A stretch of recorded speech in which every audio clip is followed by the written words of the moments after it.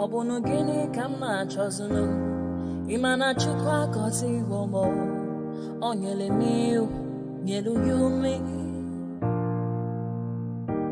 What am I looking for? See my God, he don't bless me, yo. He give you me, give me you. Obunu kife la chasha so Obunu kife mi chasha me. My baby, you know, say you go love for me. Hey, yeah. I do go. I could go. When I call your name, Shakara for me. Oh, Roma.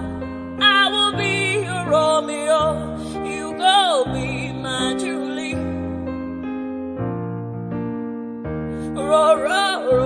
Roma, I will be your Romeo. You will be my Julia. Oh, give me your love and I'll go run away. Show me your love and I'll go use you play. Carry me, go me, I go follow you away. Follow you, they go. Maka munagi me and you. Okwa munagi, my baby and me and you. Me and you, Aqua Monagi, my baby. Obuzi kife la chasha so, Obuni kife la chasha me. My baby, you know, say you go love me. I do go. I could go. When I call your name, Shakara for me. Oh, Roma, I will be your Romeo.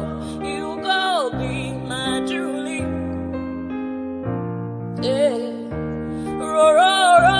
Roma, I will be your Romeo. You will be my Julia. Oh, Roma, I will be your Romeo. You will be my Juliet. Roma, I will be your Romeo. You will be my Juliet. Obuzi kife la chasha so, Obuzi kife mi chasha me. My baby, you know, say you go love me. I do go. I could go. When I call you, Shakara for me. Roma, I will be your Romeo. You will be my Julia.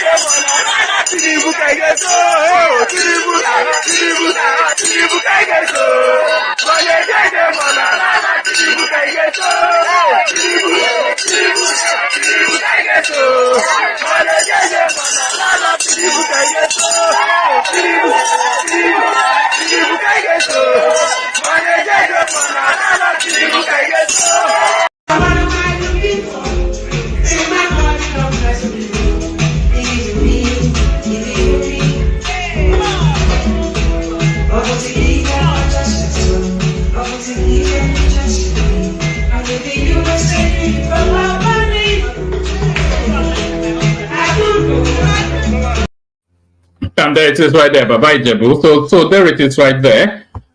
So we've happened upon another weekend, and that's the cyclical nature of life. So we started this week together, we end this week together, and we hurtle into another week together. So long will that continue, the bind that binds us, whatever.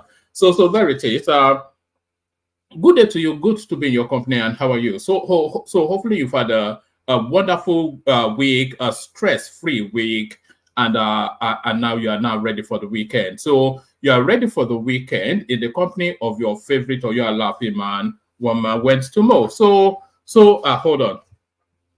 You know I go through a lot of water anyway. I say that all the time.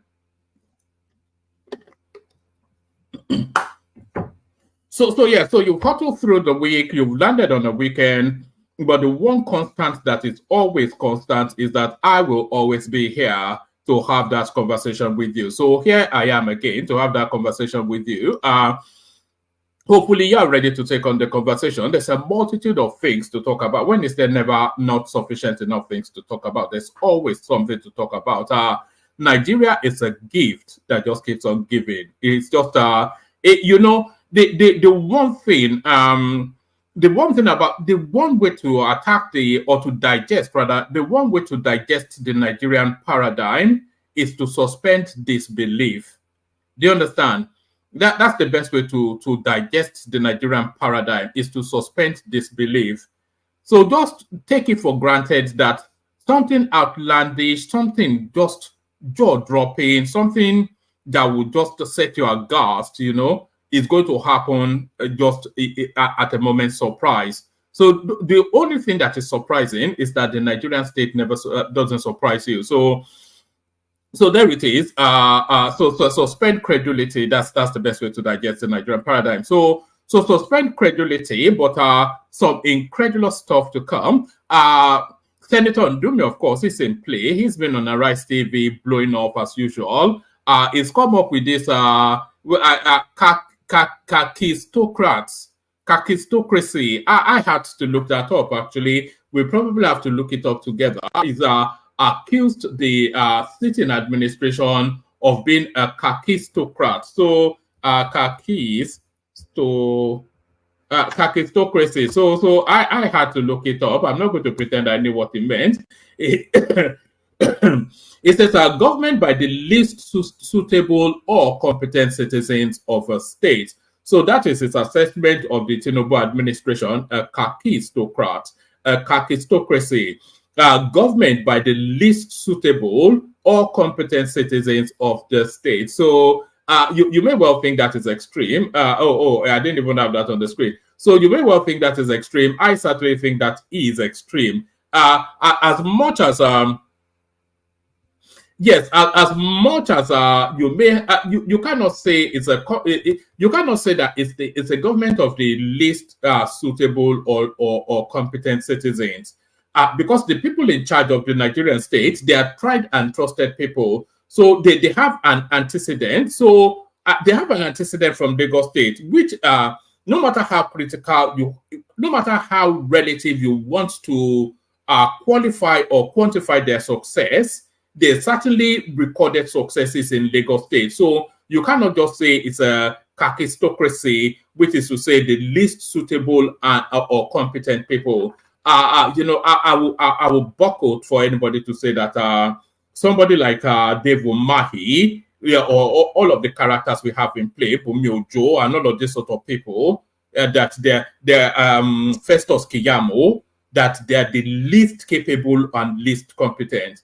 You might say they are not sufficient enough competence or capability for not the least, certainly not. So that Senator Ndume there throwing brickbats into the political space. So Senator Ndume throwing brickbats into the political space, but good day to you, good to be in your company, and how are you? The usual protocol, click on the like button just as soon as you come in, subscribe if you haven't done that already, and please do that as I'm saying it. So click on the like button just as I'm saying it now. If you forgot to do it, then remember to do it now. So click on the like button just as soon as you come in. And then if you're not already subscribed, we need to get the numbers up. You all know we need to get the numbers up anyway, so I don't have to tell you that. So click on the like button and click on subscribe. And then if you want to come and be part of the conversation, click on this hyperlink that says StreamYard. So if you want to come and be part of the conversation, click on the hyperlink that says StreamYard. It will put you into a studio space. Soon as I finish delivering the body of the talking points, I'll let you onto the screen, invite your thoughts. So that's just how it works. So if you want to be an active combatant, click on that. Click on the hyperlink that says StreamYard. Click on like, click on subscribe, click on the hyperlink that says StreamYard. So there's one more click. It's the $ at the bottom of the stream, which invites you to super chat, super sticker to the platform. So already exemplified by Ayo, who often instances does that. Ayo always kicks off that space. So Ayo kicks it off. Isaac Ojo picks up the baton. So we need a minimum of 3 more people, because we've set the low bar of a minimum of 5 super chats per stream. but the supercharge cannot be lower than the standard already set. So you either match it or it's higher. So don't be a skin flint. So don't be a skin flint. So don't be a skin flint. Like, share, subscribe, and the stars on our YouTube or on Facebook as well. We need to see activities on Facebook. Make sure you're sharing the links on Facebook and buying the stars and all that, all those things that you do over there. So do all those things. So do all those things. So let's just launch into it. I think the opening phase, and by the way, as I often say, the room needs populating. So if you want to be part of the conversation, then just hop on. So if you want to be part of the conversation, hop on.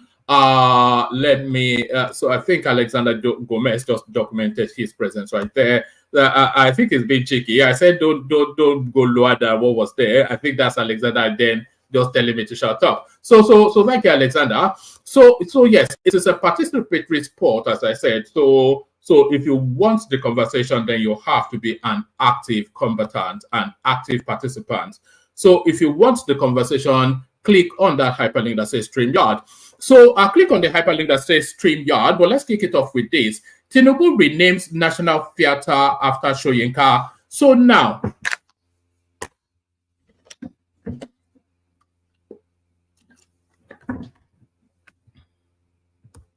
anytime you hear me pause, know that I'm having a gulp of water. Tinubu renames National Theatre, you know, the one in Igomu, the one with the Colonel's heart. Tinubu renames National Theatre after Soyinka. So now, when I saw this headline, it struck me in a funny sort of way. It made me feel somewhat peculiar. And do you know why it made me feel peculiar? Because only as early as a couple of weeks ago, Tinubu renamed one of the major high roads in Abuja after this same Soyinka. So why not somebody like Chino Achebe to get this one? That was the thought that struck me. Wole Soyinka, of course, clocking his 90th birthday, and people will say that that makes the country then acknowledging his contribution to the nation state. Tinubu renames National Theatre after Soyinka, so let's get it. I think the headline probably tells us all we need to know anyway. President Bola Tinubu has renamed the National Theatre in Lagos after Nobel laureate Wole Soyinka. Tinubu announced this in a birthday message to the Nobel laureate, who turned 90 on July the 13th. So, I mean, Nigerians are living to a great age now. Imagine yourself turning 90, but it's still full of energy anyway. We don't know if the functionalities of his body, but the brain is still sharp. We've seen him in countless interviews.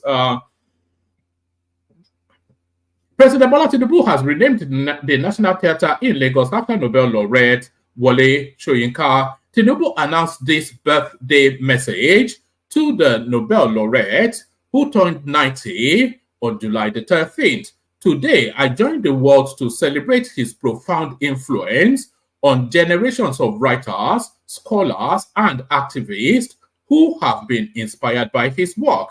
I celebrate him by giving us I celebrate him for giving us the spark to fight and confront military dictators in our country.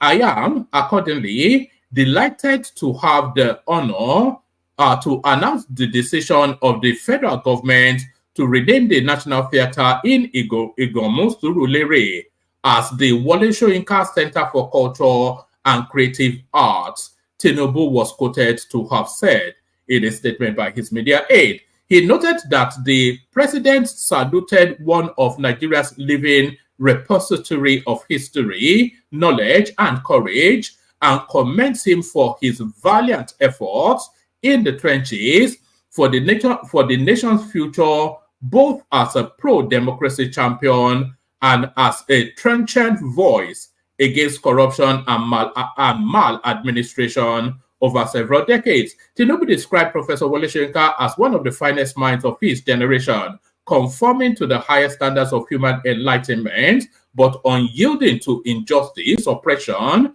and base impulse. Speaking further on the Nobel laureate, Tinubu said, "Our paths crossed during our just struggle for the enthronement of democracy in Nigeria following the annulment of the June 12, 1993 presidential election. When faced with a trial in absentia and death sentence by the military regime at home, he galvanized opposition in exile through NALICON and NADECO. His global stature made him the face of a struggle to validate June 12 and restore democracy to Nigeria. Professor Soyinka is a globally celebrated playwright, novelist, poet, essayist, actor, singer, composer, and documentarian. He is also a foremost advocate of good governance and of a fair and just society. So he goes on to tell us all manners of. He won the Nobel Laureate for Literature in 1983, the first African to win the prize in that category. The Nobel Laureate is a recipient of many. The Nobel Laureate is a recipient of many other reputable awards, such as the Benson Medal from the Royal Society of Literature, Academy of Achievement Golden Plate Award, Einsfield Wolf Book Award, Lifetime Achievement, and Europe Theatre Prize, etc., etc.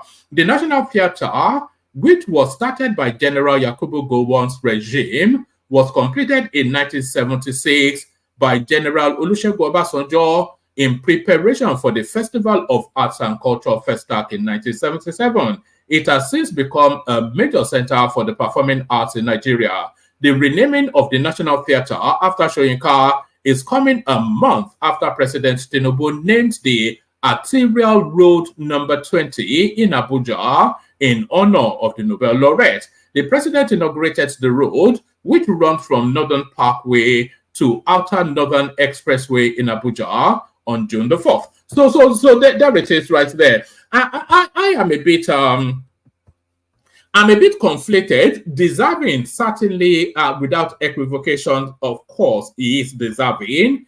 But you know, are we? You know, I hope this is the last one. Anyway, I wonder if they should have given him a GCON or something like that instead, or whatever it is. All those G, whatever it is that they give to they should have given him one of those rather than naming the National Theatre. I would have rather that the National Theatre was named after Chinua Achebe, because of course you know the sort of cries that will follow this. But congratulations to the professor, and a happy birthday, So that's Professor Wole Soyinka right there, clocking 90 and not sounding a day older than 40.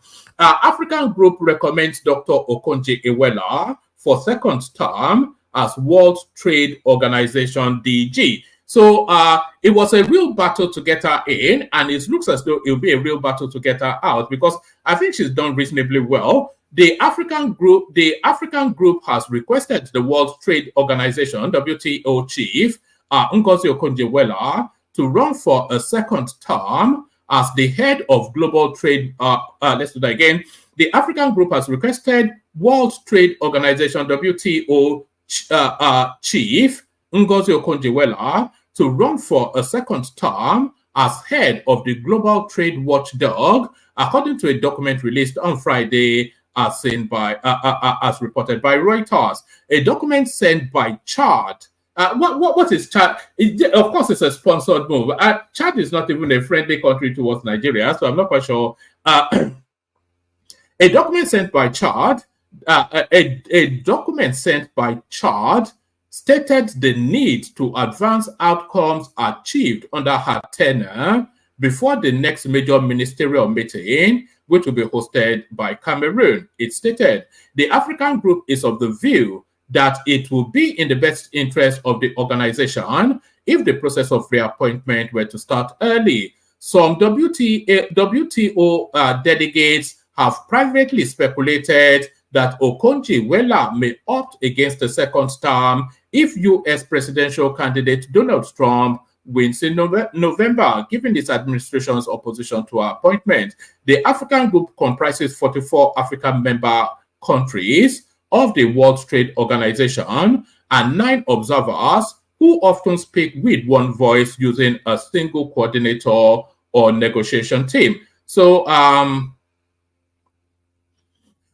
Right. Opposition to Okonjo-Iweala. I'll just give you this section and then we'll leave it there. Okonjo-Iweala encountered opposition from the United States administration under former President Donald Trump after a World Trade Organization selection panel recommended her for the chief position in October, a decision that required consensus. The withdrawal of South Korea's trade minister, Yoo Myung-hee, paved the way for Okonjo-Iweala to become the Director General of the Global Trade Group, after which the Biden administration announced its support for the former Nigerian finance minister to become the next DG of the WTO. The decision marked a departure from the Trump administration's opposition to Okonjo-Iweala and aligned the U.S. with much of the rest of the country. So of the world, rather, not the country, of the world. Yeah, so that's Okonjo-Iweala then. So our fate are somewhat dependent on if Trump gets returned or not. Our fate are somewhat dependent on if Trump did. But this one here, we're not getting to the, you will say sexy, but I will say alarming news. Judges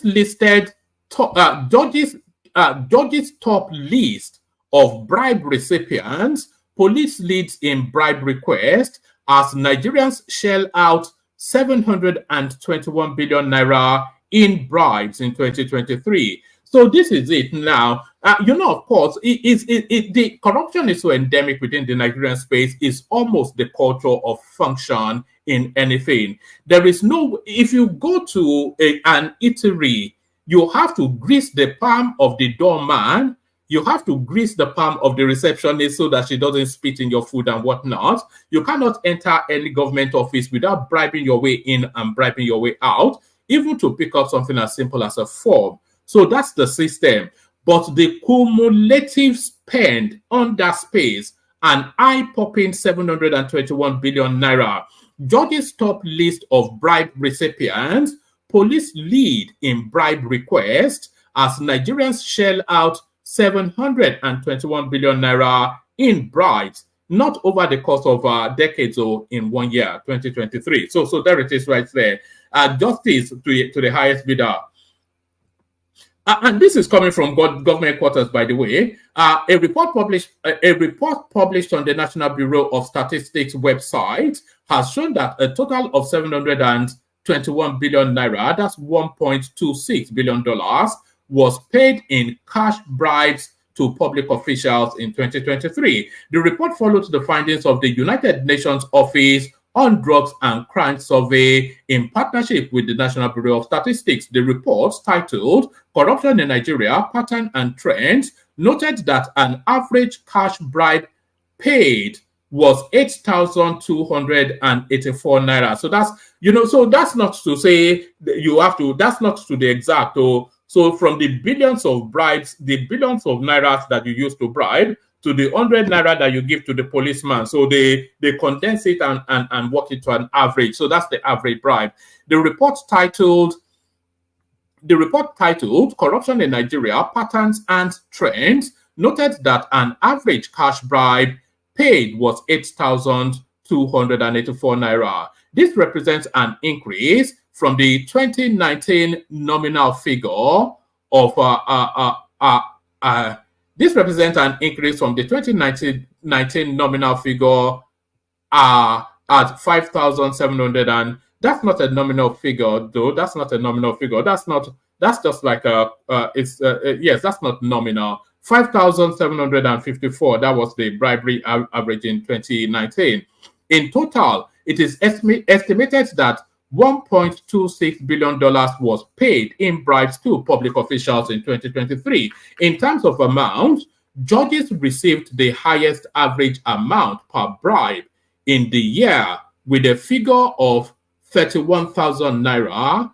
Customs and Immigration Service received 17,800 naira. Members of the armed forces received 16,600 naira. Land registry officials 11,700, police officials 10,400. Findings of the report also noted that 46% of public officials under government employment offered one form of bribe or the other to get employed and facilitate their recruitment. This development was said to be 1.5 times the share found in a survey held in 2019. The report further stated that 6 out of 10 successful candidates in public sector admitted to using nepotism, bribery, or both to improve their chances of recruitment. Whilst bribery was said to be widespread in the country, the police was accused of more prevalence in terms of bribery. So, okay, there's not much more, so let me give you the rest. The report noted that 9% of persons who had contact with police officials were asked for some form of bribe. What do you carry? What do you go give the boys now? So that's a request for bribe now. What do you go give the boys? It's a request for bribe because they could make life difficult for you if you don't. 4% of those who came in contact with nurses and doctors were asked for bribe. 3% of teachers/lecturers, 6% of persons who came in contact with public utility officials were also said to have been asked for some form of bribe or the other. So the sort of bribery that the lecturers take, I think we all know that, especially from their leros and the shades. 3% of persons who came in contact with teachers and lecturers were asked for one form of bribe or the other. 4% of those who came in contact with Federal Road Safety Corps officials and 2% of people who came in contact with vehicle inspection officials were asked for bribe.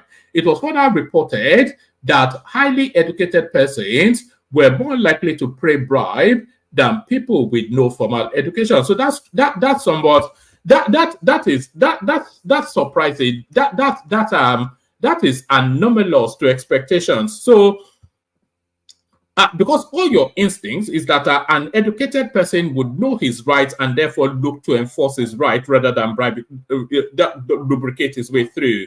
But what they're actually telling, I wonder if it's a narrative of affordability, because what they're telling us is that an educated person actually bribes more. Nigerian institutions were widely regarded as being amongst the most corrupt globally, with a pervasive culture of corruption and impunity, hindering effective governance and undermining public trust. So there it is right there, $1.26 billion. That's how much was paid in bribe in Nigeria 2023. So that's how much was paid in bribe in Nigeria 2023. All right, this one here. The room needs filling up. By the way, if anybody wants to hop on. If you want the conversation, then you need to jump on. That's the nature of the beast. If you want the conversation, then you need to jump on. If you want the conversation, then you need to jump on. Federal government can no longer fund all ongoing road projects. This is Dave Umahi. So this one now lines up a thorough whipping with the Lagos-Calabar Expressway. So go to the obedient space tomorrow and watch them feast on the raw meat of it. So they will cannibalize this headline. Federal government can no longer fund all ongoing road projects. This is Dave Umahi. The Minister of Works, Senator Dave Umahi, has stated that the federal government can no longer fund all ongoing projects in the country at the same time. Speaking during a press conference on Friday, Umahi said he had been directed by President Bola Tinubu to review all projects in the country to decide those that would be given priority. The minister, while stating the government was not considering dumping projects it inherited, clarified that projects that would be considered for funding would have reached 80% of completion. The Federal Executive Council has directed we should review the projects to availability of funds and make proposal to the FEC. If such a project has attained 80% of completion, then we will make proposals to it for subsequent appropriation. When this money is available, such projects will be made priority so that it can be completed. That is what we are going to do. The president the president has not stepped down any project. On the issue of new projects, if we have appropriation that has not been completed, at least 1 kilometer, we are not going to carry out such appropriation. That is what the FAC is concerned about. We can't have 500 million naira on budget, but procurement is supposed to be 5 billion naira or 100 billion naira. And you go ahead to our such project. We have been directed not to do that. He added that contractors that are not ready to accept the new terms should terminate the contract. He also decried the politicization of road projects, where lawmakers were only concerned with citing projects in their community when the government did not have the funds to construct them. So there is the country crying poverty on infrastructure while spending $11 billion on a super highway, on a vanity project. Nigerians paying. There's nobody in the studio, by the way. So if you want a conversation, then jump on. But otherwise, we might just. Nigerians paying 37.5 trillion naira excess money supply. Nigerians paying for 37.5 trillion naira excess money supply into the economy. So this is Yemi Cardoso lamenting at the ways and means that the Buhari left behind to awash the whole country with currency. The governor of the Central Bank of Nigeria, Dr. Olayemi Cardoso, has said that Nigerians are facing the consequences of excess money supply into the economy, citing the 27 trillion naira ways and means loan and 10.5 trillion interventions of the past administration. Cardoso said this at the Business Day CEO Forum, which was held in Lagos on Thursday. He said, interest rate is not set by the governor of the central bank. The interest rate is set by the members of the Monetary Policy Committee. Thankfully, we have a Monetary Policy Committee composed of independent-minded people who are solely driven by data. The MPC has made it very clear that for them, the major issue is taming inflation, and has also made it very clear that they will do whatever is necessary to tame inflation. Sadly, we have a situation where a lot of money supply went into the system. We also ways and means soared to 27 trillion naira. We saw intervention of 10.5 trillion. It has consequences. In large respect, that is what we're paying for now. Our ways and means is the money that the Central Bank of Nigeria lends to the federal government in the meantime to augment spending based on the time the revenue is generated. So essentially, there's too much money gushing around the system. That is why Cardoso, that's why they're keeping the interest rate high. So that's essentially what is being said there. So there's too much money washing around the system. That is why the interest rates are being kept high. So let's go on from that to this. So now we land on Senator Ndume and his noise making. Cabinet reshuffle. Tinubu slams door against non-performing ministers trying to lobby through senators. So this is the presidency responding to Senator Ndume's media outing. So let's take a couple of minutes from this. President Bola Tinubu is planning to reshuffle his cabinet and remove non-performing ministers. Correspondence of authoritatively gathered. This is in line with the president's declaration during the cabinet retreat held last year to usher in the new ministers that he will not hesitate to sack non-performing ministers. At the retreat, the president, through the policy coordinating unit headed by Hadiza Bala Usman, outlined KPIs for each ministry, and cabinet members and the ministers were made to sign a performance bond.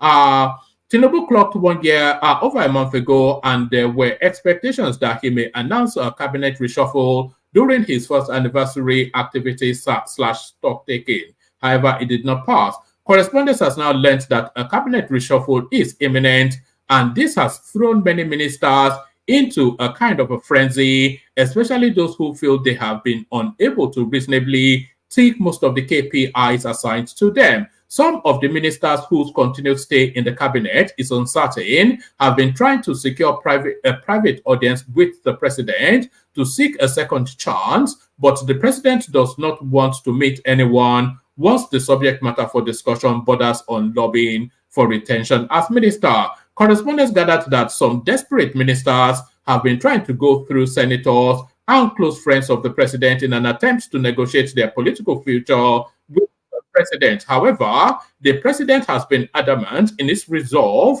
that the time for politics is over as his legacy is on the line. The stance of the president is not to entertain any form of lobbying from some of his ministers seeking to remain in his cabinet is what the chief, let's take that again.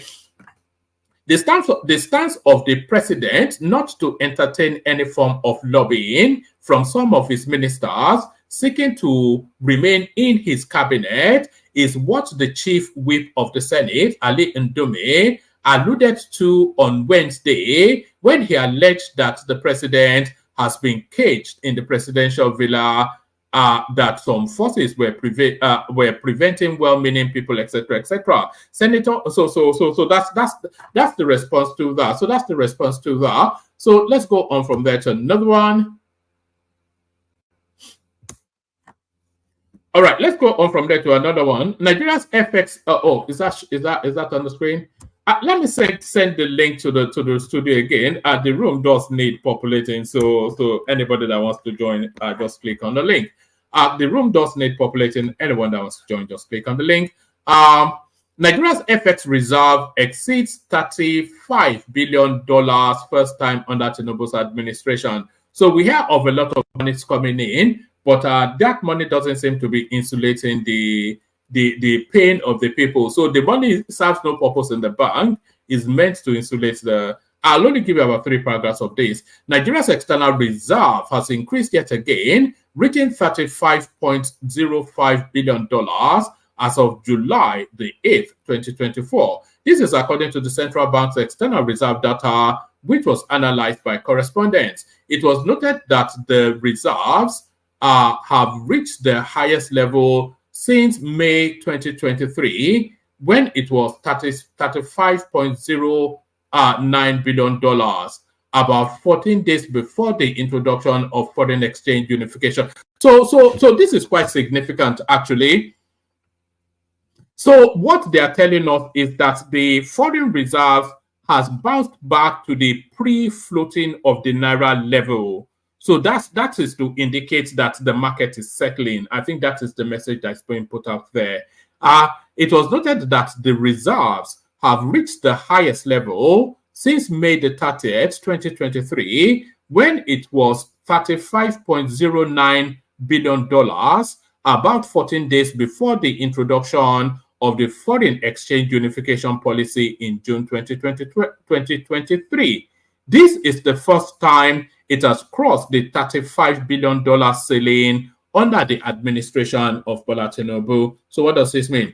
It appears that the recent FX policy of the Central Bank of Nigeria, alongside a string of financial commitments from the likes of Afrexim Bank and the World Bank through loans, have bolstered the growth of the reserves. So is the growth of the reserve a consequence of monies earned or monies borrowed? Because if the attribution is going to Afrexim Bank and World Bank, they loan you money. So if it's not money earned, then it has no meaning.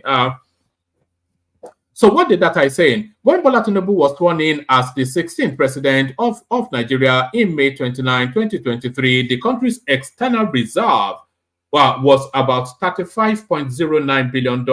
However, when the CBN announced the FX unification policy, Nigeria's external reserve had dropped to $35.66 billion.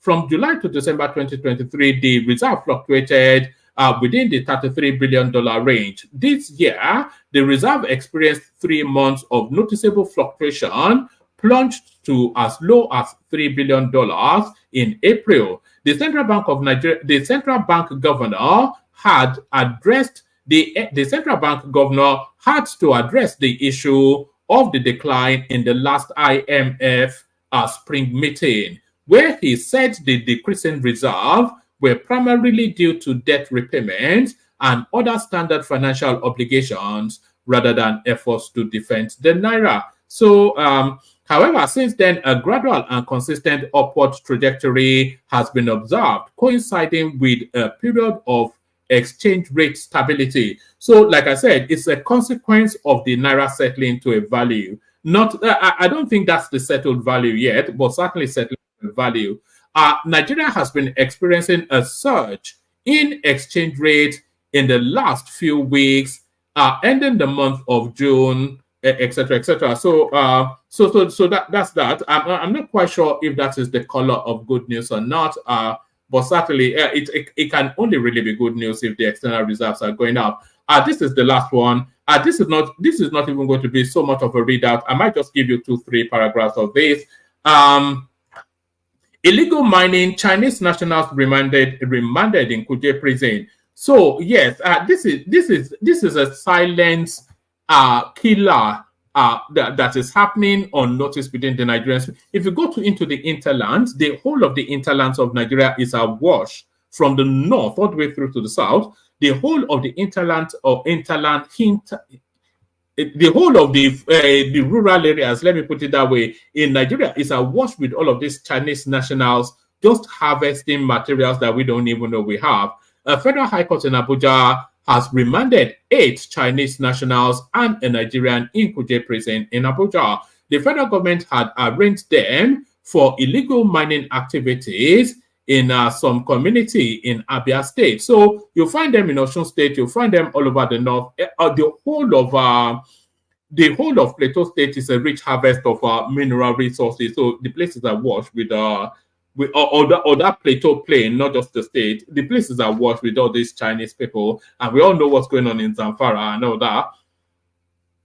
In a statement, Shegun Tomori, a special assistant on media to the Minister of Solid Minerals, Dele Alake, said the suspects, including 8 Chinese nationals and 1 Nigerian, were apprehended by mining marshals, an elite security outfit crafted from the Nigerian Security and Civil Defense Corps. So it goes on to give you their names. The defendants are Shi Yung Chan, Mo Zayin, Zambin, and all that, the Ding Dong Dings and the Ding Dong Dangs. So the Ding Dong Dings and the Ding Dong Dangs have been arrested in Nigeria for harvesting us somewhat. So that ends the readouts then. So we'll kick off the conversation. Let me see if there's any clips to play you. We'll kick off the conversations if anybody turns up after the Kegaita music.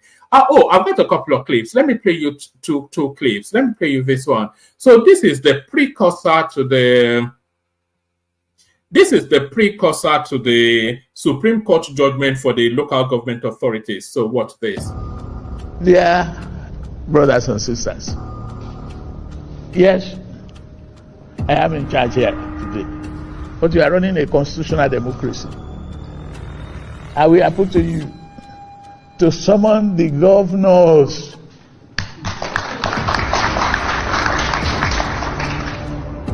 Summon them, call them up. I'm doing my best to improve the revenue of the country and giving them their due. But they must equally be sympathetic to the populace, and they must consider the need of the local people. People reside in the local government. People are in the local community.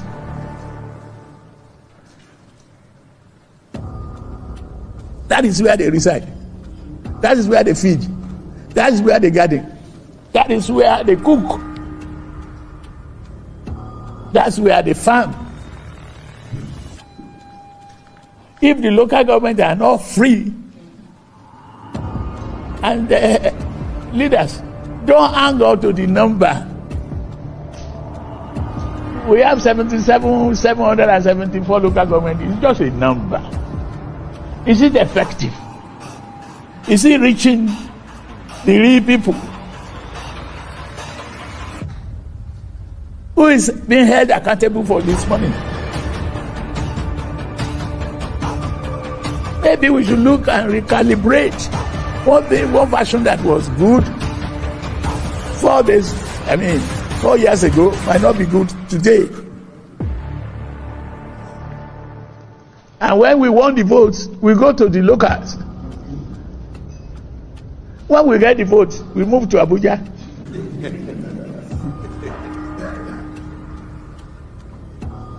I think we have to collectively join hands. I need for you to get us. So hold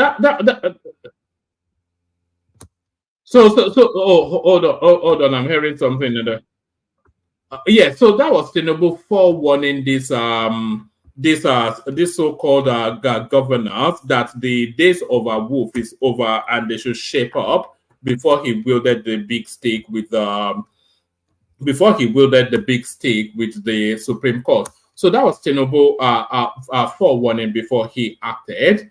So let me play you one more clip. Then I'll bring on the people assembled so far, and then I'll play you 2 more clips. So listen to this. This guy not especially speaking about Nigeria, but everything he said very much pertinent to our situation.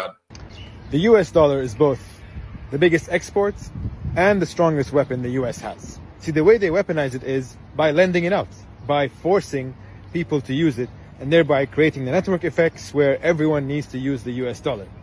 And the key part is, this is something they just create out of nothing. They don't even have to print it. They just like type it up and then boom, like billions just appear, okay? And how do they get the whole world to use it? Well, first, they package it in like a nice thing called US aid. So US aid comes to a country that's struggling, like, oh, we'll do a study for you, and we're going to give you a loan. We're going to help raise you out of poverty and build roads and infrastructure and stuff.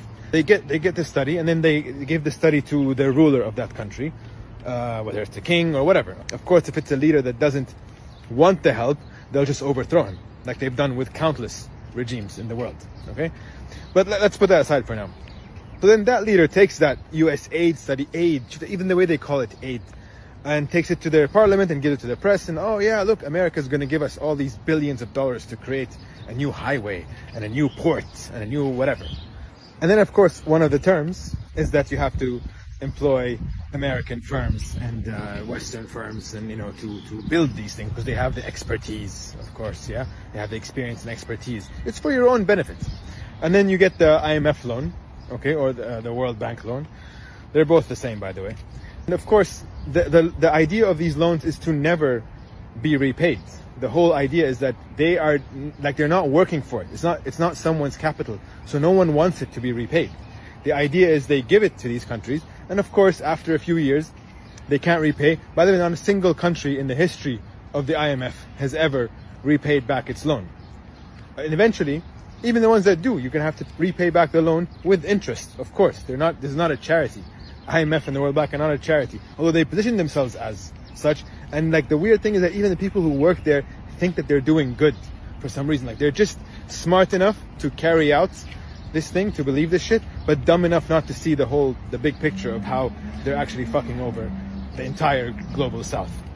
So of course, once you're on the debt, you never repay it back, and you have to refinance and refinance. And every round of refinancing, there's little conditions.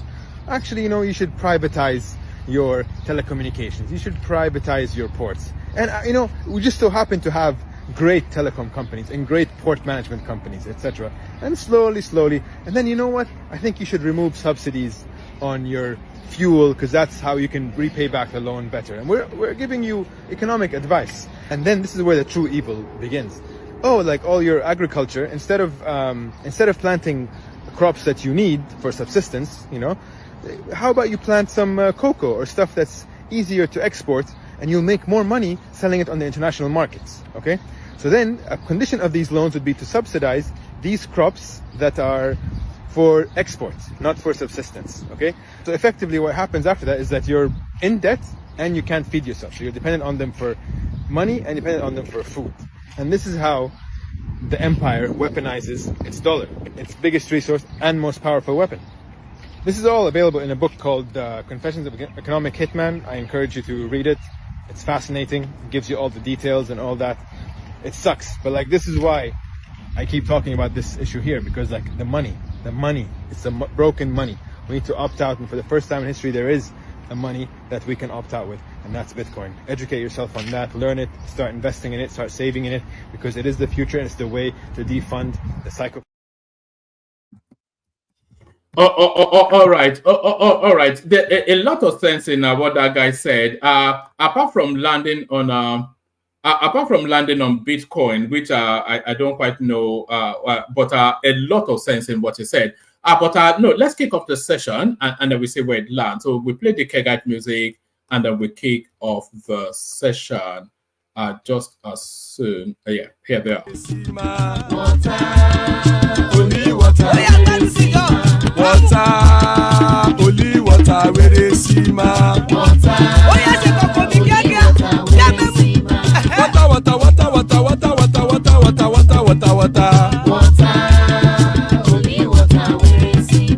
Hapa o naido. Hapa o naido. Hapa you don't come o.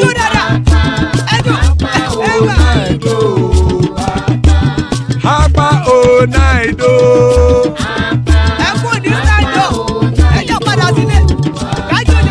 Oro kẹ̀kẹ́ ẹlẹ́mùrè o. Ilé sọ́díyà kẹ̀kẹ́ ẹlẹ́mùrè o. Bobby master kẹ̀kẹ́ ẹlẹ́mùrè o. Chief Wáìlà tí kẹ̀kẹ́ ẹlẹ́mùrè o.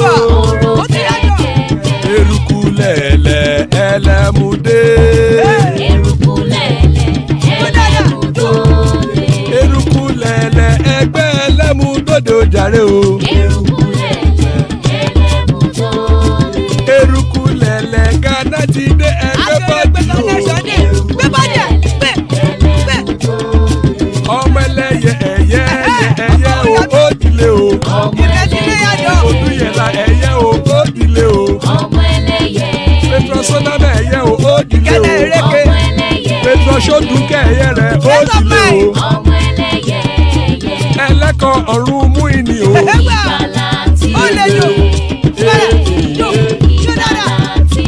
Àkùkọ ọ̀run méjìkọ.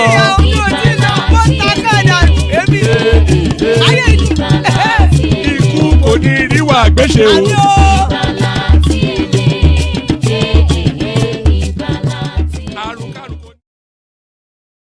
And there it is right there. Ikuko Niru Agbesheme, death have nothing to do with us. So amen to that on behalf of myself and you, my friends, are joining us, King Emeka. So always a delight when he's here.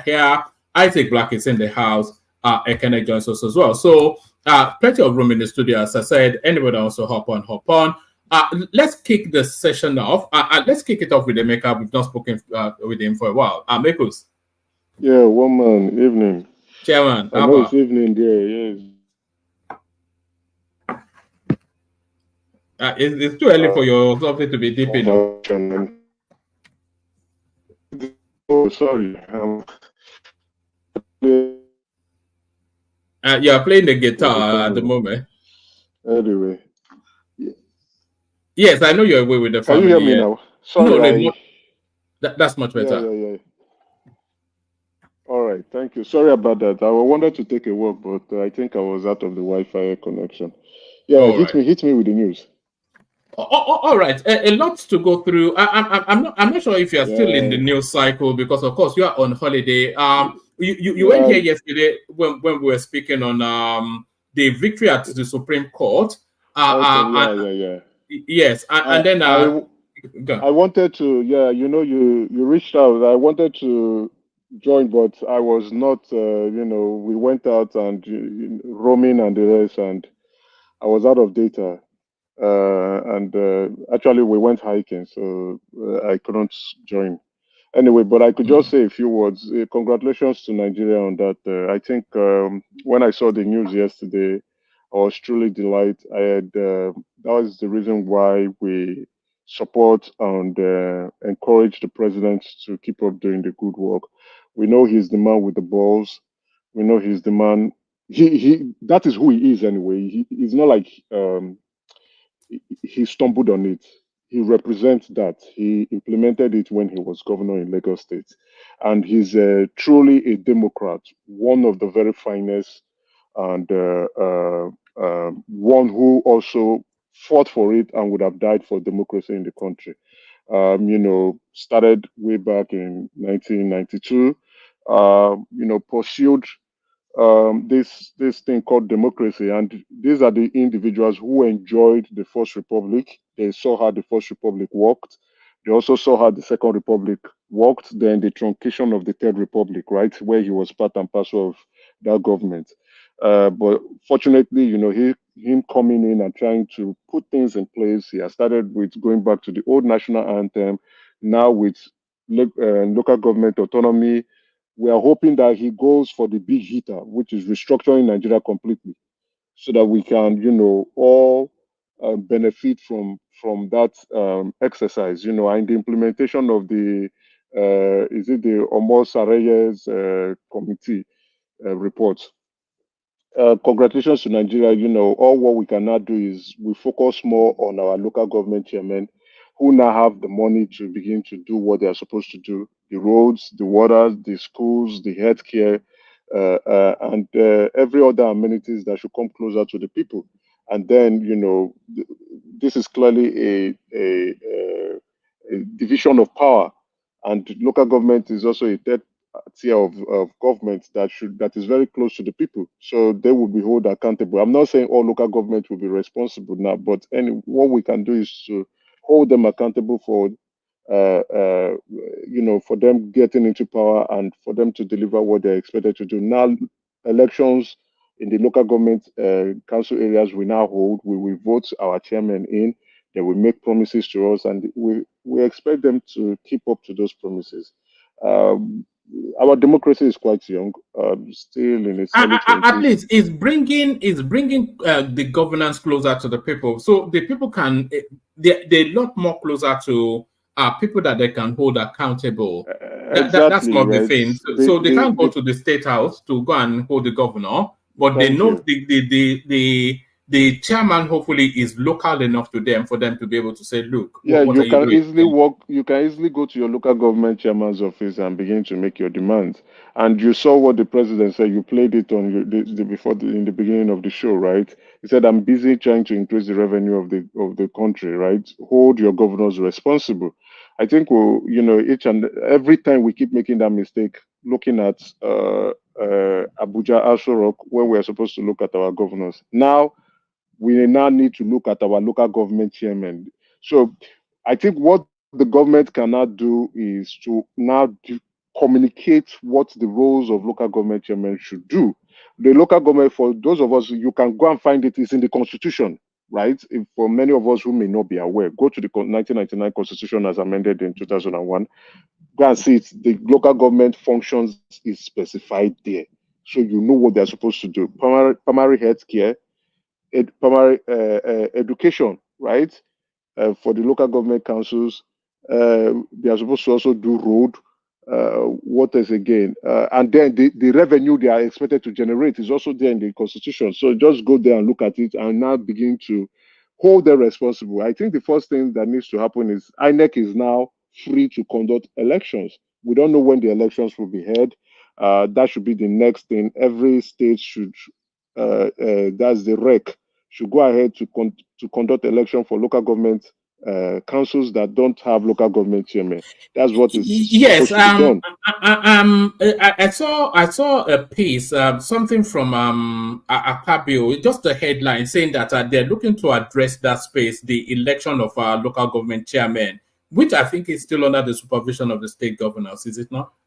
No, it shouldn't be under the state governors have nothing to do with it now anymore. So it's now the state's REC or under the supervision of INEC. So INEC chairman would be the one to, anyway, we don't know how it should go, but INEC chairman should be the one to institute the state REC to conduct an election. But we can see that Elections are not being conducted in some states, while some states do conduct elections, but it is good the Senate president is looking into it to now address that space and say, okay, this is when they should conduct election for all local government councils. So it will not be a law coming from the Senate as well as the House of Representatives who will look at the bill and pass it into law. So they cannot have elections. So the state governors will have nothing to do with local government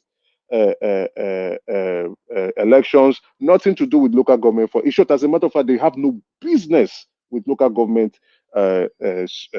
activities anymore. So local government now are a law unto themselves. They will govern themselves. Each local government chairman, which we usually call mayors here, would do what they want to do. As a matter of fact, a chairman can be from APC or PDP and would not support the governor. And the governor has nothing to do with it. The governor can do nothing about it. The governor cannot sack him anymore. The governor cannot kick him anymore.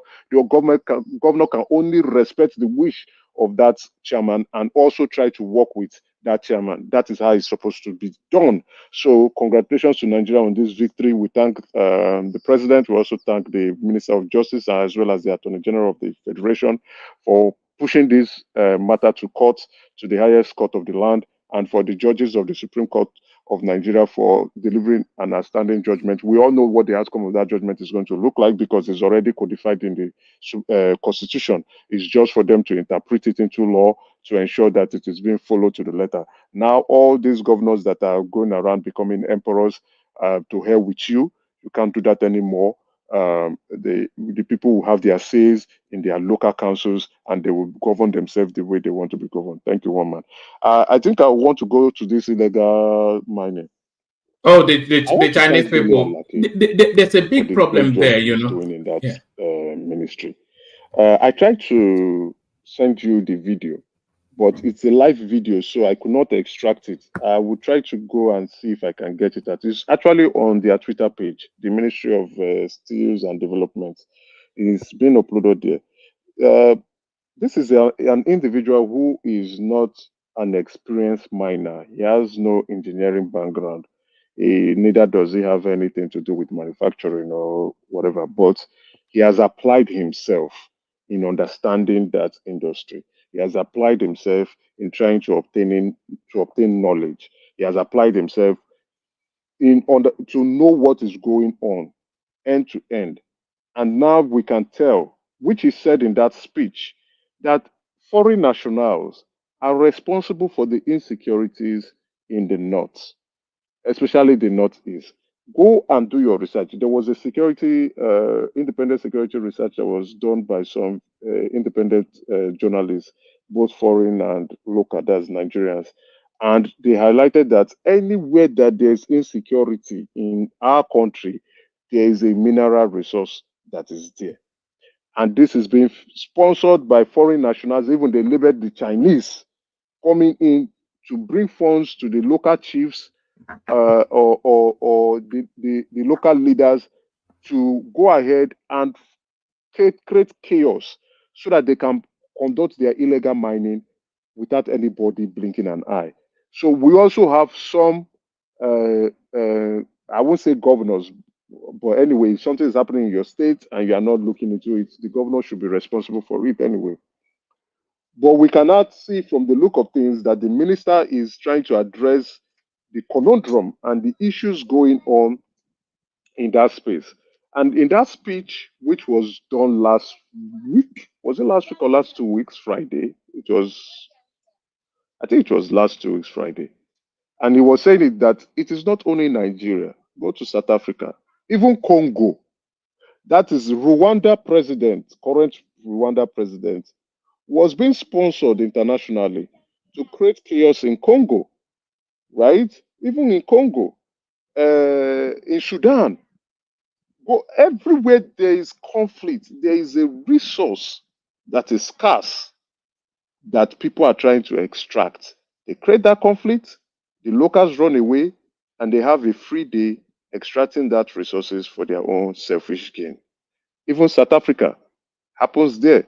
So you see, that's why we are having this tension, security surge,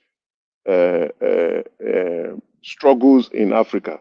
And now there's no doubt about it. The insecurity is largely tied to mineral resources. It's not even for land grab. It's really mineral resources. It's not even land grab. You understand? We didn't know much then, way back. It's largely mineral resources. I will try to get that report and send to you, woman. I don't know. It's a very long report. I don't think you may be able to put it up on the screen. Maybe you can just do the extract so that people can read, or send it to panelists who want to have the document for their own reading pleasure. It's a huge eye opener, an insight into the nonsense going on in the Northeast. How the Chinese they were called out. Chinese nationals are sponsoring insecurity in the North and are catering our. Have we lost you? Can you hear me? Yeah, we can now. Carry on. Okay. I said the report called the Chinese nationals out, how they are sponsoring insecurity in our country. But it's good that Dele Alake is applying himself and trying to address that space. We now have special security operatives in the mining and development and steel development sector, right? And we only wish for the best because, according to Dele Alake, our lithium is a special type of lithium, right? It's a very special type of lithium. Is the rarest, the rarest on Earth anyway. Why? Because it has cobalt. Apart from lithium, it has cobalt. It has copper.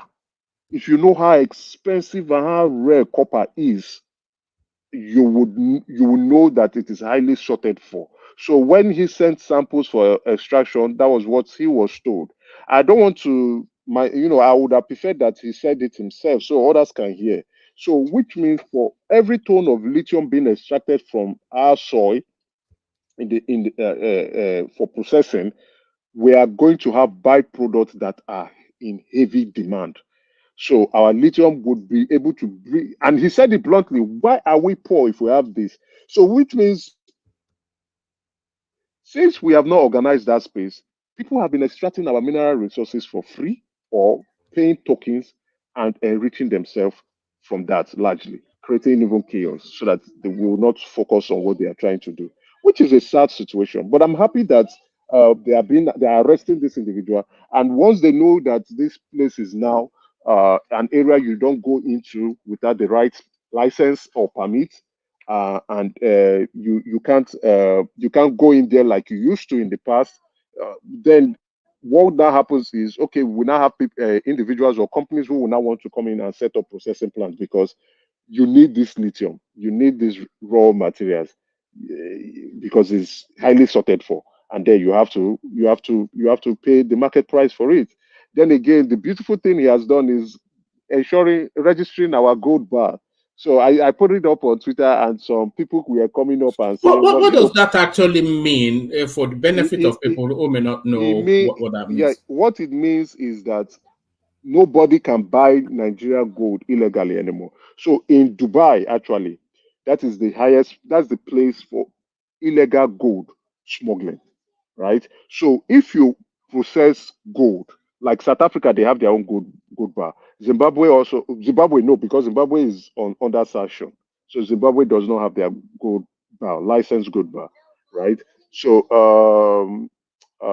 which other country? I'll try to get it. If you're there, you see the gold bar license, and they will have their numbers, serial number, like cash.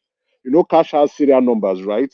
So the gold will have their own serial number. So you cannot go into Nigeria anymore, take the gold dust, process it into bar, and bring it to Dubai to sell. You can't do that. It has to be licensed. Now, if it's not licensed, it's illegal, which means you cannot get top value for it. As a matter of fact, now he has organized that space that you cannot come and be smuggling our gold anymore. So once our gold bar comes into the international market, it is now being recognized that this is a Nigerian gold bar, and this is the value of a Nigerian gold bar. There's a value for it. So that value. Go on, land. No, you didn't did, but I wanted to move you on to another topic. But land that, and then I'll move you. So our is not like we now have our oil. We now have a value for our gold bar. This is what Nigerian gold sells for. So you can't go anywhere. And if you take go and they ask you, where did you get it from? If it's not licensed from, if you say it's Nigeria, it's not licensed, they won't buy from you, because except you are a criminal. If you're a criminal, then you want to engage in that activities, right? And if we are aware of it, we, under international law, we can prosecute you, which is a fantastic achievement. You know, a lot of people don't understand that space, but immediately I was, oh, this is fantastic. We are heading somewhere. Congratulations to Dela Lake. Great job that he's doing. He's one of the ministers that is showing great example of leadership. He's not somebody who knows about that space, but he has applied himself. And I want to call out other ministers to do likewise. All right, let me move you on to the headline on the screen. Georgia's top list of bribe recipients, police lead in bribe request as Nigerians shell out 721 billion naira in bribes in 2023. So just to condense it to real money, that's a 1.2 something billion dollars. So what are you making of that? Which report is this? No, this is something done by the National Bureau of Statistics. So they were doing How the did they get the report? How did they? No. I don't know. We have to be very. So how are they going about? Are they tagging each police officers that are requesting for bribe? That's, you know, so because I'm reading a police lead in bribe request. So I'm not trying to be biased, right? I'm not saying it doesn't happen, but I don't believe these reports. So there's only one organization that I will rely on corruption and bribery, and that's transnational. Transnational. What do they call it again? These guys that do the corruption index. So if that report is not coming from them, if this report is not coming from them, then this is just sensationalization that is not accurate.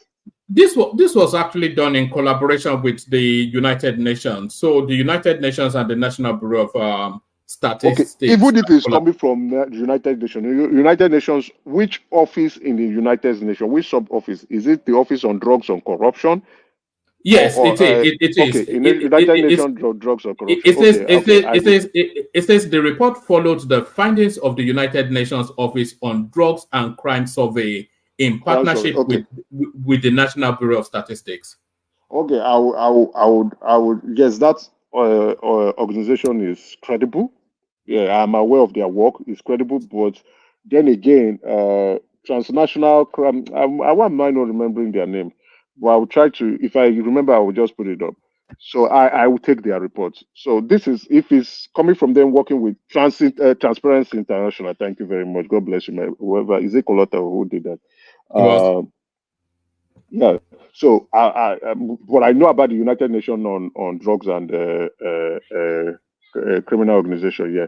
So their report is also not bad. But then again, how did they get the request of bribes from police? That I don't know how they did that. How did they get the indices? I don't know that.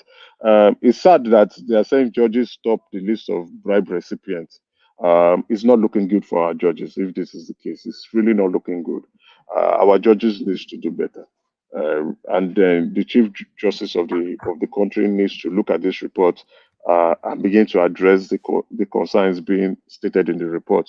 Then likewise, the Inspector General of Police should also look at this report. So it's a report that is embarrassing, it's a slap to their face. They must have to see how to address this concern. It's been ongoing for too long. You know, when the perception is not being turned into reality, you don't want that to occur and continue to be ongoing. So if judges are not up to the task, they are receiving bribes, then our justice system is completely whacked and out of place. All right, let me take you to one more topic and then I'll go on from there to Ogbeni. Tinubu renames National Theatre after Soyinka. So renaming the National Theatre after Soyinka is a good fit. Soyinka, of course, a literary something, a poet, etc., etc. So he's of the arts, and the National Theatre, of course, of the arts as well. But if you are coming off the naming of that artillery road, a major road in Abuja after Soyinka, are you concerned somewhat that it's getting a bit excessive? How will I put it? I think this is coming, for me, I think this might be a mixed reaction in my point. Does Soyinka deserve it? I would say yes. The man is a national icon, a great litany of a man. He's a living legend. a poet, a Nobel laureate, an exceptional professor in English literature. I don't know if he has a national honor. I don't know. Correct me if I'm I wrong. suspect he will have one of those GC something No, now. I don't think so. Especially when he won the Nobel laureate. I'm sure the country would have honored him in some form. I will check, but I don't know. I'm not so sure. But if he doesn't have it, he deserves one too. He's been exceptional all through his career. Let's be very realistic. Even when we were babies, we knew of Soyinka, and that consistency has been there. That the National Theatre is being named after him, I don't raise an eyebrow because that is also his field. So naming it after him shows the respect that he commands, and I think it's also good. It's just that what would come out of the National Theatre. It's been a while that I went there. I don't know if it's now properly is being put in use. There was a time right? that it was being redone. I think that was under the. I'm not Military sure era. if it's not even being. No, under the Buhari administration. I'm not sure if it's not even being concessioned to Lagos State. I don't know. I don't really know. It's been a while, It's been a very long time. But I know, yes, the last time I was in Nigeria, right? I observed that. No, not the last time I was in Nigeria. I think the other time I was in Nigeria, when I passed through Igomu, I saw that the place is quite lively now. People even sit around to have a good time. You understand? But maybe him after him, I don't think is. I think it's okay if you look at what the man has achieved for himself in life, he has done so well. He has outside he still lectures at his age, right? And then uh, when most of his mates are either dead or they are in hospital bed about to meet their ancestor, the man still lectures. His brains are still intact. His memory is still sharp. He still expresses his opinion. He still walks without a cane. And then all through his life, he has lived a remarkable life. He has made the country proud. He has achieved a lot for the country. When you see him and you say he's a Nigerian, so oh wow, it gives the country some sense of joy and pride that one of our own illustrious son that has gone out to the international stage and has made us proud. The international bodies throw awards to him, so why shouldn't we do it at home? He has a lot of awards. Go read his Wikipedia page. They throw so many awards to him. So I don't think honoring him back home is a bad thing. Whatever we can do, because he's closer to meet his ancestors than being with us. So let him enjoy the moment. I think it's well deserved, in my view.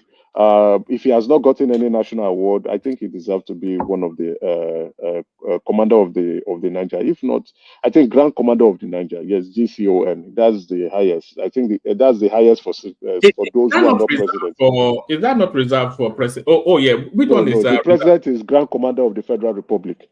Okay. So the other one is Grand Commander of the Niger. That's GCON. So that he deserves the GCON title. He has done so much for our country, and in every facet or every pivotal point in Nigeria, Soyinka has also played a role.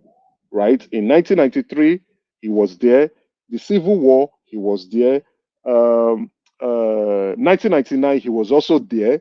In 2003, he was also there. That's this last election. So every pivotal point, Soyinka has been there, either expressing his opinions about things or actively working towards trying to rectify things. He even went to jail during the Civil War on behalf of Biafra. So he has played an active role in Nigeria. And to be frank, you understand, the man deserves a huge statue that should be erected for him. So, and likewise, his compatriot, only that may God bless his soul wherever he is. Then may he continue to enjoy eternal peace. Chua Achebe, also an illustrious son of, or was an illustrious son of the land, a great novelist, Things Fall Apart is still selling and are selling so many novels coming out. You know, he's also, I think when he was recognized, he said no, he doesn't want the national honors because Nigeria was not a place of what he dreamt of. So I don't know if they can do that after death. Posthumous. Thank you. Posthumous, and let his family, pick it up for him and enjoy, because he has also represented the country very well, and he made us proud when he was alive, and his works and the things he has achieved continue to live on after him. So these are people we should exemplify in our country and look up to, in our professional life, so that we can be recognized even when we are alive and when we die. So I don't have the problem with this renaming. I think he deserves more, in my own opinion. Soyinka has really done well for the country, and much respect to him. All right, excellent. So that was the brilliance of Emeka kicking the session off. So thank you, Emeka. Stay with us, Emeka. Just was I know you're on holiday, so I'm not sure we have before for the length of, but that's Emeka. So that's Emeka. So let's go on from Emeka to Ogbeni, who I think has come in on a topic that I think he especially would have a thing or two to say. So the National Theatre being renamed after Wole Soyinka, a lot of people will say hand in glove, a perfect fit. But that is in commemoration of his 90th birthday, by the way. But haven't named quite a slew of things after him already over the last few weeks. A lot of people querying if it's excessive. Emeka eulogizing about Achebe then. I'm not sure that there's a national monument to Achebe. And some people will argue that Achebe is of equal or at least near equal weight to Soyinka. So do you share the concerns that is somewhat excessive 90th birthday or not? One man, thank you for having me. Thank you, everyone. Apology, I couldn't make it yesterday. I thought I'll be able to join the program. Yeah, you can kick it off from that actually, because that was a topic I wanted you in on but you can do Soyinka and then go to that. Yeah, I thought I'll be able to join the program to also felicitate with Nigerians for the breakthrough we had yesterday through the decision of the Supreme Court of Nigeria, Pa Justice Ariwola. But I could start with this too. Let me quickly say that it is within the discretion of the president to determine what to name and what not to name national edifices like our national theater. But if I'm the position of the president, possibly I may not exercise my discretion to name it after the living legend Wole Soyinka. Why am I saying this? Possibly I will look for, since Wole Soyinka has been honored with a major street in Abuja and some other spaces in Ogun State, possibly, and I also know and some universities also, they have some theater. I think there's also a rail station named after him. Yeah, and there are some theater in some universities. I know of Bafumala University, for instance, named after Wole Soyinka. And I think Wole Soyinka bust. That's that short statute. I think they have it too they have Olarotimi, and I think they have Wole Soyinka also in Bafumala also. Those things, for me, will live long after the man has probably gone to meet his ancestor. And so if you are in the position of Tinubu, I may not. But don't forget that I started by saying it's within his discretion. So I can't question his discretion. That's why he's the president. But probably I would have looked more on somebody like Fela Anikulapo Kuti, who is also another national figure who, when it comes to art and culture, who went outside there to promote. What about a non-Yoruba? What about Dan Maraya Jos or something? Why not name it after Dan Maraya Jos? Well, you want to look at somebody who is generally acceptable. You won't nail Wole Soyinka on a particular tribe in Nigeria. Everybody listens to, Fela Anikulapo. Everybody listens to Fela music. Everybody accepts Fela. Fela Shrine is not for just the Yorubas. Fela Shrine was open and still open to everybody. Even Macron and all of those foreign guys do come to that place to have a nice time. And many things you remember, Fela was one of those who took our name outside there okay, in terms of art and culture, entertainment and music. And till he dies, Fela will never agree with, with any Oyinbo man superiority over African culture. Fela epitomized the African spirituality. His music was not just African music, the spirituality part of it and all that. So possibly from the probably if the president, I'll be looking at the direction of probably Fela, or I'll look at the direction of somebody like Yakubu Gowon, who actually I can't say fight the war, but led Nigeria, a figure that won the war to keep us together to date. But would that not be too controversial, though, naming it after Yakubu Gowon? Whether it's controversial or not, the point is that, especially in this climate that we're in, yes, Nigeria wouldn't have been Nigeria if not for that man that kept us together, right? Or possibly I would look at the man who built the building. So when you say something is controversial, somebody built, he edifies, right? Did the person look at whether anybody would raise an objection or being controversial? Whose business is it that somebody is not happy? Not the 200 million Nigerians will be happy on even this decision of Wole Soyinka. Do you think everybody will be happy about it? So as a leader, you don't think about who is happy and who is not happy. Just do the right thing. If not, you won't be able to do the right thing. And that is why you find somebody like Lord Jonathan eventually made a lot of wrong decisions because it was just here and there looking at who is happy, who is not happy. You're changing decision every time because you think, oh, somebody is not happy or one part of the country is not happy, when in the real far what you are doing was right. Let me give you an instance. Obafemi Awolowo, if you read his books, some books written by Obafemi Awolowo very well, in all his policies in the Western region, he had a lot of people resisting his policies. Just like today now, you have a lot of some opposition that many of them very ignorance and just talk from ignorant perspective. And so if Obafemi Awolowo had listened to many of his critics back then and refused to do some things, today we won't be energizing the man. So I've learned in my class of leadership, I don't look at everything and every criticizing. Yeah, you listen to them, but you don't take all opinion. You must look at what is right and do the right thing. Yakubu Gowon tried for the country, is still a national figure.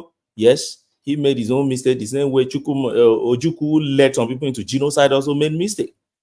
So we can't say, oh, because of that, then it's controversial, then it's no longer our national figure. No, there were kings in the British empires who made mistake today. You still find their name in the enrollment of kings in the country and they still regard them, So that's it. Or maybe I would look at somebody like even Olusegun Obasanjo, who built the National Theatre. He built it.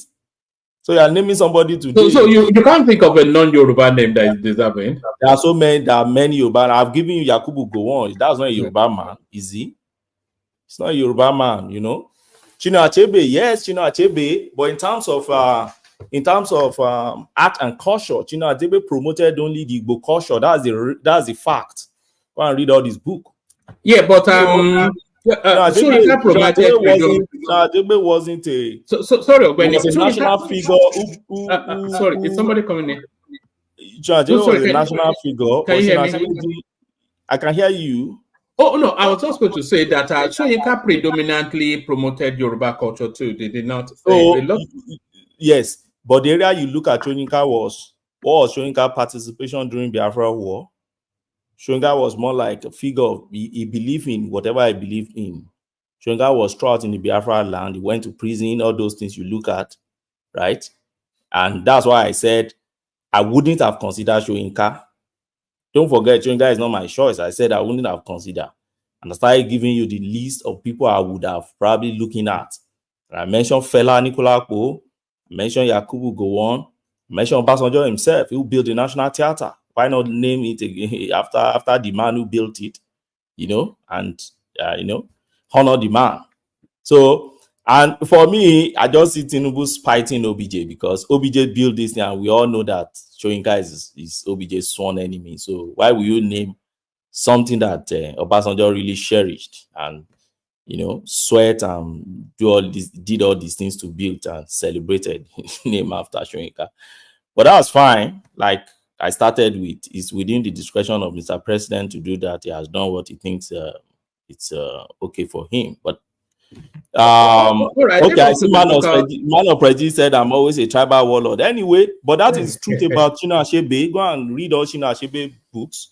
Chinua Achebe promoted basically and essentially Igbo culture, and there's nothing bad in it. Read all his book, even the most popular one, which is Things Fall Apart.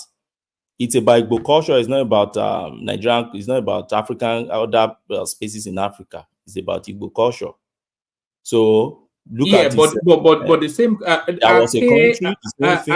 All this Ake same with Soyinka, all those Ake, all those. Yeah, so that's not an argument about Yoruba. Yeah, that's why I said don't forget. I didn't say Soyinka is my choice.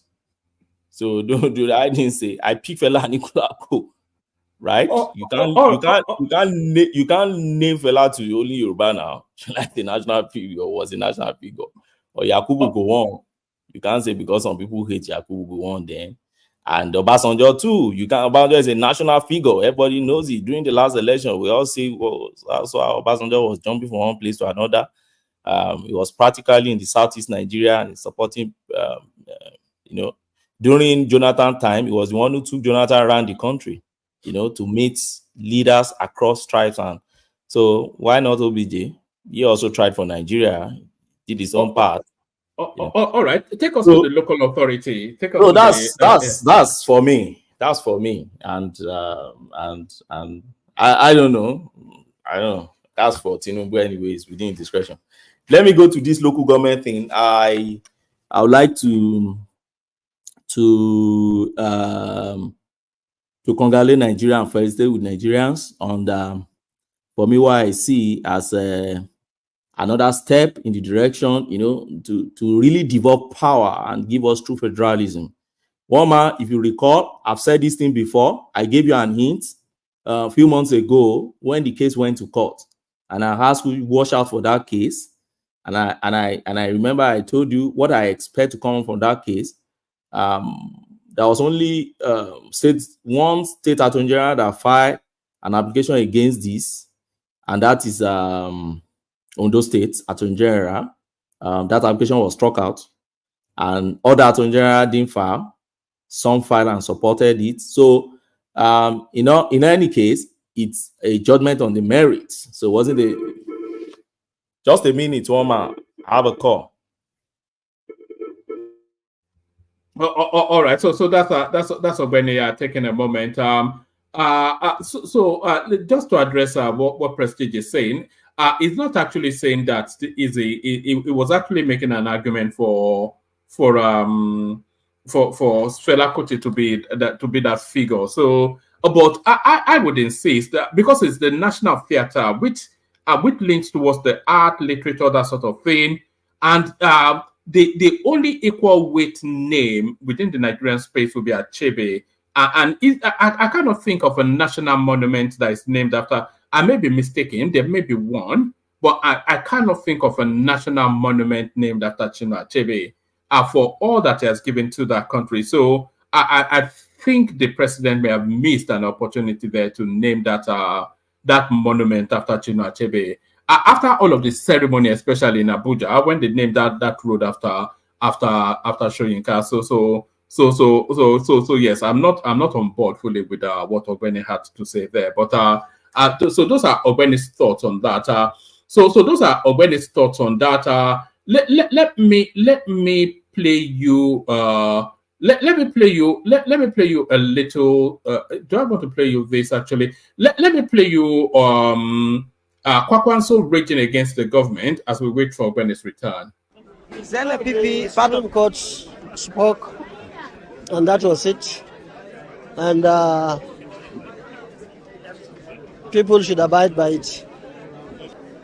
This logo and color is to present all Nigerians, of course, including members of Pocosia. So we are very happy. We are so happy that we now have new color, which is very conspicuous, which by the end of the day will be very clear on any ballot paper. Unlike what we have seen in the 2023 election, when people went, including my humble self, we could not identify our logo. Now even a blind man with very little assistance will know NNPP now on the ballot paper. So we are very happy. We are very grateful to the leadership of the party for this initiative. And we are equally very grateful to INEC for approving our request. NNPP today, by the grace of God, is the most progressive party and is a growing party more than any other party, even including the APC you are talking about. We have seen the programs and projects of APC. We have seen that of PDP. And of course, you know their graph is going down by the day. That's what we know in NNPP. My message is very simple. We started this journey, this Fourth Republic, in 1999.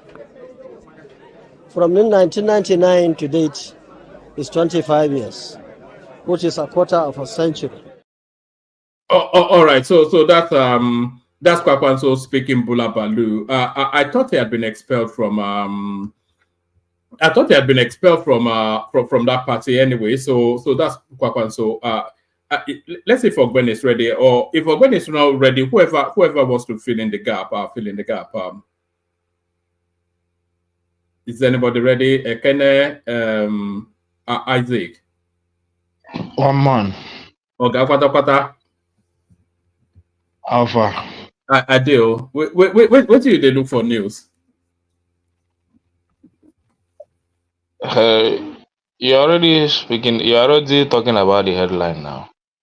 You know, this renaming of national, these are not news to me. If he wants to name all the stadium in Nigeria to all the Yoruba or give it to Soyinka, that's for Tinubu. I don't care. So those ones are less issue in Nigeria. So if that is the problem that he has to solve, what about the local government? What about the local government authority? We've been waiting for commentaries from Peter Obi about that. He has not said anything. So yeah, nobody will not want it. It's a great achievement. It's a great judgment given by the court of law. But you know, you cannot rely in Nigeria. Whenever Nigerian give judgment, you have to wait to see the action that will be taken by the people that the judgment fell upon, especially the state government, because even my governor Soludo is even against the judgment. So what are we going to do about it? Is your man, your man Soludo is raging about the judgment given by the court concerning the local government authority. So when these guys are against it, we are waiting for, and it's like they're going for maybe, I don't know, they will converge a meeting, the state governors, against the judgment. I heard it, I saw it in one news. So when they do their own, we know the outcome now. You know, I'm not sure that there's much they can do about it. It's a Supreme Court pronouncement. Let's see how it will go now. Who are they going to appeal to? Who is going to reverse the Supreme Court's judgment? Who? Let's see how their meeting will be. When they finish their meeting, then we'll know their next action. But for now, they are raging against it. And that shows you that the kind of governors and incompetent leaders that we have, you know, the judgment is okay. The allocation should go direct to the local government, because when it continues to pass through a lot of ministry, if the money is 1 million naira, before it gets to the local government, it will be 100,000 naira. So that's how it is. And I think that judgment is not enough to make it active. What should make it active now is that the INEC should take over the election of the local government. because most of these local government chairmen and all those, they are appointed by the governors. You know, those are their stooges. They're their boys. They appoint them. They pick whoever they want. Just put them in that position to use them for election, and they are accountable to the governors. We see how it happens now. No, you cannot hold a local government election and expect a state that APC is ruling for PDP or Labour Party to get any position there. It never happened in our country now.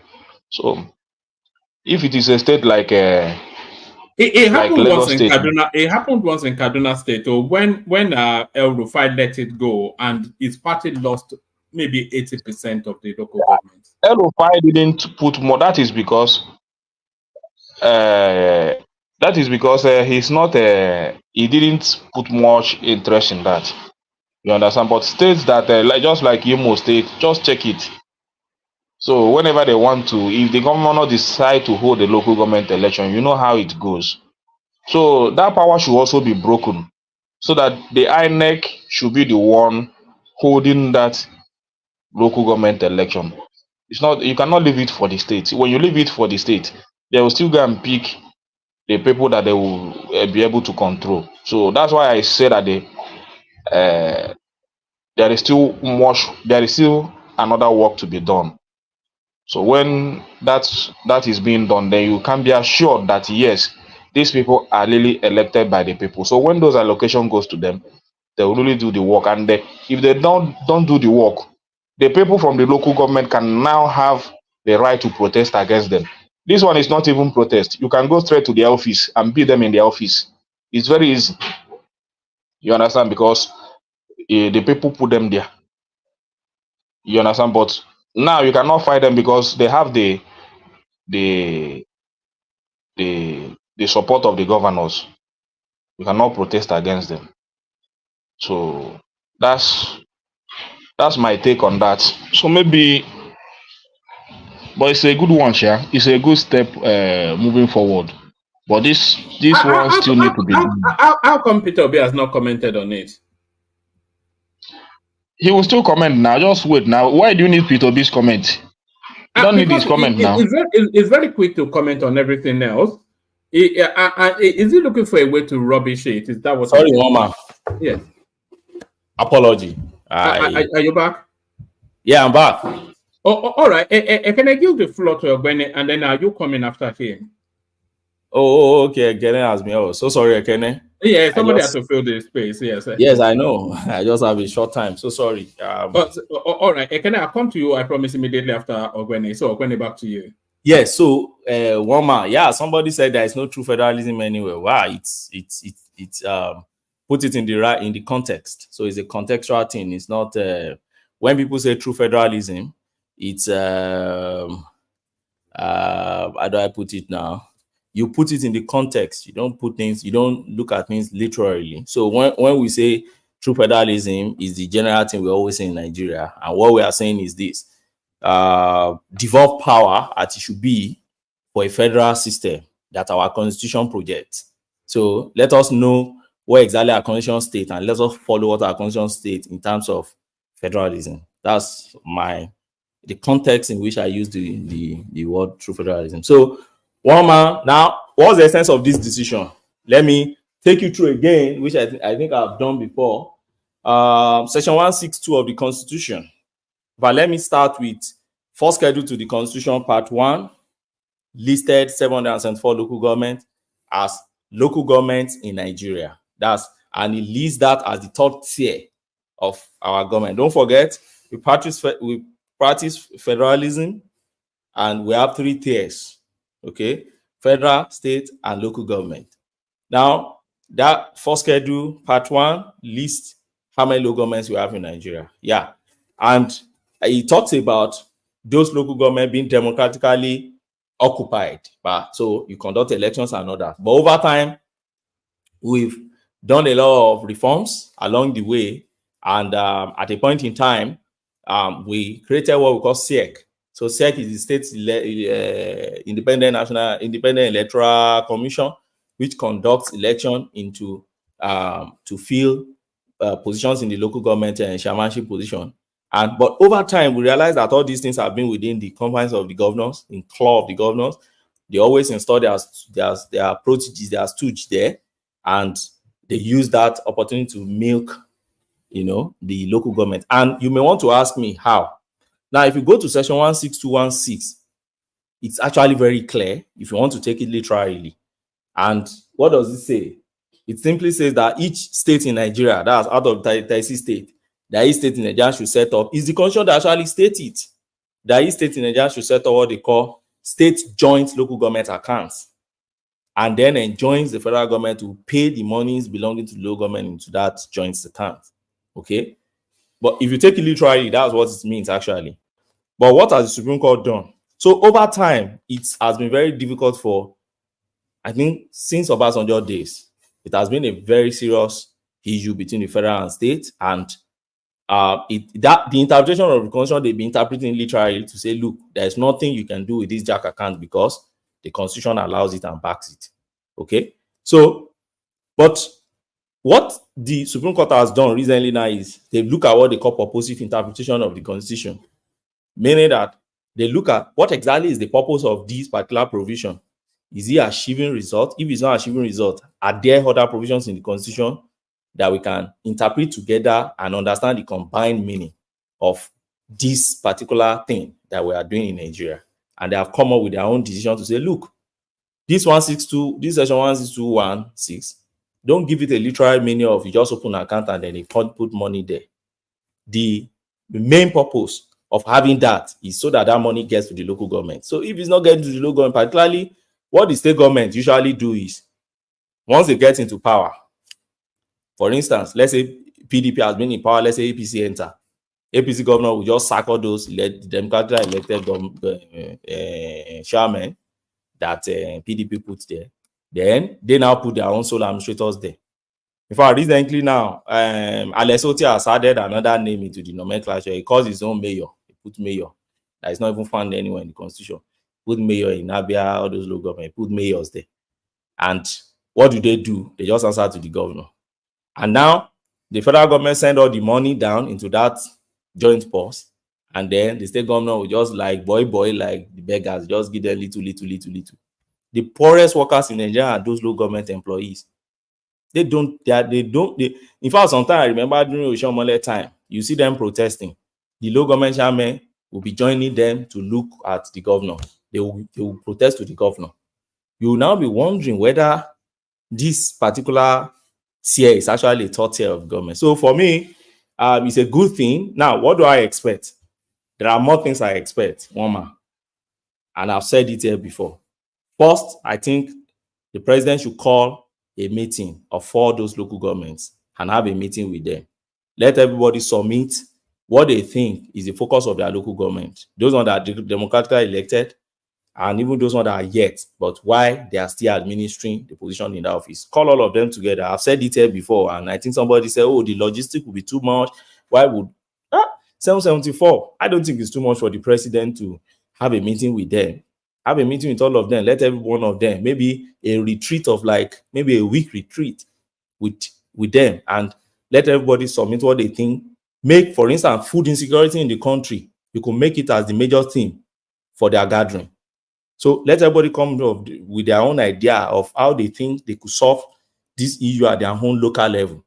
Okay? Everybody, you come with your own idea, and then the president listens to you, and so that you can have a global look of what exactly is happening in each local government, because they are the closest to the people. That's what I expect now. President should call a meeting of all those guys. I expect the CBN to even by now to have written all those commercial banks to close down all those jack accounts, pursuant to the decision of the Supreme Court of pay sanctions. And I learned tonight, I think the governors, they've had their meeting and they said they welcomed the decision. Fine. They have no option. Now, I also expect that the federal government should be publishing whatever allocation you give to all local governments on a monthly basis. Make it open, make it public. Don't keep it secret, and don't go and put it inside the Ministry of Finance website. I think that was inferred in that judgment, wasn't it? Yeah. The Nigerian governments don't go to those Ministry of Finance Minister of Finance website. Just go and put, no, don't hide these things. Bring it out, publish it on newspaper, publish it, let people know. And this is where our media also should work on. So if my own local government is local government, if I do it is receiving 20 billion in a week, so I know I should be able to question my local government chairman that your 20 billion, why are you spending it? You know, so I think they should be publishing it. Another area I also look at is, which I've said here before, is that the federal government should start. They should be giving license for local radios. It's one of the major problems we still have in Nigeria. State governments control radio station, federal government control radio station. Then we have some few private radio stations. Why not local stations? In the UK, where I am, there are local stations, right? So why not local government should have a station that the frequency is just within their local government? The need of other local government is not the same need with Ikere. It's not the same need with Katangura. It's not the same with Wagwan. It's not the same with Enugu. We have different needs. So that awareness can spread. People can know. The chairman can communicate with people very well. People can ask questions, you know. So I expect radio license to be given at the local level, okay, so that we have more there. That's another thing I think. And I think then to solve this food security thing, I don't see any reason why each local government in Nigeria should not have their farm settlements. Look at what you think is the best crop or whatever you are known for. Then let the federal government encourage you to have farm settlement for each local government. There's not even stop the federal government to have silos per local government. Why not? Have silos per local government, declare state of emergency on food insecurity. And lastly, let me speak on these traditional rulers. You know, there's a percentage of whatever allocation that comes to the local government. I know traditional rulers now, they'll be very happy. But unfortunately, many of them are doing nothing. They're just collecting our money because they are public officers. Now, there's a percentage of the allocation that goes to every local government that is going to the traditional rulers. And that makes me to remember when Emir Sanusi was removed from office. Emir Sanusi was accused of embezzling, I think about 20-something billion or so. And you'll be wondering, where did he get from? Why would state government give Sanusi 20-something billion? It's all this money that comes from allocation they allocate to traditional rulership. And that's how all these Obas, Obi, all of them, emirs and co are collecting money from local government allocation. They have their part, they are collecting. You want to ask yourself questions. So what do they do? What exactly are they doing? What do they do? What project do they have? Can you just have a retrospect? Just think about your traditional ruler in your space now. What project do you think he has? Just think. They don't have. They don't have any local government. They don't have any projects. And they're collecting money from allocation from local government. This is another area I think the federal government should look at. You should be able to account for whatever your traditional ruler is collecting. You know, let's keep all these, their traditional ruler keep things, you know, to still keep them, to keep their dignity and everything, but they are public officer. They are collecting money. If they don't need this money, let us know so that they can do the money and invest it on other projects. But they are collecting money. So I expect traditional ruler now to wake up, sit tight, and then I hold Nigerians. Put your chairman, local government on toes. If you don't have any, if what you are still having now is mayor, like what they have in Abia, or sole administrator, like what they are, you have to hold your governors now responsible to conduct election on time, and let us have chairman. Part of the judgment is that they're not going to release money to somebody that is not democratically elected. Yes, they won't. That's what the judgment says. And I think that will further in future still cause some controversies that will make Supreme Court to also probably relax that, and also because there could be many circumstances. Look at Rivers State now. The guy has not been able to conduct election to the local government, and he has been saying it's not his fault and all those. So if you're saying you don't release the money and you want to rush the guy to go and conduct, I agree. I understand the spirit behind that decision, but I think it's something they will still need to adjust one or two things later in future. But look at it from this angle, one man. You know, we have so many political parties in Nigeria that don't even have office holder at all. Imagine them going back to the local level, and Sowore, for instance, you could imagine Sowore holding about probably 6 local governments in Ondo State, in his state level. You could imagine the kind of, it's a litmus test for you to prove your leadership and prove all these policies that you've been making noise about. And he's going to start challenging the governors in the state if they realize that you are doing something in your local government that everybody is happy about. If the governor is not careful, then it means you can take the state from the governor in the next election. That's the way I see it, and I think it's a welcome thing. I've read from some quarters where people were saying, "Oh, it will make the federal government more powerful, it will make the president more powerful." Tinubu is not going to be in government for life. Just wake up and start resetting your mentality, as if, oh, Tinubu buy jet, you think it's Tinubu's jet. Tinubu this, you think it's Tinubu's own. Plus or minus in the next 6 or plus years, Tinubu is leaving that seat. It becomes the asset of Nigeria. So whatever policy it is now is for Nigeria. And we should look beyond the sentiment of, oh, I think it's one man that is doing it for himself. So it's a welcome idea, one man. It's in context, the true federalism we will all be praying for. All right. I think that's the. I even saw an article applauding it somewhere in the media space. So I think there's a universal consensus that it is. You know, everybody tried, but they failed until this guy found a way, because they wanted to do it via parliament and the state governors were blocking it. But then he went via the judiciary, and before they knew it, it's already over there. This top list that judges, they receive more bribe. Yes, you stand accused. It doesn't make any sense to me, woman. Do you know why it doesn't make any sense to me? You know, so, again, I don't be judge now. I don't be judge. I'm just a law teacher. Now, it doesn't make any sense to me. Again, you are saying something. They don't give you anything. At least they're supposed to be giving you something now. No, I know they collect bribe now. Again, I be Christian. I go they collect bribe now. But do you give though? Do you give bribe? Me? Yes. Yes, when I'm in Nigeria, sometimes I would have given bribe before I even remember I'm a Christian.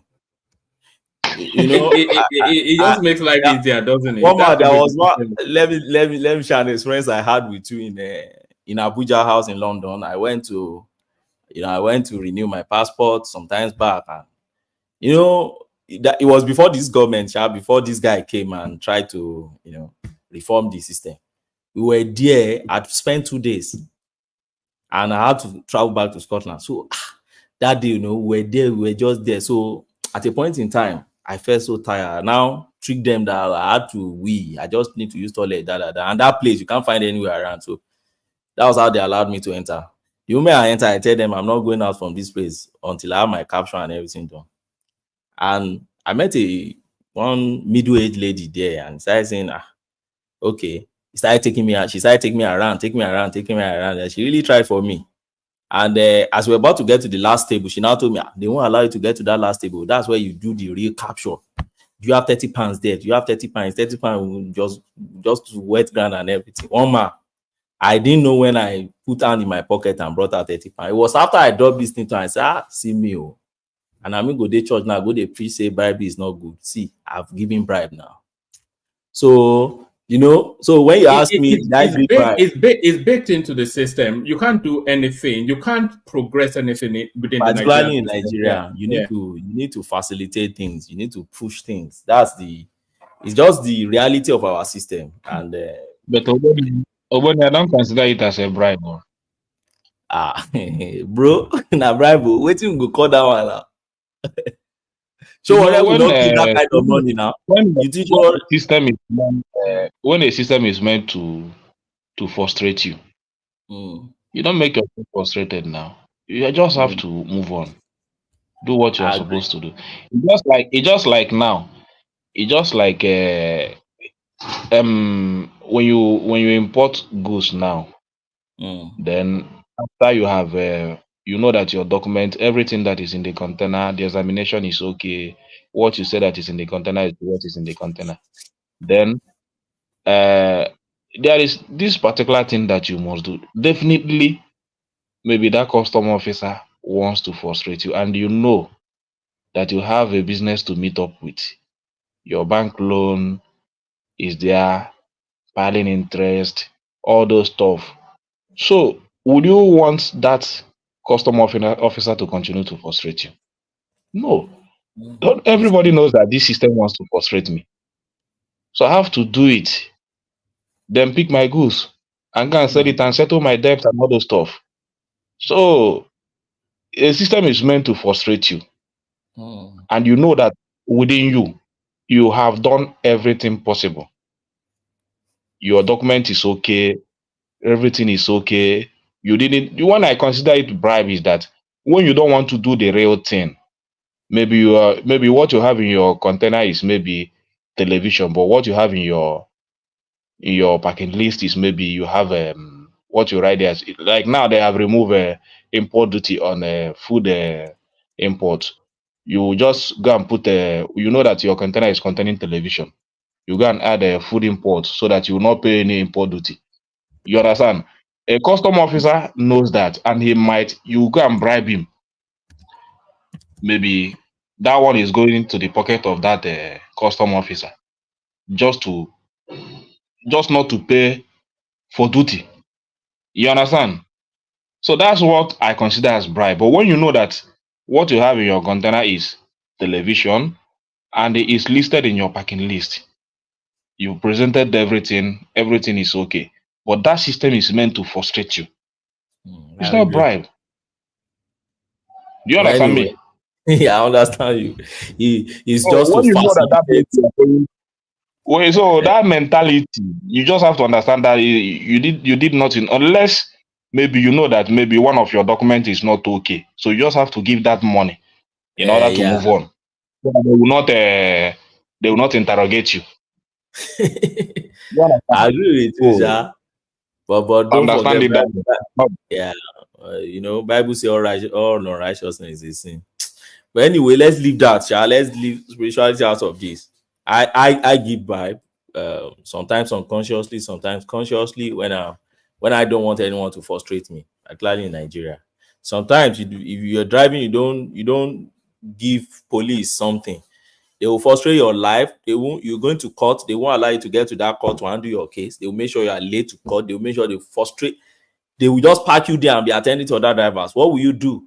You won't just kick and run away now. They will just until they collect that money from you, So it's just our system. It's a very, I don't know. It's just our system, one man.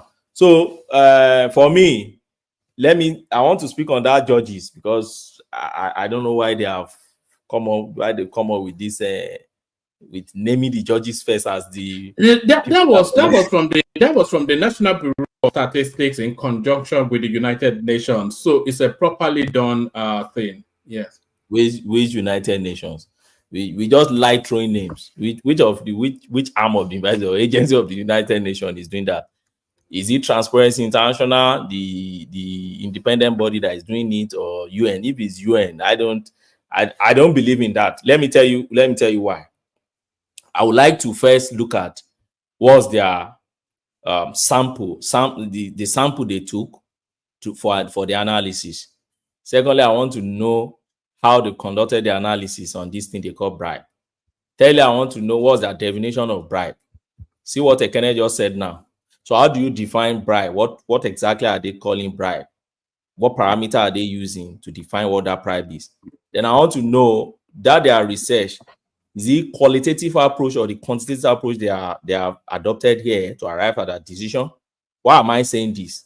Let me give you an instance. If they are doing quantitative, for instance, you want to look at how many judges do we even really have in Nigeria? What's the number of our judges? Do you even have up to 50,000 in terms of the judges? Can you compare it to the numbers of civil servants? If you ask me, if one wants to list where people receive the top list for bribe recipient in Nigeria, I think it's civil servants. I don't think it's judges. Judges, how many? One thing about judiciary is this. If you have 20 judges and you have 3 bad ones, you realize that those 3 bad ones, their corrupt practices will outweigh others in terms of what the image it's created for the judiciary. As we speak today, Majority of the judges are still forthright. They're activists. They still do their work and go. And that is why they are not rich. Another way you look at this, how many judges are really rich in Nigeria? Just go and look at them now. If you know them, we know them because we appear for them every day. Rich judges in Nigeria are not too many. Those ones that just collect their salary and go, they are not rich. Their children still go to the same school you and I children go to in Nigeria. So they are not. There are few rich judges. So if you're going to, and I don't expect somebody, if you are collecting bribe, then you should be rich. At least we should see it in your children. So judges' children in Nigeria are not that fantastically rich. They are not people that they are not even the part of who is who, you know. So that is just an indicator to let you understand how these people, you see, if you know the kind of health challenges our judges are having in Nigeria, you will really cry for many of them. Prostate, Parkinson's disease, a lot of health challenges that they don't even have basic health insurance to even take care of them. Many of them, when they retire in less than few months, years, you see them just buy because a lot of health challenges, hazard that goes with their work, they can't even beat it. So if they are really the top list of bribe recipient in terms of I'm adopting quantitative approach now, you're looking at numbers, then we should have more rich judges than poor judges in Nigeria. But we have more poor judges or average judges than rich judges in Nigeria. What's their salary? So for me, yeah. How are you? Good evening. Do you Yes, know this? Do you know Justice Sala in Abeokuta? No, I don't. No. Yeah, yes. I don't. I'm closer to her. Yeah. She's not rich. She's just normal individual. This lady now. She's never rich. I don't know. If you are corrupt, that's why you say if judges are corrupt, they'll be rich. Or many. This woman is just average, normal school, backup. The children were attended backup, like normal people attended backup. They didn't send them abroad, you know. No, I don't think so. At least I know that's one judge closer to her. I've been to her house many times. Yeah, go on, please. I can actually tell you that 70 to 80% of those judges are just average guys there. So whatever you just see with them, maybe you see Jeep that they give them, they will give them Jeep. And most times when they are changing those Jeeps after maybe 5-6 years, or when there's change in government, they don't collect the old one from them. So if you see their children riding Jeeps around, they are probably the old one they will give them. Many of them they will still keep their old car that they use during practice days. They just park it in their house. So judges are just average guys, but there are a few ones who are stickingly rich. Some are stickingly rich, and when you see those ones that are stickingly rich, it's either of the two. Some actually, when you look at them, come from a very rich home. You want to pick somebody like the road driver now, but just for the road driver, that those ones they met wealth and riches in their family. Is that from the same lineage as Gbadebo? Yes, now that was Gbadebo's uncle. He retired 2 years ago or something like that.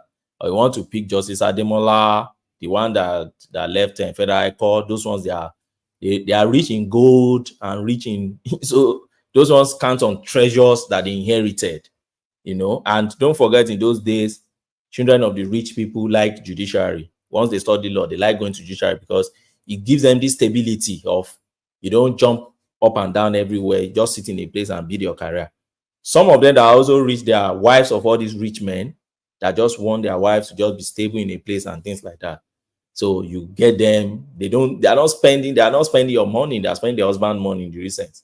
Like the Agbakoba, a lot of them, the Ajumogobia and others. That lady is not spending Nigeria, they are spending their, when you trace it back to their husband and co, you know, they really marry rich men, okay, and they are spending their husband's money.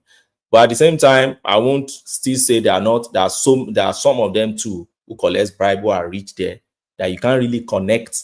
You look at their family background, you don't really see wealth or riches there, and you look at the amount they are collecting as salaries, you can't really relate it and reconcile it with the kind of lavish life their children are living, where they are sending their children to school, and what they are doing and what they are riding, where they are staying in Abuja and all these places. And Those are the ones I think EFCC should be touching light on, and those are the ones that should. So when you look at it now and pick all those statistics together, I want to see all those parameters before I arrive at it. But for me, on the surface, I will tell you, I think it's civil servants. If there's anybody that's going to top the list of bribe residents in Nigeria, civil servants, maybe followed by police.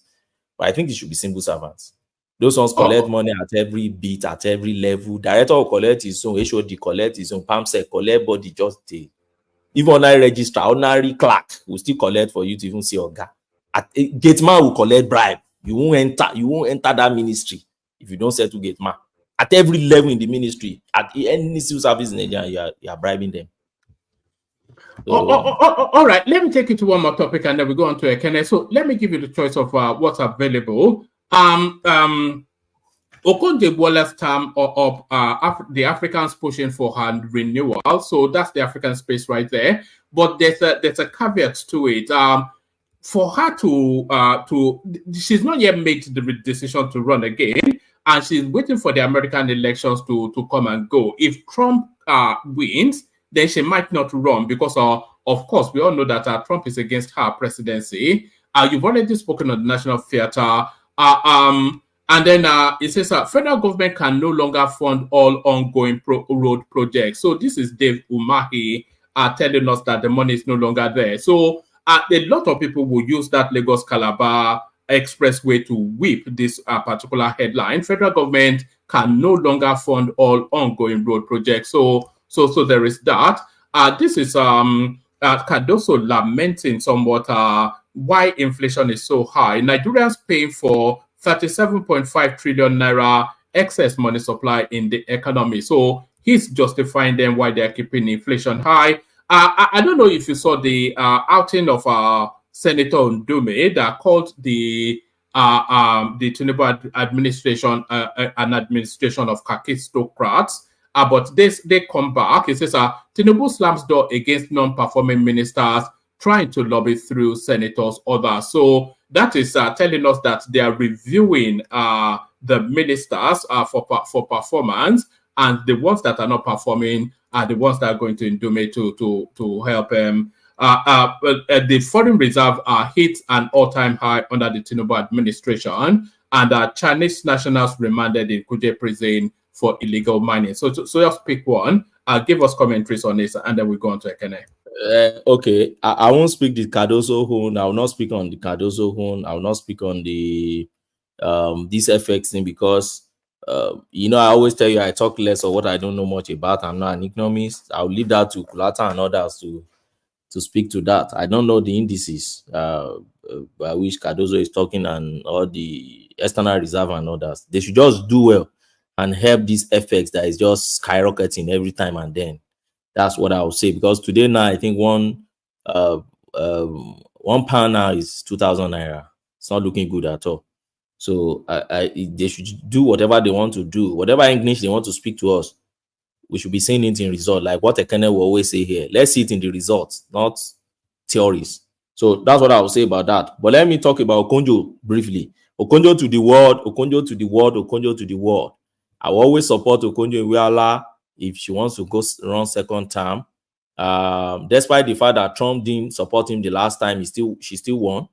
I still encourage Mama to go back to that seat and make us proud as Africans that we are. Okonjo to the world. But I expect her when she retires to come back home. We're expecting Okonjo Foundation the same way other people that have occupied that office went back to their country to have a solid foundation to pick one problem in the society and they are solving. A lot of them. I won't go into that, but I think Professor Okonjo-Iweala should go and check that. She shouldn't stay back in America and be enjoying his retirement. She should come back home. Everyone that have occupied that office, they went back to their respective country to have a foundation and solve some problems in their society. Did she not reject American citizenship? Was that one of the issues that Trump had with her? I'm not even really sure. I only know of Soyinka who tore his American passport. But I learned that Joe Biden has given it back to him. So that's for that. I'm supporting Okonjo anywhere, any day, anytime. Okonjo is my person. Chinese national, yes. They should keep jailing everyone that comes to our territory to come and foment trouble. One man, they should keep. See, I was one of those who supported those. Was it Goodluck Jonathan's time when they arrested those Lebanese guys and jailed them? I was always in Federal Court Abuja back then to give support to the federal government to jail them. You come to somebody's space, you come and foment trouble, you come and commit criminalities, you should be jailed. And that's why I'm still praying. Those Binance guy, or what do they call them? If they're able to pick them, they should jail them too. Don't leave you know the American government has somewhat taken that Binance narrative up. They're starting to put pressure on Nigeria. That's the issue now. Well, let's see what Trump will do in case Trump wins. I'm not sure he's going to encourage that. Lastly, let me talk on Ali Ndume. Ali Ndume has always been a controversial senator. I don't know why people see Ali Ndume. He's a controversial. I remember during Jonathan time, he was arrested. Was it Jonathan time? Yeah, he was arrested now. He was arrested on for terrorism and all this. And it's this same guy that will come out and be talking against terrorism. He was once arrested and even prosecuted, for aiding some of those Boko Haram guys back in. If you check online, he's there. He was prosecuted. And so, but one thing I've seen is controversy. He's been very controversial, but that thing has been working for him anyway. They've been returning him to office because of controversies. So look at it. Okay, he's in APC. At the same time, we'll be fighting the president. So he's floating. So at the end of the day, he will just win his election and back to the office. So probably that's his own style. But what do you think is leading him? Is it a northern agenda, or is it just a clout chasing? It just loves the attention of the press. What do you think is leading him? Ali Ndume has always been like that. I think he always proved to be somebody who is objective. And I think relatively, he's been an objective politician relatively compared to others. Even when it was Buhari time, he will speak his own mind, he will speak his own mind. He has this way of speaking his own mind. So I won't castigate him on this one. If there's any issue, Tinubu also should look at that and check himself. He needs people around him also to speak to him, Because one thing about this government is the moment you get to that government, you're meant to get to seat of power. There is this tendency of you not be able to see outside your circumference. You only see within that your circumference. And if you have a lot of psychophants around you, you won't be able to get good feedback from the populace until you leave the office. That happened to Goodluck Jonathan. That happened to Buhari. Tinubu should not allow that to happen to himself. So you should listen to Ndume too. Don't just dismiss whatever these people say. Listen to them too and see what they're saying is true. If Tinubu is going to reshuffle his cabinet, I'm expecting Tinubu to remove Gbajabiamila and put someone else there. I don't know what that guy is doing there. Thank you, Omar. All right, brilliant. You've opened up quite a space there. That Gbajabiamila space. But let's go to a Kenneth. We document everybody's voice. And then I really want to enter Gbajabiamila. One minute. Yes, please. Yeah, quick question for Benny. Regarding Soyinka's passport that supposedly Biden reissued. How does that work? Is it still there? I don't know. I'm not an American. I may be one man president. All you Americans, Baba Jali, all of you should talk on that now. I don't know. It sounds like fake news. It sounds like fake news. I mean, sometimes Soyinka, it does too much. I love when it comes to Nigerian politics and things, but when it comes to American politics, it's totally on the wrong side. And by the way, no drama. If you tear your passport, you just go report it lost, and they issue another one. What's the big deal? Why do you have to go to Biden to get another one? Anyway, go ahead. No. I think he renounced his status or something like that. I think it was renounced. It's a lie. I think it was renounced. He didn't renounce nothing. And what happens when he renounced? Then what happens? I don't know. They said he got it back now. That's not what they told us. But he actually relocated, though. He relocated. He left US. He actually left. Where did he go? Nigeria. He was in Ogun State now. For how long? Throughout Trump time, he was in his residence in Abeokuta. Throughout Trump's time? throughout Trump's time. He left the US. He left his teaching. He wasn't in the US during Trump era. I don't believe that. Prince, I know his house in the Diaba. He lives in Nigeria now, permanent. Yes, he left. He left. He was after the election. He left. Yeah. I don't believe that. So he left his lecturer job and go stay in Abeokuta because he's protesting Trump. I know he said he was going to as a matter of fact, let me start by saying, as a matter of fact, Soyinka is not a full-time lecturer. Okay, he's not a full-time lecturer. He's not. For instance, in Ife, is an emeritus professor in Ife. He comes to Ife once in a year, I think, to come and lecture and leave Ife, and that's what he does around. It's not okay. So it's easy for him to talk. So he just do it as a matter of convenience, not because Trust me, he's just playing whatever he's doing. But anyway, I just thought it was comical.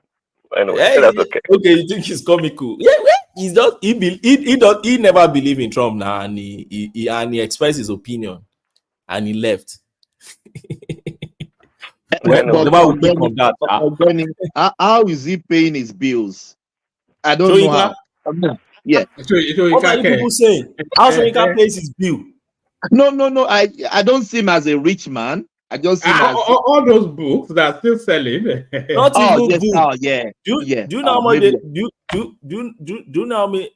you know how much is Soyinka's honorarium for just 5 minutes lecture?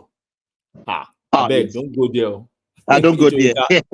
Don't go there. That's all right. There's some professors, there's some professors. Don't forget the Nobel laureate. What are you? There's some. If you know the money some professors collect. I'm sorry. Soyinka he's a rich man, though. Seriously, yes. And legit. And he's dollar rich as well. Not he's collecting royalties. He's collecting royalties on all his Ogbeni, do you know why I'm saying that? I know his house. He's not living a flamboyant life. There's cattle in the house. He has a lot of land, though. He has a lot of land. A very vast land. He lives in Idiaba. You know that's just as an aside, that's the perfect life, you don't really need more than a bungalow, a 3-4 bedroom bungalow, for one for boys, one for girls, that one will live long. If you see what is living a local life, like he's a hunter now. He's a hunter. He likes to go into the forest and he will live long. He will live like that. That all this America living in America is living good. That's why he's still managing. That is cancer. Is living good. Yeah. Go on, Ogben. Yeah. Showing no respect for Soyinka in terms of money making. Even Chino Achebe, if you know how much royalties Chino Achebe, even post death for 2 months, Chino Achebe is still getting his estate on.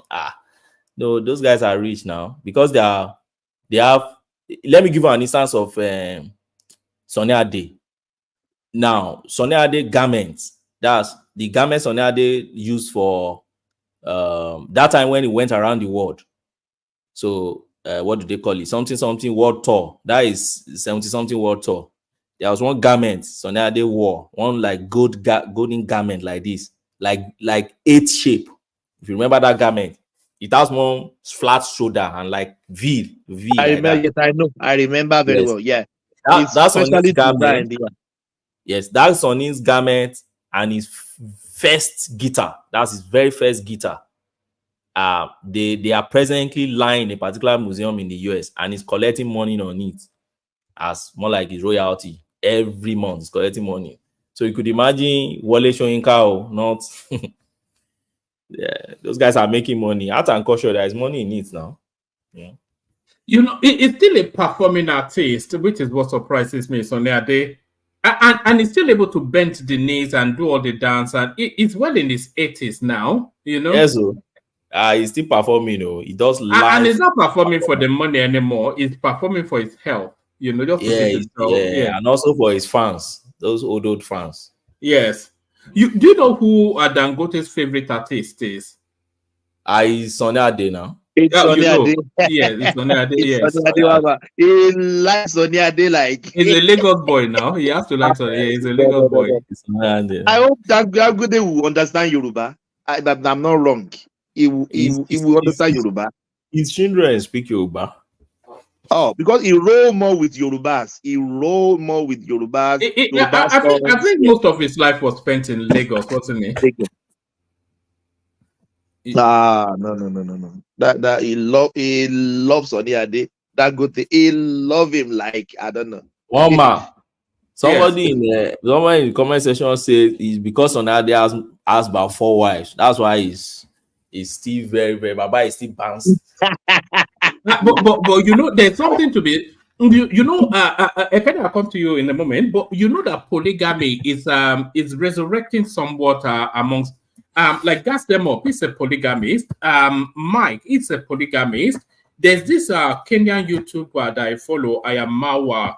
He's a polygamist, and these are people in their 30s, no older than early 40s. So polygamy is actually making its way back, and there's something to be said. You know, all the drama in the house, it keeps you alive and active. You know, never mind, it's the other room. You know, hey, what's one man saying now? What's this now? Oh my God, let's go. You disagree? You disagree? Polygamy is no, not really. I think if I had a different life, I'll be a polygamist. if I was an illiterate, I'll be a polygamist. I suspect. But polygamy is not meant for illiterate alone. You start one now. After all, those baba, they always start as when they are clocking probably at 50, 60. Just look for one alleged tutu. You can still do it now. What's stopping you, Oma? My wife. Your wife is stopping you. Okay. You better follow Peter Edochie. Follow Peter Edochie's son and Yule Edochie. Follow his footsteps. Yes. As his father not disowned him, that Yule Edochie. His father will still accept him. After all, Oputa accepted his own before he died eventually. Oputa eventually accepted Charlie Boy now. So they will fight, but later I will still accept. Why are we deceiving ourselves? I don't have side chick, I don't have, but many of our men in Nigeria, they have one wife and they have 2, 3 side chicks. So the African man is not made for monogamy. No, they still look outside the black man is not made for monogamy. No. No. I can't cheat on my wife, but most men, they can't. Even there's like a routine of Benny in Nigeria. You must have a side chick. You must. They will know. It's like a life. You are married, but you still have a side chick. So what is different about you are getting second wife? At least particularly among the socialites. The socialites, yes. The socialites. They must have side. What's the difference to getting second wife? You are sleeping with your chick. You get wife. It's almost the same thing. So why don't you go for second wife? If you have the power, now, they should just be bold and just take a second one or third one. Oma, I signed off on this. All right, brilliant. You know, I actually feel sorry for women that have to contend with that second wife, because the route is usually they'll marry that guy when he only had 2 trousers to his name. They'll suffer through the buildup of the wealth. You know, their body is gone through the childbirth and everything and the struggles. And then when the dollars come, the guy will suddenly remember that, yes, after all, my grandfather had 30 wives. Okay. And then they will bring family. That is not necessarily the case. Although that's the prevailing narrative, but I don't think it's all the time that that's the Nollywood narrative you just gave us. Funny enough, you're right, because ironically, polygamy has been resurrected even among the Gen Z. I don't know why that is happening, because you would expect that it should have died down, but for some reason I think it's part of, maybe as an economic undertone to that, because if you look at most of these cases that are, especially among our celebrities, you know, the woman in question is somebody that maybe has lower means and is looking for a way to climb the to make things better for themselves. So that's where you can see cases like polygamy. Okay, let's take for example the case of Ned Woko and Regina Daniels. I mean, I think that should be his sixth wife, right? Yes, there's one from Morocco, there's one from everywhere else. And if you look at that guy, that tells you that money and power, you know, the most attractive thing, it's not actually a guy's looks, it's power and money. That's the biggest allure for women. But that guy is looking younger. If you check when he got Regina and now, Regina is taking care of that guy. Yeah, she's pushing him up now with his money. How do you explain? Because normally distress should even kill a person. I'm sorry to use that word. Distress should buy a person if you are having more than one wife. To manage one alone is not easy. You know, that's why I marvel at it. To manage one wife is a task. You know what MK Abiola said his parents told him when he married first one and was giving him trouble. He said he went to his parents and they said, marry the second one. Marry the second one, and then Wahala gas in his house, He went back to that and said, marry the third one. He now told them, you want me to marry the third one? When I said, when they are more, the more they had, the problem they reduce. They start facing each other and start forming caucus within. They won't have your time to continue giving you trouble. Let me corroborate what Egbeni has said. I'm going to use a lot of how will I put it, hints to say what I want to say. One of our senators from Ondo State. And you might know who I'm talking about, but I'm going to try and code it. Similar experience happened to him. His wife was giving him, his first wife was giving me issues. And you know, the natural thing you would think is that if one is even, then he was still in the, should I say this? He was still in the corporate world. He had not entered into politics by then. And after that episode, he still married a second one. Then the two of them started fighting. So you would expect that this man would rest. Then he married the third one. Then some kind of normalcy came into the marriage. So I think the third one cancelled out the the fighting of the first two. So I don't know. I can't explain it, but I don't think I can advise anybody to. It's very difficult for a black person. I wouldn't even narrate to Nigerians, but especially a Nigerian that has any sort of wealth to be monogamous. Yeah, it's very difficult. Yeah. Yeah, but the thing is that Western influence is, they really frown at it. But Nigeria is lucky in the sense that I think, Ogbeni, correct me if I'm wrong, we run a kind of tripartite legal system. Am I correct? Yes. So the position on marriage in Nigeria is, if you go statutory, you must remain monogamous. If you don't go statutory, you can be polygamous. Let me break it down again. Most of our senators and most of our lawmakers, they didn't go. Yeah. So if you don't go to registry, then if you go to church but you don't go to the church that licensed place of there is licensed place of worship where they can celebrate marriage, which is equivalent to the registry. If you don't go to any of these two, then you are in the safe window where you can do polygamy, and your marriage will still be recognized in the tradition, under the tradition. Let's say you do engagement now, like the one Davido did now. Davido can take second wife because Davido didn't go registry and he didn't go to church and all those things. He just did second wife. Okay, I thought he already had 4. These are those are not wives now. Those are mistake. I'm not sure that You know, there's another guy called Davido has only one wife under the law, which is you mean legally? Legally, one wife, 50 baby mamas. All those baby mamas are mistresses. They are not. You know, there's another guy called Ubi Franklin or something like that. Yes. That guy, man. I don't think there's any African country that guy doesn't have a child in. Okay, what about our uncle? All of the South Africans. Uncle Fanny Kayode. Oh God, that one is a dog, isn't it? I didn't hear now. That one is a dog. Oma. Do you know that when he was fighting that Igbo girl, he had some Fulani girl on the sideline and another Igbo girl still on the sideline to use that to intimidate that space. Yeah, not fair. God. It's a dog now. They are not being fair to FFQ. He has one at a time. He didn't put two together in the same house now. He has one at a time. He never run polygamy. Now one at a time. But I don't like that guy though. He's too aggressive. I don't like him.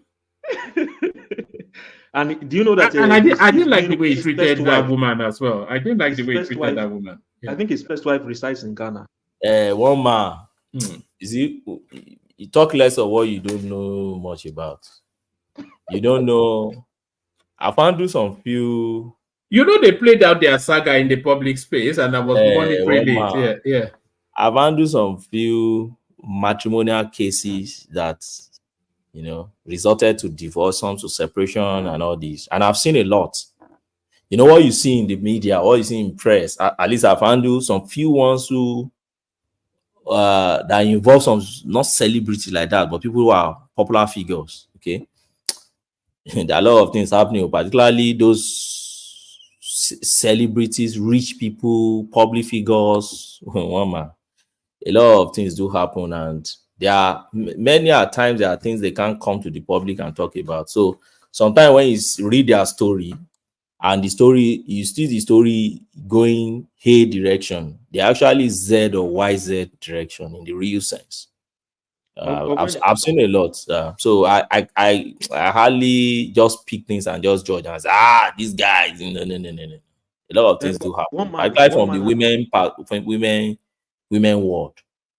Do a lot of things, seriously. One man and Ogbeni, based on that, what have you guys been really? It's like UK has been busy lately with the issue of Kayode, the footballer, and Pastor Toby. You people seem to be making. They did not sleep with his wife. That pastor. That's another guy that cannot abide. He's a criminal. He's a criminal. Oh God, man. One man, tell us more about the guy. Is this guy called Pastor Toby? Do you know him? Yeah, I just want to hear from you. He will come up with all of this scheme, which will claim is a money-making scheme. And then he has all these young and impressionable people in his church. And then he will make them go and loan money against what they cannot afford.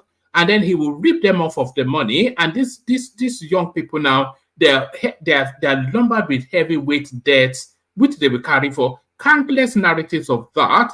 I know all you do, you see him at the Savoy in a Rolls Royce, pumping with Davido and all. And then you're thinking, what is God in all of this? What is he says it's a prosperity. It's just a chancer, it's like Ndume, but with better English. Okay, one man. If you're going to come with that narrative, okay, I'm not disputing what you said. How come he hasn't been investigated by the British government? Because that has been it has been. He has. In fact, the BBC did a documentary on him and called him a fraudster. But nothing happened. So why? He has the funds to wiggle out of it now. That was London? Where all. Yes, I didn't know money can buy you just injustice. Well, money can buy you expensive lawyers, and expensive lawyers can get you out of most things. Then another thing to buttress what woman is saying, you see, sometimes some people know how to play along the gray areas, and so most of those cases might be a civil matter. So government or the Met Police might not be able to take up. For example, the case between him and the footballer now, I think, and his wife, Ezine, or something like that. From what I understand, I think as the man in question filed for a dissolution of the marriage, and then also the lawsuit against Pastor Toby in Abuja. So, in that kind of instance, the jurisdiction, I think, has already moved to Nigeria straight. And so there's little to nothing that the UK government can do than call him out and then hope that maybe his followers will learn. The thing is, I don't know why for those kind of followers still keep validating, people like that. No, that Toby man, I cannot abide him at all. It's just and it looks weird as well, which is even worse. And then he talks in this affected manner. It's just there's nothing right about him, but everything right about Ekene though. So Ekene, you're up next. Ekene. Oh, one of the reasons why I came up was because of was because of Wole Soyinka. I wanted to chime in on what somebody was saying about about Wole Soyinka's status. I think it was Prince Daddy was saying about Wole Soyinka's status in the US. From I stand corrected, but from what I understand, Baba himself even said it recently that he actually, I'm not sure, but I think in protesting against Trump, then I remember watching a video. If I'm not so sure, but I think he tore his documents in protest against Trump back then. So it will be very difficult except maybe. So I think that's the reason maybe why he's seeking Biden's or Biden's office assistance in reinstating his status, because it was my brother, it doesn't make any sense. Ask me why. Good evening. Yeah. If I tore my Nigerian passport now, what does that mean? I will go and get another one. I don't support it at all. I don't support what it No, is. hold on. Hold on. I said if I tear or tore my Nigerian passport now, I can get another one, isn't it? Tearing of your passport doesn't stop me. Can I make a correction? Can I make a correction? It's a restoration of green card. Okay, Prince Daddy doesn't know what he's talking about. I mean, when he come here, when he concerned Trump, he just went haywire. Everything become an illusion to him. That's what exactly. It is. So having said that, he protested against Trump because Trump is a typical Gbajo, from coming from him. Yeah, he's a scammer. So it's not even something a debate. Everybody knows it. If he eventually, which he that's your next president. Wait a minute, which is leading to that area right now. This country is gonna be done.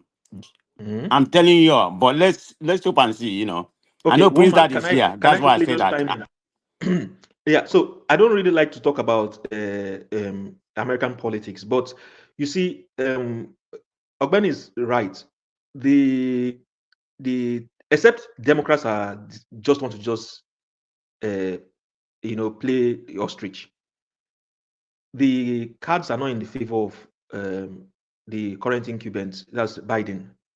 Yesterday, did you hear one man? I don't know if you heard one man when he was introducing Zelensky at NATO. I watched the interview. You're speaking to a progressive who doesn't miss anything when it comes to they said they made two major faux pas. They said something about Kamala Harris as well. That's just a gaffe. We are used to the gaffe, so that's not. No. Yeah, used to the gaffe. Hello. The gaffe is okay. Yeah. So now it's not a gaffe. Now it's a brain fade. Because he said he introduced Zelensky as President Putin.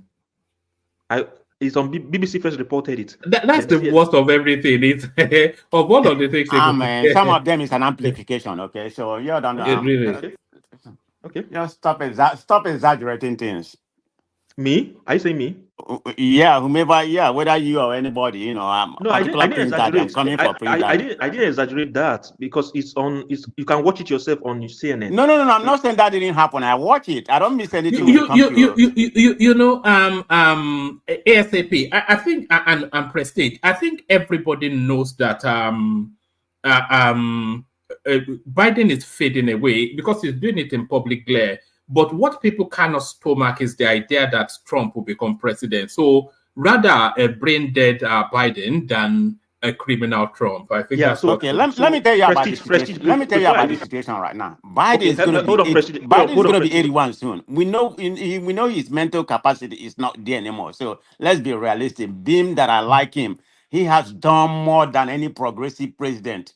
You don't need to check the data. It's not just me talking or somebody coming here try to distract you or gaslight you and say what didn't happen. Check the data.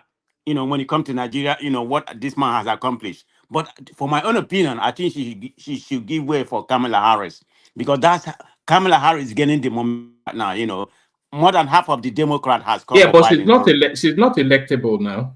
No, she is. It used to be before. Let me tell you, Republican did a number on her initially. That's why her poll and everything, her narrative was so bad, but not anymore. Not anymore. I mean, look at the recent poll. I'm not saying poll is just a prediction, but that lady is getting some, is having some relevance, in American politics right now. Eventually, this is just my own prediction. I'm not an expert. I'm not in inner circle of Democrat. Biden is probably going to step down. That's what I think. Prestige. Why did you the report about the NATO meeting at Biden? Did it happen or did it not happen? What little meeting? The one you're talking about yesterday? Yes. Did it didn't happen. Did he make those errors? Or did he make those errors? So how is that? I'm not trying to be sentimental. He's my guy. So regardless of hold on. I want to know where you're coming from. So when I stated that, I didn't say my opinion. I didn't say, oh, okay. I just stated the actual fact. Why did you say what I stated was an exaggeration? No. I never did. I say lie. There's a difference between lie. I said. I'm sorry. I think I should have. I should have constructed my. Are you mistaking me for? I think I mean that it's been exaggerated by the media. That's actually happened, but they have taken it to a different level. It's not specifically you. So pardon me for that. Okay, you didn't say anything wrong. All right. So now here's the thing. About ASP. Yeah. Do you know that US doesn't have president? That's where Thomas. That's where I'm going to now. I came in here because of Thomas. Let me land, please. Let me land. It's the institution that is working.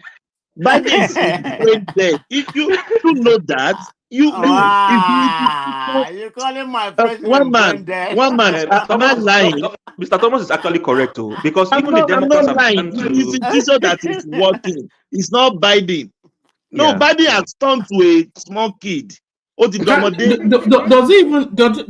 even handle the rigor of a campaign?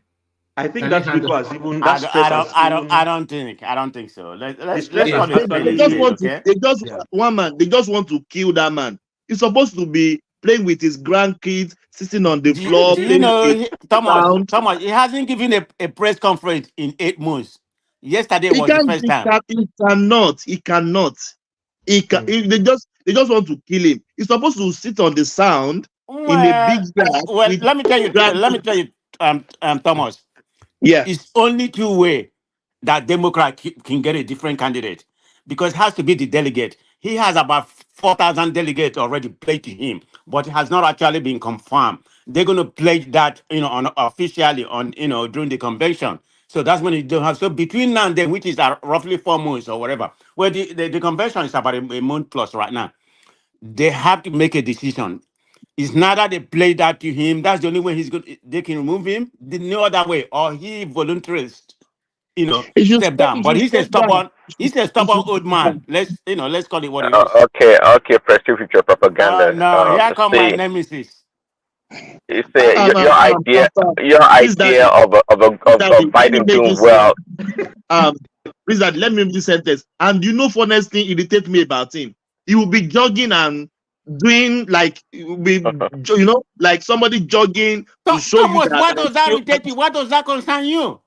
Oh, it's irritating. The man is gone. Okay, concern about Australia. Leave us alone. No.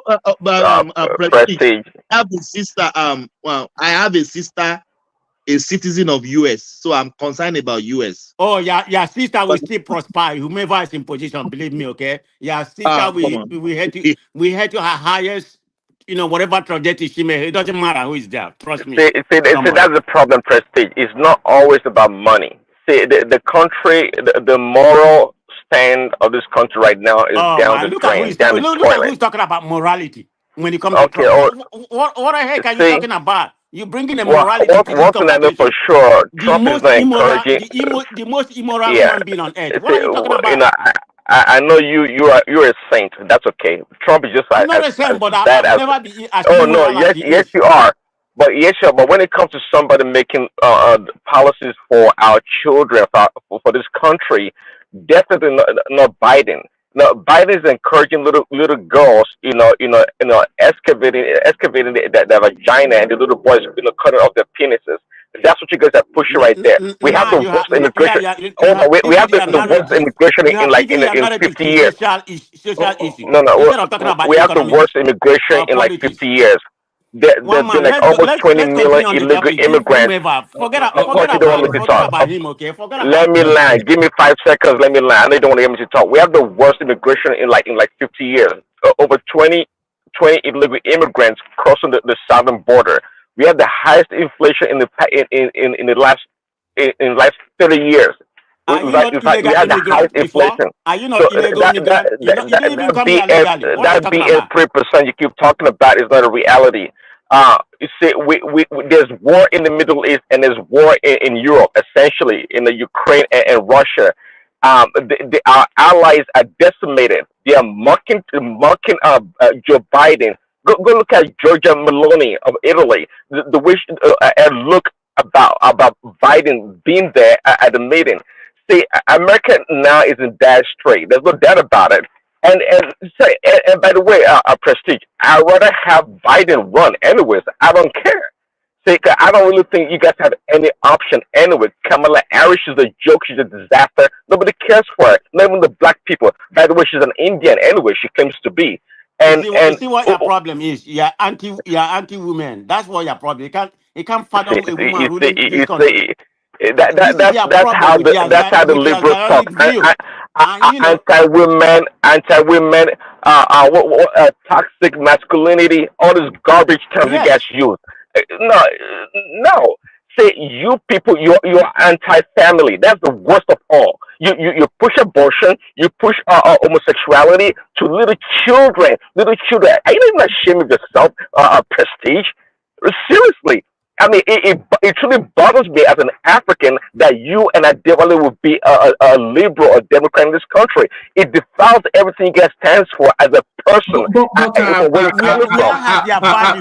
has their value gotten you from that shit country we come from? What are you talking about? So sorry, Prestige. Prince Daddy, is the Democrats not the natural default of the black migrant? Because the equivalent of the Democrats here in the UK is the Labour Party, and the Labour Party is the natural default of the black migrant, the black person, etc. And I think that's pretty much it. It is. That's what they purport to do. You're right, because they all about break. I can have a country that people are allowed to come in illegally. Listen, one man. In order to curb the illegal immigration coming to this country, Biden wanted to negotiate with the Republicans to allow about 5,000 or 10,000 a day to come in, which is illegal. And I don't know what does that. See, it's so mind-boggling. I'm telling you, these Democrats, they are anti-America. Prestige is anti-America. No doubt about that. Because everything he stands for is against this country. But here you are. Talking for a thinner old man that can't even string two complete sentences, misrepresented world leaders. How can he? You say the gaslighting Prestige. As it possible that he called Zelensky Putin? Is that even possible? And you're telling me the man has no problem?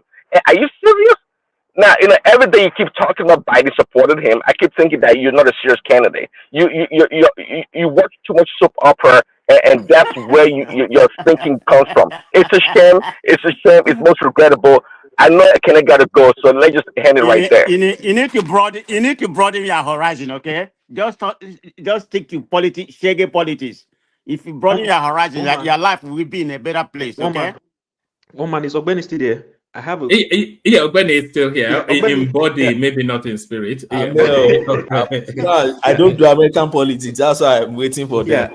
I there was, you know, when we were talking about the Supreme Court ruling Decision for the local governments, you know, I think maybe the last news that we probably and you heard was that speak again.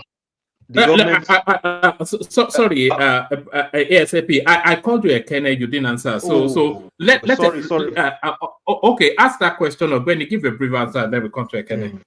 Sorry, Mr. Kenny. Sorry.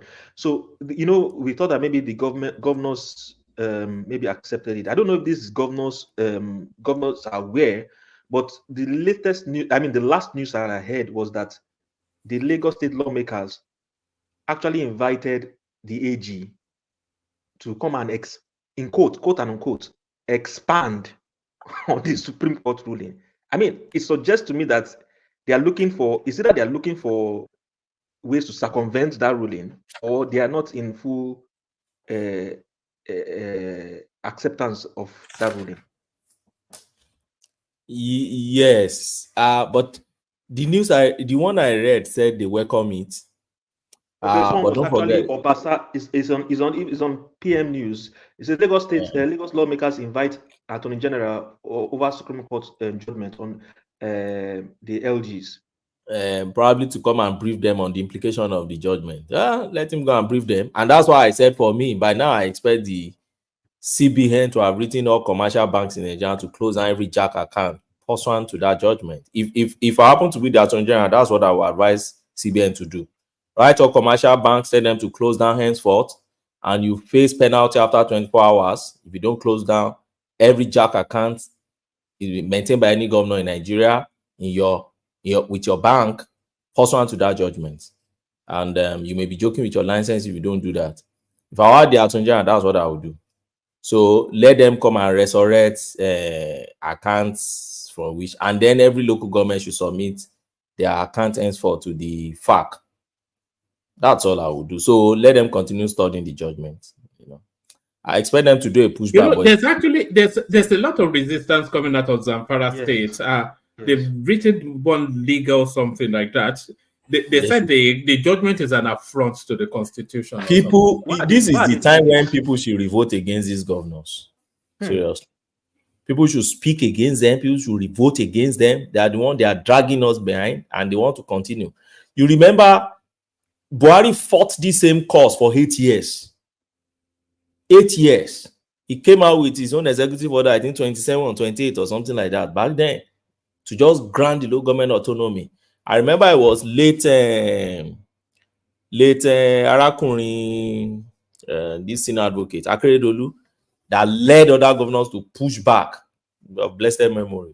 Was the one who led all governors to push back on this thing against Buhari back then. You always see them on TV talking against this. No, they can't use executive order, and all that. Same thing with judicial autonomy. You could imagine Nigeria having judicial autonomy where CJ of the state and judges of a state will not need to draw their money from the governor. You could imagine how independent they will be. Just imagine how independent they will be. You are not drawing your money. Your money is just coming directly from consolidated fund, directly from the source. You are not drawing it from any governor. You are not drawing it from any executive arm of the government. You want to repair anything in your court, you are accountable only to your CJ. You want to have furniture, you want to have anything in your court, you want to fuel your car, you don't need to draw anything from the governor. They will be so independent. There was an executive order Buhari did also on judicial. Same Arakunrin Akeredolu led them to go against that thing. And I was so surprised, even Fayemi, with all his elitism and all his Oyinbo speaking everywhere around, he was also against it. Judicial autonomy for the country, they were all against it. Now they met a mafia like them that can actually understand how to fight them. So let them, whichever way they want to take it. This is the Supreme Court. There is no court after Supreme Court. We no longer appeal to Privy Council again in the UK. Supreme Court is the last court. Then let them. I'm so happy that there are a lot of senior advocates that are supporting this. Olisa Agbakoba as they spoke out, Femfara is supporting, Osekoma is supporting. These are the guys there who are activists that will be supporting. So let them keep, whatever they want to do. Nigerians are waiting for them to see, and that's my take on that. All right, Ekene, you're up next. So Ekene, you go, and then after Ekene, maybe a little soup song from Pansat, and then I hand over to Thomas. So Ekene, let's hear from you. Yeah, one man. Alpha, this I've spoke about this local government autonomy. Well, but yeah, there is still issue to be solved in that regard. And I pray that this judgment is not to use them to win or to run an election at the federal level. So because there is nothing Nigerian. It is now. Do you not know? Yeah, that's how Tinubu is a task of politics. He's a crook. Do you know that do you know that when it comes to, because Kulaka was breaking it down yesterday, and what he said, which struck me, was that with this move now, Tinubu controls the local governments all across the country. So it doesn't even have to go via the governors to get to the people. He controls the funds that controls the people. Do you see? So he can, from Aso Rock, directly reach into all of those 774, without going through the state governor. So it's a masterstroke political move. Yeah, it's a political move somehow. It's somehow, if they should make very good use of it, they can use it to develop the nation very dramatic. But the issue is most of them, if they become so attached to Tinubu and they want to do his bidding, then I fear that they might not do anything in their local government, because I know normally this is also a political move. Most of the governors, especially in the north, are trying to maybe show Tinubu some power. Maybe they will not support him in 2027 or that. So this move is also to get them out of the way and get to the local level and fund this the local representative that are there, and also use them to win an election. So that is also included. But it is also a good move that from local level, people can reach out to their representative, hold them accountable, and if need be, just beat them out of the office. So it's easy. You don't need to go to Abuja to protest. Once they are getting the fund, instead they develop the local level, or you beat them out of the way. So the other way around is good, but the other way around is a political move. And so that's what it is in that judgment. So talking about the bribery and the corruption that 721 billion, and the judges are the most, especially in 2023. So many supporters of Tinubu try to shave it away, because we know where this money headed to in 2023. Most of them are used for election purpose, which Tinubu is also involved. So the judicially and the corrupt judicial system we have today, you cannot tell me that they didn't collect for that share. So they are the highest. What I see the policemen did in the last election shows that they are part of the people that took share in that fund that were used in corrupting them. So it's there. If anybody supporting Tinubu trying to shave it away to say no, they let them give us indices. We know the indices, and there is no indices to be given to you, Oboni and Emeka. The indices are there. We see it korokoro. Our judges can no longer stand on their foot and give a clear judgment. Your AGF say that the judge, the justice now goes to the highest bidder. I think few weeks ago, that's your AGF. Is it Fabwemi or what? What is his name? He made that statement. So justice now goes to the highest bidder. So it's still, the issue is there that our judges are corrupt. So when you come to their feet for any judgment, you must come with a tangible amount of bribe. If not, another person will take your judgment. That's how it is. So coming here to tell us where is the indices and all that and all that. The indices are there. The indices are there in a sense that the policemen today cannot allow a peaceful protest to hold in our nation, even when they know that the country is dying every day by day. So the protest should understand that it is also for their own benefit, because when the country is working well, they will earn very well. But because their organs on the top are taking a huge amount of bribe, they will not allow that to happen. You understand? So I can say the armies are less corrupt, but policemen and our judges and all that, they're the most corrupt individual we have in this country. And that 721 billion was shared among them in 2023 to give Tinubu the election. So anybody that wants to dispute that, Ekene, you know when the policeman stops you on the road, collects that 1,000 naira from you. Do you know that? Do you know that his share of that 1,000 naira is no more than 200 naira? Do you know that? Whatever. I know.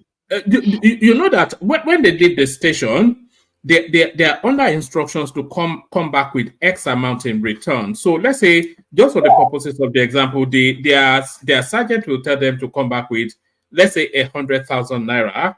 So if they can get 2 million, doesn't matter, but he wants 100,000 naira, and then his Oga at the top, he will take maybe his own 60,000 naira, and then it goes all the way to the IGP. So it's a pyramid of that's how they do it, you know. Is there even there is no two ways about that. When you come to maybe in this Ojo Road now, you don't see any policeman walking. What they do is, once it is maybe around 9 o'clock, you see them mount on the road, collecting money from all these keke, Okada people, commercial bus drivers, till 10 o'clock. Once it's 10 o'clock, you not see them again. They will go and count their money and go inside. So if you are an Okada man and you want to pass through that road from 9 o'clock till maybe 12 o'clock or 11 o'clock, you have to come and settle them. And is that police work? Is that policing? That is what, just this Ojo Road. We're not talking about any other place. And it's every day. So you can imagine when they have time to go and chase thief and all that. So all these things, our policemen and our judges are the most corrupt individual we have in this country. So these did you hear about the foiled kidnap attempt at Oladipo Market? Yeah, I heard about it. But you know, that shows that the security men there showed a very good working. I don't care who is involved. Anybody that is caught in such act should be dealt with decisively. So I commend them for their work. And I'm also this guy that hang himself near, is it Lasma office or in Lagos State? Because they took away his means of life. Yeah, they took his keke na pep. Yeah, they took his pepe na keke na pepe. So he was begging them, this is my only means of livelihood. And they should release it to him. And they were showing a lot of stubborn. So he went at the back of their office and hanged himself and committed suicide. So these are the kind of country we are, country that has no sympathy and all that and all that. I don't know the crime of a keke man that they should seize his means of livelihood to the extent that he committed suicide. I don't know his offense. I don't know what you know, a lot of people in that country, in Nigeria, especially at the lower rungs of society, it's only their children that are preventing them. The men who I'm talking about, it's only their children that are preventing them from committing suicide. There's a lot of people at that suicidal phase, but they think if they take their life, what happens to their children? It's a very grim situation. It's a very, when we say that when all these things are happening, people think we are just coming here to make complaints and all that. We know what is happening. You see, you can just see a huge grown-up man begging on the street. Sometimes you look at him, what's the reason? Why should this man be begging? But it's not as if this man is suffering. Maybe he doesn't have enough money for that day. So he need to complete his money. I've shared a lot of them many times. Somebody will come to buy medication. You see him. It's not as if he's not working, but the medication he need at that point in time, he doesn't have the money. The price of thing has went up. So what he would do is just to wait for another person, maybe after, to beg and please, Oga, complete my money. I couldn't. My money is not complete to pay for my medication. I've witnessed it many times. So if you have sympathy, you help him. The one I jammed the other day, he was an Okada man at the police station.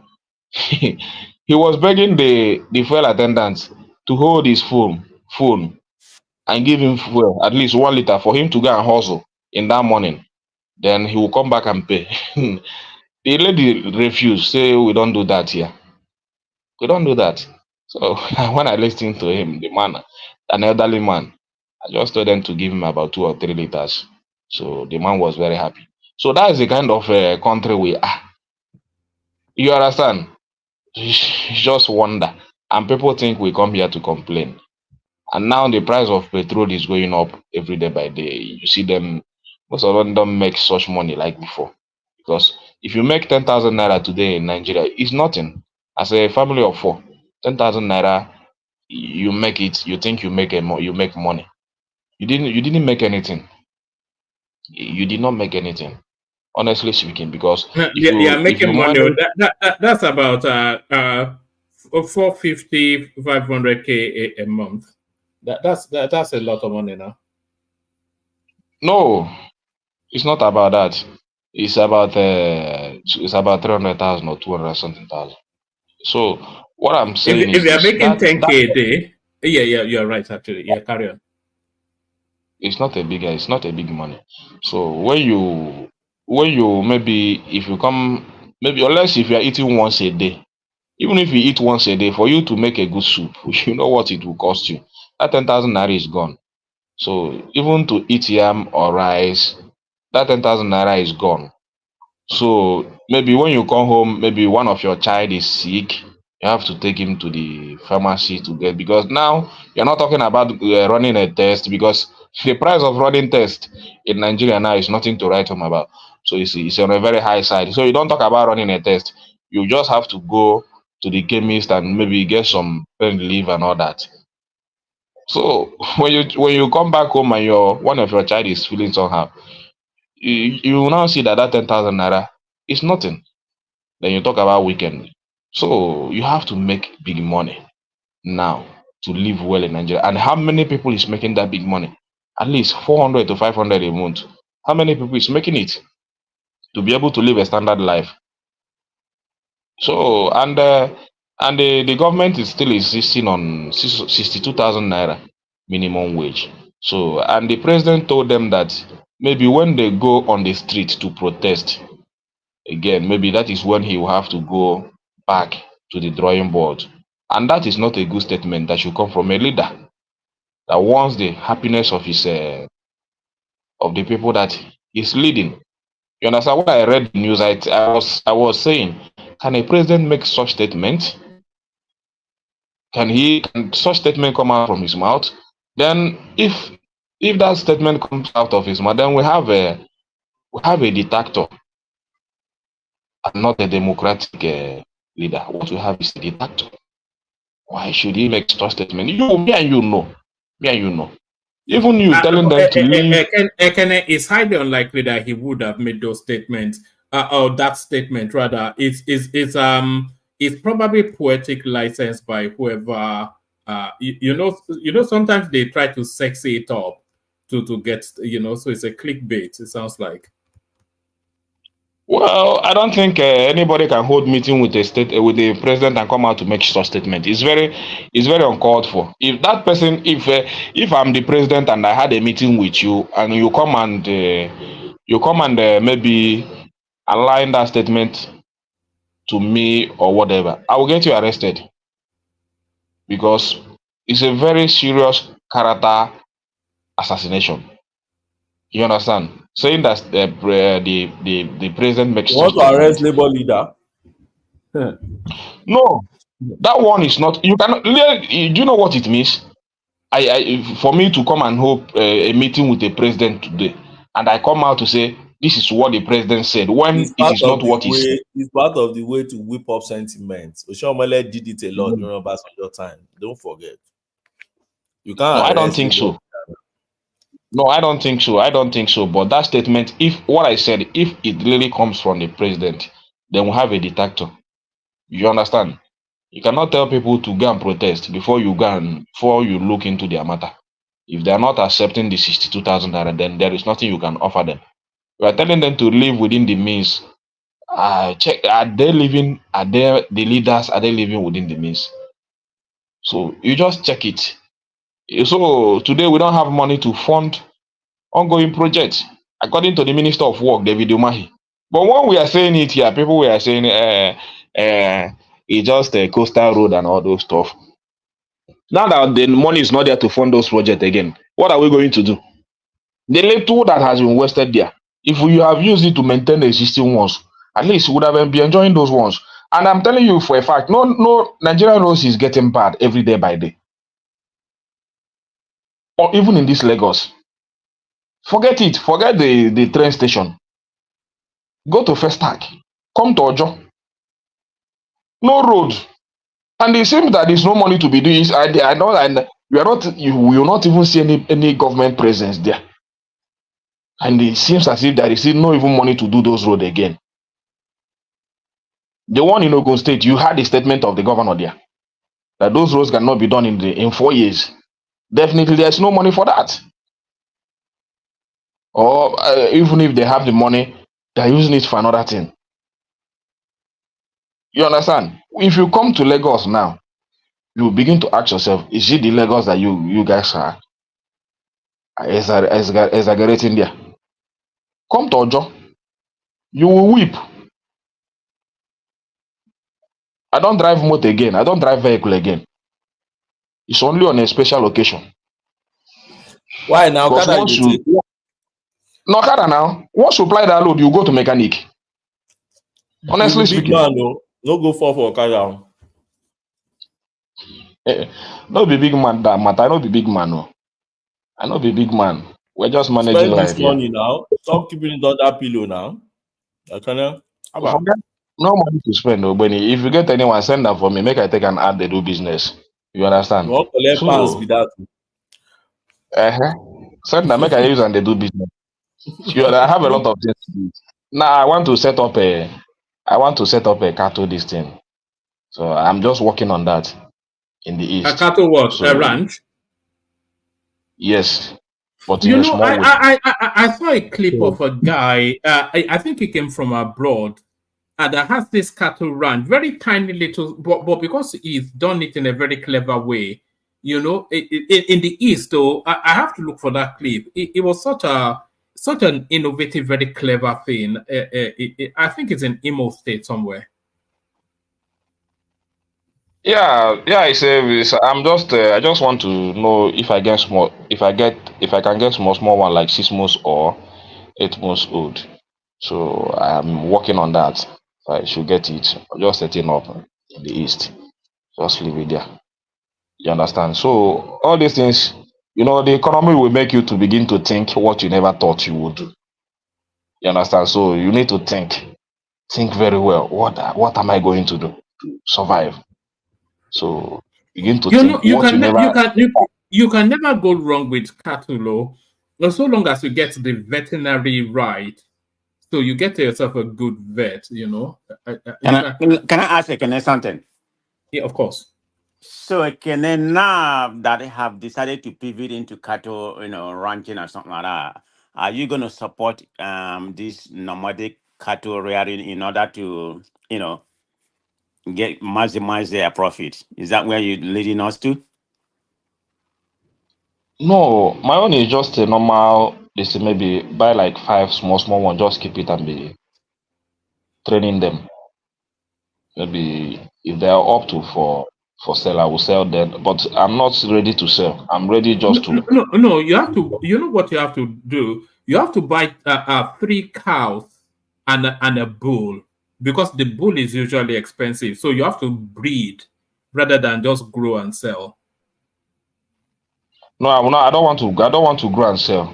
I just want to. I will have the female and the male. Yes, So I'll but just the be. males are more expensive, though. That's the thing. Yeah, the males are more expensive. And you have to get a vet to guide you through. So don't let them sell you Yeah, something that. So, yeah, get a vet. That should be your first spend. Go and get a good vet, and then go into Yeah, that. I'm still working on that. When I have somebody. My father was once That is in that business. He was qualified, though. traveling. That is qualified, though. Not somebody that will just go to the market and smack a cattle at the bottom and say this one is strong. Somebody that knows science. For a start now, you just have to involve those ones. Maybe it might be expensive for a start, but when you get into it, you begin to learn a lot of things. So you don't have to show him some senses. You just have to allow him to do whatever he wants to do. Then grab the knowledge you want to grab. There are a lot of things you can farm. Have you ever considered rabbit? No, I don't consider. I have not considered that. This is the only thing that just or snail even. No, that's the only business I know that I can do in those animal sector. So that cattle or goats, those ones, because we don't need to. So we have Fulani headsman. Now we have Okrika herdsman. I mean, which one is all this one now? Are you going to Okrika herdsman? Igbo Fulani headsman. So that is it. You have to join Mieti Allah because that's the association. Cattle Builders. So you have to join Mieti Allah. Can you imagine? A Kennedy, chairman of Mieti Allah Anambra branch. Man, it's just to at least put up some things in other places. Ekene, I have one question for you, please, if you don't mind. Yeah, continue. Yes, I wanted to ask you about the containerized problems with the road, especially the Ojo axis. Because I can tell you that the containers are part of the problems on most of those roads. So one question I want to ask you is that as the container, is your people, they are the owner of this container. Have they reduced the volume of those containers on those roads in Ojo? Or is still there? There's no way you can reduce it now. Is there not a container park that they've built next to there? No. Can you understand where I'm going to? There is. All right. It means that the container load. Yes, container offload and load and. No, it cannot reduce now. The major market is there now, so they will always spread that road. Yeah, so container, those heavy duty vehicle are part of the reason why the roads in that Ojo axis doesn't last much. I don't know, but the only thing I know for me, this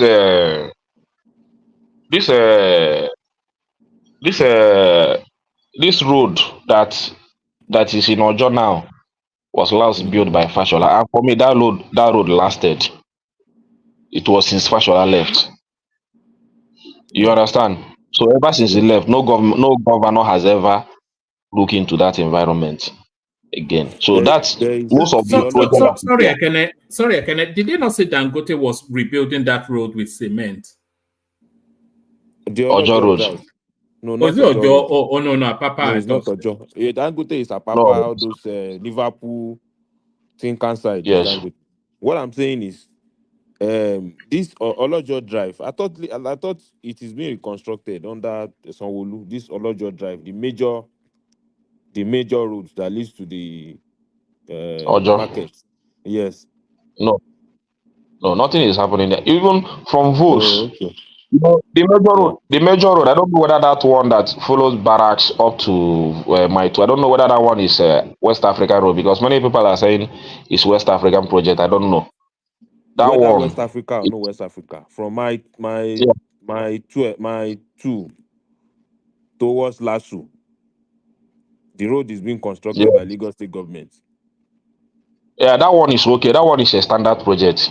I don't know the Okay. people consulted, but that one is a Thank standard. God. That one But too is Ojo once you get Axis. to So that Vos, there's a reason. There's yeah, a place I'm going to, because every time you normally paint picture of gloomy and doom picture. You don't usually say any positive side of anything. You only come and paint pictures of everything is bad. Everything is bad, and you still continue to live in that same place that is bad. So that's what I said I should point out. Then most of those inner roads, the commercial activity too contributes to why the roads on those inner roads of Ojo comes bad more often. yeah, whether the commercial One, activities are contribute, the roads are meant to be applied upon. You don't do road just to leave it there. People must use it, either truck or whatsoever. And those people using that road are paying heavy duties. Any container coming from Apapa to Ojo, once you get to Ojo, you are paying 200,000 naira. yeah, It's a fact. And now I think the price has increased to about 250 or 300 because to Ojo. they claim that You understand? there's more damages. Yes, I agree with Yeah, you. so once you drive that container from Apapa and you get to Vos, once you reach that Ojo local government, you must pay either 250 or 300,000 naira before you drive down to Alaba. And even before you get to Alaba, all those yellow people that used to wear yellow uniform, you will be given 5,000, 1,000, this and all that. That's Before what you I'm even saying. before you Is there before you open that container, they will must still there come and be any collect another. reason why all those containers must get to that place? Is there no other modernized form of offloading of your importing and exporting No, importing business? there must be reason because this is where they have their warehouses. Yeah, but You understand? enough. There's not enough government support. Is what seems to be because if they are being heavily levied, as Ekene is describing, and Yeah. the government knows that there's that heavy. They quantified the labor market and they said it's a $20 billion economy right there. And the local authority is taking all these heavy levies, 300,000, as Ekene is saying. So then it's incumbent on on that space to provide suitable. They know what is going on there, so why don't they provide infrastructures for it to happen?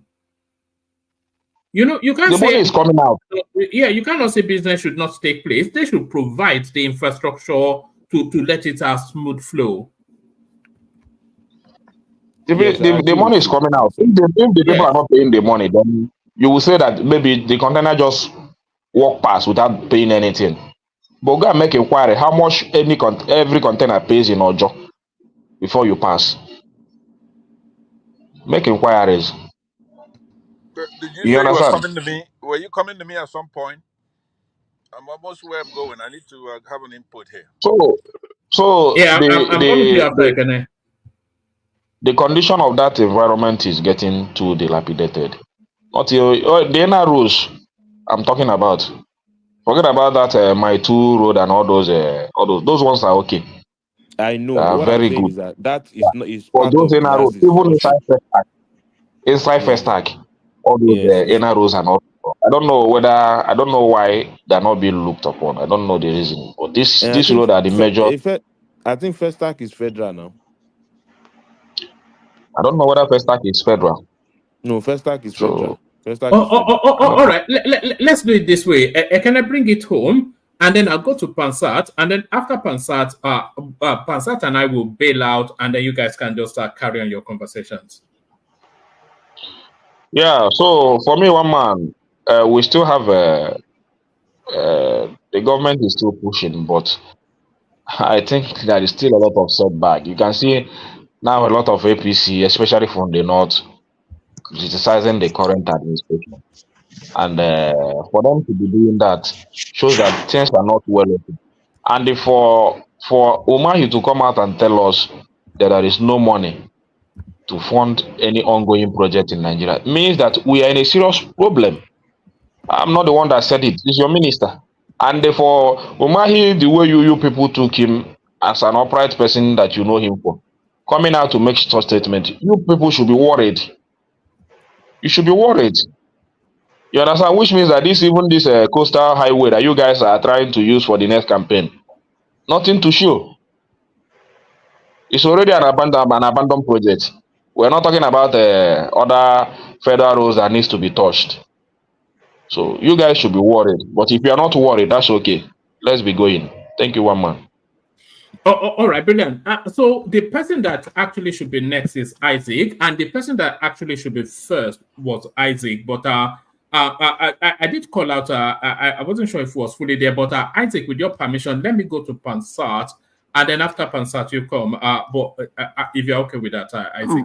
But one man, that's not fair. Why would Pansat come in before Isaac? Who is Pansat? But let me answer that question. I'm going to leave after Pansat, but if I leave now, because Pansat and Thomas will not have Pansat on his session, so okay. It's better he has his say. Ahead, one man. Go ahead. All right, sorry about that, Isaac.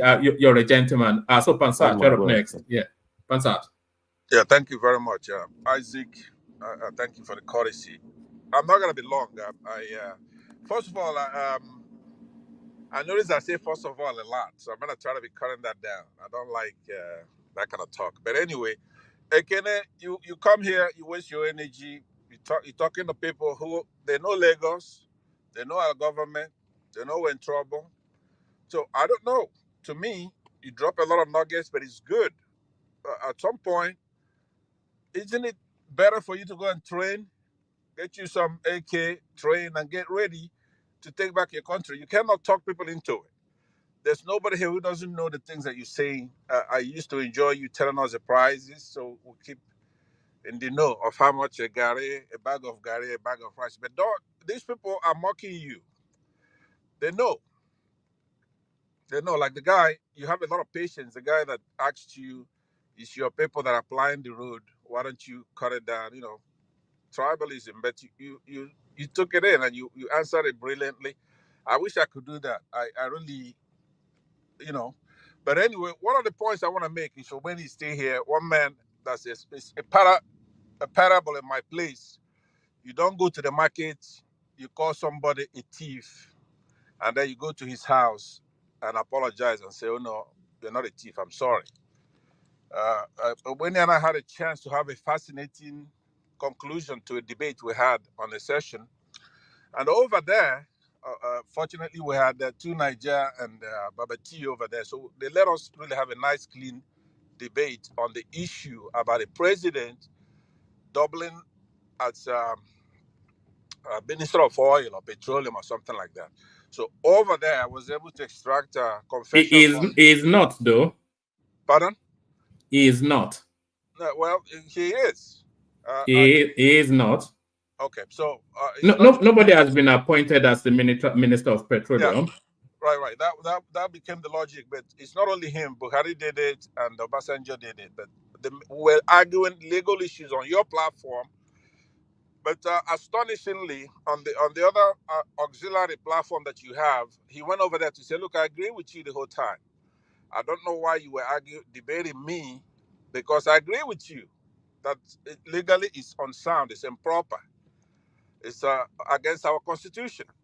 So that's documented. I recommend that you go and listen to it. We had a nice legal debate. I heard it, and it wasn't on an auxiliary platform. You know, it's a those streams, they are streams to multiple platforms. So hold on, Ogbeni. That was even on my position.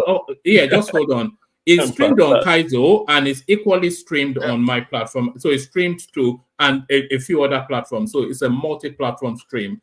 Yes, I did listen to it. I recommend everybody to go and listen to it because I know when he comes in now, he's gonna twist it somehow. But it's very clear. That was not my position. Yeah, but please.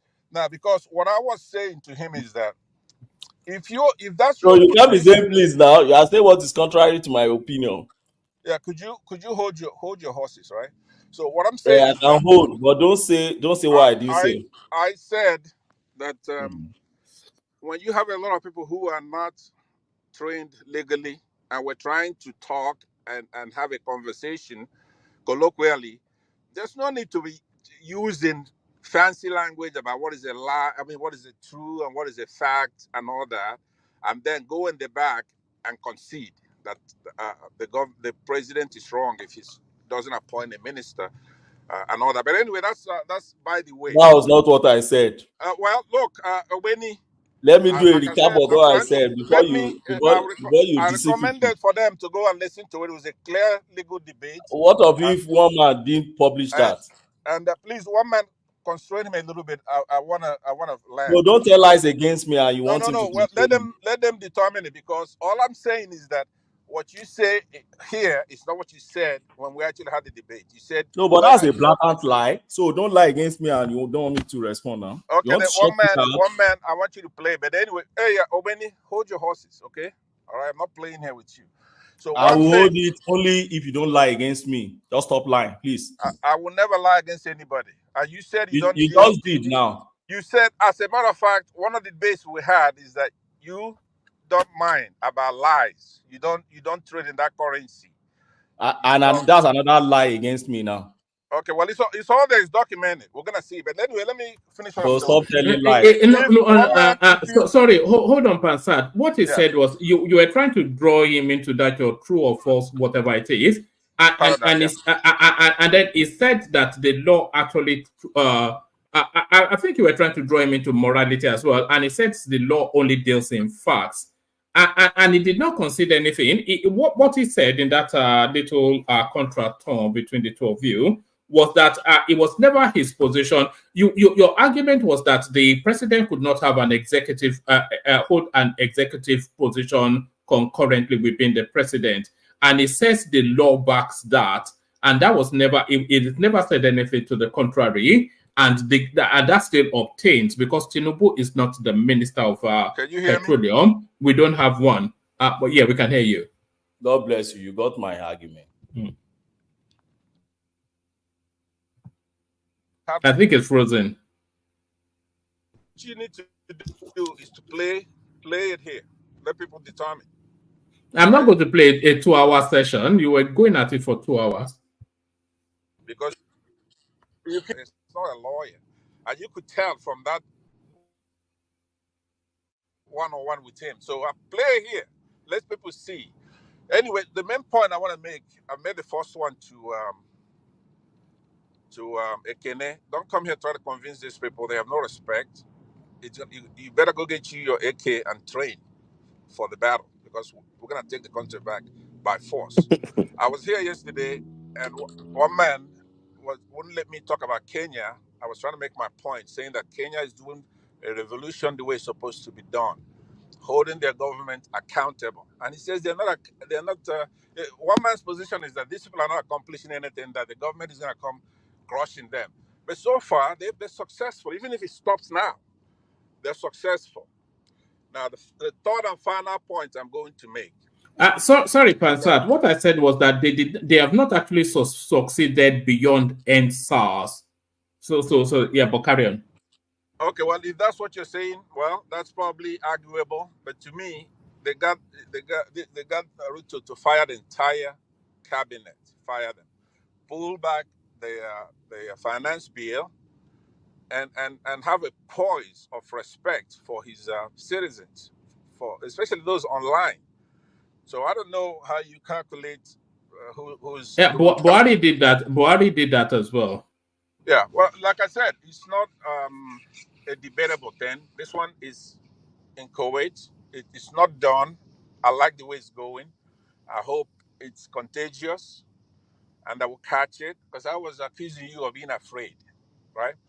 I said you are afraid of what's coming. apparently, if these guys are successful, like I think they're going to be, we're going to have to do the same thing. Now, Pansat, what? hold on. What one man said here was exactly what he said because I was on that platform, Kaiser, today. Okay, that's Yeah. exactly what he said. I can back him up on that. No, you know, Pansat lives in his own reality, but let him carry on. But what's happening in Kuwait? Okay, no, he likes to use that term a lot. Something in Kuwait, you know. I like it. I like it a lot. I like it a lot. Yes, But anyway, yes. what I'm saying about Man of Prestige, even when I left yesterday, he came in. He said his iPod, right? This guy, you really think if you anybody who wants to be iPod just becomes iPod? It doesn't work that way. Just because you make yourself iPod, you may not be accepted as an iPod. It's not like when you want to make a case, you become an iPod. iPod is not a joke. And as far as the organization, you may be a Biafran by gene or whatever, but I'm not gonna let you join IPOB. IPOB don't talk the way you do. Wow. It's not up to you. A lot of people they say, "Oh, I'm not Igbo." I see if you really want to be Igbo, we're gonna let you in there. Now, what I want to do, I'm driving as you can see, but remember, man of What happened to the Maybach? You've given it back. I mean, the rent is over. Did you had it for a week? I'm driving one of my Maybachs, number one. You see the badge up there, right? So it's one of them. Now, one man, I've been at the house where I'm showing you a bunch of my vehicles, my Denalis, my Corvettes, or whatever. A car is nothing in America, right? I'm driving the Maybach now, but here's what I'm telling you: forget about cars. See my mansions, but Pastor, why are you spending too much money on wasteful luxurious thing? Why not go and help your poor It doesn't own those things outrightly. Let me ask you something. It lives a rented life. There's no people in the village. I'm driving and talking on the phone. I see police activity there. Over here, you really can't drive, and so I'm gonna put this phone down a little bit. Listen to me, man of prestige. Why are you always picking on me? For whatever reason. I mean, I don't get. I don't have an issue with you. You're my California brother. But anyway, sometimes he says some gibberish stuff. I have to counter you. What do you mean sometimes? What do you mean sometimes? You mean all the time? I don't mean to. If I'm saying gibberish to you, believe me, I don't mean to say gibberish, right? So forgive me, but give me a break. Let me be able to finish my sentences, right? You're taking me off course. All right, carry on, Pastor. Carry on. Now, first of all, I see that. First of all, I don't know how I got that in the first place. Where's Ajan Lekuku? What happened to him? I haven't seen him in a few years. It's on holiday. Ajan Lekuku on holidays? I don't believe it. What happened? It's exactly where you are. I think it's in California. I think it's in Florida. It's in Florida. On one-man holiday. Yes. All right, no problem. I just he's actually listening. Sometimes he wants to come in when he gets to. But yes, he's listening as we are speaking. Carry on. Okay, I'm happy there's nothing that went down. I know that we're losing a lot of people on this platform because we don't seem to get along. We lost Emeka the other day, quote unquote Emeka. The Yoruba guy that calls himself Emeka. Emeka was here. Emeka was here earlier on. What do you mean lost? What do you mean lost, Mr. Pansa? We lost that Mike because he's too extreme for one man went to more. Can you believe that? Mike is coming. Mike is coming in for the after hours. Yes. I've been. This is where I call you. We lost the best one of them, or Chioma. I don't know where she is. A beautiful. Chioma is on the platform deleting people as we speak. All right. Anyway, one man. Sorry, really, we don't really have some toxic people on this platform. So who are they deleting? We have some nice people on. We have some nice panelists to be sincere. All right, carry on, Pansa, because I want to bail. Yeah. Okay, yeah. So one man, what I wanted to say is to the Tinubu administration. We know he's illegitimate. Let him flow I for just a wanted bit. to Don't worry. Let him continue. All right, yeah. All right. So we know he's an illegitimate president, but you know, I really don't hold him accountable for that illegitimacy. I believe that the Buhari administration with Mahmoud of INEC rigged him into the office. He would have lost all the way. He lost his own state. He probably lost his own voting booth, like Showore, right? He would have lost completely all the states, but they turned off the beavers.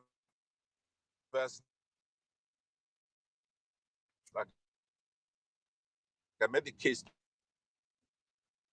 the other day. That's not you're breaking. You're breaking. Pansat, you're frozen, so I'm not sure. If you're not back in about a second, then I might just have to. Oh, all right. Once Pansat is frozen, let me just use that window to acknowledge the super chatters. One man before you go. However, there are things that he's doing, such as and it's gone again. Let me remove the cam. Maybe it'll be better without the cam. Oh, all right, carry on. Is it better?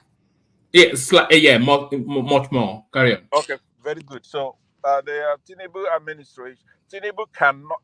Here is one thing we'll cross our finger. Maybe he'll be there until next year. I don't think he's gonna last till next year. Now, but if he does go all the way and make it to 2027, he's not gonna win a single state. He cannot rig an election. He doesn't have that kind of gravitas. That's not his strong suit. Now, he could pay off people, but that election in 2023, Nigerians could not be bought. And they realized that very late. What happened in that election was that they turned off the beavers and the coalition system, right? That's not going to happen again. Nigerians are going to let that happen again. So it's not his strong suit. He tried to buy Lagos, buy all kinds of places, but he was unable to do so. It wasn't for sale. Nigerians were determined to make a change to a new Nigeria. So those who prognosticate here daily, all you have to do is to actually pray for this man to last to the end of the year. But the reason why I'm talking about that now is this local government issue. Yesterday, I was armed to the teeth to discuss it. I wanted to let people know what kind of democracy we have in the local governments. I had the numbers. But there's one broad figure I'm going to give you now. If you go and Google it, you're going to see, obviously, the government that's closest to the people is the true democracy. So if you go look at the southeastern states, how many women are chairmen of their local government? It's astounding. It's excellent, like 30, 40%, sometimes 50%, from Abia, Enugu, Anambra, even Ebonyi itself. And then you look in the north, and it's like 1%, sometimes zero. They don't have local government chairmen. Now, when you talk about the councillors themselves, it's astounding in the southeast, which gives you that democratic background, the backbone, which is what we have to promote. Now, this happens to be something inadvertently intended that is good. It's not. This is not why Tinubu is doing it. He's not doing it, for example, to win the elections, or he's not doing it to advance democracy. What it is part of the package of what Northerners push. They know. Are you gone again? Pansat. All right, the super chatters, that's Ayo right there, and that's Ayo still. That's Isaac Ojo, who both on screen and here. That's Alexander Gomez. Alexander passed by. Alexander did several days, so that's Alexander still. That's Topper O right there. Always does that when she's around. That's Tema Jack. Often has conversation with us via super chat. That's still Tema Jack. Alexander Gomez still. So that's Alexander Gomez. That's Tima Jack still. This is Ola, who has not joined us on the screen, but via super chat. That's Kulata doing as he often does, and that is Kulata applauding Ekene's new venture into cattle rearing. So thank you. I think Pansat dropped, so should I as well. So Thomas is over to you. Isaac next. Prince Daddy. Man of Prestige is here. You have BQB. I have Joel of Nashville. We need to keep a legal eye on proceedings. So thank you. One man before you go. Yeah. I was going to ask you, before when you and I was talking earlier, but before then I was watching something just to bring it up because we was talking about men look or whatever. Then I think I wrote on the chat that looking good looking or otherwise is not nothing. Power, like you properly stated. I mean money is prestige and power. So that's what really counts. So I was watching something about this Indian guy. It was broadcast live on CNN International. I don't know if you saw it. That before you and I was talking earlier today. Did you see it about the wedding? You mean the one that Rima went to and got paid 3 million? Yeah, he got about 3 million, but I think Rihanna got about 9 million. I said, what is this? That's like a wasteful, man. But that's what richness got you, because the guy so those are billionaires now. Yeah, he worth about 117 billion. Yeah, the family, I was able to find out. He only sang one song there. Yeah, Rema. Yeah, I watched it too. And they got $3 million. Before you and I was talking. Yeah. Okay, I'm glad. I was just talking about in reference to when we say about men and power. So, anyway. The most attractive thing to women is power, not good looks. It's power, definitely. Who care about how you look? They don't care. Man of Prestige. Yeah. Man of Prestige. I was so surprised that you were so quick to mention a wedding and you forgot the gaps made by your man. Oh, don't go there. We already finished that. Joel, calm down. Joel, calm down. One man. Let's change the subject. Don't go there. Don't worry, we're going there. But after Joel, after we hear from Isaac, you can really suck it to him because I think Prince Daddy is waiting to suck it to him as well. So it's very necessary. Very necessary. Yes, because as much as I detest Trump, I cannot just imagine another 4 years of Biden. One man now, you know me now. I'm equal to the task. I mean, I can handle both of them. So there is no doubt. So, but anyway. All right, Isaac, let's hear from you, Isaac. So Isaac, with your permission, I'll bail out as you take the floor. Over to Thomas. Thank everyone. See you tomorrow. Thank you, Aman. So, Thomas, are you there? Can I? Yeah. Thomas, let's have the music, please. The general. Isaac, just let me. Isaac, just give me 30 seconds. Thomas, báwo. Àlàáfíà ni ẹ kálẹ́ sà, ṣàlàáfíà ni.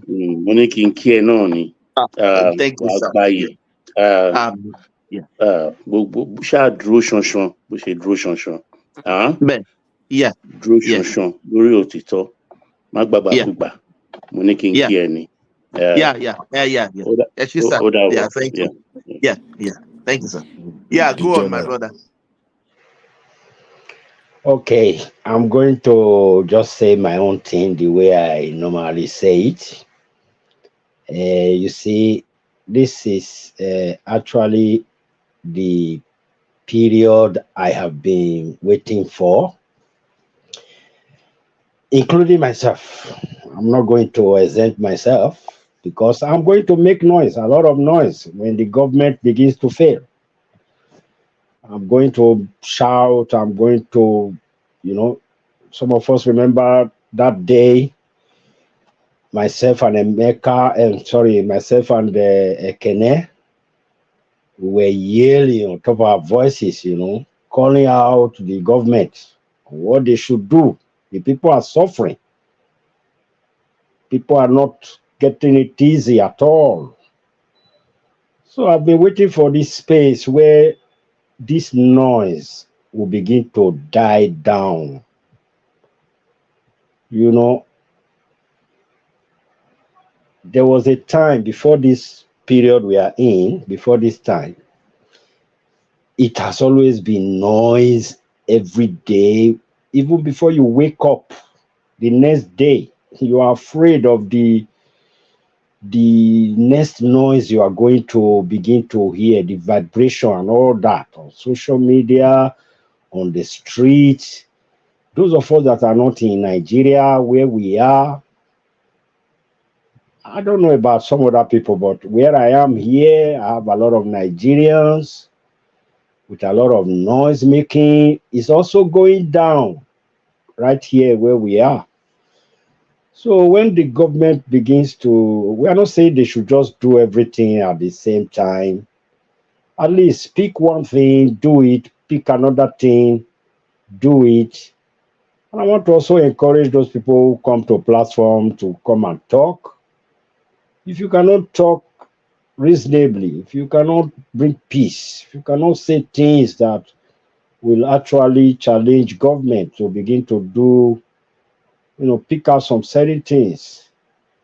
I applaud Mr. President. It was a very short clip of him that one man shown to us.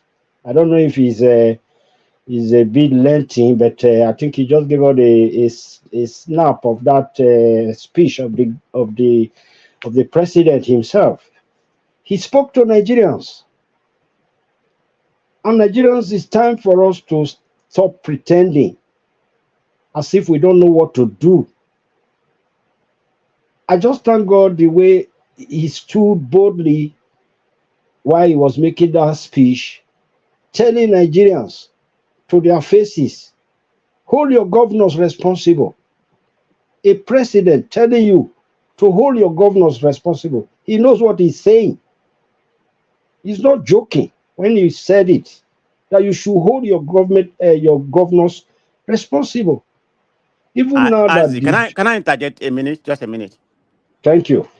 Go Okay, ahead. if I understand where you're driving to, so just because of this landmark ruling, about the local government, which is a right thing, which I applaud, but it's a process that might take 5 to 6 years, and some of the things need to be changed, and some before they can arrive at this. So, are you telling us that because of this landmark ruling, it has diminished the predicament we are having in that country? Is that what you are trying to say? If I'm wrong, you let me know, because it seems like you are driving to, because he has come out and spoke once in a year. He's supposed to be speaking to us quite often, like the Kenya president does.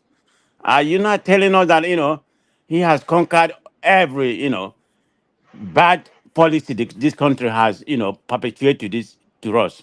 I mean, this government has perpetuated to us. Is that what you're telling us? Yeah, man of prestige. Maybe my own understanding might be kind of archaic. I don't know the way I No, understand. it's not. I'm not going to accuse you of that. It's your opinion. Yeah, the way I thought I understood it, the way I thought. Maybe someone else, like Benny, will come and maybe just throw a little light. I thought now that Obeni is not a good example. Obeni cannot be a good example of people you can make a decision. I mean, okay. that's just me, but I'm just saying. Okay, you can consult. You can consult Joel. He's a Google lawyer. He's the best example. Ogbeni, I'm not going to go too. Yeah, I'm not going to go too far. I'm just going to drop it on this very point. Then I want you to just use maybe a minute of my time remaining to make me understand what I thought I understood. Now, this is what I thought. I thought the Supreme Court already gave verdict, already gave judgment on that this payment should be made. I'm going to use every of my layman understanding to say it. This payment should be made directly to the local government, so that excuses we've been hearing, things doesn't go to the root, to the people from the local government, that it stops at the governor's seats. And there is this propaganda that the governors, like Hopu Zodima is a Fulani governor. All this money you are saying about, they are just million. Federal government will give him, it takes some portion back to federal government. That's why it doesn't come to people, blah, blah, blah. Okay, now, Supreme Court has given that verdict. Federal government now, we shoot the money. That is what I thought. We shoot the money straight to the account or whatever treasury of the local government, and then they will take that money and work for the people. That's what I thought. So Benny, I don't know, somebody coming to tell me that it's going to take another 7 years for the process. I don't really know. Thank you very You much. are I'm right. done. It doesn't take any 7 years. You are right. I No, think no, no, what no. What I'm saying that government of some of the Prestige is saying some of the is process that has to be fine tuned for us to arrive what might be desirable to to that country. That's my point. I mean, no. look, So wait, are you telling me that everything is well and done right now? It's just going yeah, to be easy, right? Man, sorry, Ogbeni, before you come in, I really want you to just put it. Man of prestige, sorry for that. You see, for my own, as a Nigerian, a patriotic one for that matter, I am sick and tired already for what is happening to my country. So all this is not possible. It's not possible. I don't need it. I don't need it at all. Even though I'm not there, fine. I have one or two people there. I don't really have so much people there because all of them they've all jackpot since. So we are all here. Then at least we still have one or two people. When I say one or two people, I mean real close family. Extended, they are large. They are there. I'm from a very large family. Extended, those ones, they are on their own. But the ones very close, we are very few there. So all these negative things, I really want it to come But to an Isaac, end. my So, brother, you can't control what people said. I mean, there's no way. People are going to narrate how they feel, whether you like it or not. But it's up to. man of prestige, look at what I did today. Do you know what I did today? I don't know. You tell me. I challenged somebody where we were sitting when he was yelling, Nigerians are dying, Nigerians are fainting. I had to go to YouTube and I put something there. I just tapped Nigerian markets. I started seeing documentary people, YouTubers go into the market, and I started studying, like looking at the people's faces, like looking at them. All I saw was those days when I was growing up. It's still the same thing. Like we go to market, I see some wheelbarrow people sitting on their wheelbarrow, wait, excuse me, waiting for the next woman that will call them and then take their load to their shops and get their money and get out of there. I was seeing all those things, all those activities, daily activities, people pricing tomatoes and then not able to buy it, go to a better, a more suitable one for them to buy and all that. Somebody buys snail. I was seeing all of them, and all I concluded was that, oh, okay, I think the difference between my time at that time, because things were hard in my time. I knew when sometimes I go to the market with my mom, she would go to this shop, a shop, maybe price meat. It would be too expensive for her. You understand? I'll feel sorry for her. Why she will not go to the next table to look for a suitable one that she will take home for us to eat. Things were, the difference I see between then and now was just that this time around, people want to get everything at once. People's, is it greed? Or I don't know. People want to get everything. They don't want to pass through process. They want to get everything at once. That's what I see. Thank you very much. Can I interject? On that local Can I government interject, please? issue, on the local government issue where they said they are going to pay them now, start paying them. I thought it's going once that judgment is done, let me answer the next that. the next payment, federal government should give them their money directly. That's what I Let me thought. answer that. Thank you. Can I answer Obeni, that? Obeni, Thank please, you. before you go, Obeni, please, before you go, let me just make this, then you can take it from there. Mr. Isaac, Yes, sir. I don't know when you were born. God bless your I'm heart. 58 now. I'm 58 by November. So probably it was in the 70s. It was the 70s. Okay. 69. 70s, 60. I'm sorry, 60. 67. Okay. 67. Okay. I was So born during then the Biafra War. the Biafra War. So let's just say, okay, the war went by and all that. Inflation wasn't what it was today. The dollar exchange rate wasn't what it was today. In fact, even our population wasn't what it was today. So I can understand, hardship is relative. to period. I mean, what you consider hardship might not be what I consider hardship in my own time. But you see, there's a bare minimum. There's a standard. There's a foundation for all of this, and which brings me to now. Yeah, you say you see the YouTubers. Yeah, they go in there with their cameras. Cameras. Yeah, they go do videos and all that. It does not tell you the story. And it's not just like I am trying to go back and forth with you now. You see, if you want to know what is going on in Nigeria, you have to travel to Nigeria to see what is going on, because most times, even the media does not tell us the actual truth. When I went to Nigeria in 2022 December, if I'm not mistaken, yes, I came back on this show and everybody was on me. I am a prophet of doom. I'm a prophet, and they all say, man, I was just crying. In fact, they even gave me a name then, that anytime I come in here, it's Nigerians are suffering. Nigerians are suffering. Until, until some of them, like Thomas, started traveling after me. When Thomas came back, Thomas was like, Labroso, wow. I said, what did happen, Thomas? What did happen? I said, Thomas, what did happen for him, man? Thomas was like, Labros, man, wow. Man, people are hungry.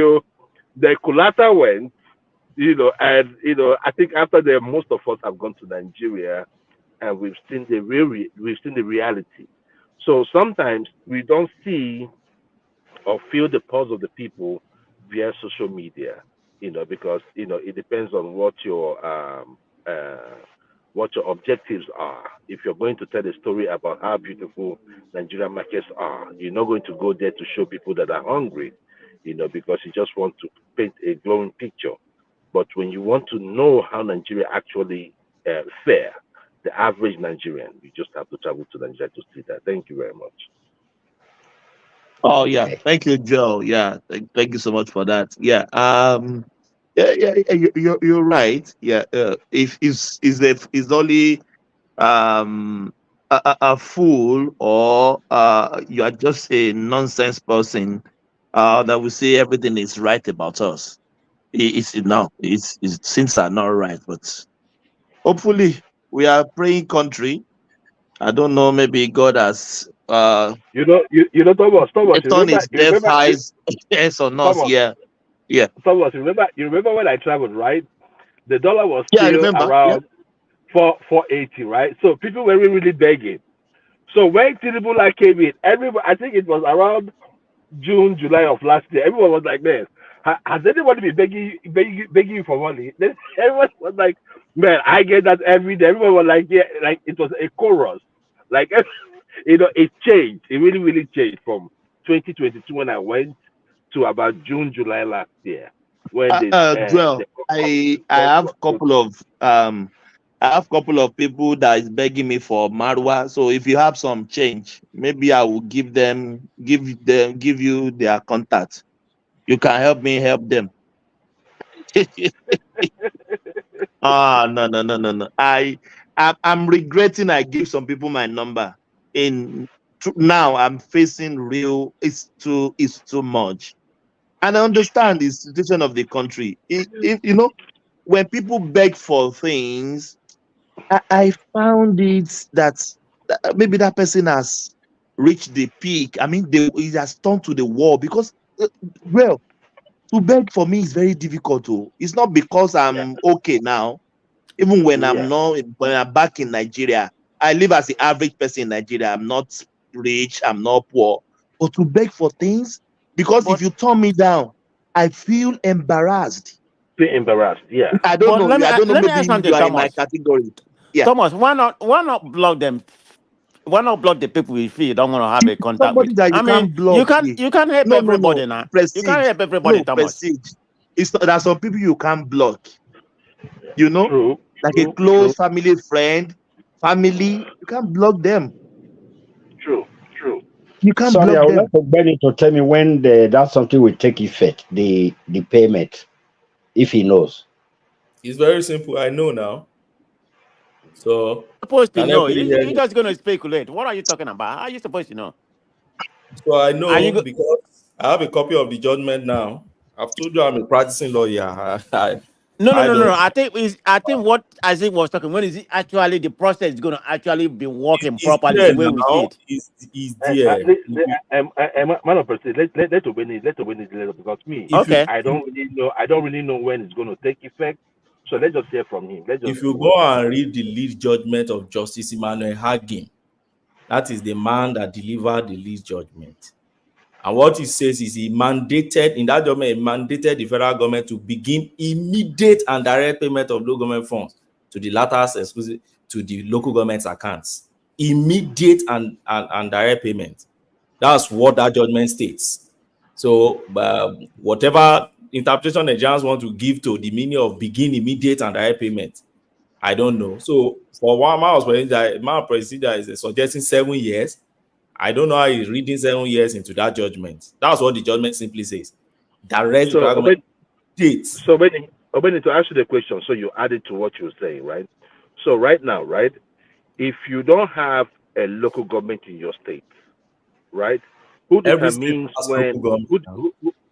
No, not every state. I mean, I'm talking like a local government chairman. Okay, yeah.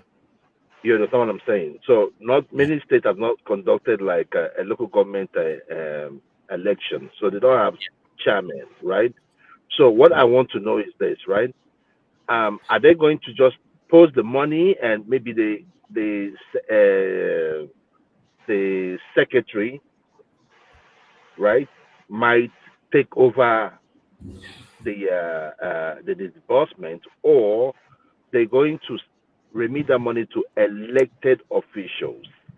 And so if you do not have one, would the federal government have the right to withhold the money until you organize one? Because that would be like Joel, a don't you catalyst. think? Don't you think this will be at the advantage of the people? Why do I say that? Now the governor would be compelled. What did I say?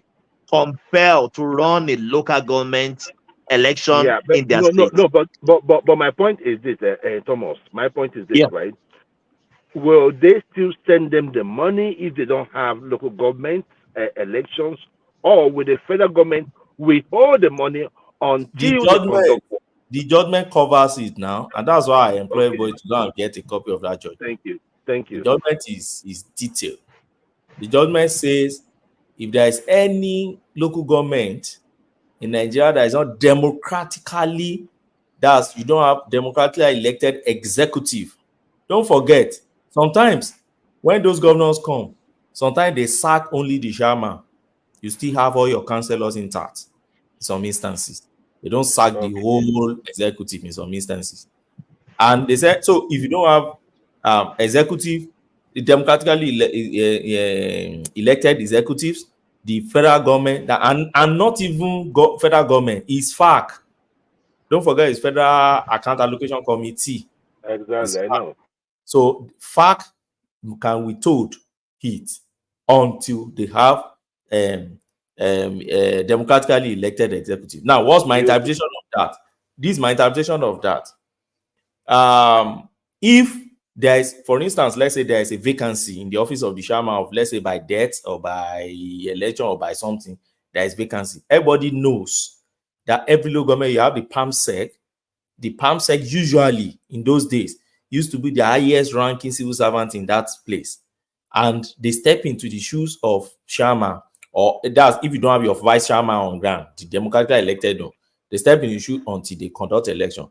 Until when our governors during Yaradua started appointing sole administrator, which was the relics of the military government, and they started appointing rubbish into that space. So for me, and that's why I said They call it caretaker. caretaker. Those caretaker, they start appointing. So for me, as far as I'm concerned, if a governor now look at Soludo. Soludo has reacted to this. Soludo said, in view of that judgment, he's going to hasten up and conduct election to his local government. That was what Soludo said yesterday. He heard the decision and said in view of this, is going to hasten up and conduct election. When they leave Soludo, those ones they did not want local government. Look, see, leave all this governor. This judgment is a landmark judgment. Yeah, it is. And I love this judgment because, you see, I have been calling for the local government to start. I just want to confirm: is this Supreme Court or Appeal Court? No, it's Supreme Court. Supreme Court. So that is the final. There is nowhere to go anymore. Appeal Court. Because Obeni, I remember those days. No. Joel, let's confirm. Is it Supreme Court or Appeal Court? It's Supreme Court. They say it's Supreme Court. Yeah, somebody said it's Appeal.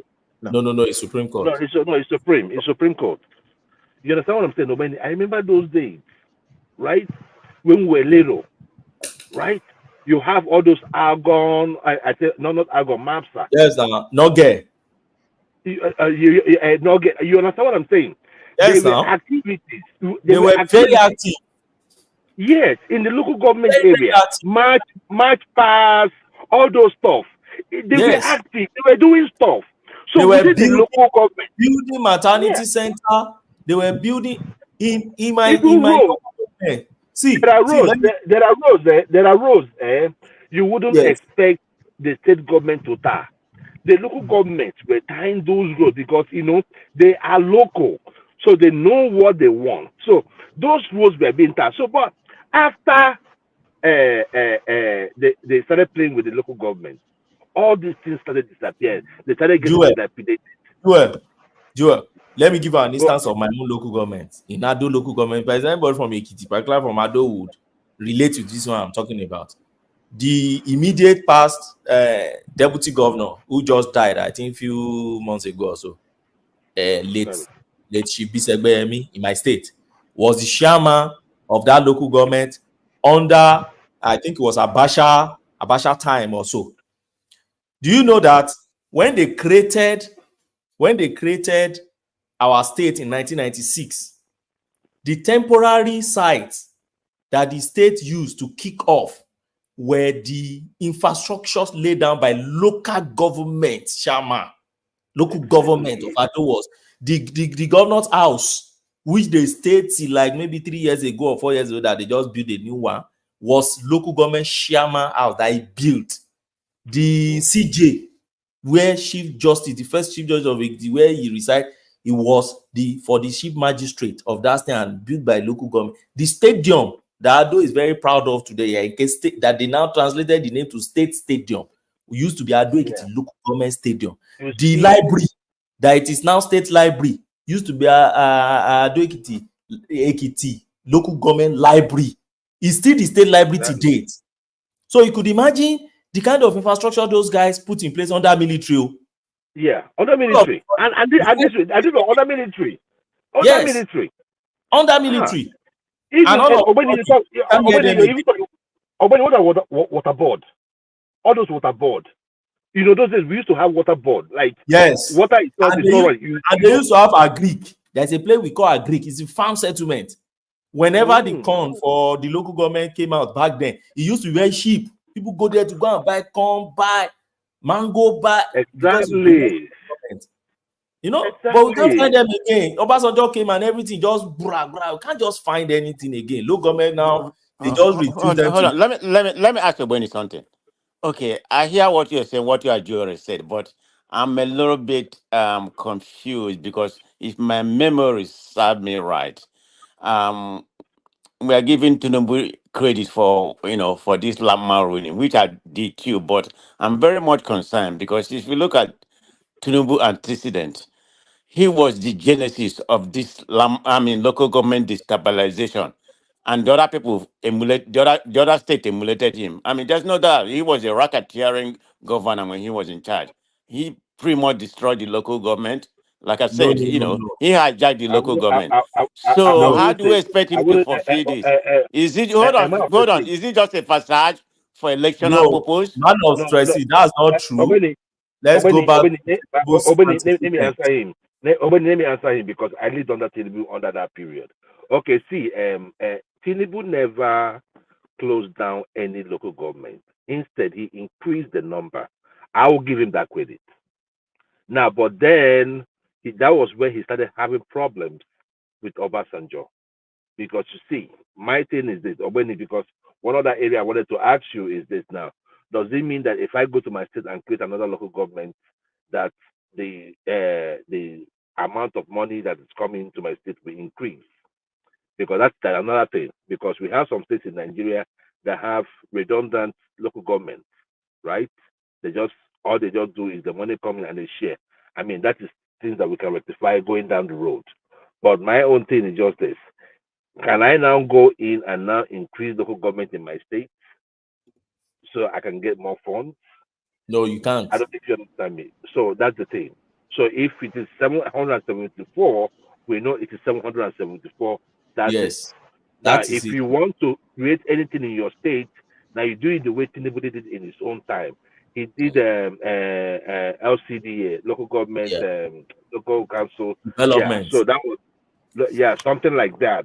Just to increase, because then OBJ wouldn't allow him to increase the number of local government in the state.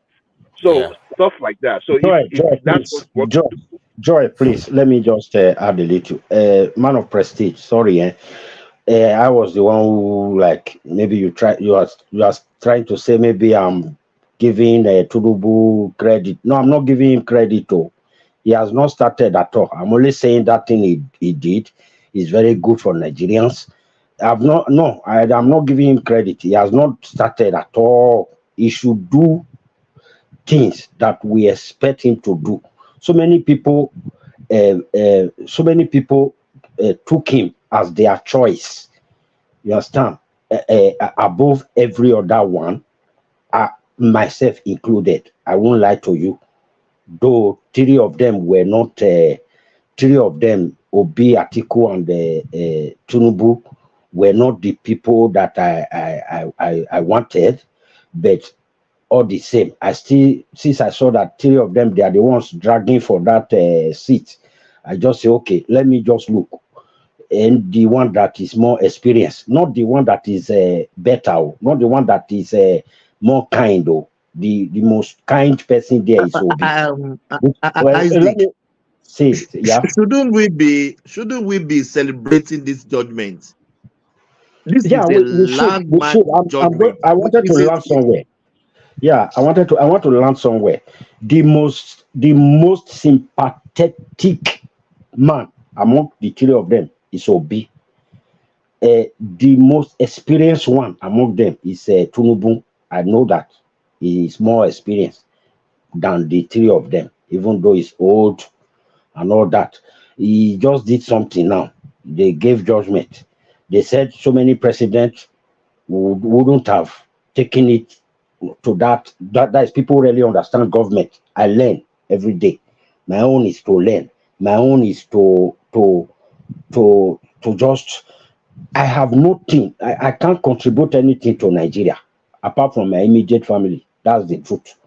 Or maybe I'm a very good giver. Fine. Even where I am right here, I don't want to use my eye to see anybody that lacks. Like, you are around me, you don't have something. No, it touches me. So I can't. I'm not that rich. I can't begin to just throw money to Nigeria and say, all of you take. I'm not like Dangote and all that. But I still want Nigerians to feel that something in their country. So I'm not a man of prestige. I'm not praising him. He should do better. He should do more. There are a lot of things. There are a lot of things that will make that country to become what we are praying for, what Ekene is praying for, what Pansat is praying for. I want Pansat to start singing a different music. When government start doing things, that even they say ikwa bugberame arao odege. When you give a blind man something to drink and you pour a lot of dirt inside that liquid, even if it's water, a lot of dirty inside that water, the blind man will see it because you pour a lot of it. So please, if the government can begin to, handle things one after the other like this. Anyone that comes in, and then I now see people like Pansat changing their music. My brother, I'll be so happy. I'll be so happy with myself. So I'm not President Tinubu. Thank you very much. Isaac, I'm not castigating you, okay? Don't misunderstand me. I always love when you come in this platform. Believe me, okay? I'm not castigating. You have a right to vote for whomever you want and be proud of it. Believe me, I cherish that. I like people who are very, honest to themselves. And when they come to the platform, they still maintain this. And having said that, this is to Thomas. This is why I love Thomas so much. He is a Yoruba centrist. There's no doubt about it. And there's nothing wrong with that. He said, Miloko, I'm going to vote for Yoruba man. And, that's who I vote for. I love me. I see, I like people who are very honorable. I consider Thomas to be in that pedigree. So, I love it. If you want to vote for Yoruba or someone and you say, Obi is my messiah, power to you. But, I love that about you. Thank you very much. Yeah, thank you. Yeah. Is still Ogben is still there? Yeah. Yeah, I'm here. Yeah, sorry. No, I'm not a lawyer. You should educate us. When you are taking case to court, there will be a plaintiff and there will be a defendant. So this case we are talking about, who is the Talala Tako? You understand what I mean? I don't know how to put Yeah, it. so it was the federal government against all the 36 state governors or governments. Yes, no. Really? Yes, no. Against all the 36 state government. The governors are vexing, man. They are vexing, seriously. Even Adamawa government and sue the federal government on this issue. That's the latest. It's a major fiat for it takes So somebody state governor against the federal government. It takes a bold president to put this out. I'm telling you. Oh my God! No, it is good, Owen Thomas and Joel. Okay, kudos to him. I'm not in any way trying to diminish this achievement. It's an achievement, okay, But what I'm saying, don't expect everybody, the people with partisan politics, they may talk about it. They don't want to mention his name. That they still be talk about it. That Tiku doesn't want to mention his name. That is a typical, partisan politics. But we ordinary people, we have to say it how it is. Forget about the politician, if they don't praise it. Man of prestige, Nigeria should be, when they woke up this morning, they should be trooping to the streets. I don't know about that. Like I said, it's a process. I think when he's trying to come in and tell us exactly what the Supreme Court verdict was. But the area I was talking about, when I said it has to be fine-tuned for we to realize, there's different process. It has to go. I'm not saying the law is not effective. I think I read briefly about that. You are definitely right. But something has to be fine-tuned that the disbursements of the federal allocation, how it has to get through, not through the government and some other things, it's still, in the Nigerian space, if it is where you are now, Thomas, it's going to be an immediate effect. The process, is not going to take anything. My brother, it will be like immediate alacrity. Right. Immediate. But I'm talking about the process. You and I know about Nigeria's situation. It's not even the president, he has done well in that regard. So that's my opinion. Thank you. Yeah, you're welcome. Thomas, another angle, Obeni, another angle many people are not looking at it from is, the power balance. The power balance has now shifted from the governors. You understand? Now, if you're going to do an election, that depends on who you want to go to. You want to go to the governor? Or you want to go to the local government? You came out with this narrative. I think Kulata tweeted that yesterday. It's about the dynamic change in the power when you come to presidents and something like that. You're going with that narrative too. Yes. That's the first thing I thought about, because I've been following politics for some time, right? Those days, they used to be more politics at grassroots level, right? At the local government level. So after the local governments were played on, we started having the governor. So now they determined, what happens, between the presidency and whatever elections we're going to have. But right now, with the local government, the power balance is off. Now, the local governments now are in play, for anyone that wants to go into the presidency, you don't necessarily have to talk to the governor. If you have local government chairmen that are loyal to you, you can pull a string. So that's another aspect that Owen, I would love you to talk about. Thank you.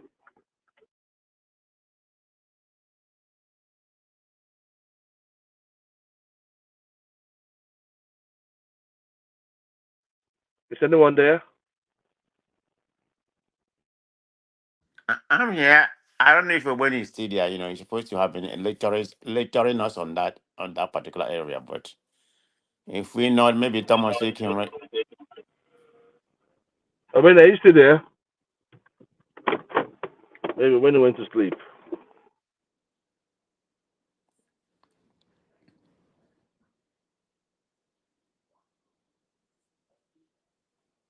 Okay, I don't know how many people on the platform.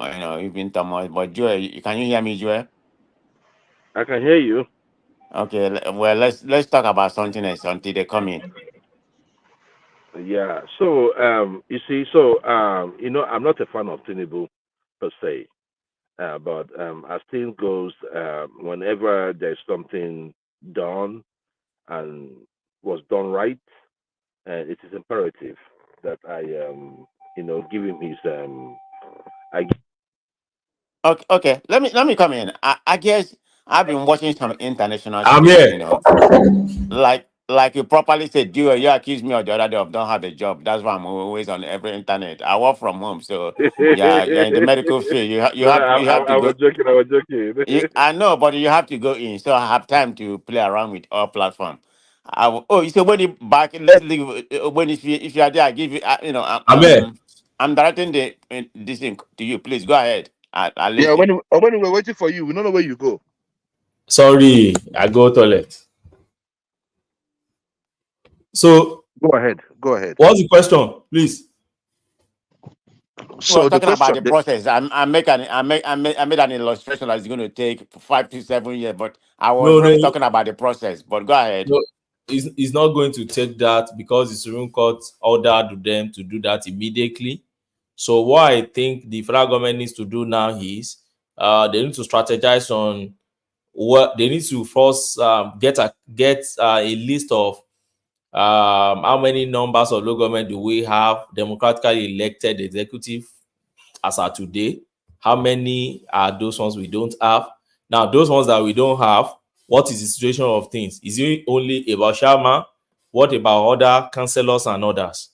And then is within the discretion of the federal government to decide whether for now they will give governors ultimatum. All governors that don't have democratically elected executive at local government level, give them ultimatum and say conduct election by so time, then we'll continue sending this money to those local governments. But if you don't conduct at so time, we'll start complying with the Supreme Court by holding the money. And that's what I'm thinking in my head. But what the judgment says is that start it immediately. And that's why I said my own advice is first, by now, CBN should have sent circular to all commercial banks in Nigeria and say, look, there's a judgment of Supreme Court. I don't want to see any jack account or whatever you maintaining for any state government as customer. Close them down or you face penalty for now. Let's phase that out. If we phase that out, then write all local government authority and say, look, submit your authorized accounts. Maybe chairman, vice chairman, secretary, and PAMSEC, they will know the way they open accounts, and then furnish FAC, FAAC with it within so time, so that we can start processing your money. In the next 1, 2, 3 months, they should be able to put that through and start doing this. I don't think, for me, I think what we need now is keep even this celebration thing. I believe is the awareness, and that's why I agree with what Chief Femi Falana said today, or was it yesterday? That see, it is time to raise Nigerians' awareness. It is time to raise our awareness towards the local government areas in our state.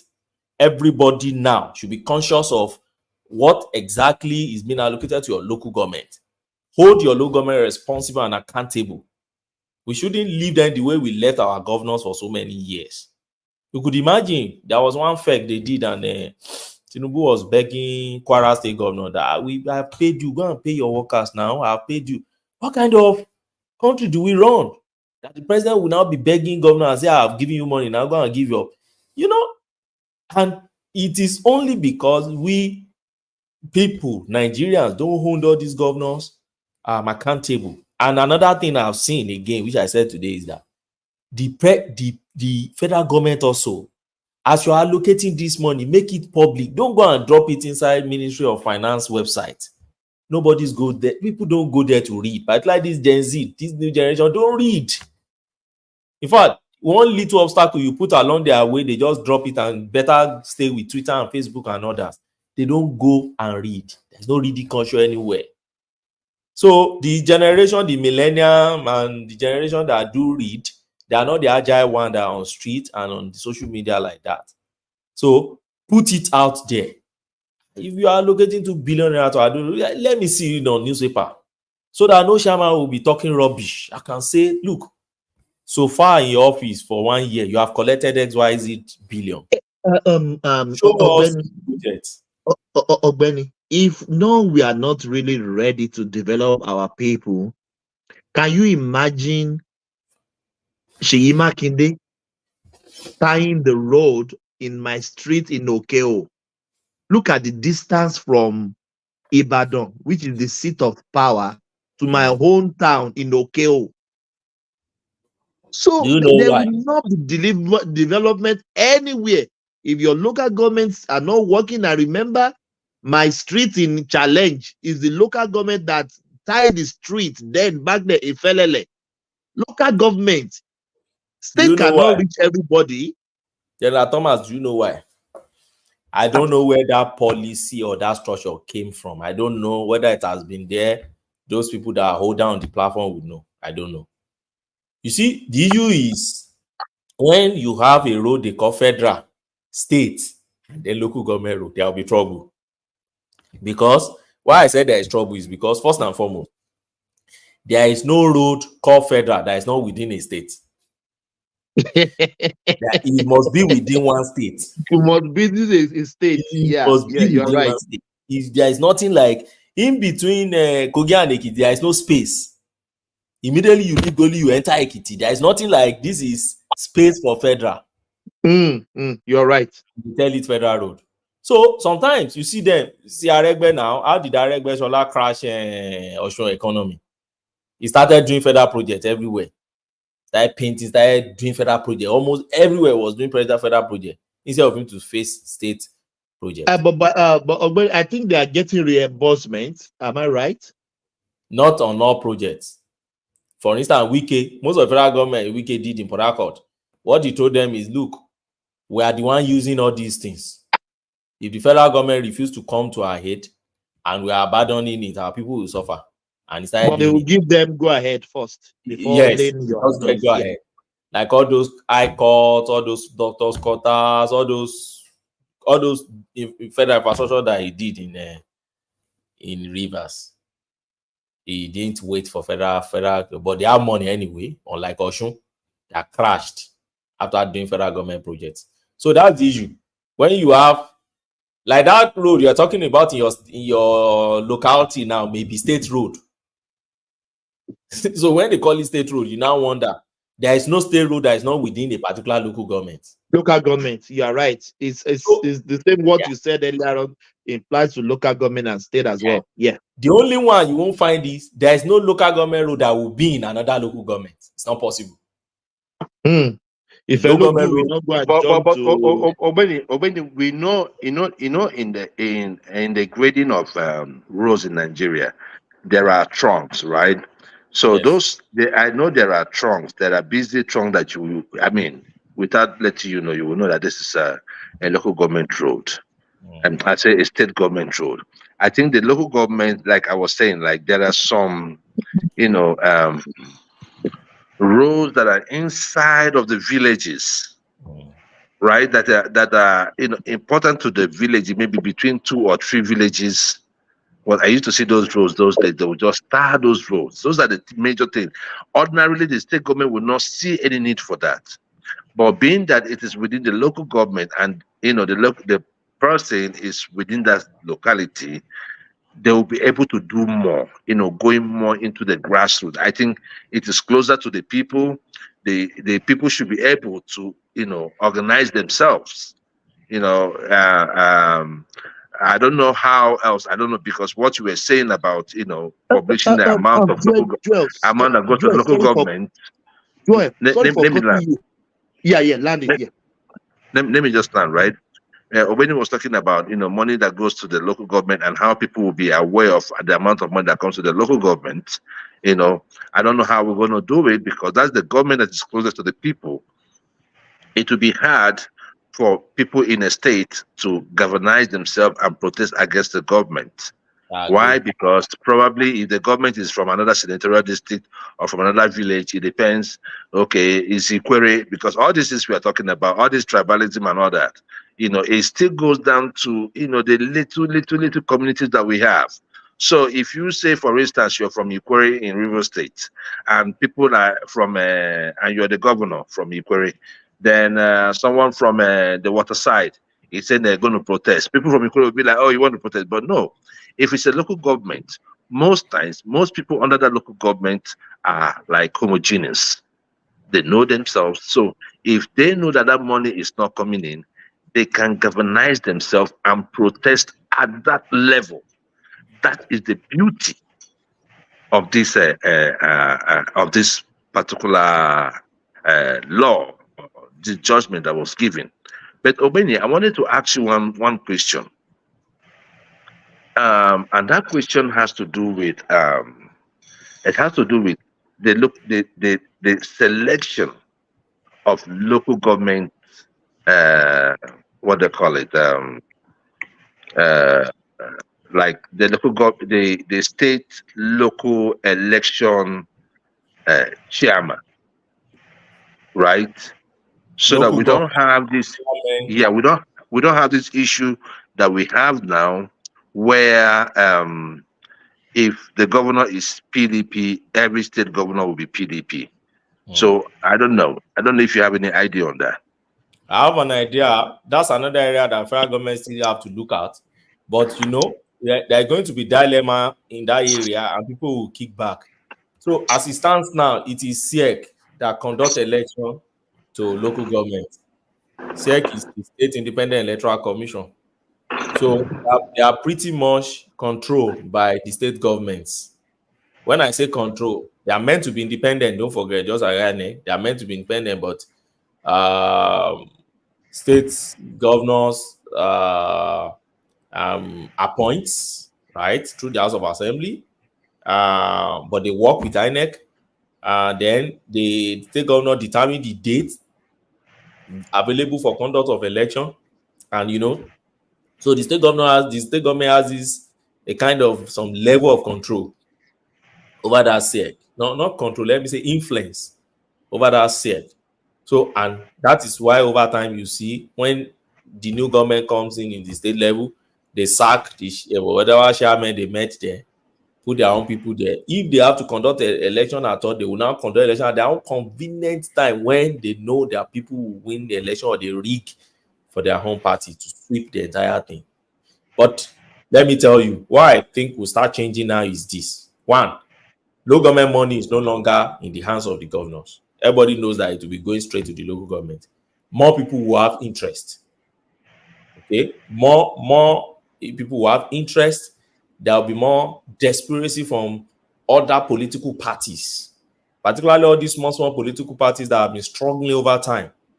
They will now see a reason why they should also be vying for local government positions. So it's not going to be business as usual. The governors will still have their influence and everything, depending when National Assembly will think about it. Because if you say you remove it and put it in the hand of INEC is overwhelmed already. Let's say exactly. It's true. It's true. INEC has too much in their hands to deal with. To date, Nigerian INEC has not even done. There's not even concluded post-mortem. I don't know if they have not concluded now. What they call that, their post-mortem something of the 2023 election. I've not seen the report, except they are published it. I don't know, because they are supposed to do what they call post-surgery or something like that to determine what went wrong, what to change. I think they did. They did. Okay. So So yeah. as far as I'm concerned, and very soon now they will start having all this off-season election. Then before you know it, they are preparing 2027. So I don't think 774 local government elections should be put in the hand of INEC. Else, Thank you very much, Ogbeni. Ogbeni, thank you very much. And then Sorry. that president one now will now start influencing things and putting his own people in all those governments in Nigeria. That I don't think that should be the way out. So I don't know the way National Assembly is still going to do it in such a way that they will reduce the influence of the state government also more on how they conduct elections to local government. But with the financial strength taking off from state governor, more political party will have interest in that seat, and it will be more. No, definitely. Thank you, Ogbeni. Sorry. And Ogbeni, let me ask this one last question. Ogbeni, so what it means is that the amount of money that goes to the state government will reduce. Obviously. So what is going to reduce is that part that they've been collecting on behalf of the local government. Okay, makes sense. They will still be collecting the allocation, but that local government that part they're not going to have any. It's not going to go to them again. Makes sense. They can't complain because it's not their own. Right from the time it hasn't been their own. Even Sarah, I think Sarah 2 days ago, they recall some governors to come and account for the local government money that they have collected for the past 1 decade or so. I think we was one. Ogbeni, that's what Sarah that will not be possible. Never. Since government come on. Thomas, can I just make a remark? Yes. This is to when thank you for your submission. Regardless of what I said on the chat, but the chat is a different angle. But I always like your submission when it comes to legal aspect of it. How you how you deliberate on that. It seems to be concise of even at all some of the things you say, or maybe a little bit has doubt. Not from me. I'm talking about political wise, but you are very brilliant in that form. But when it comes to other ones, strictly my opinion, you can be very, very. I use the word very twice. You can be very, very sentimental. So that's my point. Thank you again. Yeah, you're welcome. Yeah. And now I think the local government will be competitive now. If I get that English correct, more people will like to contest. Yes, and I think the power will be what I would like in local government, like a different political party. It's not that you can imagine they did election in Lagos State. APC won all the seats. I don't want to see that kind of thing. What do you think? Like Labour Party, COA, all the parties should share the local government. God bless you. God bless you. Imagine a place like Lagos now. Let's say out of their 26 or 28 local government in Lagos, let's say Labour has about 8. Yeah. Showore now clear about 5. 5. COA party clear about 1. It will be competitive. Everybody will watch. So that if Alimosho wants to do something that cut across, you have to go and sit on board, and then you have to. It's not business. It will be business as usual. That's the way I see it. Then why can't maybe a place in my state, you can my own local government now can decide to go to a local government in another state to go and, for instance, all those Lagos State local government that have excess money in their hands, you can go to a neighboring state like Ogun where they have local government, go and get land there to farm and bring the produce to Lagos. So collaborations. Ogbeni. Yeah. Please, I have one question for you. Who is talking? It's Oroyo. I just came in because of the question. Don't you think there's going to be problem because, most of these state governors, they borrowed a lot of money, and which those loans need to be serviced. Yes. So, because I'm thinking there's going to be problem for them. Well, that's a fact, though. That's a fact, though. That's a fact, though. That's a big one. Before Benny will answer, so the one I will know about that is that the question you just asked, that don't you think there will be problem for the state governors because they already borrowed a lot of money, they have to service the loan and all that? You know, I not go give you easy to talk pass bring am. Because if you I will answer the question, sorry. When they give the money to the governors, the way it has been, now he will go and put his man in the local government. His man that is there, the money is supposed to go and give to those local government to develop that place. The governor will not give it to the local government. Then the man that he put there that is supposed to fight for the people in that local government will keep quiet, because the governor we paint his mouth with a small dodo because the money is in his pocket. Now that the money is coming straight to the local government, the governor saying bring the money to me, that one will be a bit difficult. So to answer that question, it will make the governors to sit tighter. Now they will not know that it is time for business. It's reality now. So breeze blow, fire nyash one open. Now we want begin enter now. Thank you. So yes, I agree with the last speaker, and I want to also add that. So if that happens now, then don't forget that there is no money there is no money any governor or any state government in Nigeria can borrow without involving Department of Debt. What's it? There's a department in Abuja, I think GBM or something like that, Department of Debt Management also. So they always get the consent of federal government to borrow it, and they always have the federal government always serve as maybe collateral or something like that to borrow from them. So I don't see them running into trouble because it's not their allocation they use as collateral in most cases.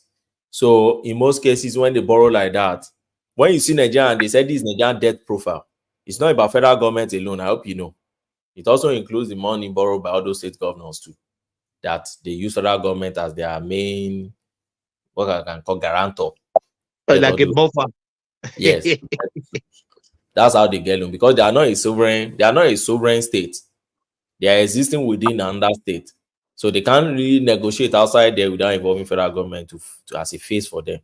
So if anybody is going to repay their money, even if they run bankrupt, it's the federal government that must pay.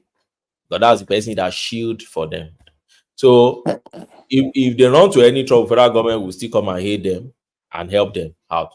But the fact that, you see, the beauty of this particular judgment, if we're going to implement it, lies, or the work in it lies in the hands of Nigerians. That's my understanding of this thing. The Attorney General has done his own. The best he can do is to get judgment and then start sending money straight to those guys. The Nigerians should be the one to hold these guys accountable now and say, look at borehole here. I don't even, for my own local government now, I don't see any reason why by next month now, all the clubs and all those associations in my local government should start mandating chairman to start doing town hall meeting with people. Maybe once per month. Do town hall meeting. Let everybody come out with ideas. Let everybody meet you and question you. What are your programs? Do you know that all this local government is not only chairman though? You know, everybody is facing chairman now. They have councillors. People don't really even have interest in those councillors. How many people even know who is their councillor now? I'm not even sure I know my councillor. Ever since my own nephew. Sorry, do anybody know, maybe on the chat, or how many states have legit local government chairman now out of 36? That means people voted for them. I'm not sure. Lagos had one. I'm not sure there are many. They're not many. I mean, I can tell you categorical, as you and I speaking right now, there's one I definitely know. River State. With the Lagos too. I think Lagos Rivers doesn't have. Rivers doesn't now. They've sacked those guys. Right. So, but speaking about that, Is using it's part of the political narrative we are painting. But I just want people's opinion because of what has been what has been transpiring in Kenya.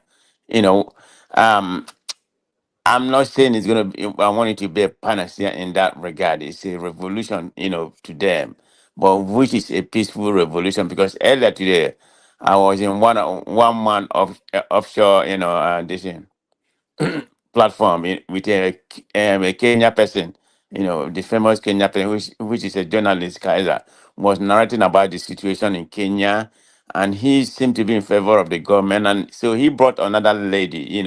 That lady came to the platform to say everything that he said is objective. There's no subjective in her word, but we push her back. That you are being you are being subjective. You're not. I mean, you're not being objective. So that's one thing. Because what's happening in Kenya right now, we all know, a lot of us know, the president has conceded to about two of their demand, definitely. But they are still asking for more. And the last one they're asking for, that's the definite one they want. They're asking for Ruto must go, but they know that's not possible because he was duly elected. So they're asking for you all know that he disbanded, or I mean all his cabinet, and the tax bill has been withdrawn and all that kind of. But the one they are really asking is about immunity clause that was embedded into their constitution. So if we can get that a little bit watered down to a certain degree, maybe that would be useful to that country. So from your point of view, I'm sorry, I'm kind of sleepy right now. That's why my mouth is wobbling. So, but after this, I'm probably going to leave. So, Benny, can you tell us? Yeah, can you tell us about that? This question is directed to you. You see this Kenya thing, eh? I'm skeptical about Kenya thing. I don't know, maybe the kind of person I am. I'm not a fan of this Gen Z thing. I'm not really. And the reason is this. Do Gen Z really know what they want? Secondly, how deep are they in terms of understanding the economies of things? Now, why am I saying this? I engage many Gen Z on a daily basis. I have all of them I work with a lot. First thing I realize about them is they have these rush thing that you find among them. Oh, I'm not castigating Gen Z really seriously, but when you place them side by side with the millennial, the striking difference you find is the millennial are better deep thinkers than the Gen Z. The Gen Z has the rush, Ndume thing. They act first and they start thinking.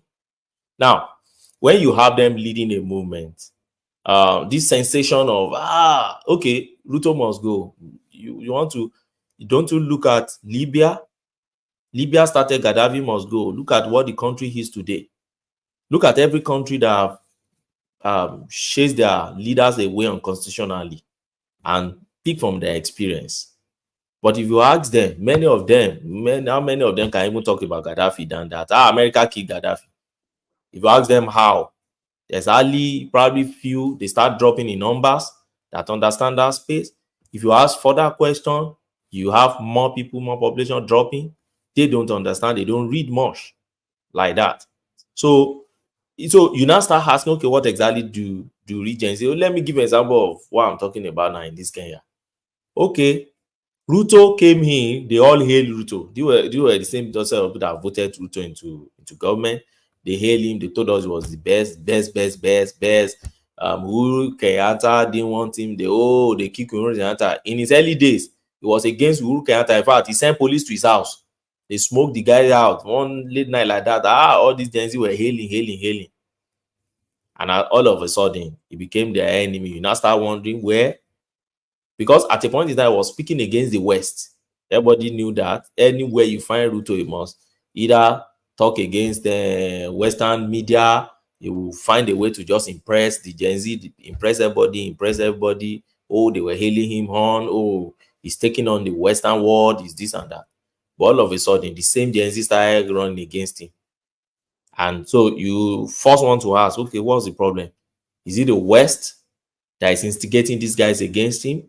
Or what exactly is the problem? Now, Initially, all those laws and stars and everything that the guy was bringing out, what was his justification for it? The past government, before he got there, had already amassed a lot of debts. The country's debt profile was very high as at the time he got there. Just like the Tinubu and others too. Very high debt profile. So they started looking inward.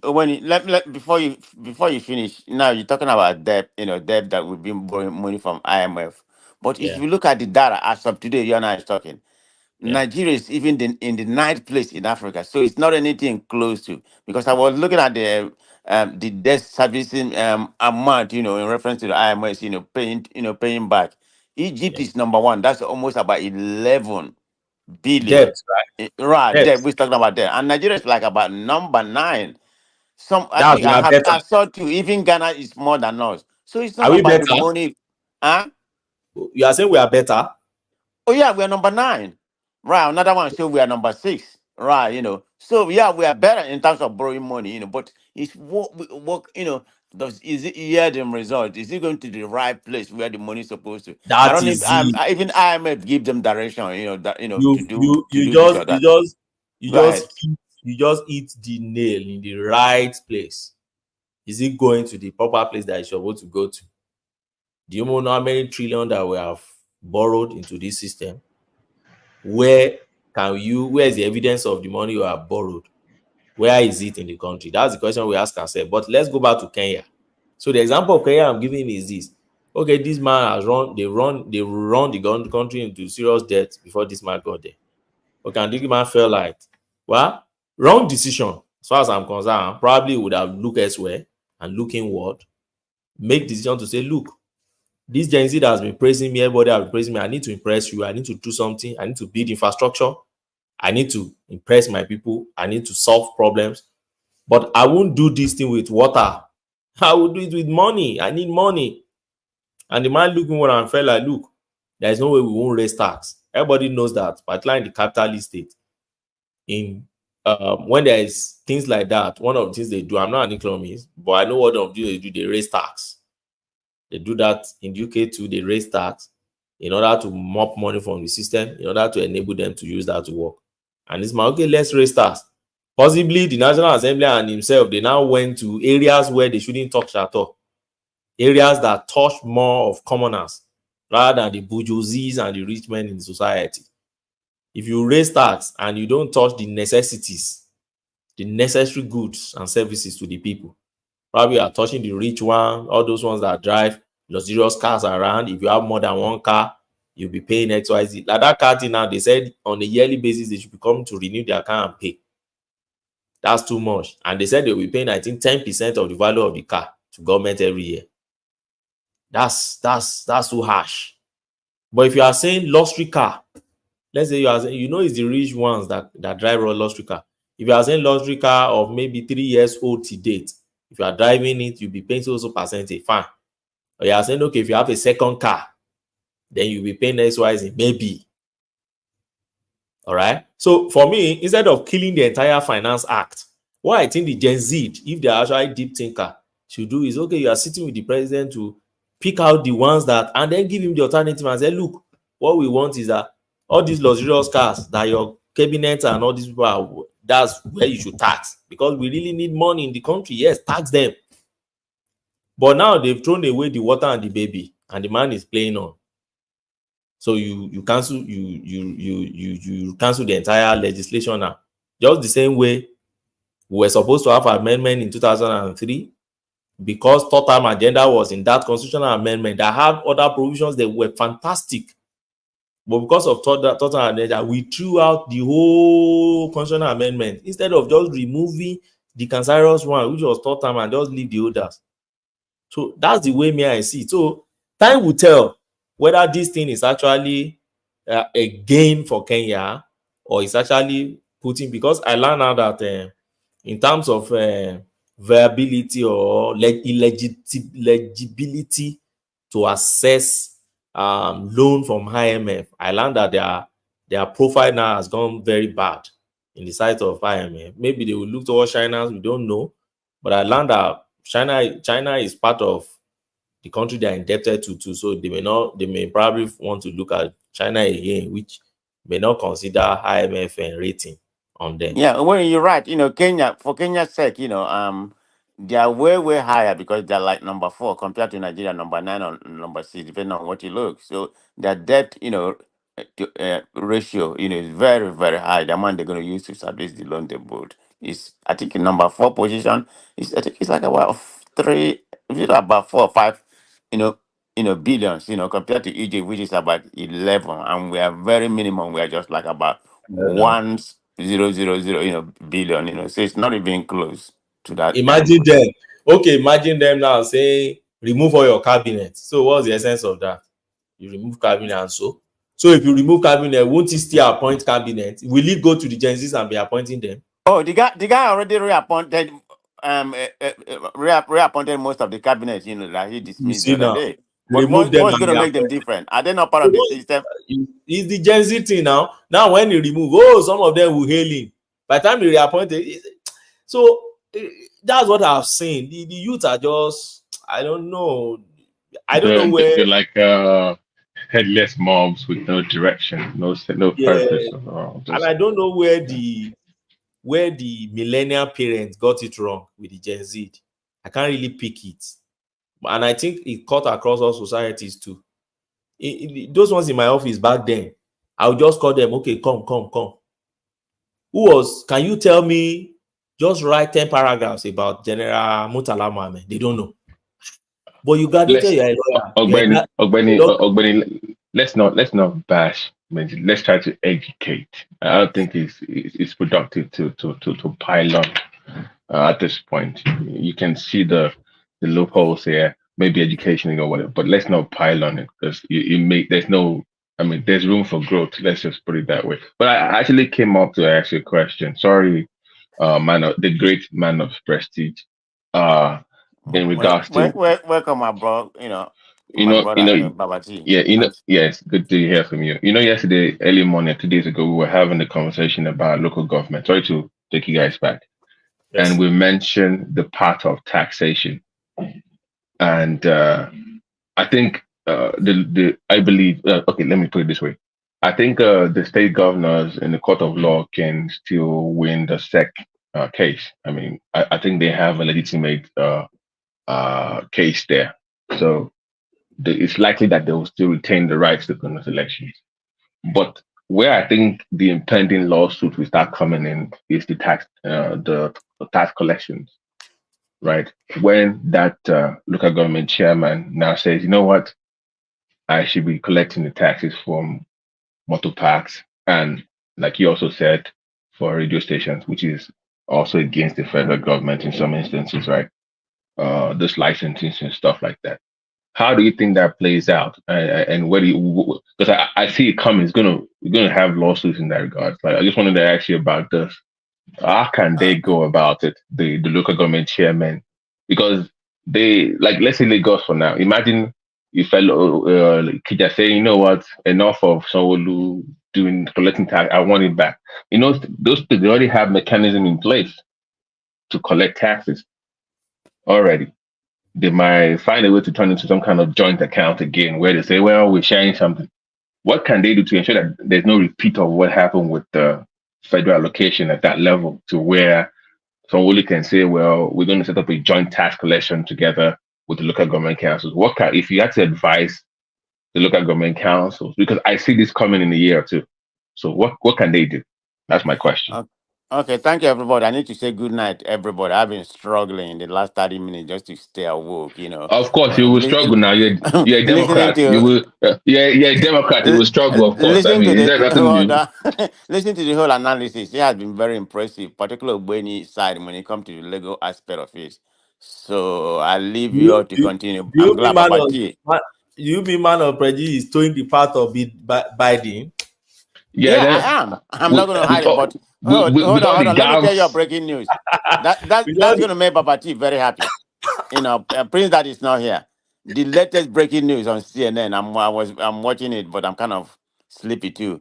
So they said that Biden is mulling the option to step down, but he's still campaigning. So that's where Democrat is right now. So by the time we wake up tomorrow or next day, he may step down. So who is the likely candidate? Molly the option, Benny. After many gaps, did you watch that ABC interview I with watched it. George? That was embarrassing, man. I'm sorry. Come on, man. At some point, you have to give this up, man. If Biden happened to be my granddad, it's that night I will call for family meeting. No. The man is suffering he's suffering from something. I mean, for somebody who's almost close to 81. As a member of his family, we will go and withdraw on his behalf. Yeah. To me, I mean, I'm a Biden guy. I'm not gonna miss that point. Not because I'm progressive. I tend to vote Democrat when it comes to presidential. But in my local government area, we have a lot of Republican. You know, I live in San Diego. You know, I mean, it's a lot of Republicans that I vote for. But man of prestige, the name that keeps coming up is Michelle Obama. That's the name that they keep bringing up. No. We have more consensus because I do speak to somebody in the Democratic, arena, which is very close. So that's where I get some of my clues. Forget about what I read in the news. Kamala Harris is the #1 option, no doubt about it. Because wait a minute, what happened, before you go there? You Republican did a good job early of his vice presidency, career, and denigrated her to the lowest level, and that has persistently been where she is. But as of today, you need to go look at the poll. The lady is measuring favorable in all aspects, even in the swing state. Forget about what transpired. We want to win by any means. We want to win by all means. Democrat, because for us to have that hold on. For us to have that insane morally, I mean, I don't know. I can find a lot of adjectives to describe Trump. This country will fall apart. So, Babati, my brother Thomas, Obeni, thank you. I'm greet everybody. Like I said, I've been struggling to stay away. So I am. I forgive you, man of prestige. You're from California, so I forgive you. We understand you. So no, because Kamala is also from California, by the way. So I understand why you would support her for president. But come on, against Trump, she has no chance. So I don't even know why you. But that's the only reason I actually came up. The whole local government council thing is why I came on the platform to engage Ogben. Just the tax part of it.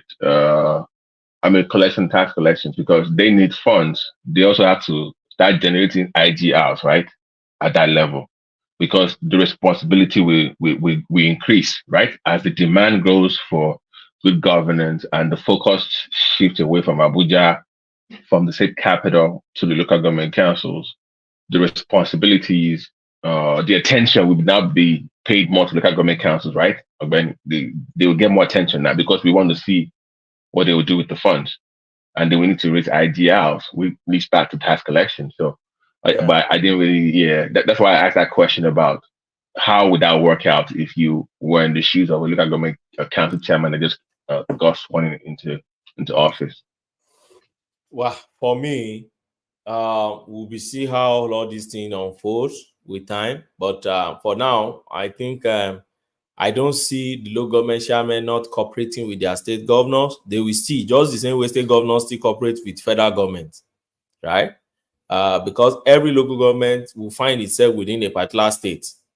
So if you are still within that a geographical entity and political entity, you want the piece of that area, and you must, because your governor will still have some influences and all those things over you, right? So I expect now, where are the areas I expect the local government to still cooperate? Is not in terms of maintaining any joint account. I don't think any local government chairman after this particular judgment will want to maintain any joint account with any state governor.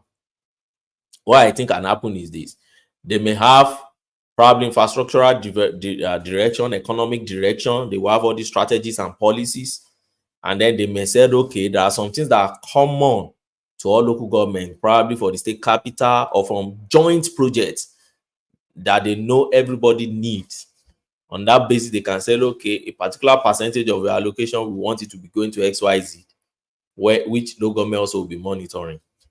In order to do that, they will agree, they could agree on that. And that's why I said the first thing the CBN needs to do now, and I still keep emphasizing on it, send circular to all commercial banks and ask them to close down every Jack account for now, pursuant to that judgment.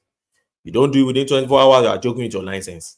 And also, Benny, don't you think Tinubu should meet with all these local government councils? Like they should have some kind of summit or something. I've been suggesting that if I have that way you can figure out, okay, what is your vision for your local government? So you know where they're going, you can supply that. That would be my own. It's one of the suggestions I've raised about going to 8 months now. I remember when this food insecurity thing started, I said, look, food insecurity in Nigeria can be solved at the local level. Let Tinubu call the meeting of all 774 chairmen to Abuja. Have a retreat of like a week with them. Let them come up with the idea to solve the food insecurity in Nigeria. And when this application went to court, I said, if this thing flies in court, this is the best time for Tinubu now to deal directly with all these local governments. Leave the state governors there. Because they will be more effective, especially with agriculture. Agriculture, humanitarian. If not for the better edu situation, this would have been a perfect avenue for her to. I mean, I would have been more comfortable with her dealing with local government councils directly than the state. When it comes to poverty alleviation programs or schemes that they have, I think they will be more effective with the local government council. Yeah, so I agree. Yeah. Imagine what will it cost? What will it cost every local government to have their farm settlement? What will it cost federal government to have silos in every local government in Nigeria? Okay, sorry. I want to change the topic a bit. Still on the same topic, but before I was thinking maybe INEC should be conducting the local government election, but I've thought about it again. I don't support that idea anymore. And it's for coercion, for reasons of coercion. I mean, there are obvious reasons that INEC is overstretched, service delivery, like INEC will have to expand. I mean, because that's, except we find a way of like saving cost and synchronizing local government elections with the general elections to save cost. But I think we should decentralize our elections more. So who gets elected at the local government could be working more coercively with the state. Because the kind of country we run, if we have an adversarial relationship between the state and the local government, we can have a lot of gridlock. There's independence established, but there still needs to be some sort of cooperation. And what I'm trying to allude to, honestly speaking, is just the nature of the way we operate. I'm acknowledging reality. Basically, it will be good if there's some sort of alliance between the central party and the important local government areas in a particular state. Okay, question to Kulata. How can they then fix the SEC rules that will make it more difficult for the local, to have a true independent state electoral body? I think that's the main concern that you have. Because even I had to look at it before you came in, I was talking to Ogbeni about. I think I will stay with the state too, because I think the governors have the right in the court of law. I think they will win that case against the federal government if he gets there. But how can they tweak the SEC rules to ensure that those SEC bodies are truly independent of the governor? Because that would be more, that would be ideal. But then I even think, I mean, not like US is the beacon of democracy or anything, but I think about even my state, where the version of our SEC chairman ran for governorship and he did not resign. That's Georgia that I mean. What's my governor's name again? whatever his name is. The one that beat the big lady. The one that beat the black lady. Yeah. Yeah, and when he ran for election, he was the Secretary of State, which is kind of like equivalent of Georgia INEC chairman. He did not resign. He conducted his own election. That's not good. It felt very awkward. But we don't want that situation. Maybe if we have some general guidelines that each state will follow, so nobody just goes buck wild and starts creating all sorts of rules that games the system. Right. You get what I'm saying? Yeah, I agree with that. I think the sect will be better, not INEC, because I also had to rethink about that as well. I had to rethink. I don't want to talk about why I came with my rethink. It's not a good reason why I changed my mind. But, was it the Baba thing yesterday? Was that? Was it? Yeah.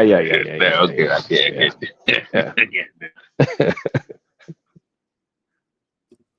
If you have a recess president, he's going to sweep all the 774 local governments to his own party, and that will not be too good. For me, I think they should retain it with what it is now, SEC, but they should find a way to reduce the influence or the weight of the governors, individual governors, on SEC of each state. Probably the chairman of each SEC could be probably I don't know how they maybe the state judiciary something. Or probably they should be deployed those rec across states to other states. You know, the way we were deploying rec before, so you can bring rec from Osun to go and conduct bring rec from Lagos to go and conduct something like that. Maybe. Okay, so Ogbeni, each state they have. I don't know if it's unicameral. I think they have a unicameral. Is it unicameral or bicameral? They have states don't have Senate, right? Unicameral. Okay, so if each state has kind of like a unicameral whatever representation, so based on the theoretical democracy, if a governor appoints did you call it SIEC, SIEC or something? Like that? State Independent Electoral Commission. Okay, yeah, whatever that is. If the governor nominates someone, then they can take that person for confirmation in the House of Assembly, the State House of Assembly, to confirm. And once they confirm, then it's good. I think that's the current position. But don't forget, most time members of House of Assembly are always just governors. Yeah, but that's the representation of the people. Yeah, that's the representation of the people. But you still won't get the independence that you really want to get. It's their party they just put there. Well, in theory, that representation could be multiple parties. In theory. But it's usually not so. Because most times you conduct election the same day you are conducting governor is when you conduct House of Assembly. So yes. So most times you will hardly see Nigeria not Nigeria educated enough, but politically we don't have that political education enough to say I will vote this party for House of Assembly and I will now vote this party for governor. So in most cases, the political party of the governor usually sweep House of Assembly to a greater number. So yeah, but yesterday also I think we're talking about this opens up the opportunity for smaller parties to focus, to channel the energy into few seats at the state level and give this big parties a run for their money. And if you can win 2 or 3, perform well, then you start to expand. No, just imagine Lagos now. You be like what Labour Party performed the last time in Lagos. You could be sure that if they conduct local government election and with this thing now, they will surely get some local government in Lagos. Ogbeni, K does not want that for some reasons. I wouldn't say why on here. So you say? It doesn't want. That's why Clipper is opposed to INEC. It does not want. Okay, let me just. I'll let him speak for himself. It's going to be a good thing. Let's live. I believe it's going to be a good thing because it's still negotiable. Yeah, Ogbeni. Now that our money is our money, what will now be the function of the state governor? Yes, they have their function now. Their function is clearly stated in the constitution. It doesn't mix with the local government function. Local government have their function. When you look at the governance in Nigeria, you realize that local government functions have been abandoned over time, and it's one of the reasons why we're having issue in Nigeria. Let me give you some example. Local government used to be in charge of primary school education. Okay, now we don't have that again, and that is why our primary school education has collapsed. Local government used to be in charge of primary health care. That has collapsed too. Your primary when last do you see maternity center being run by local government in Nigeria? Or Don't forget waste management too. Yes, or a dispensary center. Wait, so what's going to happen to Lagos State Waste? What's it called? You know what annoys me is each time I see the guy opening up community hospital, like it's not his job, but it's bright like he will take their money and he will build community hospitals and he will claim credit for it. Like I hate seeing him doing that all the time. I don't. Yeah, but there's a lot of infrastructure set up for service delivery, but it's set up at the state level. So for states that are organized like Lagos, it's going to be very disruptive, except they have a way of kind of like segmenting it to local government by local government. So they run that architecture at the state level. Then it's kind of like a paid service, sort of, from the local government. But that would still lead to some kind of joint account or joint operations then, So, gentlemen, right? wait, hold on, gentlemen. I want to ask you guys a question, if you don't mind. Can you guys break down the finances in terms of, since the local government purse strings have been set aside from the state government revenue that they're getting from the federal government, what is the financial breakdown going to look like in terms of how they're going to receive their funds? What's the transparency? So it's a three-part question. What's the finances going to look like in terms of the transparency? In terms of auditing the local governments, what's in place to audit them? And then lastly, are the local governments able to further expand their ability to raise funds for, let's say, a smaller bond market type offering for different infrastructure capacity projects in their local government? So those are three things I'm asking. Has that been ironed out yet? And if not, how do you guys envision that for the future going forward for Nigeria? So if you guys can touch those 3 points. I think we need to first start with the amount distribution, starting with the sharing formula. 54% federal, 26.8 or something state, 20%, 20 point whatever percent local. So okay, so after the sharing, then because we already know the federal and the state exist, no problem. Let's assume that runs smoothly. They figure out how they're going to share it. That's great.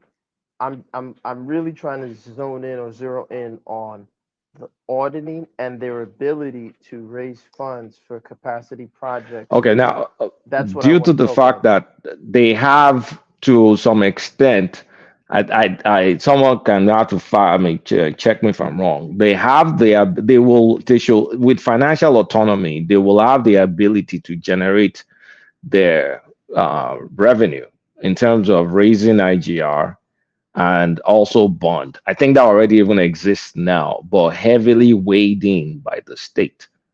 So to some extent, they may be a bit more independent, but it still needs to be within the legislative whatever the states comes up with. So let me give you an example, right? So let's say you're in Lagos now, right? You're going to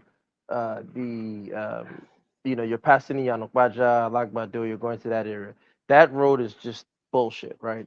Nigerian governors, Lagos, everybody should be ashamed. That's just a terrible, crappy ass road.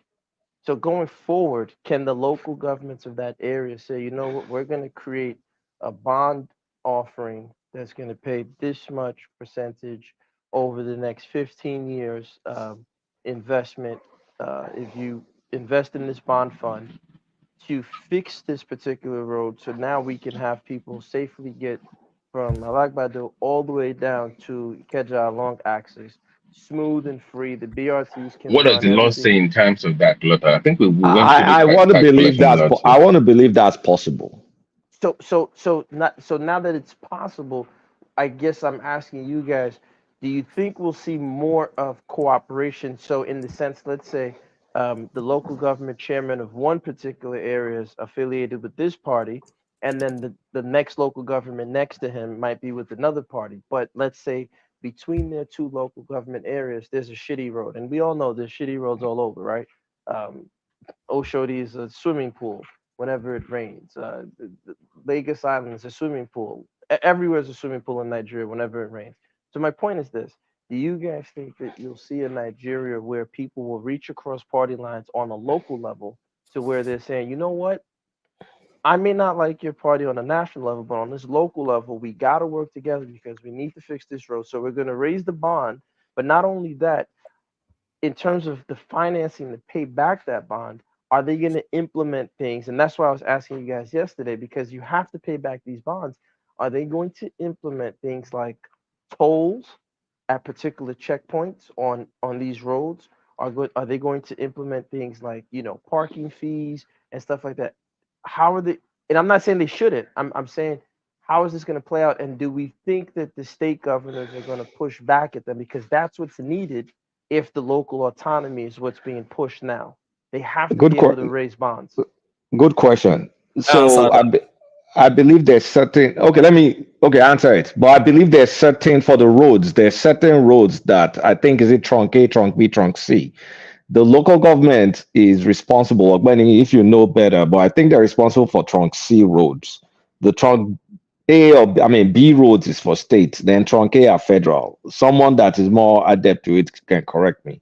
So a lot of those roads that will be the sole responsibility of local government, a lot of them, I don't think they will cross boundaries to a large extent.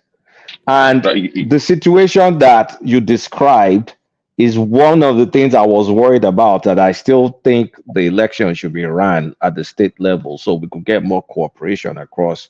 Local government. If that's one of the advantages of the same party winning throughout the state. And the disadvantage is if there's multiple parties and then there's adversarial relationship across local governments. You know how Nigerians can be funny. So, go ahead, sorry. So now, give me 1 sec. Kunat, have you been listening to us a couple of hours ago?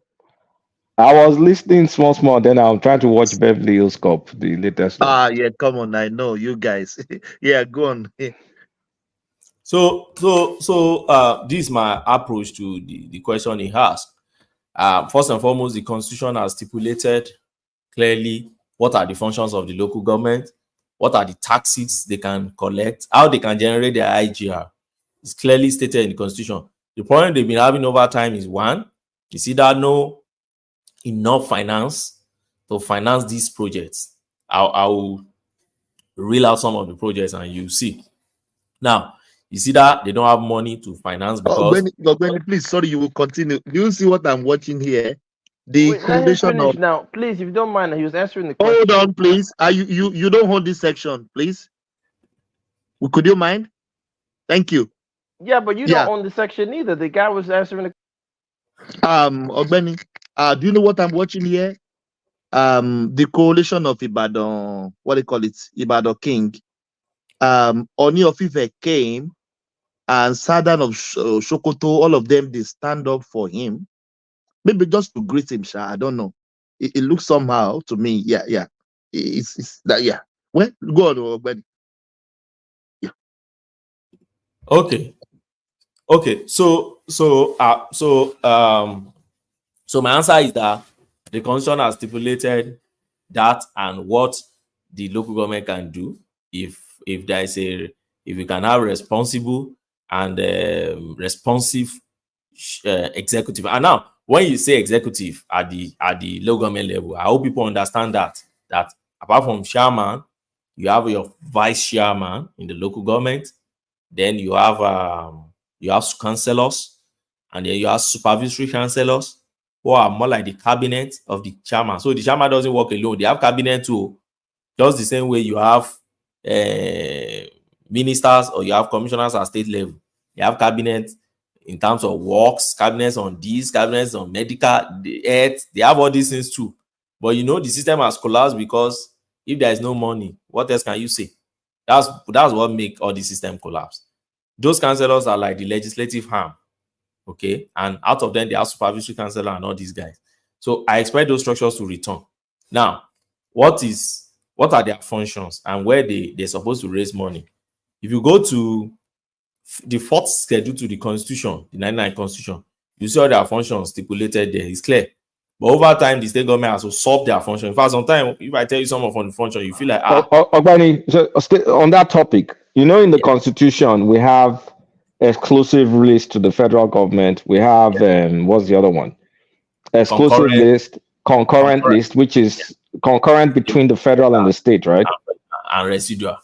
And residual. So the residual is that residual to the state, because in India's constitution they also have 3 like that, and the residual, the last one, is for the local government. So is that the way we copy that? No. Our own, we didn't copy that. We have a slight part of that, but in our own, there is now a particular session dedicated. We now dedicate a whole session for. If you see the heading is functions of the local government. It's not even talking about legislative power, it's talking about a function. And now clearly listed what are their functions that they should do. Thomas, do you have a link? Sorry, do you have a link for that to just look through it? I'm not trying to go, but I know we looked at the tax the last time, but the functions in terms of that, so you can know how this thing works. Yeah, do you have a link to it? If you have any link to the Constitution, just I don't know if Thomas, if you have any link to the Constitution, just go to because it's very critical for their survival, like how to raise funds and how to so that you're not. I think there was a time we spent time to discuss this thing in details a few months ago. But Thomas, bring this guy back. What's his name? Gas them up if he's still available. Is he not there? Colata, you know me. It's something. No, you can't be challenging me on my section. Thomas. No, he's gone already. He left. Yeah. Oh, he left on. Okay. Yeah. Okay. Was he the one who asked this question? That's why I was asking if he's still around. Thomas, just no.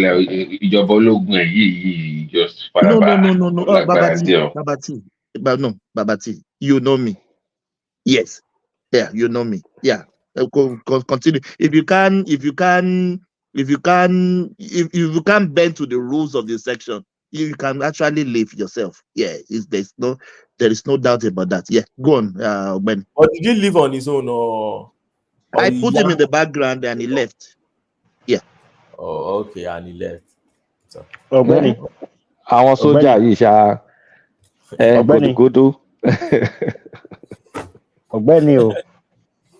Hello. Please, there is this other area, because sometimes it's like what we say here, they hear it somewhere else. There was this thing where you said today concerning the president, Mr. President, and our former president, Olusegun Obasanjo, that it's like Tinubu is trying to get at him somehow. You touched about the theater, something that Obasanjo built. It would have been better even naming it after Obasanjo and all that, but they now gave it to Soyinka, and Tinubu, knowing that Obasanjo and Soyinka, they are not in good terms and all that. It's like he's trying to get at him. And then this local government something. Some of us here, we also did a narrative on this. This was the platform I also learned about this local government thing, that it was Obasanjo at that time that actually destroyed the system. and then it went down and down and down. And Tinubu picking it up now. It's like he's also trying to get back at him to say what you removed, I brought it back. Then, is there any other thing that Obasanjo destroyed at that time? So that we can begin to shout it here, so that this man will also bring it back, please. Thank you. Actually, I won't say Obasanjo destroyed the local government structure. I think Obasanjo did not. The governors did back then, but Obasanjo didn't do the right thing. For instance, when the governor started this JAC thing, this JAC account and everything, and they were refusing to direct the money to the proper channel, one would expect Obasanjo back then to fire back, being, that is the way Obasanjo has always been, to fire back.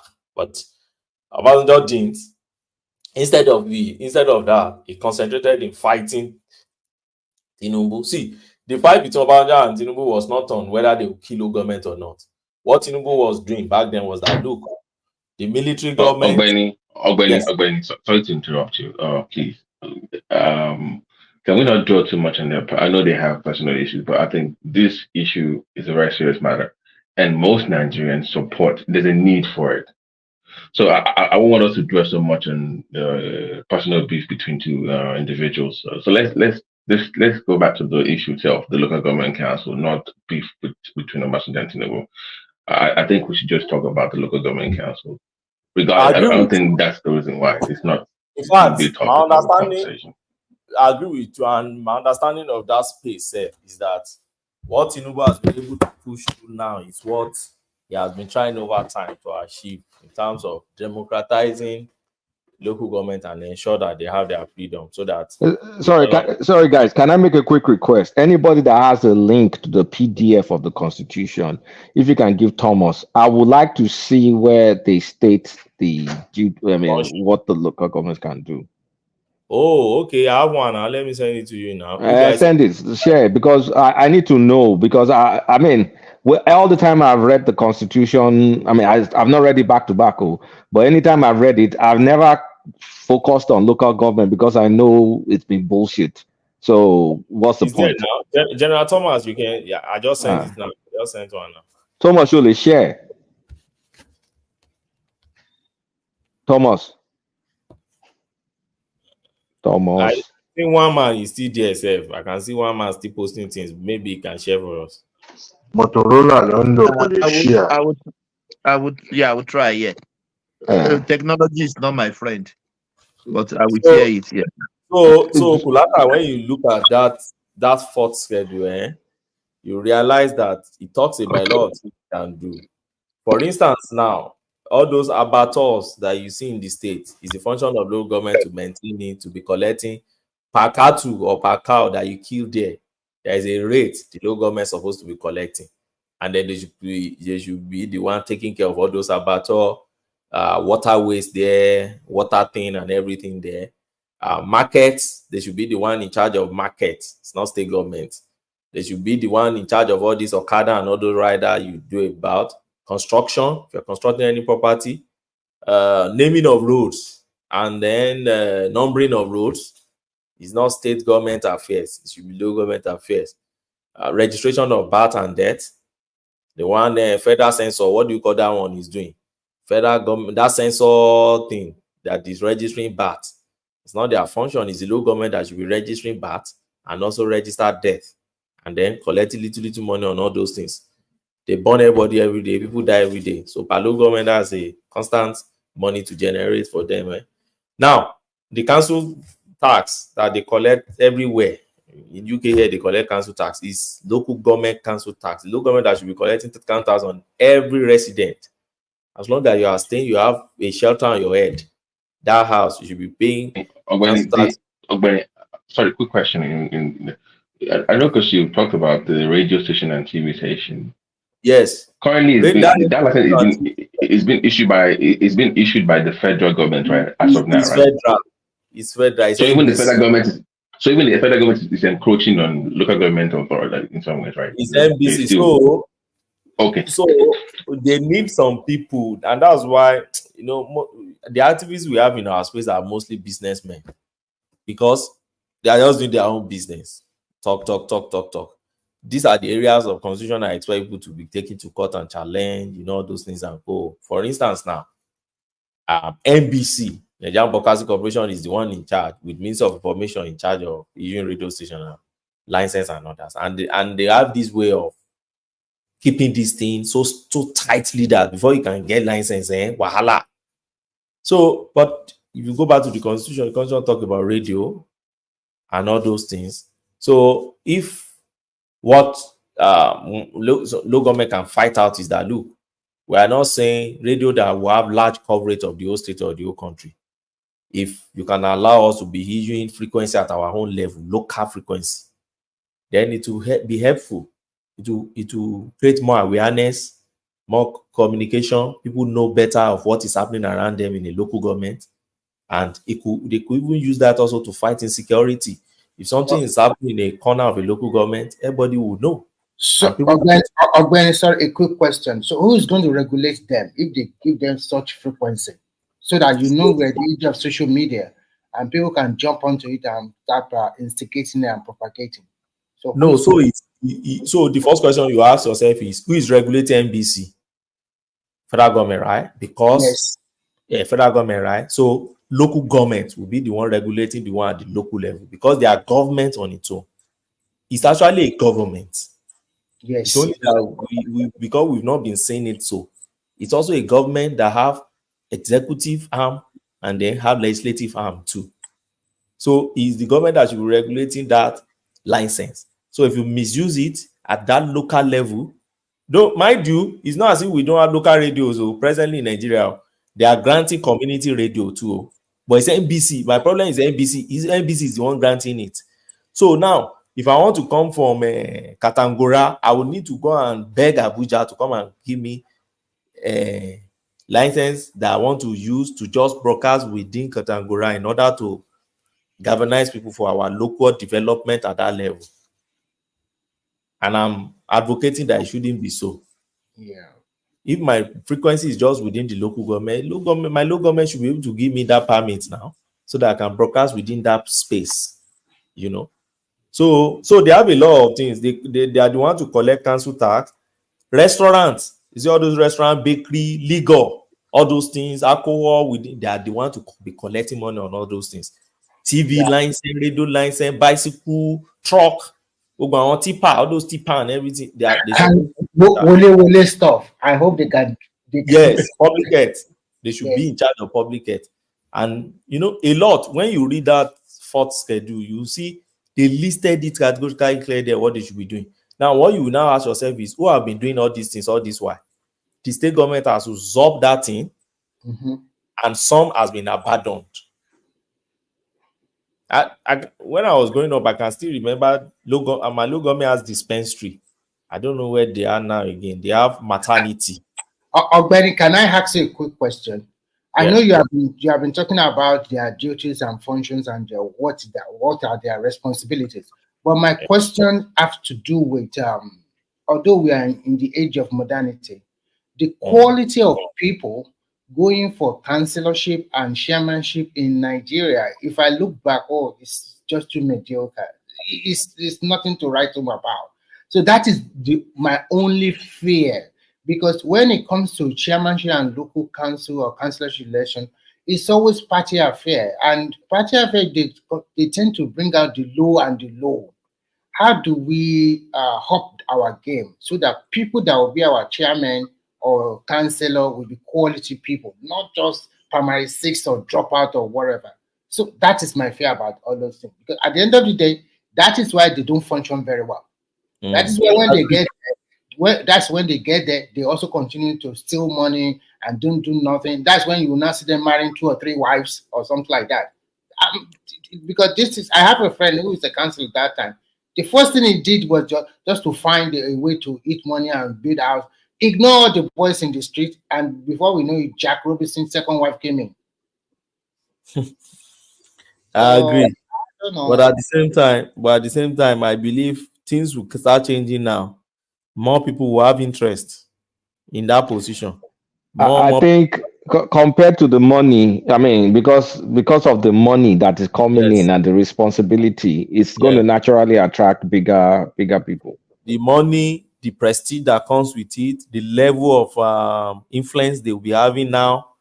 So it's going to attract many people to that position. It won't be business as usual. Because if care is not taken, some of them will even be getting almost more powerful than state governor self. So imagine Sharma of low government in the state capital now. Imagine how much I'm also suggesting that the National Assembly should think out with the educational qualification. How can you say a president in school start is enough? I don't think, I don't buy that kind of idea. A chairman Remy? should also be, yeah? Remy, sorry, that your friend that married 2 wives, this period that they now, what system that time, were they giving the local government money directly, or it was the old system? What I'm talking about was 1999, and he was like a big brother. We all followed him, and we thought that because we pushed him to become a councillor, so just like a big brother and a friend in the street together. So we thought that it's going to help us at least maybe tying of our street road or something like that. But before we can say anything, and luckily for him, he also became the speaker of that local government. This local government I'm talking about is one of the most popular local government in Ibadan that comprises Ring Road Challenge and the rest, the Southwest. I think maybe Thomas will know that. Yes. The local government, isn't it? Ibadan Southwest. Ibadan Southwest comprises the Ring Road Challenge, and the rest. So that's what I say. It is vast, but unfortunately, before we can say anything, we just be hearing he's building. And then another thing is that this is a person that we all follow. And when he became that cancer, when now that cancer, you guys are not trying to tax the guy.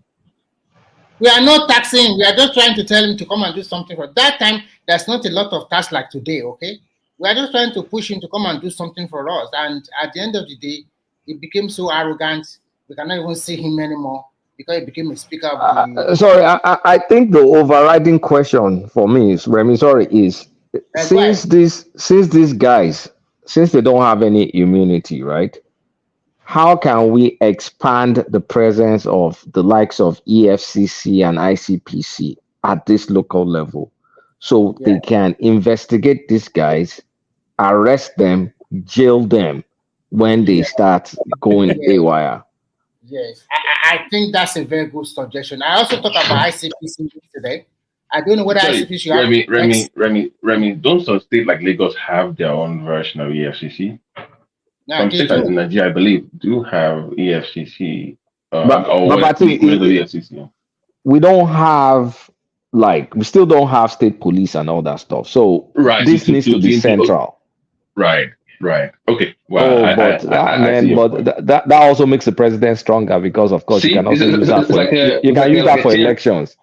No, it's like a chain reaction. You need so many things in place for this thing to work. Yes. So it's like so we need to sit down and comprehensively look at these things, and it's a lot of work to be done. Nigeria still need to be very careful so that we don't make federal government too powerful more than what we've been complaining against before, and the power we want to really devolve. But it's too powerful without devolving additional powers right now. You just realize that Tinubu just made himself God. Let me tell you what happened during Fayose time, if you can recall. They wanted the House of Assemblymen to impeach Fayose by all means. And because of that, EFCC started harassing all the House of Assemblymen. If you remember back then, they brought some of them to Abuja and they were harassing them just to impeach the governor. So you could imagine that happening to some local government chairmen. So as it stands now, the position is not too clear. There are some offenses they call state offenses, and governors have been pushing back on those offenses, saying that if the economic crime I commit or I allegedly commit has to do with the money belonging to my state, EFCC should have no reason to cross his boundary to come and arrest me and be prosecuting me for that. It's a state offense. It's not a federal offense. So is that from the governor or from the legislator or from the state legislator? That's at the state level. So it now depends. Now, if a legislator I'm asking if that statement came from the governor side because he has immunity, or that's coming from the state. Okay, but in this case, is one of the issue Yaya Bello is fighting now. Yaya Bello is saying that you said that I embezzle my state money. So bring me to my state court now. Why are you taking me to Abuja? Do we have a state attorney general? You said? Do we have any such concept as a state attorney general in Nigeria? Now, state attorney general is a politician. Is the minister of justice. Is the commissioner of justice. Commissioner. Oh, yes. That's BS then. See the complexity there. So eventually everything still boiled down on people, Nigerians. Nigerians it's time for us to just take our destiny by our hand, start holding our politicians responsible and accountable. If your shaman, if you know your shaman has collected money, you know your shaman's house. You can't be staying in Abuja and be ruling you guys there. You know your councillor's house. Your shaman is the easiest man to impeach in any way. So, Ogbeni, a quick question. In the selection of a candidate for this political post, I want to ask a very good question. For example, if I am Hausa, or probably I'm from the southeast or south of Nigeria, but I was born in Lagos, would that automatically say that I'm a Lagosian or I am Oyo indigenous? In terms of what? In terms of in future that I want to contest for a local government position. For example, let's say I want to contest for Southwest local government election. I'm not Yoruba, but I'm Hausa, but I was born in Yoruba. Okay, Remy, let me help you here. Let me help you here. Okay. What he's asking is indigenship is what he's asking about. Yes. Indigenship in regards to Our constitution does not recognize indigenship. You can contest anywhere in Nigeria, in theory. And it should not recognize indigenship because that's just going to be very weird. So it doesn't. They recognize indigenship only when it comes to federal character, when it comes to appointment, when it comes to there are some issues where we recognize it, but when it comes to political office, elective office, it doesn't recognize indigenship. I know it says, but should our constitution recognize it is the question. I know currently it does not, but should it recognize it? I don't think it should recognize it. It shouldn't. It's going to be a serious issue for the country. I mean, that means I can be living all my life in Lagos. I want to ask wait, let me just make this point. I can be living all my life in maybe Calabar. Then I will now have to, if I want to run for office, I have to do it in Oshun. Go back then does it also mean that if I want to vote, I can't vote in Calabar? I have to vote in Oshun, because if you force indigenship, then indigenship should also be based on how you vote. You have to go back to your home states to vote. So do you know why I asked this question? Because if Nigerian government does not recognize indigenship, in whatever you call it, so that means Lagos is not at the indigenous the people of Lagos State, the Yoruba people there, they are not at any advantage, because you can see it's more secular states in Nigeria. Of course, gradually Lagos will become a metropolis where, in fact, it has even become it over time, if not because of the pushback that happened last time. People of other tribe have been having their way to the House of Assembly, and they've been having their way to the cabinet of Lagos State. And not only in Lagos State. Recently, Lagos State started recruiting into the teaching and non-teaching staff. And to shock you, there's so many people from our brother that always castigate us applying for that position. Let's not take this conversation to that angle tonight. I'm not talking about tribe. I'm just looking at ways that I don't know. Okay, you can go ahead. I think everybody gets the gist. We get the gist, and the antidote for the gist. I don't want to talk about that. Yeah. So that's my understanding of that space. Let's hope that something good come out from this judgment and the direction in which Tinubu is going on it. I pray for him to be able to pull through, but I really want Nigerians to be alert. It's not the time for us to allow division or political sentiment to outweigh the benefit of this thing, because I've been seeing a lot online. People saying, "Oh, Tinubu is just expanding his empire. Tinubu is not." This policy, Tinubu will come and go. If he goes, the policy will remain. We should look Ogbeni, beyond that. Ogbeni, if we Yeah, don't further devolve power, yeah, the president is an emperor.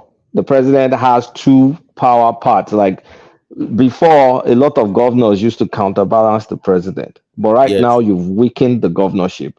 You strengthen the presidency because, to the large extent, the purse is central. It gets distributed. And once you control the purse, you pull the levers.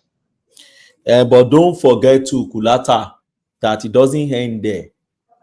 Let me give you an instance. Host community is still there. What do you call Cost control. no, no resource. There's a money they give those oil producing states. You know, Oil Royalties, all derivative. all derivative. All these things are still there that still make all those states, some states, very strong. So so for me, and they are still conducting election to elect to the local government level. They've not taken that away from them, and I don't see National Assembly, because if National Assembly is going to do that, they must route it again through the houses of assembly by amending the constitution. It's going to So be very hard. that's one part I don't want them to take away. That's why I insisted, without going through all my reasons, of why the states should still conduct the local government elections. I don't want that central. But how would you not checkmate the power of the governor writing result easily? There are pros and cons to it, Remy. There are pros and cons. You at the same time, you want some form of independence, like fiscal autonomy, but at the same time, you want some form of cohesion within the state, so development can go in unison. Because if you have okay, let me just throw this. Let's just say you have Labour Party, they win, they take Etiosa. I'm going to give you your nightmare right now. They take Etiosa. They take that area of satellite town, whatever, take all that stuff. And then Sanwo-Olu wants to construct, they want to maybe do synchronize funds for farming activities or whatever the case is. And then the Labour Party people now say, no, we're going to go against this. So your policy coordination will now suffer because you will now have some local government chairman to do this. Then the state governor will be forced to be using some underhand tactics. So it's just going to get messy. If you have them controlling the elections, they will be able to influence the local election by weighing in more with their own party. And at the end of the day, there will be better coordination. But that's kind of what it is. I understand, no problem. Because no matter what, before everything can be at what we really want, it will take another extra 4 or 8 years, to be frank. So, but for now, at least the state, the local government chairman will have financial autonomy, and people can hold them accountable to do something for their local government. Because if they are not, you can take them to court or report them to the EFCC or ICPC easily. So that is the beauty of it. And those governors that they don't do nothing, they just throw our money away going to parties and whatever they do. But Ben, in the likes of you have a challenge. This ruling, while it's good, is as good as people knowing the responsibilities of a local government. There needs to be a massive sensitization effort. Kulata. That's why I'm talking about local radio. So who's going to do the sensitization? Do you have radio at the local level? You have radio. The one you even have at the state level is the same federal government that is issuing the license. And now, by the time you have those ones, they are cornered by the state governor and then some few private ones that have their allegiance to some this thing, and then you have the federal radio. National Orientation Agency, I was listening to Tony Radio recently on his interview, and he was saying that if you know the kind of small budget they always budget into national orientation, that people are just quick most times to blame that particular agency, that they don't have jack. Once they pay salary, they don't have money to run any program and all that. But you can short circuit this with social media now. To a large extent, you'll still get a decent exposure. Maybe not to every channel with social media. Or when are they the one paying their salary? They are not the one paying their salary now. The agency.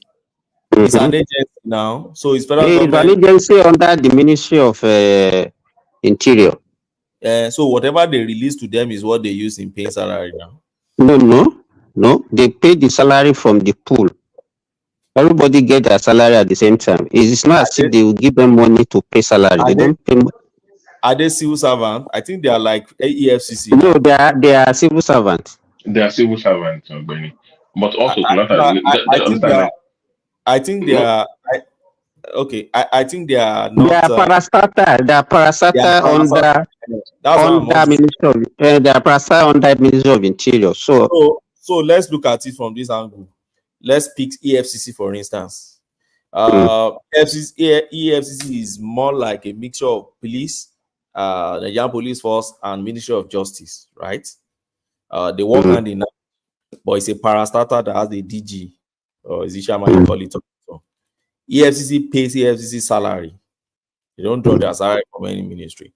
So what they do is part of the allocation of those ministries goes to them to pay, but they write their own budgets too. So once you write your budget, you collapse it with that budget, and then it goes to the National Assembly for approval or the presidency.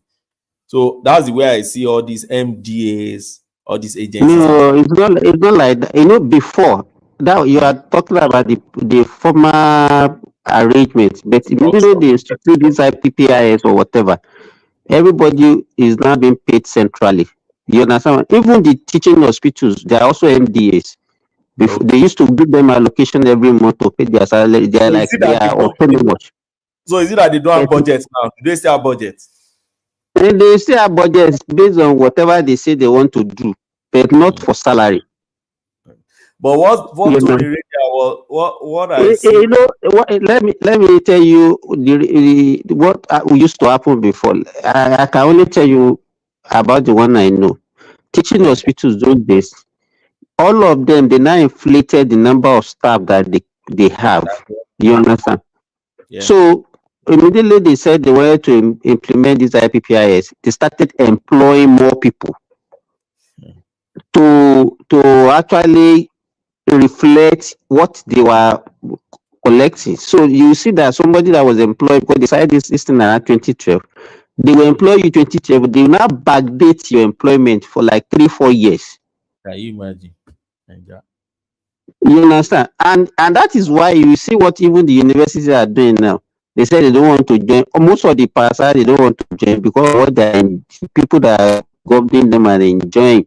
Because every year they will say, okay, they want to employ so number of people, and that is the budget that the government will approve for them. They will be giving them that fund. Meanwhile, they will not employ half. And they don't have that number. So even this and then no here or whatever they are talking about, everybody usually in Nigeria, they give flimsy excuses for them not to do their job. You'll be amazed if you go and look at their budget. That budget that you say that person is claiming that is too meager for them to do anything. Yeah, it's Professor Tony Radio now. You know him. Forget about Nigerian MDAs. The MDAs are the worst when it comes to at the federal level because they are somehow isolated. But I don't want us to lose sight of what I'm talking about, though. How do we sensitize the people about the responsibilities of the local government? We need Sorry for that question. You think Nigeria are forgotten so soon? The responsibility of local government. We know the responsibility of local government now. I don't think so because it's been 25 years. No, no, it's not up to that. The Sorry, thing died sorry guys, gradually. Timbers, please. Thomas, I think Okay. there's a link in the private section to bring up for the responsibility of government councils that they really want to have a conversation about in the private. If you don't mind bringing the link up, so that they can. I'll be listening for the most part, but I just want to listen to the guys speak about the function. So at least let's start the education from here, because even myself, I need to be getting some things. So if you don't mind, Thomas, sorry, go ahead, Sima. Apologize for interrupting. Okay. The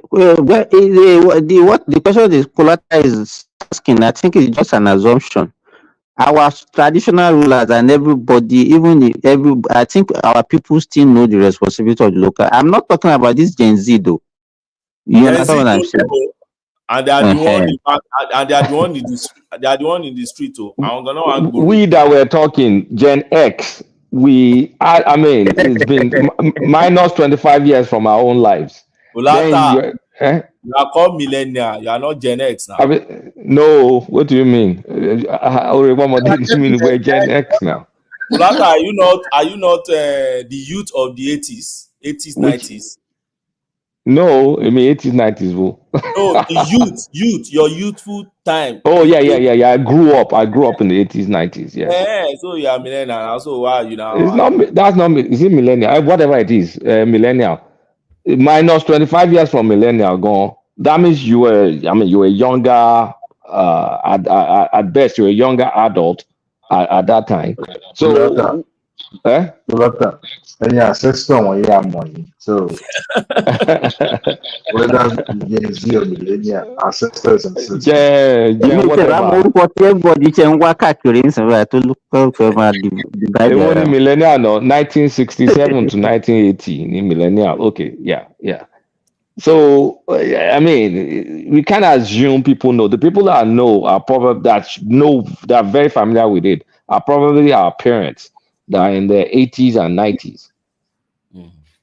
Well, I can't say it because I have the privilege of maybe having people that work in the local government. Because I could remember those days, even in the 80s till early 2000.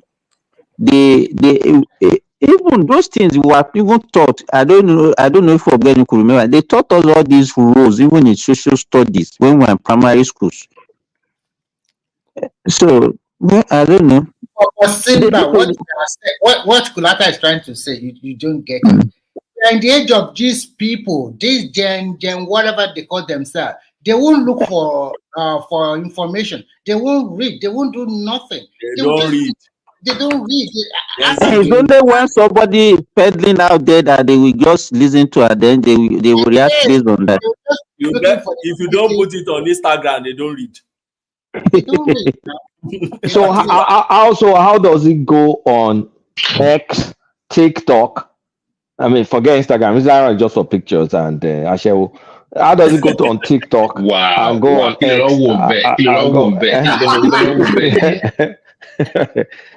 and Facebook. Government need to start doing that. They used to have government. I think. Remember, let me agree with Ogbeni on the local radio because Iyakabiru and Yanosimo Ojakuto is now on X or Instagram. They need that local radio. Lakara is on X now. Everybody has data. Not everybody. Not everybody. Rashidi watch TikTok. The only one that you watch is the one with dancing. The one that Lata, do you know that statistics shows that more people listen to radio than all these platforms you're talking about in Nigeria? Yeah, I'm discussing community engagement where they can call in. Remember the days of OGBC, they will call into the program, they will engage that you need that. It's what I'm saying. They still listen to radio. Even before I left Nigeria, and that was a long time ago, I wasn't listening to radio at that point. People when you enter taxi, you don't have choice, you must listen. When you are walking around garage, you must have choice, you must listen. In the street, you have choice. Listen to radio. You must just listen. People stream now. Oh, well, let me not use my own. No, Kulata is not about streaming. And if you see the number of radio stations in Nigeria now, it's so alarming. That's springing up. So alarm me, eh? Okay, And they are but not, okay. they are not only in the cities, oh. Yes. But you see what can happen. Like But they are not. you can, They are not concerned about public enlightenment. but you see, For you can. business, I think people run it for business. Let me say this. You can influence what gets on radio by creating a viral story. Okay, for example, that useless TV station, Arise, they have a section where one ex-model girl comes and all she talks about is what happened on X. What is trending? Thank you. That's the name of the program. So a What lot is it? of viral, a lot of stories. That's all lady. OG girl, OG. You mean the one that brought us by the way, what happened to NTA? They are in all local government councils in Nigeria, right? Who watches NTA? NTA now. AIT is dead. NTA, forget AIT. I'm saying like the local. No, anybody watch all that stuff? They watch you. It's an assumption, no. They watch you. People still watch NTA. My dad doesn't even watch NTA and is in his late 80s.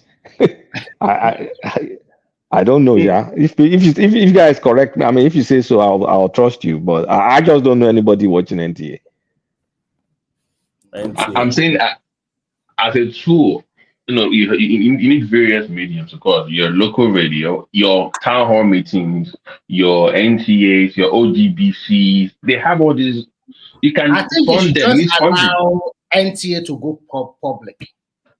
Yeah, they should be like a BBC now, like a BBC kind of thing. Too. That would make more sense. Yeah. I need local government, my grand license from community. Let me tell you this. Once they know that local government money is coming to the local government, people will go and ask for their rights there.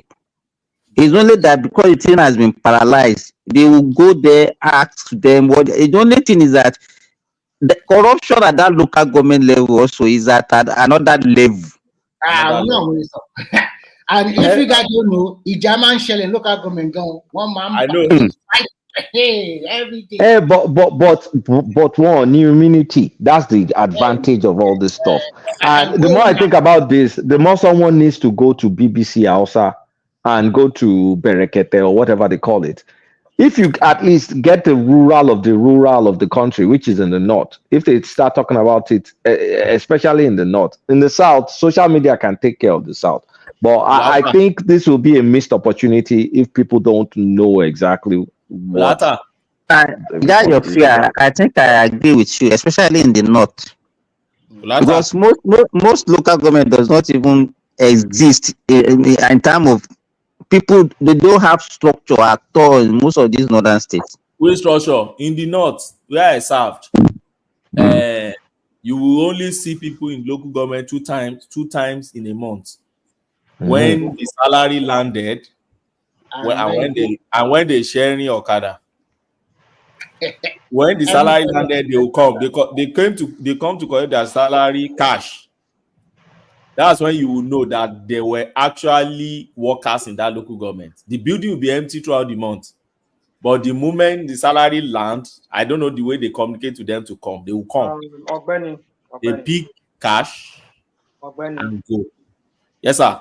I think I've been listening to all of you, especially Kulata. Rational mind.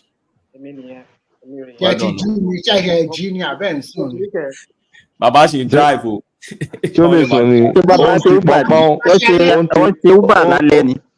Ó ti pọ́npọ́n láti area wo ló wà, not somewhere in the northwest. Ó ti pọ́npọ́n kọjá state méjì. Kulata, please, before Rational Mind we take the floor. I know he just came in. Kulata, before we take the floor. I've been listening to you guys. Okay, thank you. Before you will bring your voice. No.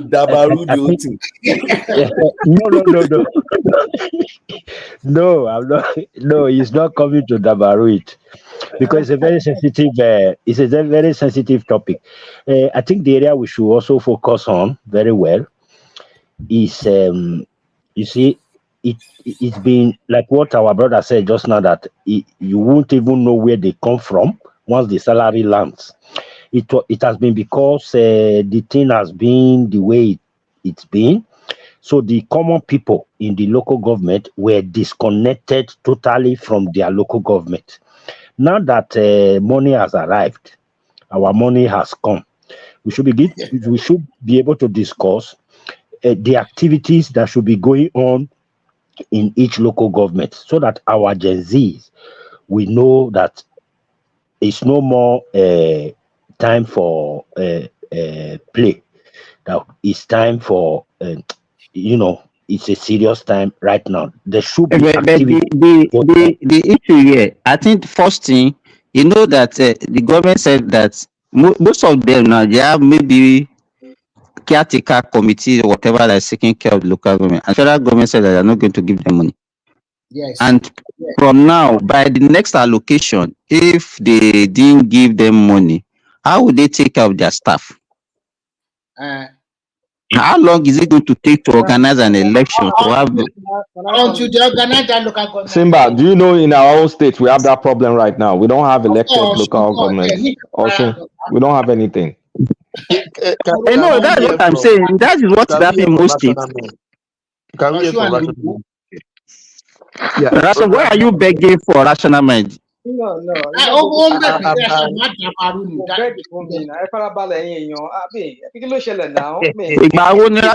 When does it become a baby that we have to be begging for him to be able to talk? I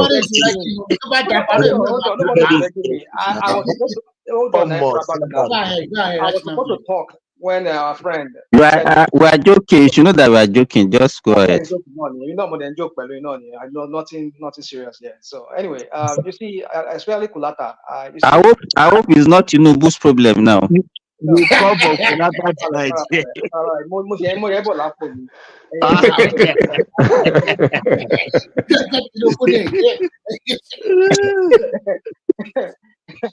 Bóyá òdìlé máa mú jáde ní bóyá ẹyẹ lẹ́yìn àwọn jáde ẹ̀yà àparò ní ẹ máa rí mo ṣe ẹmọ yẹn pọ̀. So the thing is, you see, Kulata, I mean, you see, sometimes the very day I started questioning your person sometimes is when you said things in the past and I started doubting. I mean, boy, you keep going to you come here, you act like let me mute myself. Like an intellectual. I mean, you hear yourself. You see, all the things we've been talking about here, about the local government not functioning properly, it all boils down to that 1999 fraudulent 1999 constitution. That constitution, you people talking about amending. What the crap are you people talking about? Do you know how many years we've been on this journey of this never-ending journey of amending? If they knew that this was a problem, why didn't they amend it a long time ago until Supreme Court had to rule on it? But it wasn't amended. Well, but I'm not saying it's amended. I'm saying, why should I even thought about amending it? No, but it didn't need amendment for this interpretation. You said what? It did not need amendment. This is just an interpretation of the existing constitution. It does. Because Ogbeni, she won't amend constitution can to get judgment. No, amend it. I mean, come on. Let me land. Understand what my position here. I'm not saying they amended it before the Supreme Court judges were able to rule on that. That's not what I'm saying. I'm saying they should have even waited for the Supreme Court judges to have ruled on that. They should have even amended it themselves. And even right now, even the Supreme Court ruling. Rational mind, before you continue. No. Let me land this thought. Can I land this thought? This one is very important. Remy, let him land, please. Let him land. Yeah. Even the Supreme Court ruling is still conflicting with the sections of that fraudulent 1999 constitution. It's still conflicting because even what they said was that they have autonomy. What's our rational mind? I talk in bits. I don't. Is the interpretation of the section decision of court cannot contradict the law? It does. The law it interprets. I've listened. Hold on. I've listened to other legal. Should I call them legal scholars? Have you read it? Okay, rational mind. Continue. But professor. I've listened to other people who have spoken on this matter. I mean, some people have said they might have to rework that some section of that 1999 constitution. For example, They're talking about a certain joint account, right? And even the constitution does not even spell out the function of the chairman, like you say, the office of the president, the office of the vice president, and maybe the governor and the vice president and the deputy governor were all spelled out in the constitution. But the constitution does not even talk about the chairman, even the councillors. So how do you even know? Is it any wonder why the governors were usurping the rights of the local government when it's not clearly spelled out in the constitution? Besides what telling them that they shall be responsible for the burial ceremony, burial whatever, and that. I mean, what kind of constitution is that? That does not even. And then all these lawmakers have been sitting on this. Even the same guy that is there in the office today, he was one of those people who started the whole crap that brought us to this crap that we find ourselves today. He usurped the whole local government in Lagos State. And now you people are loud in and make praise him like I've been seen everywhere now. Even you're on this platform, everyone, if you praise him like it's like some kind of messiah. Tinubu is another savior now. Oh, money. I just want to quickly remember. You need to hear this. When Buhari was the president of Nigeria, there was a constitutional amendment about local government financial autonomy, and they take it to all the two states of Nigeria. At the end of the day, it turned out no. That was the constitutional amendment that time. So it was not passed, okay? That was the major reason why Tinubu does not want to go through that route again. So he took them to court. Anything that the Supreme Court pronounced, when you listen to the judgment of that Supreme Court, it is clearly stated that the money meant for local government from the federation account should go to them directly. So there's no ambiguity in it at all. Rational mind. Let Ogbeni answer you about. No, you can answer me. I don't even want him to answer me. I don't want. Rational mind. You have your own mind. I've had him. Well, no, go and read. And the rational mind has already heard from the obedient lawyers now. So it doesn't want to bend his view on this because it will be biased. Johnny, Remy, we say go read what? Go read what? What do you want me to do? I say you yourself go and read the judgment. Rational mind. Can I ask you a question? So who is going to override the Supreme Court? You see, that's why I said there's a conflict there. There's a conflict. But okay. Assuming there's a conflict, conflict one day. But so who's going to override the Supreme Court? Well, we shall see how that plays out. That's the question because there's nothing to play out. The Supreme Court has ruled. The referee's decision is final. I'll give you an example that the Constitution does not talk about the chairman. It does not talk about councillors. The Constitution doesn't have to. It does. Is the Constitution explicit about every single thing? Hold on, dude. You see, this is what you do. When I say don't dude me. It's the Constitution, even of the United States. Please let me talk to Rational Man. Rational Man a bit. Apparently, you do not even understand how. But you are happy by ruling. No.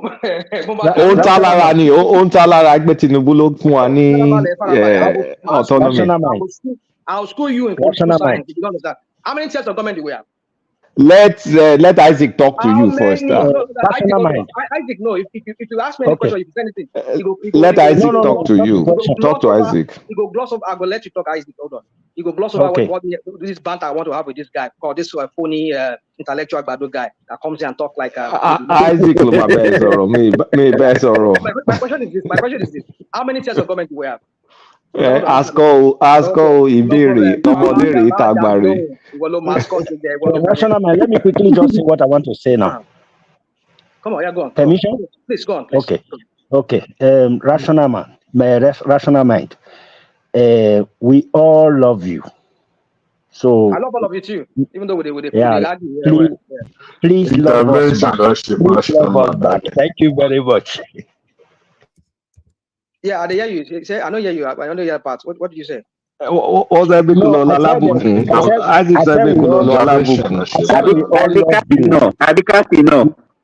please love us back. You guys, Jackie Boy is alright. When I last time talk, even though they insult me, make I know where they insult me, where they praise me. No. Let me repeat myself. Okay, please. I said we all love you. Okay, and I love all of you. Let me just go. It's okay. I don't want to please love us back. Please love us back. My point is this. You see, we have 3 tiers of government: federal, state, and the local governments. And now, a stupid constitution or some kind of, I don't know what I wouldn't call that constitution, the framers or the drafters of that constitution and the framers, I think maybe they were sleeping or something was just wrong with their head. I don't even know. That's why we said there's a need for us to renegotiate that country. And we keep saying to some of you people here, you people don't seem to get it. Rational mind. Can we focus? You're talking generalist now. Wait. Okay. Let me ask you a quick question. Are you happy that we have LGA autonomy? Yes or no? If I digress, there's a reason why I digress. But just answer before you digress. Are you happy that we have LGA fiscal autonomy? You see, the thing is this. I'm not. Yes, it's a yes or no thing now. The answer is no. Honestly, you want to pin me to a coin. Like when I say no, I don't want to pin you because honestly speaking, let me confess, rational mind. Let me confess something to you. You raised my awareness on LGA autonomy. Honestly, something I've overlooked is you bitching about it incessantly that made me even start thinking about it. So now that Tinubu has done it, are you happy? Forget that it's Tinubu that got it done, but now that it's done, are you happy? You see what you people do here? That alone now. Oh, shady time low. It's very straightforward, the berry. I'm happy about it. It's not happy. You need to study law. Yes or no answer. Yes or no question. Baba kan jori. Ole so yes or no.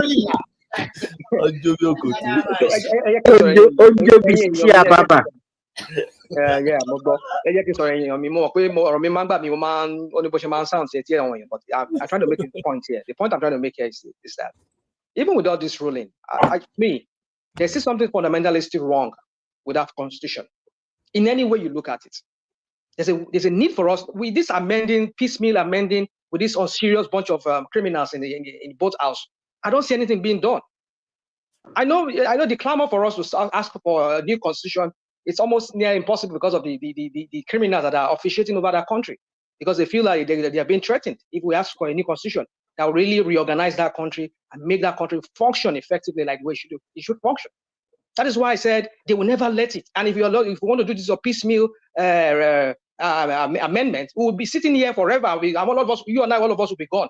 2, 3, 4 generations will be back. And if YouTube still exists, they will listen to this our conversation, say in about 300 years from now. If you want to sit down on these idiots that are rational mind, if you want us to do constitutional review, it's totally different. We are talking about local government now. Let us limit it. Don't. I'm limiting it. But when I said, like I said, if I digress, I'm trying to make a point. If I say, rational mind shift goalpost ni, but Tinubu to achieve and got on dream of. Now he has to shift the goalpost to something impossible. It's because don't worry, we'll indulge you. I don't have faith in these criminals that are there. Okay, do you understand a very fundamental thing? A constitution, rational mind, a constitution is a living and breathing document, right? It's never final. You keep tweaking it. You see this Agbado intellectual way you do. It's not Agbado stuff. The American Constitution goes under review for how many years now? Nigerian Constitution will be reviewed. American Constitution is living. That one I can believe.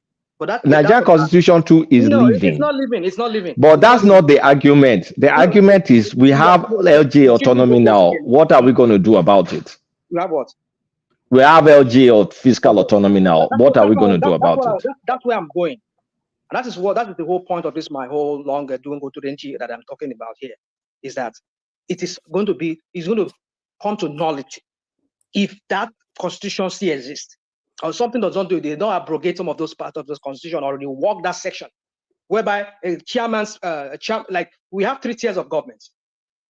No one is ahead of any other one. We understand that federal might be the father of all of them all, but at the same time, in a more democratic setting, every tiers of government is almost they have equal power in a sense, even though we know that federal has more power than the other 2 tiers. But what I'm saying is, in some kind of how they impact the life of the common people, the citizens of their space. It's even. They have to do it even, or it's shared among all of them.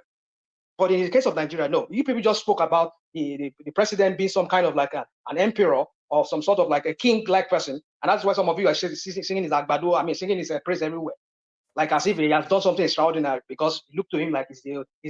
Let me just leave that. I digress. My point is that if we do not rework that constitution and clearly spell out the function of the chairman or chairwomen and the councillors, we're not going anywhere. Hey, but it's there now. It's there in the constitution. Everybody has their role. It's not there. It's there.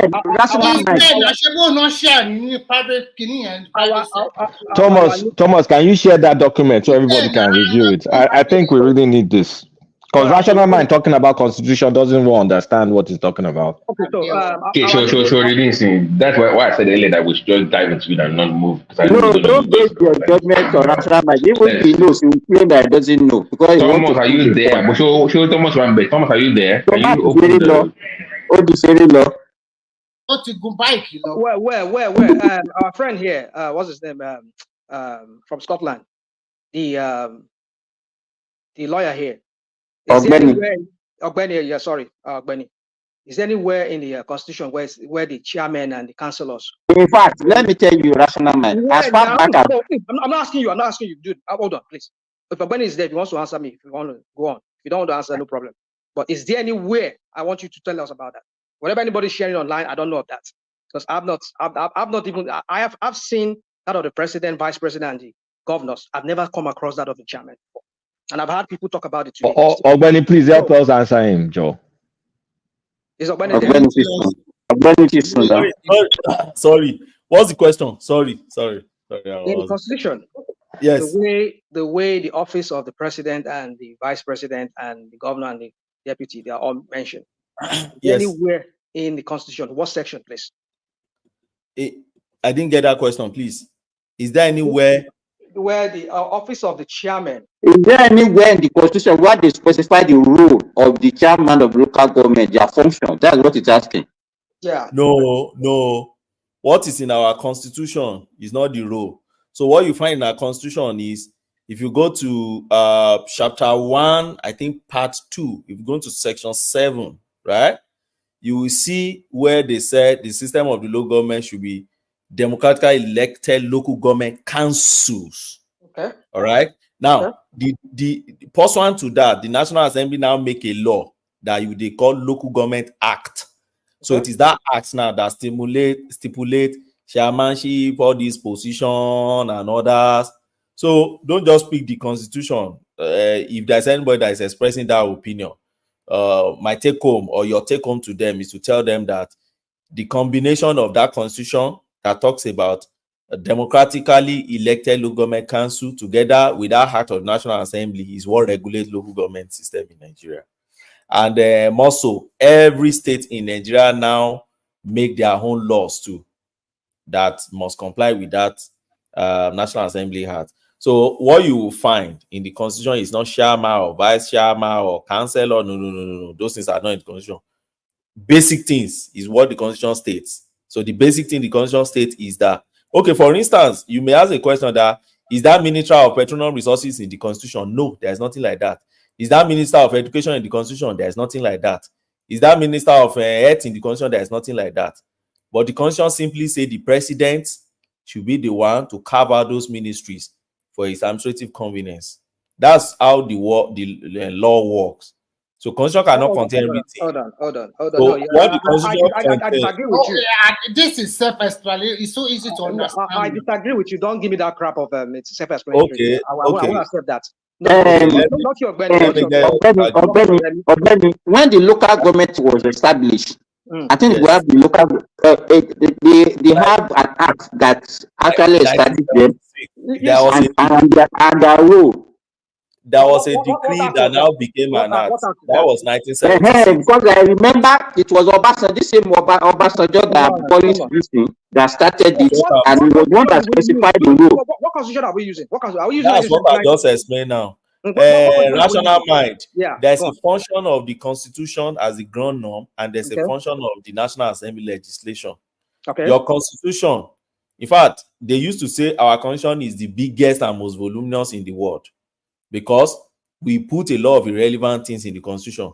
Constitution usually contain basic things Then the parliament now makes law pursuant to that constitution to analyze more and specify more and expand more. Do you get? And that's why I started the example of that ministries.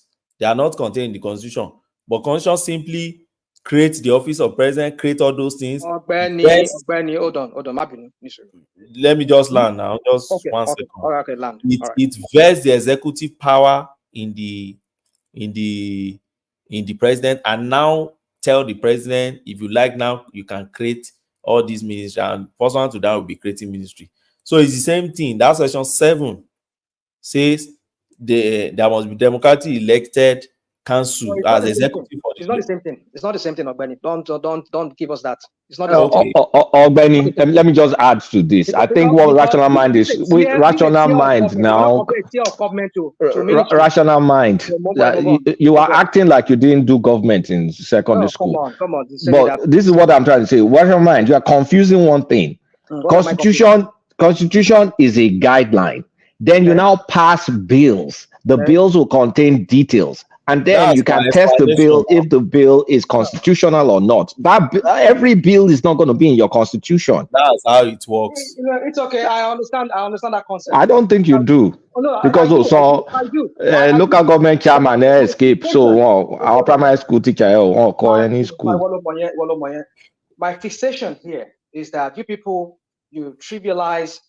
That's why we get this crap that was going on in that country. Why that country is not working. You trivialize a third tier of a government system that we claim to run in that country.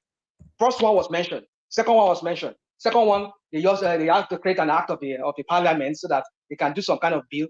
Why don't you flick out with that bill, tweak that constitution and include it there just to show the importance of that third tier? You just listen to a professional. National man, 1979, 1970, whatever. National man, hold on. Just listen to a professional talking to you. What professional? Constitution is just a basic one.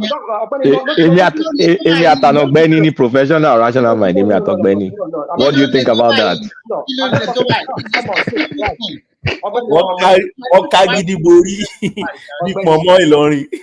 I'm not disrespecting you here. I'm not saying what you said. The truth is, rational mind has been clamoring for this local government thing. And it's very, very bitter that Tinubu was the one that delivered it. Just say the truth. It's because he came from Tinubu. That's why you're shitting in your pants. When I said your question was insidious, you were trying to get something from me. And I don't want to answer your question because I knew where you're going. Since I've joined this platform, you've been begging for local government. Now you talk and pass for this platform. And now we have it. Lata, let me give you some other example. Wait, rational mind. No, but I'm coming now. Rational mind. Wait now. Critique here because you were trying to do that now. Let me quickly do that now, please. You were trying to say that equate a ministry to a third tier of a government that we have that we should be having in that country. You say, because you don't expect the constitution to say everything now. At least the constitution does not talk about the ministries, but yet the federal government, yes, of course, the constitution does not talk about that. But we're talking about a third tier of a government. Why is the constitution silent on that? Why is it? I mean, I understand that part that you're talking about. Oh, they are responsible for. They should be democratically elected council members. Okay, fine. That is good. Then, okay, who are these people who are going to be the head of that local government? And why don't you spell out the way you spelled out the other two tiers? Why don't you spell it out and let us know their function, their oversight, their roles? I agree with you. Why don't you do that? Rational mind. Now, do you say because we don't have that in the constitution, then local government should not exist again, or chairmanship position should not be? Is that what you're advocating? You see, when again, here we go again with this kind of question. I've not said because that. Do you know the reason why I asked this question? Let me tell you the reason why I asked this question. In law, there's something they call purposive interpretation. The law is man-made. The law can never be perfect.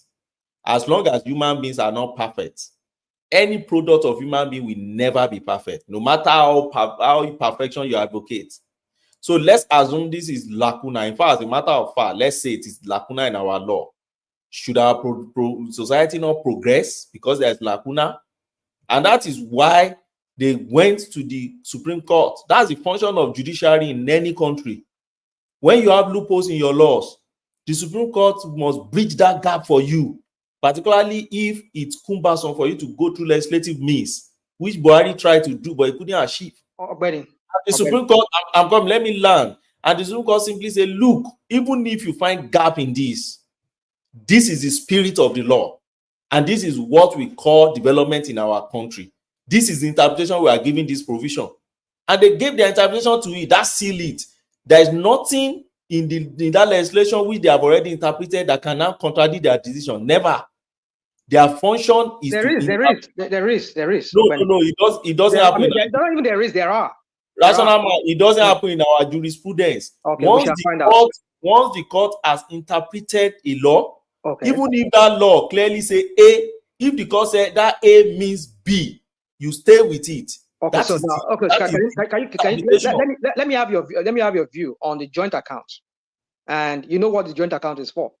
They said the Constitution says, maybe the Constitution or whatever says that there should be just an account controlled by the states and the local government. I've said it today. Okay. Yeah, I know you. I think I heard you when you said that. But my point is this: hear me out first. Yeah. When the Supreme Court rules, and there is a provision for a joint account, and it's not clearly spelled out, whose role, who has the legal right to that account, apart from, I mean, it's not clearly stated there. Who has the legal role? Because in the first instance, that was what all these state governors were doing. They put money in that account, and then they will, because they are the head of they control the center of that state. They are the governor. They can just dip their hand into it, and whatever amount they want to release to the local government, they do that. Because the Constitution does not spell it. Because that's one of the lacuna you're talking about, whereby of course it's not clear. Yeah. Because now they say, okay, we're charging service fee for servicing that account for them, so we have to remove our own percentage for servicing. That's it. So why when Supreme Court says, okay, they are autonomous, they should have their money. Now, what happens to that account now? What happened to that account? One man, do you know what they call court striking out? It's not striking out, we call it striking down of provision of a law. Have you heard about that before? Well, so this is the way it works. If you have 2, 3, 4 provisions of a law, don't forget that I told you there's nothing human being do that can be perfect. And that's why you have your judiciary. And that's why Wendell Holmes says that nothing is more pretentious than the prophecy of the court. That is what you must, that the state of the law is what the court says. And nothing after that. Even if you read the letters of the law like this, what the court say it means is what it means. Now, if you have 2, 3 provisions of the law and they all contradict one another, parties will rush to court and say, look, this is not law, this is Constitution we're talking about here. Is law now. The Constitution is also law now. Yeah, well, which one supersedes each other? Because we say the Constitution is the ground norm, right? So what I'm saying is, within the same Constitution, you can have provisions that contradict each other. Okay? Now, if you have provisions that contradict each other, the court can say, look, if we combine this thing together, this is the combined interpretation we are giving to it. Any interpretation they give to it, regardless of what the letters of that constitution says, once the final court has pronounced on it, there is nothing you can do again. Well, if you like, you'll be reading black there. The final court in the land says it is red, then it is red, and that is what everybody must follow. And that is why you have literal interpretation, where they just interpret this what common man or educated person like you will see and read and say, oh, this is interpretation now. But beyond literal interpretation in court, we have what we call mischief approach, and we have what we call purposive, and then golden. So we have different means or tools that we use to construct letters of the law. So they are not just letters for their sake, and you just read this, this is what this thing says, it's too clear. And no, if it's that clear, then there won't be legal profession. Then judiciary should not be there to be interpreting things. So if they have interpreted it, it can never, that provision can never now contradict their decision. They have looked at it, they have read it, and they are telling you, yes, we have seen this thing, but this is what we think is the purpose. And they said, okay, this account, they said they should keep in common and everything. The end purpose is to get to those local governments. So if as it stands now, it's not getting to the local government, then we are saying that we abridge it, we don't need this again, then take it straight to the local government. It will still serve the purpose of this provision. That's purposive approach. So that's my take on that. I don't think we should overlabor this. Okay, go on, please. Sorry, go on. I don't think we should overlabor this. I think we should just let's not say we should not overlabor it, because what we do here, this is how we got to this point today. You know, I want to me and some few other people here. We should do it if we really want development for our country. This is a good judgment that we should run with. We should move on. We want development. We want development. Not to be doing legalese. If it is on OBT, we are doing legalese now. You'll be telling us that. That's a way, because we are not trained like you as a legal practitioner like you. I have my own specialty, which I'm sure you're not trained in that. And I can't you now usurp your. But I mean, as a layman, using your the way you people refer to us who are not trained legal people like yourself. As a layman, I will read these things. But in the Nigerian case, we've seen that some of those laws that we see that ordinarily, like the way you were trained in school, that's how law should, but it doesn't play out in Nigeria like that. Because look at the same constitution that brought us to this point we are. Because these people they use that provision of that constitution of that joint account to manipulate the whole thing over many years, and that has stagnate our growth. And a lot of people have died. A lot of people, their life has been wasted because of that. And one of them is sitting in Aso Rock today, who was himself used that to benefit himself, to ride into power. And now he's acting like a messiah now. So people are praising in his praise. I don't subscribe to that. So if I'm critiquing like this, it's just the same way we critique to get to this point. Maybe they'll be hearing us about this hammering on local government. Let them work. I'm one of those advocates here. And I think Nigerian Lokan and some other people who also champion it here. And finally, they did this through the legal means, which is good. I'm not saying it's not a good thing. But how far is it going to play out with the same people that brought us to this same situation? We shall see. Another thing I want to say is this: that so, national man, what do you want? What do you want us to do? That's what I'm fleshing out already. I'm trying to make you understand. We should reject that. We should reject the front of the Supreme Court. What are you doing here? What are you doing? No, now I have to ask you now. What's the essence of this argument now? I've not said we should reject it. So what do we do? So that we can have Benny, Jacko vent, own vent ni. I've told you what's going on. It's because it's Tinubu that was the Messiah and he's not happy. So let me go to the point. You see, I'm not saying it's not a good thing that Supreme Court ruled on this. That's not what I'm saying. But what I'm saying is I'm taking it with a pinch of salt. Because I know that space, I know that Nigerian space, that we shall see another thing come up tomorrow. They will look for one loophole within the system. If you want me to give me, I'll give you so many, Benny. As long as they conduct the local government, it's the government that conducts the local government election, forget that thing, they'll still bypass it in some ways. The end development to the grassroots will still be usurped in some ways. Because if, look at what happened in the Ogun State. Governor of Ogun State, Tapabiodun. He had to jail a local government chairman because of Ogun State. Yeah. So he had to jail a local government chairman because the guy confronted him about their phone. That's what we're talking about. He removed the guy. He had the guy removed. That's how powerful those governors is. Because he knows that if you remove him, you send him to jail, he can always replace him with another person. If they do another local government election, you put another person there that will listen to him. That okay, that's your local government allocation from federal government. Benny, let me ask you a question that I think is pertinent. How is a local government chairman removed? Outside of crime, they don't have any immunity. So how are they recalled? Can a governor remove them? I know the voters can maybe recall them. Their councillors, the councillors can remove them. That's the legislative body. Wait, what's the legislative body? At the local government level or at the state level? No, at the local government level, they have councillors now. Those are their legislators that could remove them. Can the state legislators remove them? No, so governors do remove them. in what we have presently, because No, like in the real sense. no, they shouldn't. It should be the councillor. But yet, I just give an example of one that did that in Ogun State. Yeah, but that's within this useless. That's within the old paradigm. So what did he play on? What was it he played on for him to achieve that? He had immunity. Because he controlled his purse now. Yes. He controlled the purse. He has immunity. You cannot even sue him. You cannot do anything against him.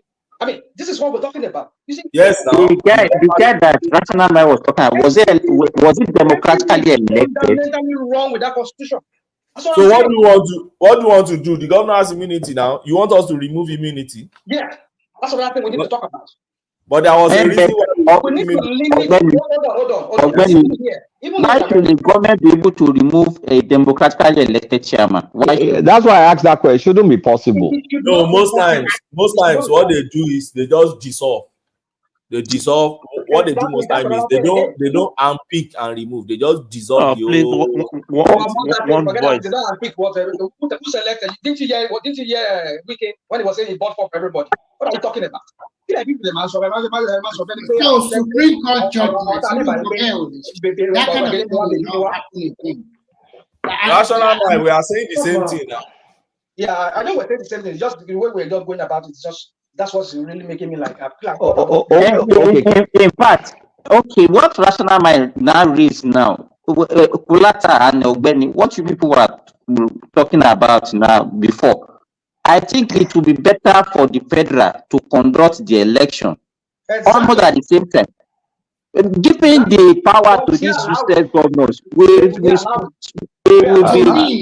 I would suggest a midterm election because their tenure is just 3 years. But with the government allowed, who are the people who are going to make that law? I don't want INEC. I don't want federal to conduct the election because the federal will be too powerful. And like I also elucidated my reasons. How would that make federal to be powerful? Explain. Okay, in the real sense of elections, the federal emperor can, if he's distributing money directly to those people, if he's also controlling the apparatus that elects them, then he has too much leverage over the local government, and okay, look at the previous election that we had. Does president have any effect on the state legislatures, the governors, and even the reps? I mean, the National Assembly members. Oh yeah, if it's a state that the president has influence. Oh yes.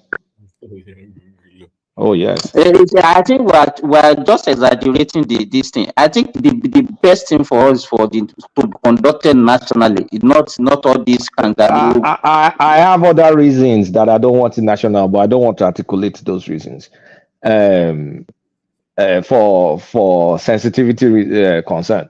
But my point, what I want to ask is, regardless if it's the SCIC or NEPA or INEC or whatever that conducts the local government election, does the government have any right to remove that local government person that's elected? Not to someone they appoint, like the Abia State is appointing mayors or appointing caretaker, whatever. No, I'm not talking about caretaker. Not. That's what we're saying. You see, Kulata again. What they usually do is this is my problem. Hold on, this is my problem with you, Kulata.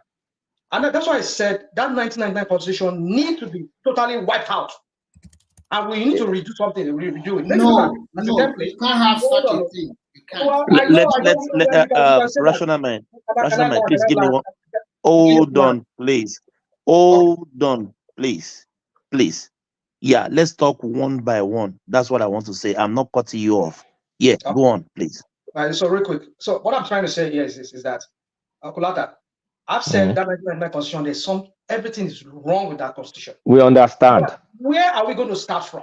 But one thing I agree is this. We can take that 1999 constitution and see some of the what did you call it that time, Ogbeni? What is that? Lacuna. That's what you call it. Look at the lacuna. Ogbeni, please, what's the meaning of lacuna? You guys say this thing and it goes over my head. It is space. It's like A gap. Okay, got it. Yeah. So look Emma at so normal English now. Okay, when in Lakuna, Emma so normal no, I Ondo now. want to sound like a legalist now, you know. Give my pretend, give my young father. Let me go. So anyway, so my point is It's actually a scientific word, though. It's not an English word. So look at those failings that we have in 1999 constitution and draft a new constitution. That's what I'm saying. We're trying to amend this Rational mind. Hold on, Joe. To your long. Within our current constitution, like if we follow it, is it allowed for a state governor to remove a democratically elected local government chairman? It should not. Can someone answer me that straightforward question? It should not. It should not. It should. Listen to what I said. It should not. So that means it's if it happens, it's something that needs to go to the Supreme Court for clarification. Right. So we continue going to the Supreme Court for everything, right? You see, this is what we're talking about. That's what happens even in America. You test the law. How many things are you going to go to the Supreme Court for? How many things are going to be doing piecemeal? Can I interject you for 10 seconds? Please. Yeah. If we put anything in the constitution, it need to be tested now. Some people will flout it, and then the judiciary will put. Yeah, if you look at the constitution, the 1999 constitution is there. It has been amended 3 times now. There is no way you can jettison all the old 1999 constitution and then you replace it with a new one. It's not going to be done that way. I think they should continue to amend it. America still continue to amend their constitution to today. Look at the time it first came out. So you cannot say they should just jettison out the 1999 What's the purpose of a constitution if you don't test it? The U.S. Constitution does not have the flaws. The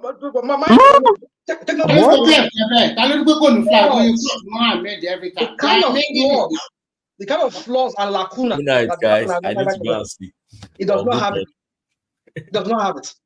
So don't come here and do this false comparison. National mind. I've asked one question. What exactly do you want?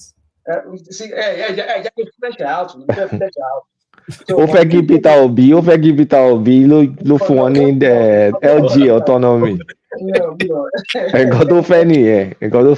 Òun àtọ̀gá ẹ̀ Máyégún. Ní Máyégún Soldiers Association nǹkan tó fẹ́ nìyẹn.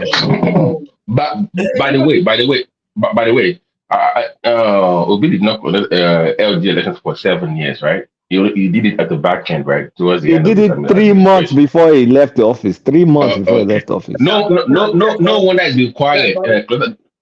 He's been quiet all of a sudden. I've not heard anything about this. Of course, it's a shame now. He sat down on local. He stole local government money. He stole it. Only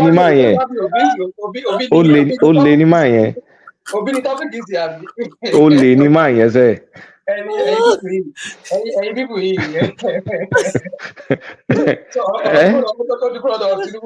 8 years, he didn't conduct local government election. I was like, I buy petrol by myself. Then on here, you pocket the money by yourself too, and you put it in Fidelity Bank by yourself, and then finds its way into Panama. Only Buruku.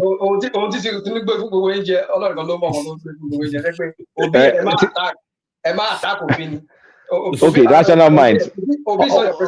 Under whose administration did we get local government autonomy?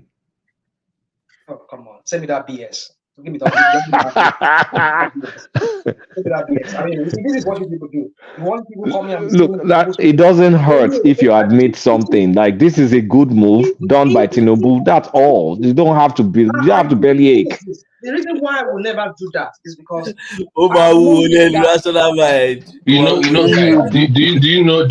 know why I'm surprised with Rational Mind? Because Rational Mind and I had a conversation about local government council chairman for over 3 hours on a different platform. We went into details about the benefit of having local government. So I'm surprised he's now sounding this way on this platform. The same guy that we were talking about local government councils and the benefit that is now I don't know. He's now telling you how the chairman position is unconstitutional. Please, try to understand my position. Whatever you and I will discuss about local government, whatever you and I will discuss about. Oh, but my wale about the rational But rational mind. This is the point. Forget who got it. No, We got it is the point. that's not my point. That's not my point. You see, Babati, try and understand me. But no, I'm not trying to make it, try to get my point. I'm not particular about who got it. That's not even my point. My point is that this is not even the panacea to it. Does it kind of make a point? Does it score a point? Yes, it's score a point that yes, it re-emphasized that point that yes, in the normal federal system, local government should be autonomous from the state and federal. They should be on their own, a government of their own. But the point I'm making here is that even the Supreme Court ruling does not solve anything as such. Rather, it makes that point that yes, they should be autonomous. Going forward now, we shall see how that plays out.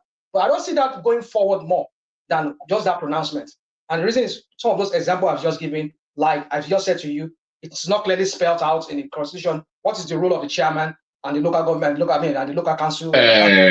I cannot mind. No. Listen. No. Listen now. We've said that if you were listening earlier, I have said that we will still be back in court for some more interpretations. Like for tax collection, like if you were listening earlier, I've said that like in a year or two we'll be back in court again because there will be fight between local government chairman and state. We still have a long way to go, but this is the first step in the right direction. Is what we are saying here. That's the point. You hear your point. Get what you just said now. Maybe in 2 years' time, dude. That is by my own estimation. It might be 2 months, it might be 3 months. Yeah. I know it's your opinion. I know it's just your view. But let's just assume that we're going to do that again for another 2 years. Do you know how many people's lives that would have been ruined just for that within that 2 years? You and I know the value of time here in this country. Really. Time is of the essence. Americans don't joke with that time. We know what time can do. Why we can transform your life within a twinkle of an eye. Within seconds, it can transform your life. But our own people over there just keeps telling them, you need to have patience, you go better. No be like how what does it take this heavy motherfuckers in the National Assembly? What does it take them to sit down and just change that thing directly just tweak that thing directly from the Constitution? And do it, and let's just have good grief to this lacuna or whatever they call it. But no, they will never do that. They want to go through another the court. Rational mind, please. Rational mind. Hold on. See, Tinubu will not come to my local government to come and fix it. He just did his best. Please, he can't go to your local government to go and fix it. The best he can do is what he just did. Thank you. No, but you see, again, here we go again with this Tinubu thing. I don't want to talk about him. My issue is not about Tinubu doing any whatever crap. That's not my point. But my point is this, is that it does not solve anything. It only makes a point that, yes, they have the right to the autonomy. So how do you want to go about it? Tell us now. How do you want us to go about it? I'm not going to repeat myself again. If you don't hear me when I explained to Babati, even though I did not finish what I was saying there, I said, maybe I just have to repeat myself, but it may sound like because I don't want people. Now, I said we need to tweak that constitution. The constitution itself should be tampered with. We need to put the role of. But the people that can change the constitution, just hold on. I will remember. I think Remy made mention of it just now that they passed it at the National Assembly. But you need to force it to ratify it. But it failed. So how do you want us to make the state legislature to approve that constitutional change? That's the question. Thank you very much. That's a good question. Now again, let me now act like your normal press singers with Tinubu here. You call him Master Strategist, Abi. He has National Assembly in his post, right? Why don't you call all of them and ask them that okay, you people, because I'm your God and personal savior, can you people just listen to me once? Just pass this thing and let us have this thing done with. Why can't you do that? If you truly can do that. If you truly wait. Let me tell you what will happen. Now, a senator, when you bring that kind of a bill to the Senate, a senator, for example, from Borno State, that the governor helped to that seat. Isaac, the National Assembly has already approved it. I mean, the issue is with the states. We are talking about the state legislatures, not even national legislatures. No, I think it was the court that pronounced it. No. The initial one. During Buhari time, the constitutional amendment about local government financial autonomy was passed by the National Assembly, but it had to go to two-thirds of the state assembly, and when it was returned, it's a resounding no. Lagos State also said no. Some states in the northeast also said no to it, so they were unable to get that to third. That is why it was not passed. When you want to change national item, you get everybody on board, right? Relax, rational mind. Rational mind. That is why I see sometimes you are just fixated on one ideology or one way to do things. Look at the way it came about it later. Relax. Give me 10 seconds. What is relax about? Can you just chill a little bit? Chill. Jana. Chill what? What are you telling me to chill about? Calm down first. Calm down. Hear me out. So you are trying to say you should go back to the governor and say, okay, I'm the president, blah, blah, blah, blah, blah. Let it pass again. That means you are repeating. I think about the word is about not one way to find solution to problem. There are several ways to find solutions. So what are several ways? Relax yourself, relax. And this one you did. Relax.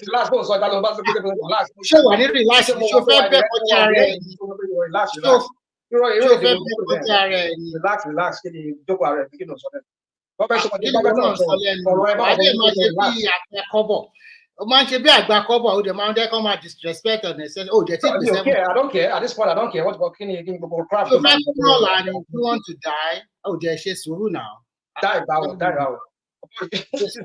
Yes, Suru now. So to pay 17, yeah, but to pay 80 to them. Go on. Just go on. I don't want to go. And then there's no one solution to problem. There's not the several. So I'm asking you, what other solution do you have? I don't know. I'm going to go to Suru, chill. Suru for 10 seconds. Suru now, my dasi. No, but the question not when now. Solution will know. Oh no, just Suru. Just hold on that. So there are several solutions to a problem. As an administrator, you look at which one is more better, which one will give you a better result.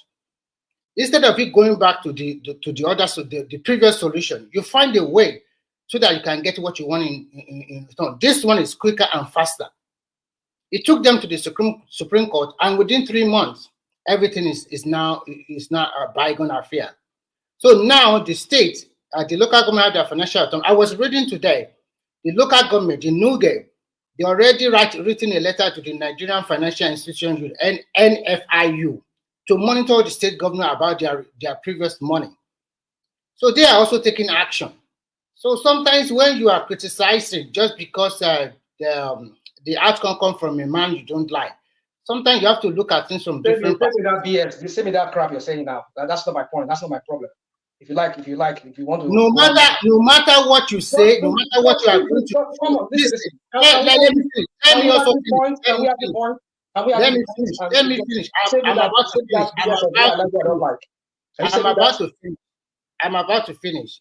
No matter what you say here, no matter the kind of idea or opinion in your mind, you are not a ruling class. You are not a senator. You are not a governor. You are just that is the truth. And you can't influence nothing. You just shout up. What's all about that? That's all about. You know what? There are some people that what they fixated on is what is going to kill you. Okay, doesn't tell you where you are fixated on telling me that Tinubu has the answer to it, right? So no, I do not say that. I do not. Okay, but boy, you got to mark pen on. Tinubu and all of you mark at the end of the day. You just said now that he's doing something, right? Is that not what you said? You said Tinubu. That's what you said. You mentioned him. You said what I told you. I told you there are several solutions to a problem. Okay. And you are saying that it should have went back to that previous one, beg the governor, and because it's their lord, so that they can pass the this kind of solution have been there before during Buhari time. And he sat down, which is maybe Anthony and the rest of the people, to come up with a better solution. And within 3 months, this one is gone. During Buhari time, it takes them more than 1 year. It has to go to all the national state assemblies. And we are telling you, you don't want to listen. You only think about your own. No, I don't want to listen to what? What are you telling me? I don't know. Anybody can talk now. I don't want to argue with you because you won't listen. I mean, there's nothing to listen to because what you just said to me doesn't even make sense to me.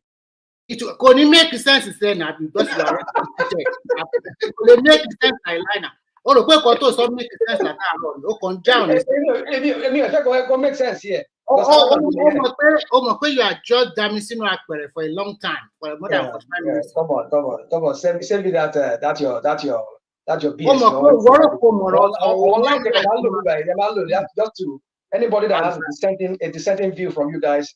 All you do is just to attack him and attack them. I don't go by that.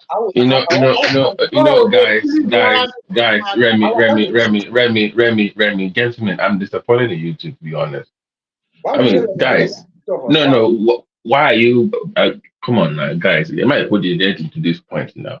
No, I was hoping that we were going to actually discuss the local government. Thomas, we're still waiting for you to bring the link up. That's what I was actually trying to listen to you guys have a conversation about, but I don't know how we got here. We are having a very good session before, but today I got no session. Are we? Continue now. It was more, it was an honest, rational. It was an honest conversation about, because some of these laws. Listen to me. Some of these laws, like for instance, now I did not know until yesterday that Ogbeni reported on that. Even the IGR of states, they're supposed to give, I think he said 10% of it is supposed to go to local government. I didn't know that. So we are all learning about this, this reform. We are learning. So we should not be doing that at this stage. That's what I'm saying. Come on. Yeah. You know rational. No, Thomas. I said you know rational. Rational we do agbado now. You see, the thing is, the only time I go agbado is when people try to attack my person. That's when I'll go after the agbados. That's what I do. Because when I'm talking about matters, we're sharing I saw the issue, the solution. The next thing, you always fixated on one thing. I mean, you abuse a wall of Jackin sorrow. You don't let me talk. You are just on and on me unnecessarily. Relax, chill. I never abuse you. I never do anything to you. I don't know. How many years do you Jumilo? Oh, I'm not doing that. So 17, I go to pay 60. I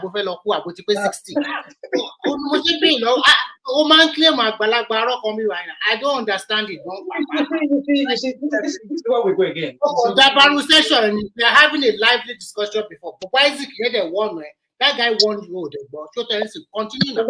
continue. I should come here and sing your kumbaya like you people, right? And follow your whatever. Is that what you want me to do? Okay. Let's move forward. How are we going to educate the public about the functions of local government now that they have autonomy? Thank you very much for bringing us back. The people engaging the public, the local government, the people engage civil engagement.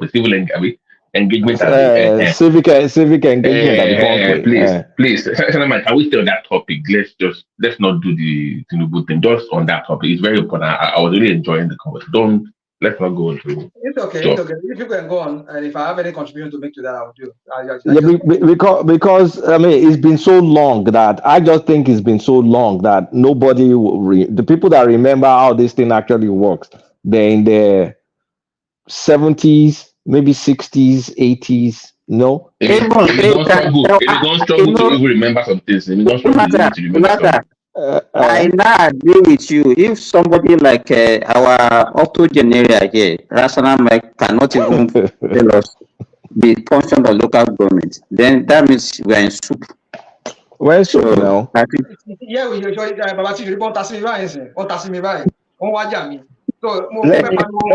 go to the question. I have an answer for that question. How do we encourage our youths now to make sure that this function goes well? This thing that has been Kulata, can I bring my own suggestion?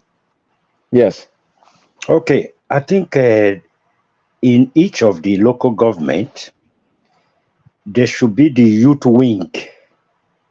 the youth wing in each of the local government. Those days they have the youth wing, very powerful youth wing, you know. They you know fashion they point the arrow on the direction on those things, fundamental things that should be done in that local government. For example, if there is need for drainages, if there is need to clear the gutters. Now, what they should do, as long as this opportunity has been given to the base, they should make sure that there are offices planted in at least 4 to 5 offices that is connected to the local government, where is close to so many different sector of that local government, where people can always go and submit petitions. It might not be in the headquarters of that local government, but there should be sub offices all around, spread around, so that in your own small location area, those things that are there necessary, you submit your petition in that office. Then these files are therefore at the end now transferred to the headquarter of that local government, the head office, where the Petition on what? Petition on what? For example, if we have for example, I came from a local government area. Okay, you know, let me give you a background. Maybe because, as Kulata said, maybe you have forgotten. You have in local government, every structure that we have at the national level, at the state level, are also in the local government. They have their own legislative arm, which comprises of the senators and the councillors. They also have something that looks like ministers, and they call them supervisory councillors that supervise education, agric, works, and all those so-called ministry that we used to have. You understand? They also have their own budget. Every year they roll out their budget. This is what we are going to do.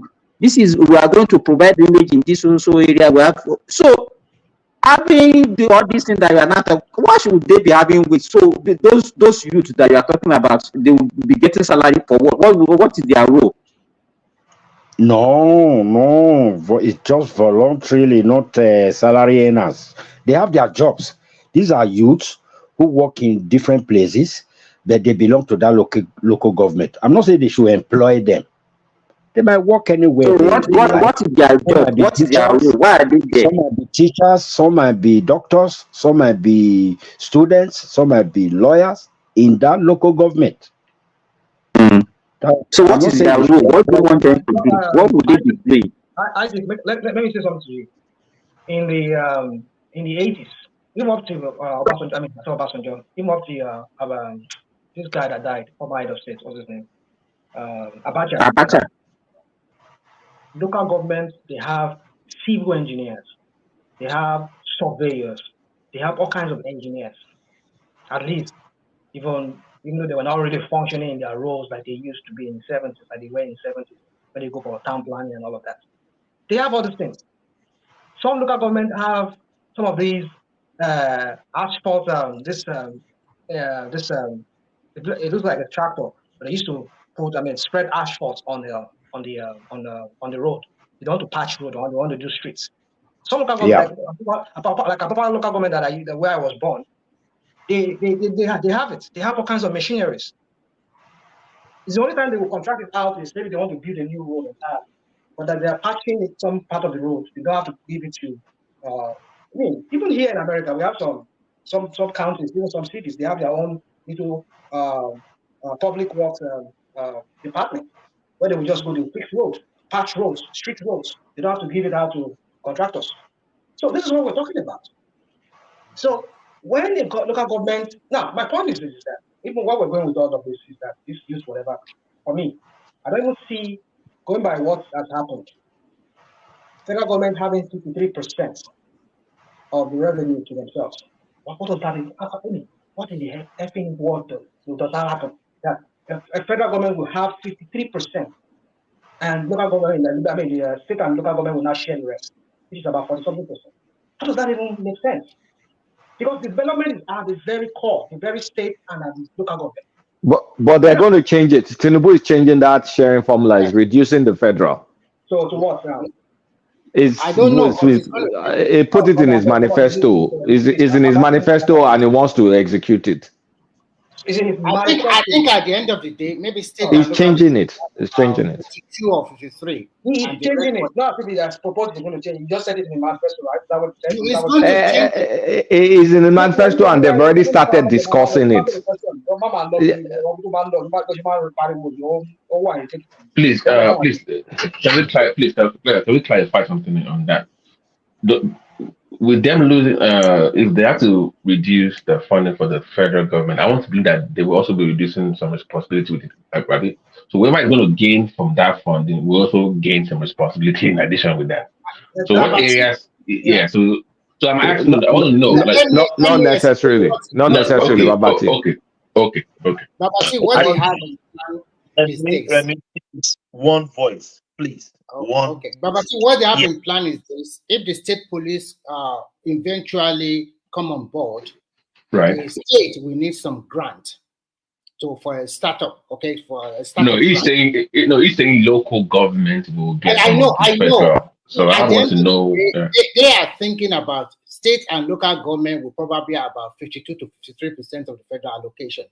But my main concern, what I really want is a gradual resource control at the end of the day. That's what I really want.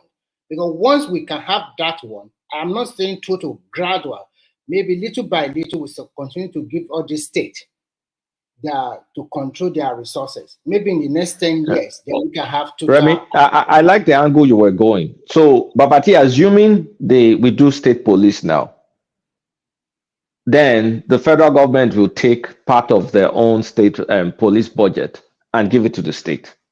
Yeah. Reduce their own burden from a policing perspective, and then the state and local government will get, that bulk. That will change the. So like I said, it comes with responsibility. So I'm saying. So they get you're right. Initially, I dismissed it, but you're right. It may come with responsibilities, because look at it this way: if Tinubu has the intention to gradually resource control, to gradually, it's too late for me, to gradually relinquish power from the federal to the state. So whatever they give, whatever happens, restructuring. If we're gradually restructuring and you are giving more things to the state and the local government, then you have to be giving them money from the federal purse to those. So it may be a template, perhaps starting with the state police, perhaps, I don't know, starting with the state police, and then continue like that. Kulata, does Tinubu have the right to unilaterally reduce the amount that they give to the local government? The sharing formula. The sharing formula. Does he have it? When it's not here, I should have asked when that question. So, but if anybody knows it, I don't know. I think it has to probably pass through the National Assembly at the end of the day. Okay, so this is money we are talking about, and I don't think because first and foremost, the reason why I mentioned state police is that all the 36 state governors of Nigeria, they're already on board. They want their state police, and if you want state police, that means they must give them money to start. So the sharing formula have to change, and that is why the executive will have to raise a bill, send it to the National Assembly, and pass it into law. So, and if we continue to go on that trajectory of gradual resource control, so I say in the next 10 years, if we have a good governance, and then after Tinubu or whatever, and that person also continue, then Nigerian people will see the dividend of democracy more. Yeah. So okay, Kulata, this is for you, please. This is for you. Remy, this is for Kulata. Kulata, this state, what do you call it? State police. No. State resource control. If at the end Nigeria is able to push towards that angle, which states, can you please name some of the states you feel will not be able to sustain themselves? Right now, let me put it this way. If they do it right now, overnight, right now, perhaps maybe 1, 2, 3, 4, 5, maybe 6 or 7 states will be able to sustain themselves. The rest Okay, cannot. follow-up question. A follow-up question. Don't you think that is, I think, and don't you think also that that might also be the what they are considering? Apart from you just saying that 6 or 7 states out of the 36 states, it might be more, it might be up to 9 states. Don't you think that is what they're also considering? Those few states that cannot really sustain themselves, if they now do that, how are they going to fund themselves? If, for example, Lagos sustain itself, Edo sustain itself, Delta, and then they now pay to federal. Is federal going to be assisting those 6 states or 7? Yes. Okay. It's the same way America assists states like Mississippi in one way or the other, because they take from other rich states like California and co, and they help subsidize states like Alabama, Mississippi. I don't want to make this about America, but first things first, I don't think we're going to get to the point where we're going to get ultimate resource control the way we dream about it. It may not be in our own lifetime, because it's going to take a gradual process, and it will take a long time. But I think they'll be chipping at it small by small, because I don't even think it's not something you can jump into just like that. There needs to be many things on ground before you can transition to the level of resource control. So I've been looking more at what is done in India, because we're close in the way we do some of these things. They too distribute money from the center, but their own states and local governments have more autonomy than Nigeria's. So maybe how they are going by their own is something that we will copy, because I don't think we can just turn the switch overnight. The country will shut down. It's not, you can't even execute something like that. Why I said about gradual. You cannot have 100%. That's why I even have like we can't 10. have 100%. Yeah. So I think at this particular junction, this local government financial autonomy is good for Nigeria. At least you can hold your chairman accountable. And I can see that in Nigerian politics now, people started calling their governors to order. And that's what is panning out in Ogun State now. They are shouting his name, come and fix our road. And I can see him also on the road by himself, go and check the road by himself. And also telling the people, I will do my best, but I cannot finish all the road cannot be fixed at one time. So that is the essence of democracy. Instead of you shouting to your president, because the governor have financial autonomy. The president cannot tell a state governor how to spend the federal allocation that go to the state. He doesn't have that right. He cannot control the governor. So, and when we talk about if we start gradual resource control, I can guarantee you that half of the 36 states can be viable. At least when you look at the South state, with all the money they get from derivation and oil money, that 6 states supposed to be fine. They're supposed to not have problem at all.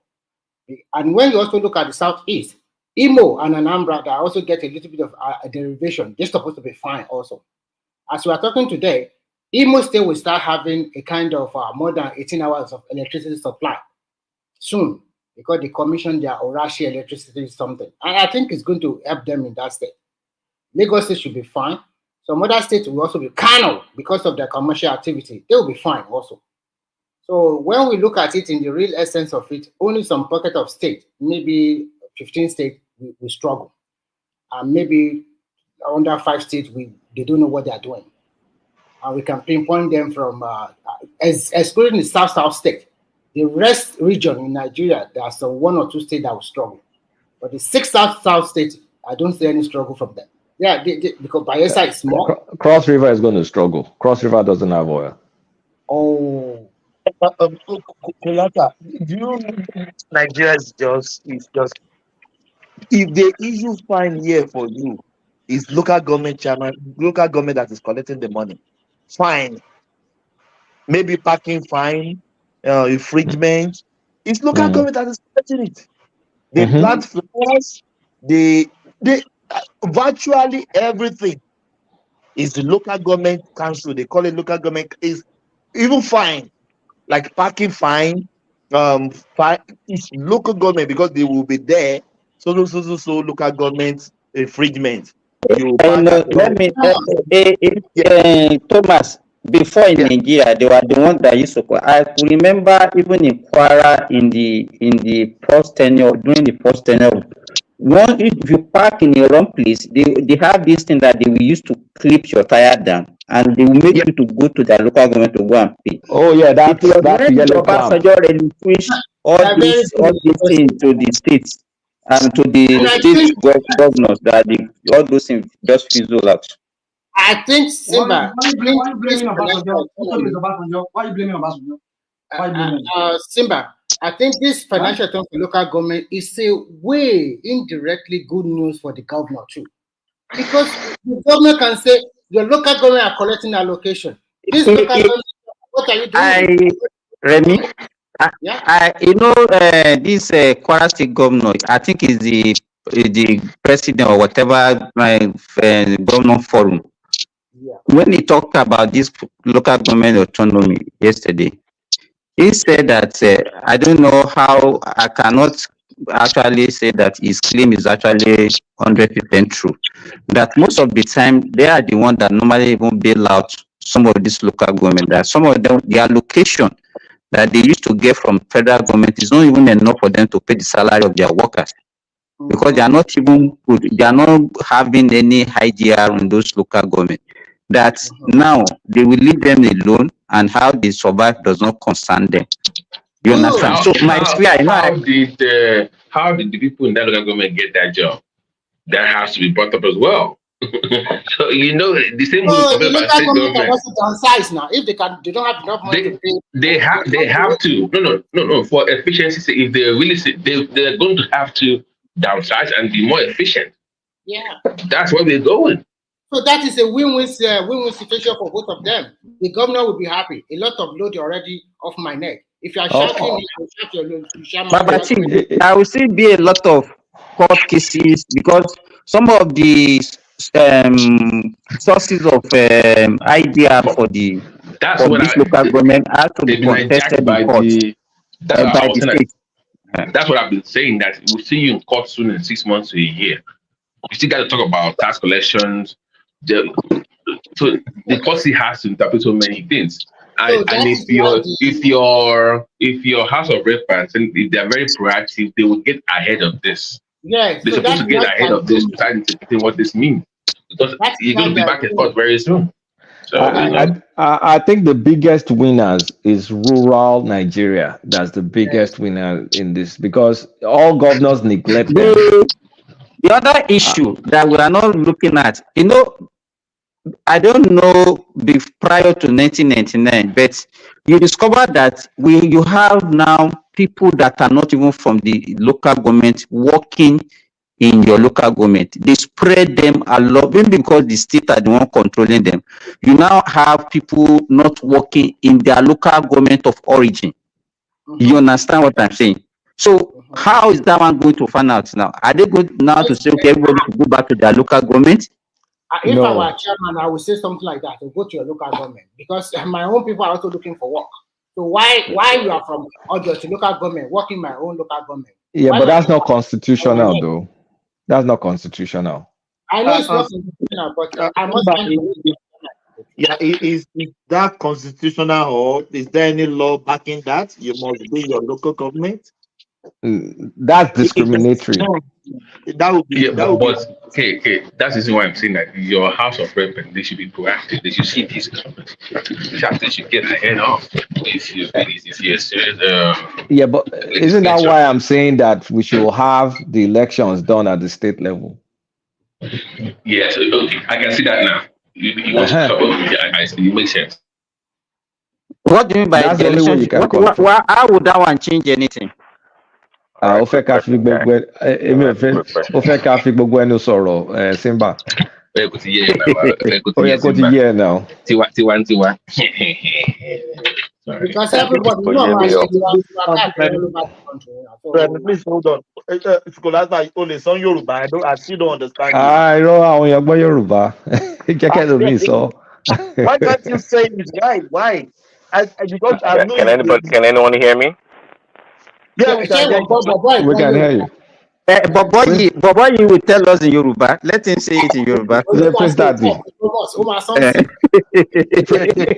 Prince Daddy, ó gbọ́ English, ó dẹ̀ gbọ́ Trump. That's the only two languages ó gbọ́ nìyẹn. Ó máa somersault everything. Kolata kò yé Prince mi. Daddy will somersault everything Kolata now. kò yé mi, sọ̀rọ̀ sókè now. Kò yé mi. Let's hear from Prince. How are you? You've been quiet. How are you doing, bro? Yeah, good. How you doing, Thomas? So I have a quick question. Since every part of a state falls under a local government, right? So what is left for the governors to do in the country? In the country whereby we like to kick the can down the road. Prince, will already. Oh, we look at that now. So there's no difference. Okay, well, what percentage of the funding will actually go to the local government and the state? Because the states are going to still get a lot of money. So what are you going to be doing? Nothing. 26 states, federal 54, federal 54, approximately federal 54, states 26, local 20. That's the current distribution. Oh, so the states are going to get more than the local government. There is a certain like 2% or 3% that the federal is retaining. So it's not actually, if you look at the distribution, you're right. There's a withholding. So it's not 100%. There's a withholding. That's a general formula, but that withholding, that is what Adamawa State is now taking to the Supreme Court. That federal government should not do no withholding. That's the latest court case. But so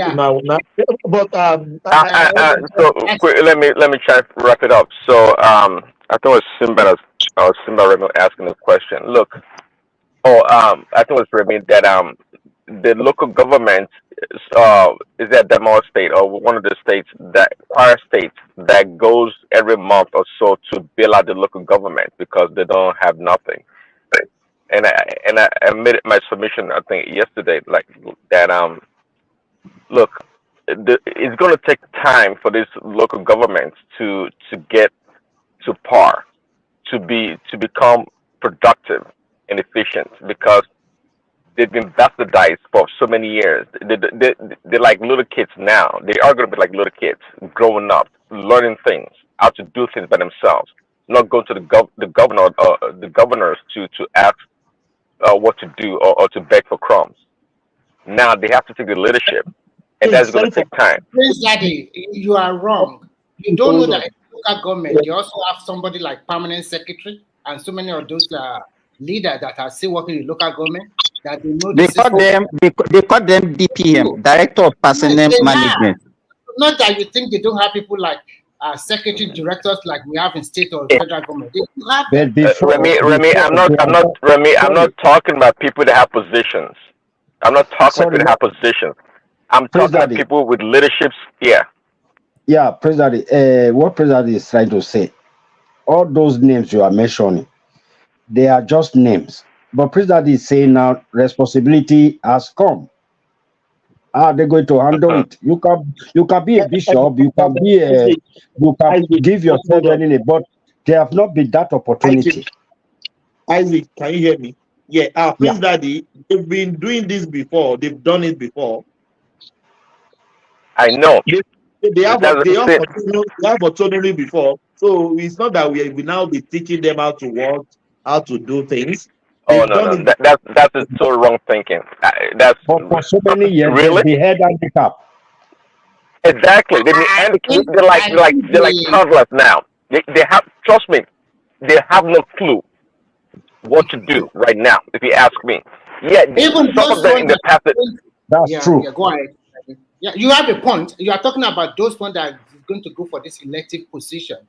Some of them, they don't have a plan. You know, in Nigeria, they just pick you, go for chairmanship, you go for rep, you go for senator. And nobody really, even for a governorship position, they don't have a solid plan how they are going to rule. for those elective positions. But when you talk about politicians are different from the civil servant. I They know, have I know what civil, they have the civil servants that are already there. You understand? That way, I know, Simba. That is the basic. That is one of the reasons why some of these governors sometimes fail in the initial stage before they pick themselves up, because they don't have a solid plan. And when they get to the state, and if the civil servant is also corrupt, or the people at that place are very and there's corrupt, nothing you can do about that now. So how would they say? Would they not go to school? Would they need to go to school before they will contest? what I'm trying to say is that before they contest, they also need to grab. They also need to study and work out. The people, the president, your president, your governor, did they learn anything before the contest? The same thing, no, like Johnson, we are saying the same thing. So whatever that is, what Prince Daddy is trying to talk about. Having political way is different from. Well, that is why they have a civil servant that are there every year in, year out. They are the one that they will learn from. You understand? But it's for them to have the political way to do good things. That is what is lacking. You don't need to go to school to go and learn how to run a local government now. You have all the paraphernalia of people that will assist you if you are a good administrator. Say it's okay, Simba. I'm not talking about knowing how to run the local government as an entity.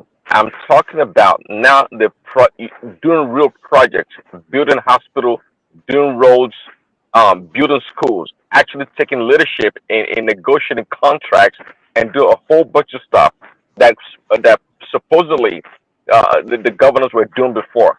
It actually, the reason I'm saying this is to let you guys understand. Just like people, a lot of people are trying to grade Tinubu in his first year, like he was supposed to do magic.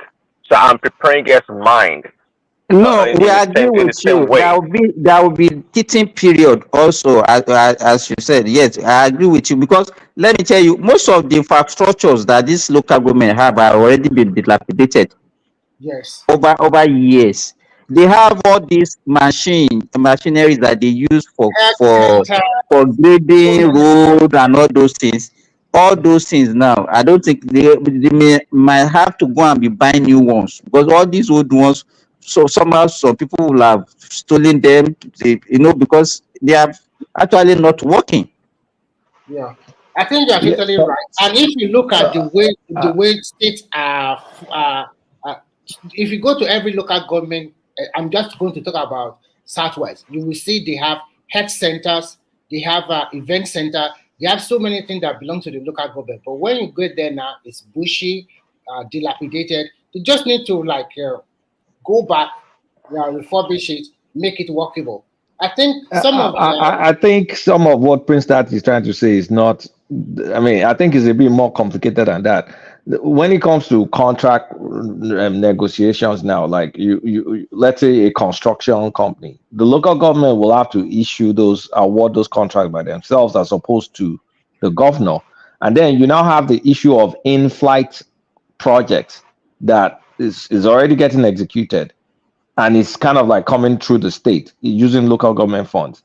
How are you going to renegotiate that kind of deal, or how are you going to continue that kind of deal? The funding mechanism, there's going to be a lot of hiccups. Hold on. Can I answer that question? Can I just say something about what you just said now? Again, it goes back to what we're saying, that the way the whole structure is considered right now, the local government cannot sustain themselves. It's not possible, because I think they still need to go back to court and still fight something with regard to those things that were listed in that schedule, whereby they have to be responsible for TV license or whatever license, radio right licenses, funerals, and they have to maintain cemeteries and all of those kind of things.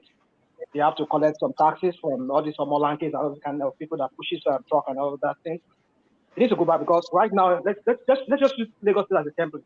Again, I'll go to Lagos State because that's where I can use that's about the only place I can use, which is we can say by Nigerian standard is the highest, is the best standard we can say.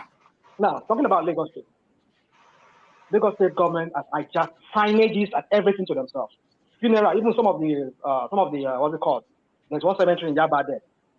and across some part of Lagos, even the Ikoyi cemetery there. I think Lagos are taking over it. I think it used to be federal before, but I think maybe Lagos is equal right. I mean, the point is this: is that you cannot run a system like that. If they have to depend on the allocation coming from federal government, just about pay their workers, and what are these workers doing? I mean, what's the impact? Because the issue of the reason why you are a civil servant, a local government civil servant, is that you are rendering service that impacts the life of people in your locality.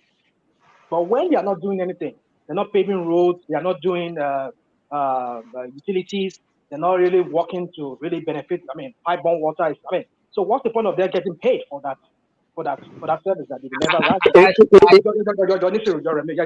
Just let me land my point. So, what is the use of these people? So, invariably, they will be getting money paid to them, and as their whatever, if their party is the one in the center, which is in the state, then it means that they continue being the appendage of that either it's APC or PDP or whatever party that's in power in that state. They will be the appendage of that. I like right now. That's how they are right now. So you see, when I'm this pessimistic about the whole thing, not because I want to be pessimistic, it's just because so that we can critique this thing, so that people that are listening to us, these policy makers within Nigeria, like Jonathan Lando, I just get quiet all the time we'll be talking. So all these policy makers within Nigeria, because I don't know, maybe the Tinubu and people, they are listening to us when we're talking about this local government, and they saw that, okay, let's just go and fight this in court, which is good, but I don't see that as a panacea right now, because there's still some. Sorry, Rational, my fight what in court? You are talking. You made mention of something very critical about the people working in local government not being productive. How can you fight that one in court? No, that's not what I'm saying. See, again, I don't know I don't know where I speak. Somebody don't understand me. And that's not what I'm saying. I'm saying the revenue, the source of revenue. When I make sorry, late here, my voice is high. What I'm talking about local government is that if whatever allocation they're getting currently right now, it's just to pay their staff members within the local government. And I know these local government members are just party loyalists that are just being there and being put on the name of the roster on the payroll of the local government. Are you talking about the civil servant there, or you are talking about the politicians that are running the local government? Can you make any distinction between politicians and the civil servants? You know what, rational mind. Let me tell you something. Yeah, because let me tell you. No, just hold on. No, Remy, sorry. Because there is a difference, because the civil servant has the gestation. I mean, if you are employed as a civil servant, at least if you can work for 35 years based on your age, or 30 years based on maybe if you spend 30 years. So you cannot tell me that the people that are working in local government are loyalists of one party or the other. Because look. People talk like as if you don't know what is going on. I mean, like no, just hold on now. Hold on. Okay, so one party will be there for 35 years, or even our democracy is not up to that.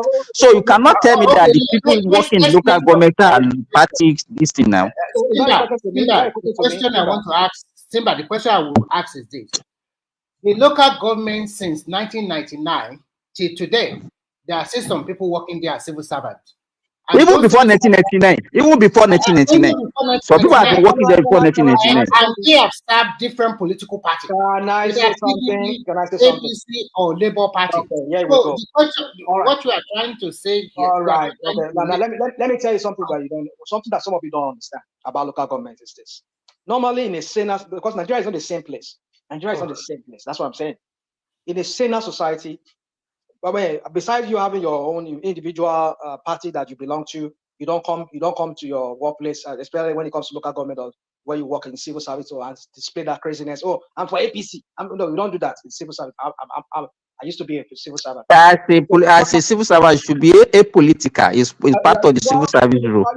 That word apolitical is being politically correct. Every civil servant has their own leaning.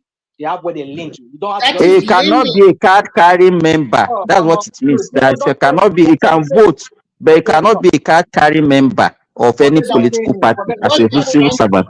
Even here in America, there are civil servants that are card-carrying members. Maybe in Nigeria, in Nigeria is not so. Remy, will you allow us to have this conversation? Or you just want to say something or what? Because you've been talking a while. So my point is this: is that the policymakers, always all this critique I'm doing here, not because I just want to critique, so that they can tackle the main issues, the bigger issues. Not just because we just hear a landmark ruling of the Supreme Court, it means that everything is put by here, we can just go and sleep. And there's no magic here, because they need funding. The current funding, the way it is, they are getting from the federal government, is not enough to even manage the local government. Besides to pay their civil servants that for me, which to me, that's my own opinion. Which if you want me to prove it to you, I'll prove it to you. Go to many local government, ask many of them. If you want to really know, a lot of them, if not more than half of them, they are card-carrying members of it. Usually the ruling party. Can we make it a conversational so that you are not the only one talking? What I'm trying to tell you is very simple. Remy, will you stop this your way of talking? You know, they know what you want to make it. Mama, so don't tell me that. Let's make it conversational. You have been talking here.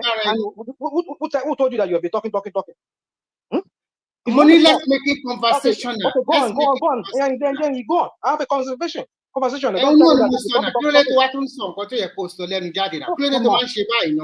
why do you always do like that? You ask yourself that question. That's enough, please. Guys, we are adults now. Okay, I'm not here to fight you. That's the way it come across sometimes. The way the man sorrow. I mean, you talking about. You deliberately want to fight unnecessary fight. Okay, what I just want to say here is very simple. We have a civil servant that also serves different states, different governors with different party across party line. So they might have their line. They might maybe a little bit to APC or PDP or Labour or whatever they call. But what we are trying to say here is simple. We have civil servants in the local government. Some of them have been there before 1999. They have not reached their retirement age. That is immaterial, or that is not very important in what we are trying to say here. It is important. Whether you like it or not, people who work in local government civil service, they will spend their 30, 35 years, and other people will come. They might like APC, they might like Labour Party, or maybe the party that will be in existence at a particular moment at that time. So what we are trying to do, that is not irrelevant. That is not very important here. It is important. This is what we do. We don't. Again, when I say we don't understand, we don't have. Well, let me not say that we don't understand. Let me put so it. You will talk that way and then. Why? No problem. Why? It is important that people belong to their own political party, but you don't bring it and display it. Case in point. When Tinubu was doing his campaign in Lagos, someone who was doing his campaign in Lagos, majority of the people that went to feel that that went to see only consider the three Balogun stadium there. Majority of them, half of them, they are from local governments. They've been asked to go and sit down there and go and chant Tinubu and Shonwolu. What are you telling me? What are you telling me about? That's not supposed to be. Okay. No, just hold on, Remy, sorry. One second. Look at Osun State, for example. Osun State have been changing party for the last 16 years from one party to another party.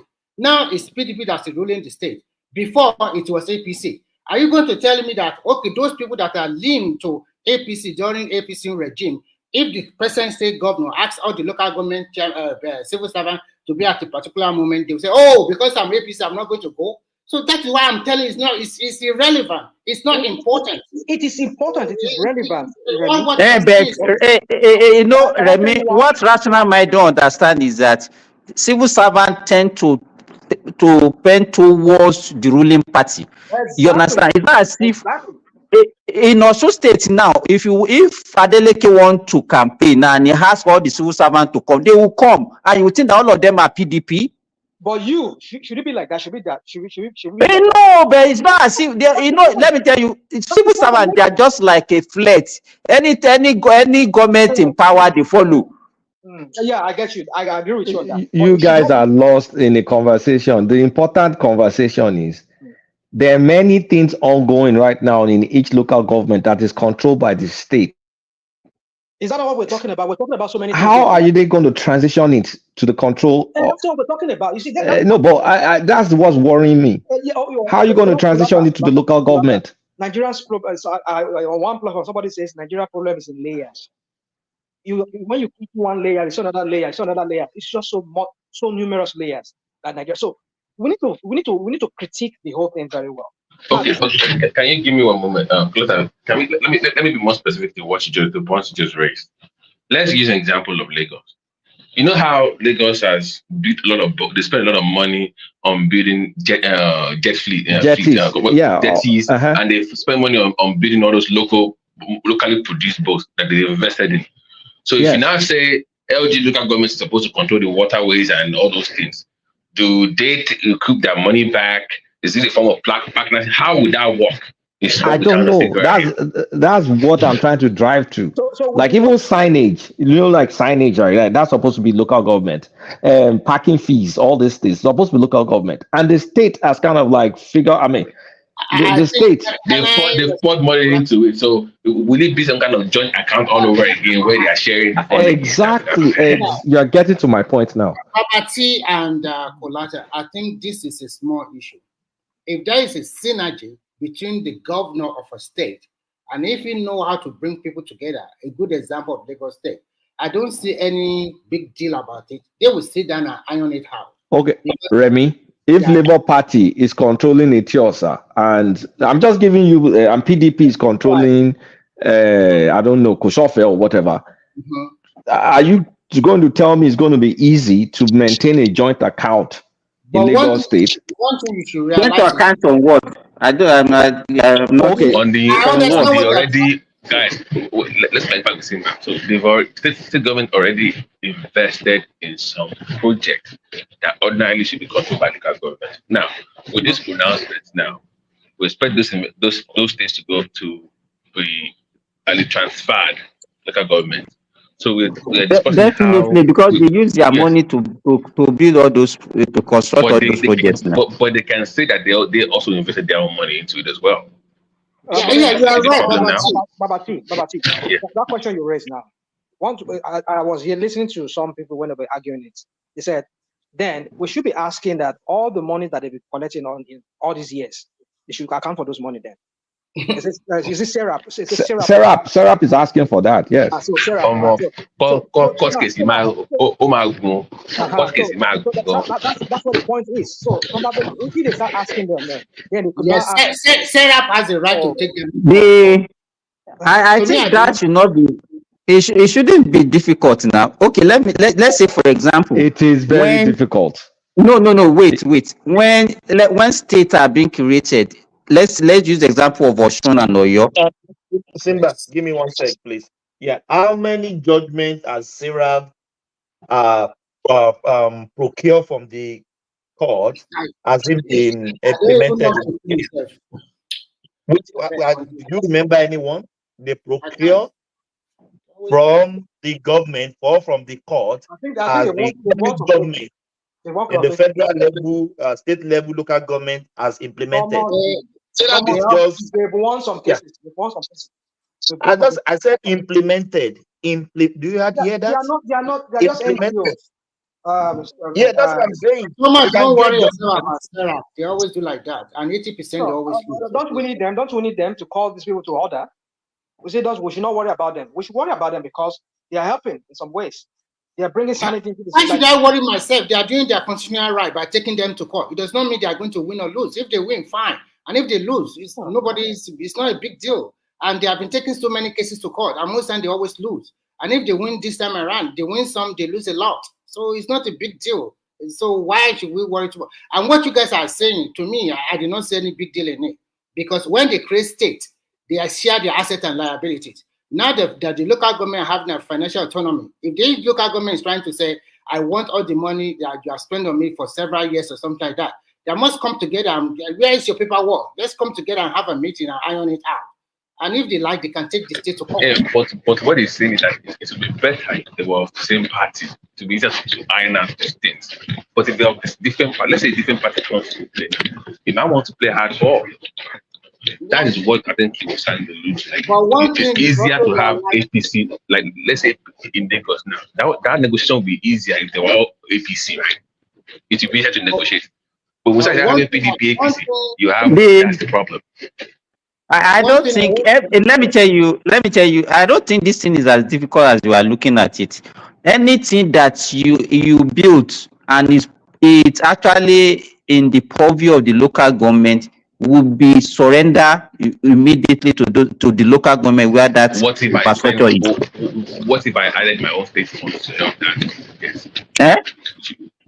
What if the state governor says, well, to build this jetty or whatever, we also infuse state fund into it. Yes. We want to be a partner in it because we are equally invested in this project as well. Then you say, no, it's mine. Then we go to court. Then that's what we're saying.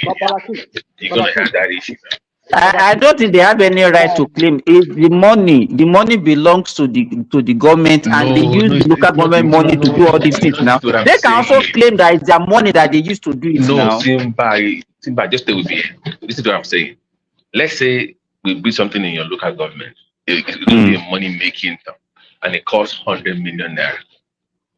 And you say, okay, give us our 40 million or 50 million. I can say, well, the other 50 million was okay. You there are some things that are not under the local that cannot even ordinarily be under local government. Simba, hold on now, wait now. The question now is, will the state government now say you owe me 50 million, or let's go into joint partnership because I have 50 million in this project? Okay, give an example of such an infrastructure that you are talking about. Give an example. Jetties in Lagos. Okay, can I answer your question? Just hold on now. Hold on. Jetty is jetty under the local government. It is management of jetty. Is it under the local government? Let me finish, guys. Under our law, waterways and boats. No, waterways and boats is supposed to be local government, but Lagos state government. Are you sure? Are you sure what you are saying? Yes, that waterways and boats? It is. Even I was shocked now. Asking, I went through these things now. Taxing boats and everything is local government. It is. So what Osowolu was doing, it was now building boats, locally made boats. It was now investing money to build boats for those jetties. It was building jetties, building locally made boats to run those routes. Is it possible? BT, is it possible for state continue the one they built that they should continue maintaining it? Then local government should build their own. No, but I'm saying that with this new ruling and what is okay, I have an answer for you, Babati. So what I'm saying is now we now say okay, give it to me, it is mine. They will now say okay, we know we used your money, but we also have our own money now. So will it be that they are now free state governments of funds, or will they go to partnership? That is what the negotiation will become all about. That's what I'm saying. Babati, the example you gave is very simple. That jetty they just built, and that jetty, if my memory serves me right, does not serve only one local government. No, it's even more than that. No, it's more than that. Hold on now. They build boats. They also did dredging as well. Yes. Okay. They've invested so much money into that. The only thing the local government can claim now is that the profit accrue after the expenses from these services, because I think that jetty is under Lamata, because the mass blah blah blah like that. But so it's supposed to be under local government, not can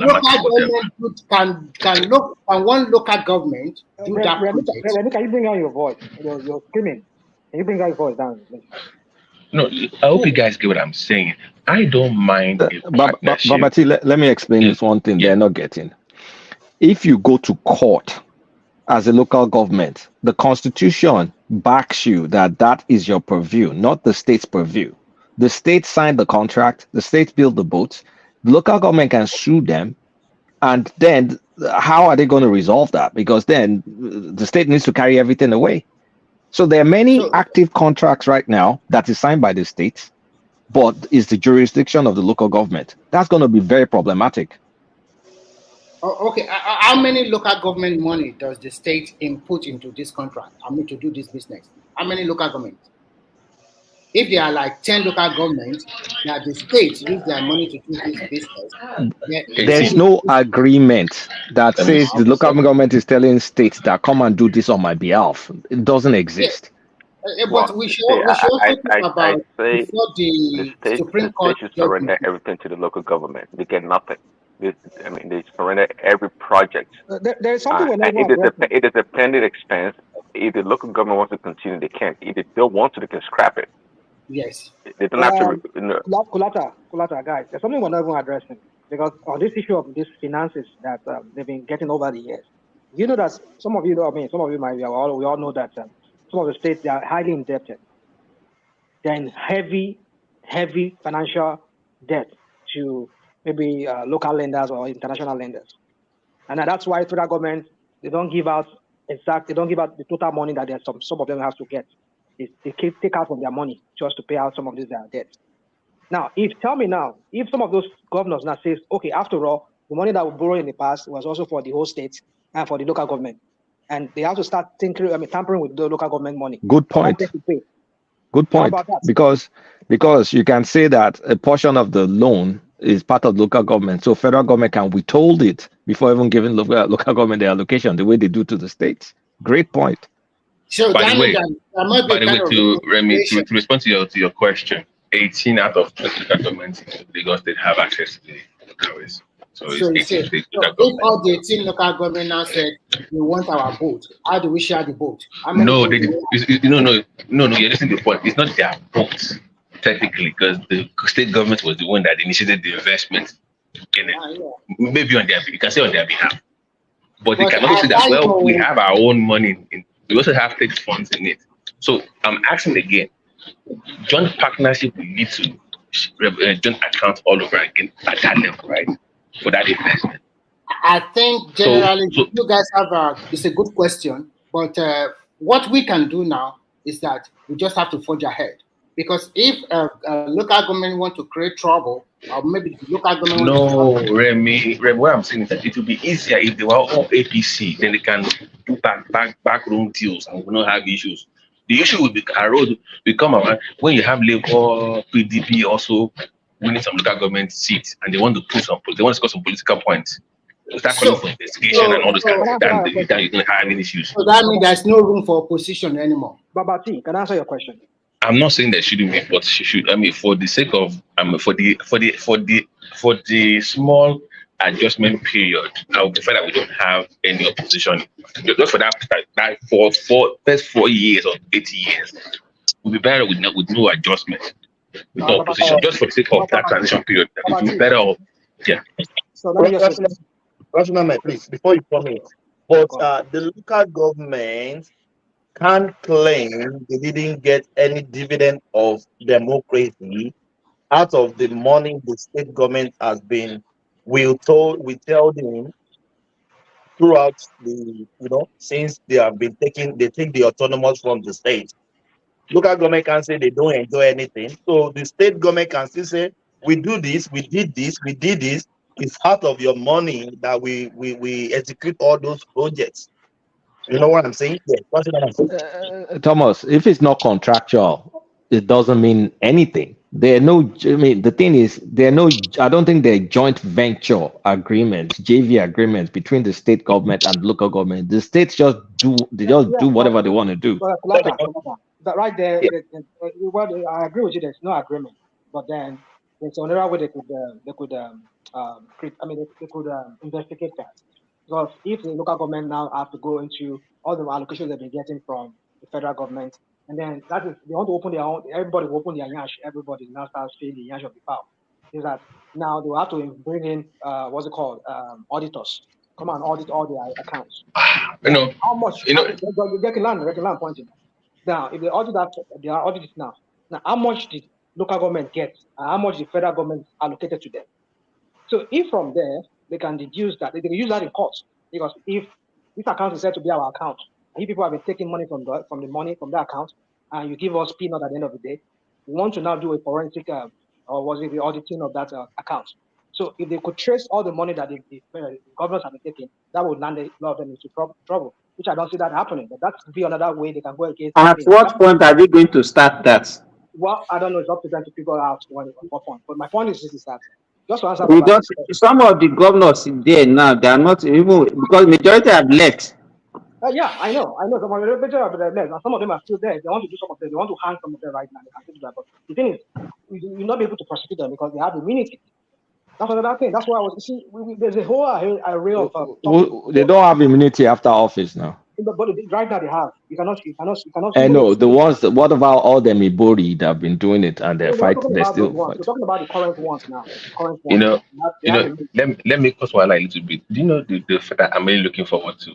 You forget boat or jetties. the NUW has to fight the local government. That is the one. There's going to be war. That one is the one. That is the main fight. That is because that is where the most money is. That's where that cash cow.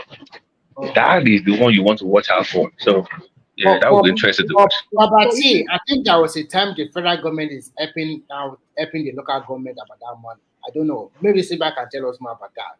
There was a time, I am sure, that the federal government is helping to pay primary school teachers also, one way or the other, maybe a kind of grant or whatever.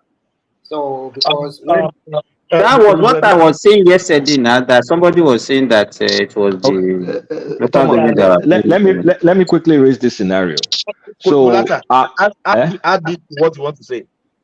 Does that mean if local government have their autonomy now, they will be able to borrow money as well to do something? Yeah. I'm just asking. Yes, Thomas. Yes. But they will see that all this thing. Here's my question. Okay, look at my own state, Osun State. We don't have any local government, nothing. Adeleke is no elections. So assuming they gave Babati contract to do some road between Ife and Elisha or something through the state, even though it's a trunk C road, which is supposed to be local government. So with this autonomy now, what happens to that deal? If the chairman says we don't want to do it anymore, then that's it. Technically, that's by legal law. He can if he doesn't want it in his trunk seat, he can No. Kulata, it doesn't work like that. Because I could remember during Aregbe Shola, what he did that time was when they pulled the local government fund, they now say, okay, in each local government, they are going to construct. So they will not construct across local government. It will be only in that local government. It won't cut across local government. I'm talking about only in that local government, but the contract was awarded by the state. I'm talking about the contractual. They will finish their job now. They finish their job. Oh, so we're supposed to. So is this it's supposed to? It would be within that budgetary period. Listen to what I'm saying. Contractual obligation is to the state. So if the local government is receiving their money directly now, so the state government is going to say, Shibi, I'm doing it in your local government. Oh, yeah, pay me what I'm paying this contractor. Let me ask you one question.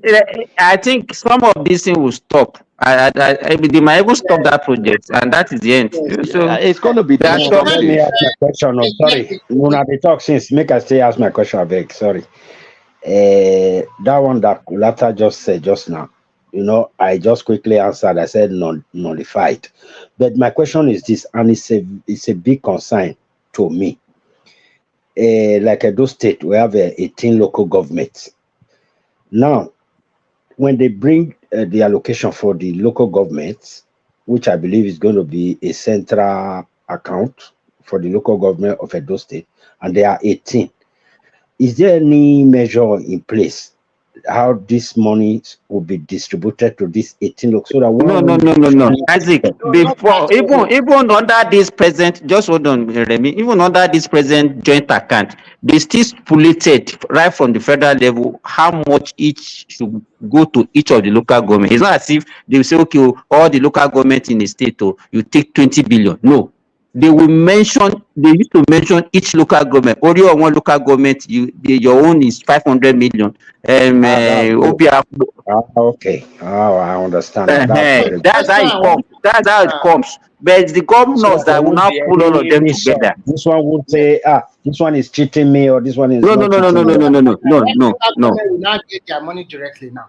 The question I want to ask Kulata is very simple. When you mentioned that contractual obligation, if I were a local government, if the contract of Babati have nearly completed the road, or maybe 80% completed, or 60% completed, or 50% completed, and my people want the road, would I stop it as a local government chairman, or what am I going to do? He's talking about the funding. He's talking about the funding now. Yeah, I know. The funding, that now depends on me as a local government chairman to look for fund to complete it, or to work in synergy with my state governor to complete it. But listen, Remy, the contract is not written is written to the state. We've been doing things in anyhow manner because ideally they should have executed it through the local government. that's the normal way. Even in this situation that we're in, they should normally have done it through the local government. But we know there's all sorts of shenanigans that they just do things anyhow.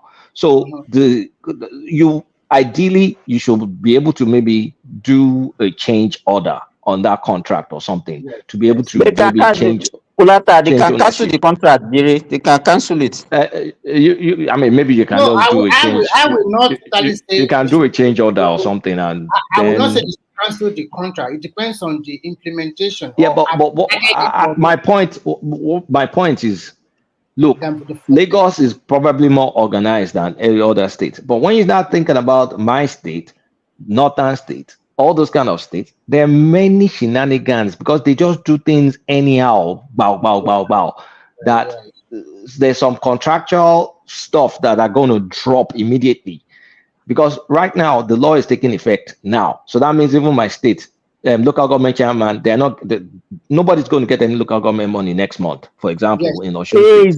That is my fear. That's the only fear I have. The plight of the civil servant working in those states and in those local governments. So what will happen is that there's a chance for you in Osun to have a local government election by August, if you want to collect the money.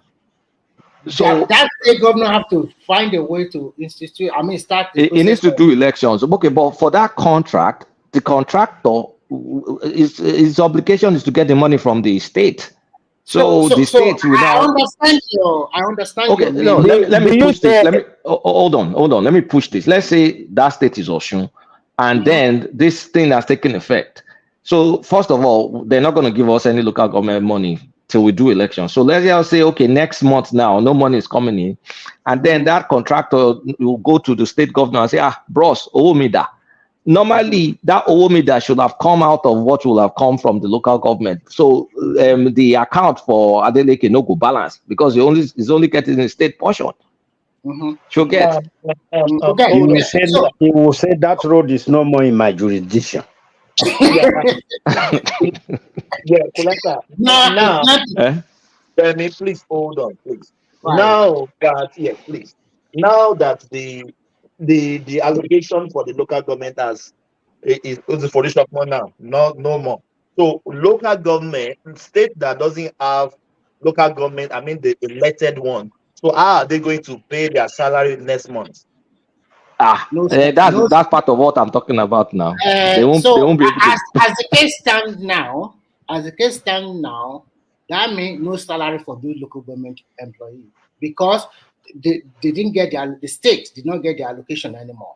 But I want to say something. If I were a state governor and I have been constructing this road, whether local government like it or not, this is my glory. Because at the end of the day, they are going to say it's Governor Adeleke that commissioned that blah blah blah road. Even if they commission a borehole, they will say it's Governor Adeleke.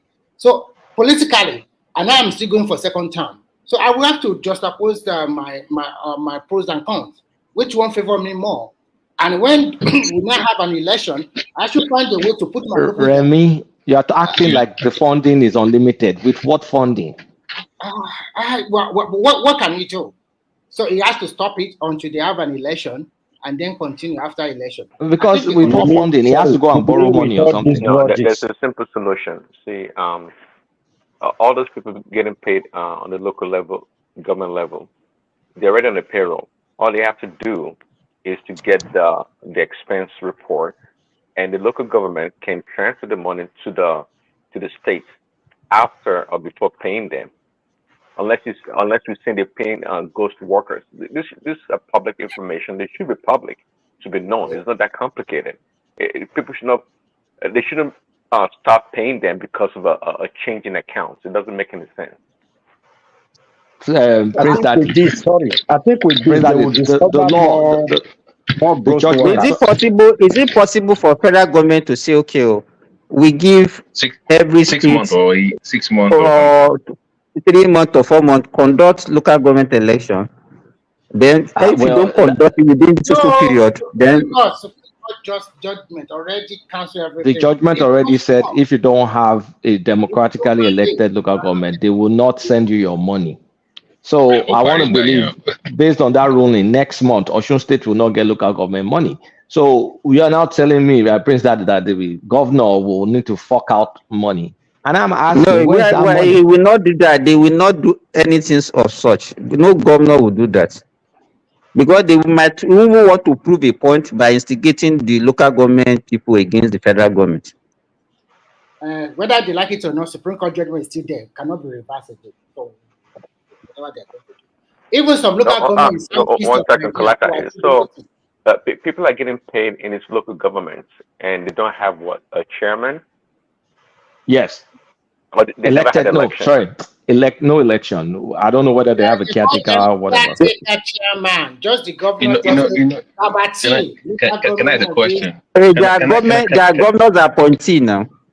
Can I ask a question? Because the law says no. Hold on. Can I ask a question? Because the law says the money goes to the local government. Now, there are some workers at that level that are working for LCDs, which will make it illegal for them to be paid under this new law, right? They're not technically working for the local government that the money is allocated for, but LCDAs. So if you pay them with that fund, wouldn't that be considered illegal? No. You know, Babati, let me tell you what happened. Most of these states that created LCDs, they didn't employ people specially for those LCDs. They pulled them from the original local government. Oh, so there was no added staff. They are not added staff. They are not added staff. They did not have zero. They didn't have nothing. But at the end of the day, it's a very good thing that you brought out here contractual. But at the end of the day, there must be a way the state governor can find a solution to that problem. Because you cannot say because you are not getting the allocation, all the local government projects you are doing should stop. I don't buy the idea of the governor saying, okay, because I didn't get this local government allocation. What about the time they have been getting a lot of money that they are not doing nothing for this local government, and now they are doing something, and the Supreme Court now said that okay, stop it, and they now say okay, because the rule have come, then we are not going to do nothing anymore. It's their state now. It's not another person's state. Well, why are you talking as if they are running government like a family? Doctor, Babati Articulata, and any other guys there, we can go. All of us can go to Nigeria and start consulting firm, consult for this local government. I tell you, this is a big business here. I see here. Consulting what? Consulting companies to do some of this local government, how to organize their local government. Being like a consultancy job. No, guys. Let me even hold on. Let me even tell you something. In our own advanced space, as of yesterday, people are already talking about from the diaspora the interest, the renewed interest in local government politics for the change since yesterday. Instantly. I'm telling you, it's people are now saying, something is there. It's not about money necessarily, but the impact to first share for people is easier through local government. So there's a renewed interest in local government politics again in my own space. So I can't speak of other places, but for my own area, one of my big uncle coming from America is interested in Abeokuta North, local government chairman. Okay, so go for it. That is the beauty of it. Do you guys know that? Do we even have an idea of how much goes to some of these local government? I'm not talking about big local government where they have all these oil derivation, whatever. I'm talking of an average local government. They have to make it transparent now. We need to know what they are getting now. Because I remember during Obasanjo regime, Okonjo-Iweala used to publish all these things every month for public consumption. I've seen some statistic sites post them on X, so it must be available one way or the other. But it's not just as easy as the time of Okonjo, but I'm sure you can get it. But Kolata, with the improvement in the federal allocation, I'm not factoring inflation or currency, whatever. Don't you think the local government will also have more allocation? For example, I remember that during like in 1999, some of them can get as much as more than 50 million in a month. Now we are talking about 2024. Maybe each of them can get over 200 million in a month, or even 300 million. 200 million, 300, even 500 million. What can that one do for a local government? Or Bayelsa, oh my God. The local government there. Talk of that Bayelsa. But the thing is, with more money, it attracts more corrupt people. Now, why would you go now for State House of Assembly How much are they going to? How much money are you going to make compared to local government nowadays? There will be more competition. It's better to run for a local government chairman than to say you want to go for an honorable now. For honorable Osun State, like no. Because that one you are at the mercy of the state governor.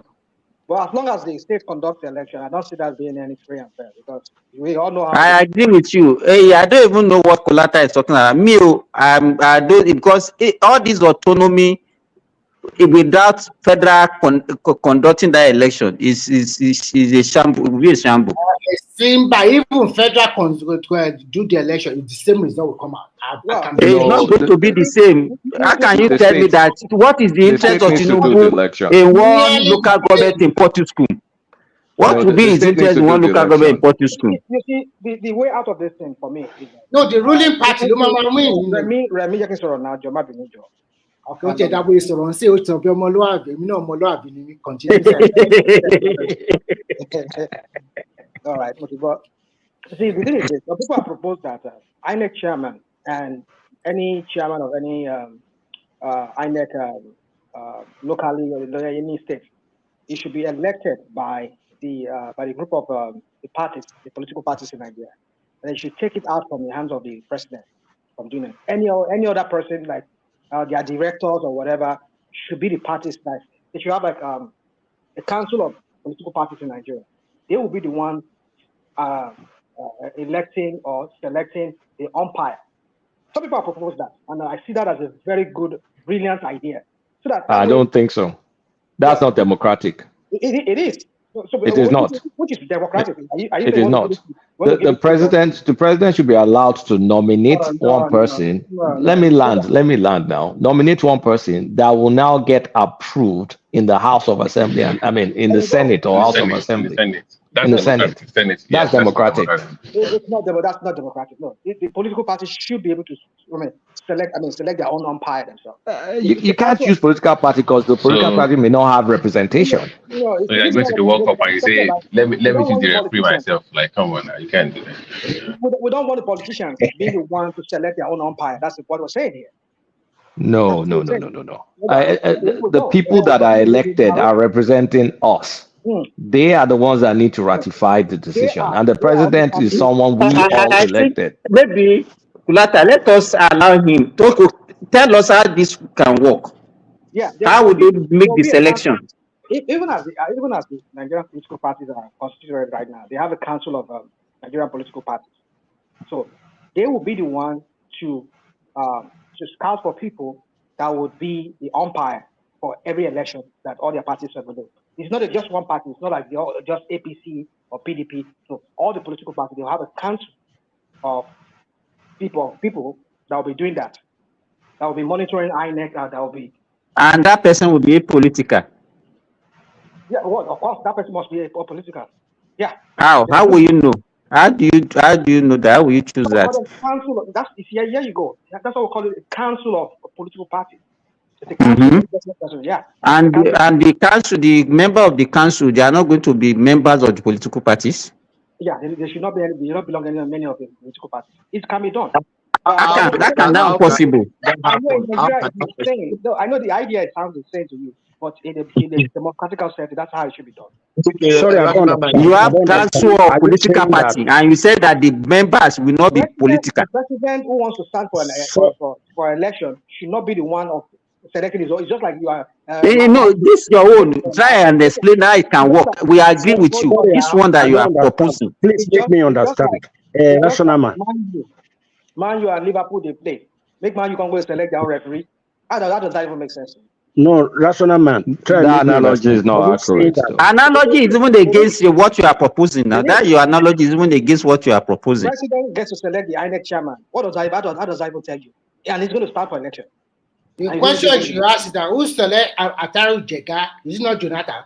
Did not lose election. I get it. I understand. But so what about that one? That is why we have to change it. I don't think the idea of what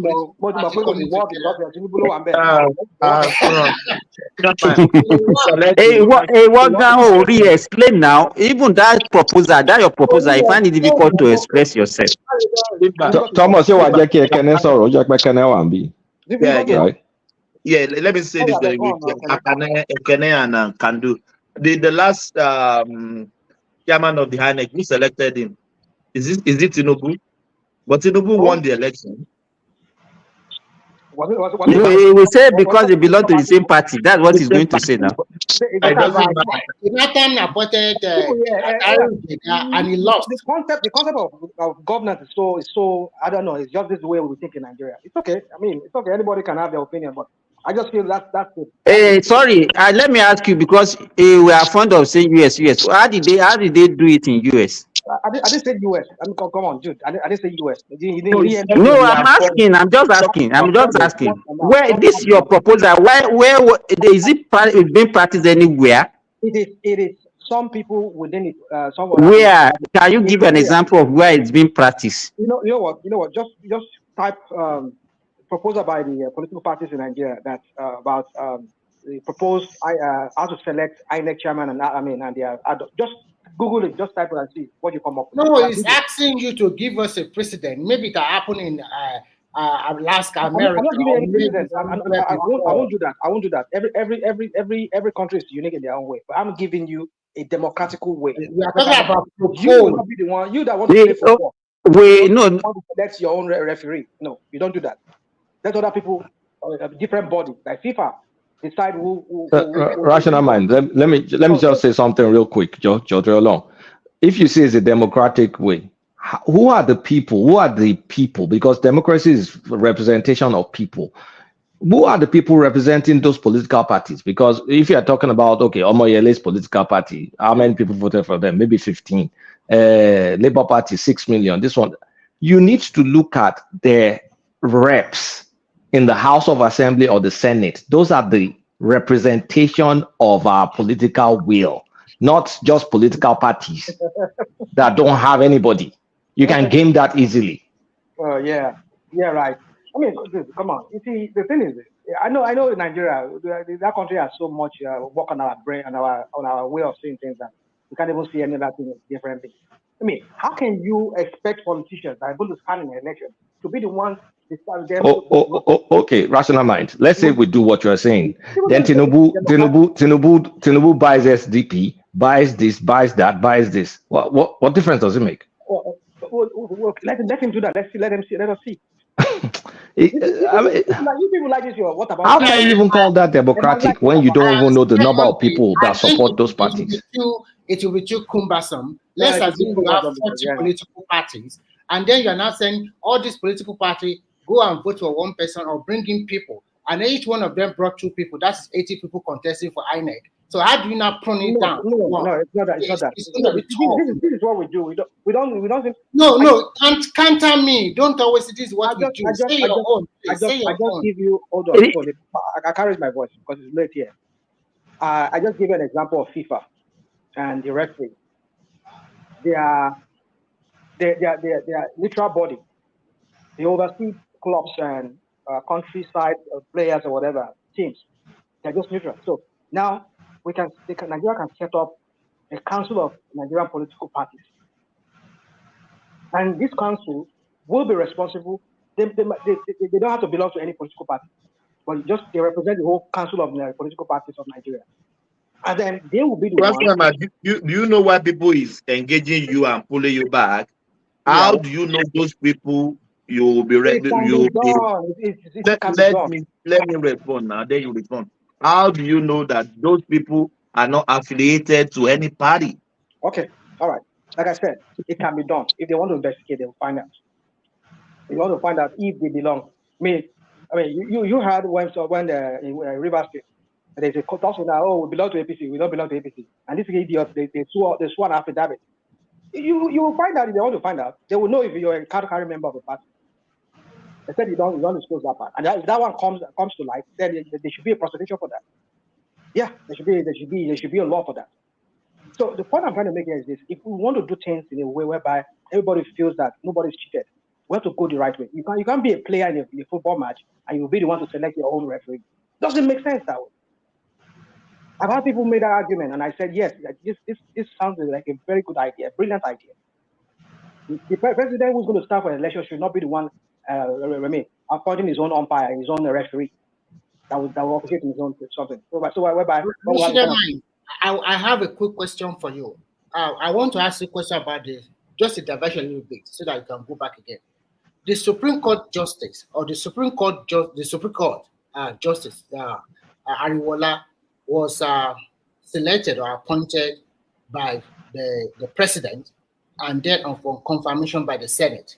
Now that you guys are making excuse for INEC, do you think we should also follow the same formula you are talking now for appointing the Supreme Court Justice? Because it's nearly the same thing. That's my question. Thank you. Well, they're not the same thing in a sense. I won't say they're the same thing. If you would like to do this false comparison, I want to compare things, apple and pineapple together. Even though they are apple, both of them. Pineapple is different from apple. So even though they have apple in both of them. So my point is this. Let's see that semantics. My point is this, that I'm giving you a just way whereby when we see it, everybody can see the transparency here that the player in this, the players in this, one of the players in this tournament or in this game is not the one choosing his own referee. That's what we're saying here. I'm giving an example. I just gave an example of FIFA. Just get a council of political parties. But that idea you are proposing is already defeated when you look at Jonathan. There are so many other cases. So we cannot. Go on, Mungbo. I think we should put this. Sorry, Remy. Sorry. Yeah. Me, I don't even have anything. Wait, I think we should put this INEC chairman issue aside because that one is not possible now. Why are we discussing it? Must pass through the right process, that which Kolata has already defined, and that's the right thing to do. Let's put it aside because Showore going to look for INEC chairman or Kwakwaso going to look for INEC chairman. There's nothing that is not possible now. So why are we discussing it? So he is bringing an idea that, to me, I think is too cumbersome because if Tinubu recommend INEC chairman, it has to be approved or by the National Assembly. They say no, he can recommend another person, or maybe recommend 3. They pick one. That would have even been better than saying all the political party coming together to. We are all political party coming together. That is not possible. It's not possible at all. That's what. That's what. If people don't get it, if people don't get it, if people have to keep saying because I say council of political party means that all political parties coming together. No, it's a council. It's a council that can be appointed. Rationally, do you know IPAC? Do you know IPAC?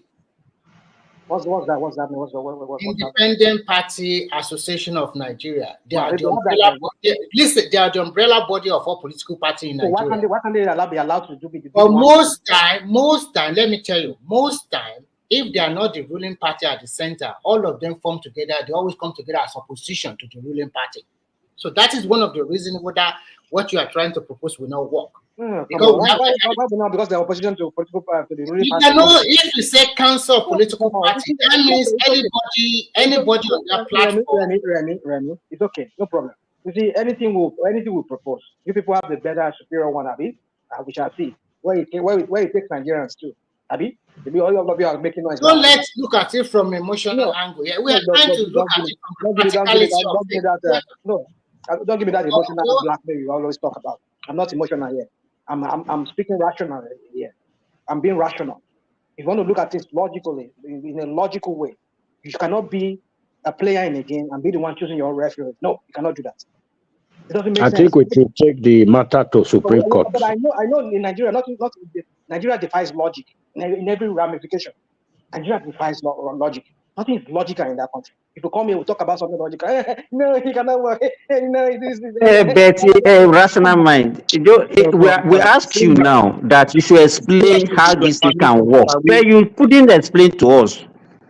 Simba, with your permission, can we hear from those who just came in? Yeah. Ekene, are you there? This is not the kind of discussion for Ekene now. No, I can't ignore them, even though it is not. Ekene is not there. Yeah, Kandu. We have Kandu. Yeah. Yeah, how are you, my brother? Sonu. Mr. Thomas, how far? I do. My body day inside club. Where I supposed Don't to worry, now? now my dog the back. Oh. Yeah. Let's hear from you. We're following the conversation. I've been following. I was trying to understand the issue. You guys are talking about local government and their duty and all those stuff. So, well, this discussion is okay, sure. I don't know.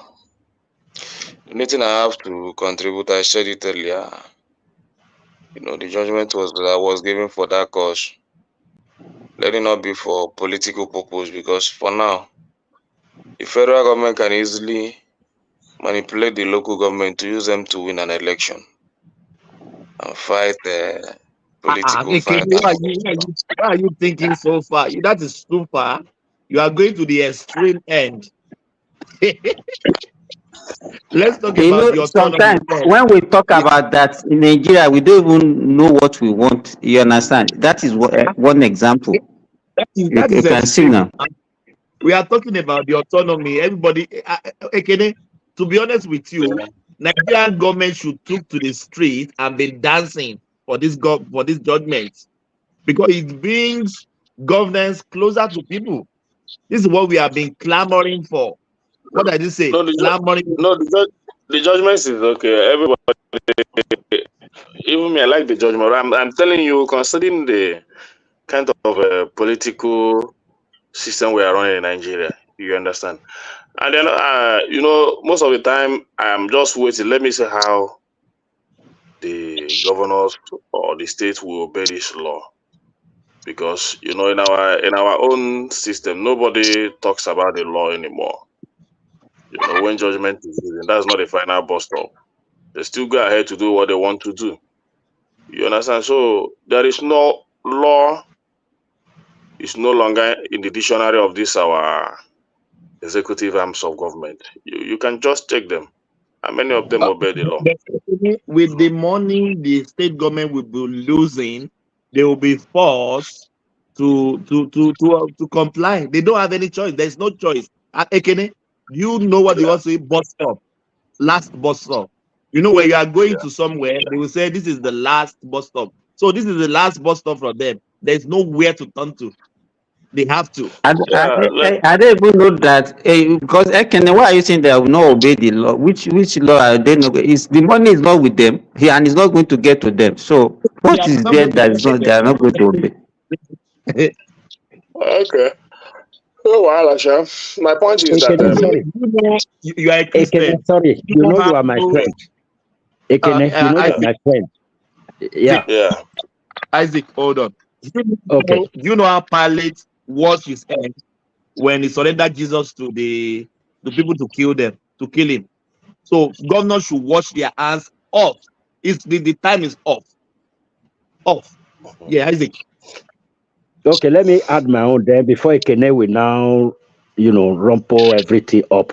Ekene, I so much agree with what you just said just now from your opening speech. You told us, you said I hope this judgment is not maybe orchestrated by Tinubu so that he can use it to win the next election for 2027.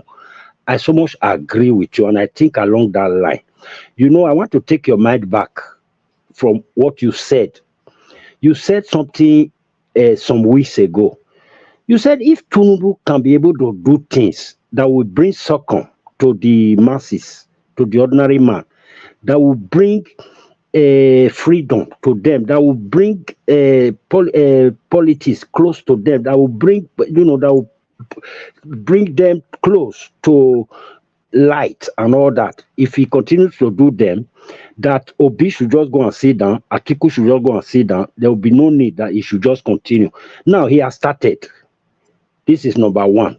If he's able to bring number 2 to play, 3 to play, 4 to play, I think he's doing it so that he can win the 2027 election. Any good government that is doing something good is actually doing it so that he will not have problem in the next so that he won't fight too much. I think I agree with you. I don't think Tinubu want to fight too much in 2027. Yeah, I So understand that's why what you he mean, didn't. and I understand what the area you are heading to. Yeah, it's okay if that is what is going to do.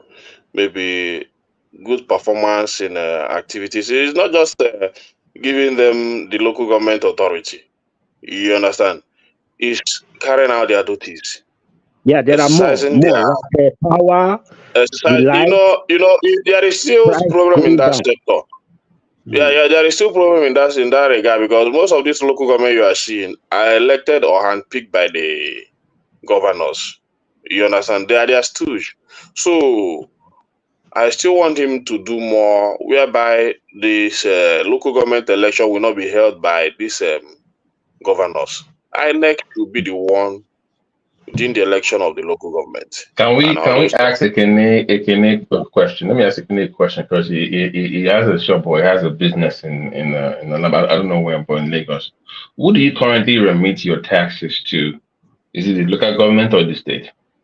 Like the one It's you pay local for the government. market, for local government, local government. Yeah, it's all local government.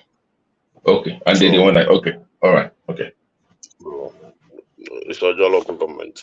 So, but it's a good move in the right direction. Nobody's condemning it. I'm not condemning it.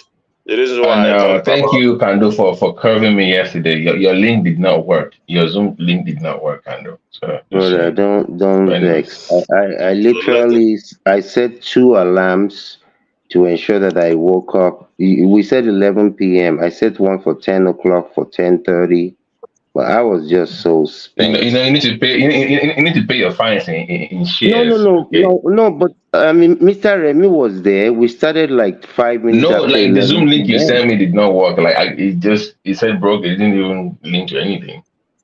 I Yeah, thought it by was gonna then do I like a Google something, but it didn't yeah work. by the time Lando, he will go to market. Ekene to Lando because he will be going to market very soon. Oh, okay. All right. All okay. right. so All right. I'll have some So rest. Ekene, will you be if the opportunity presents itself, will you run for councillorship if the people in your area want you to run with this new development? No, I will not run. Why We not? already have somebody that will run. No, So because with all this, I think you have a political future at that level. I mean, to effect change, Abby. even though I'm a member of a political party and So, all those see, you are even one step ahead. Like you see, you're already a party member.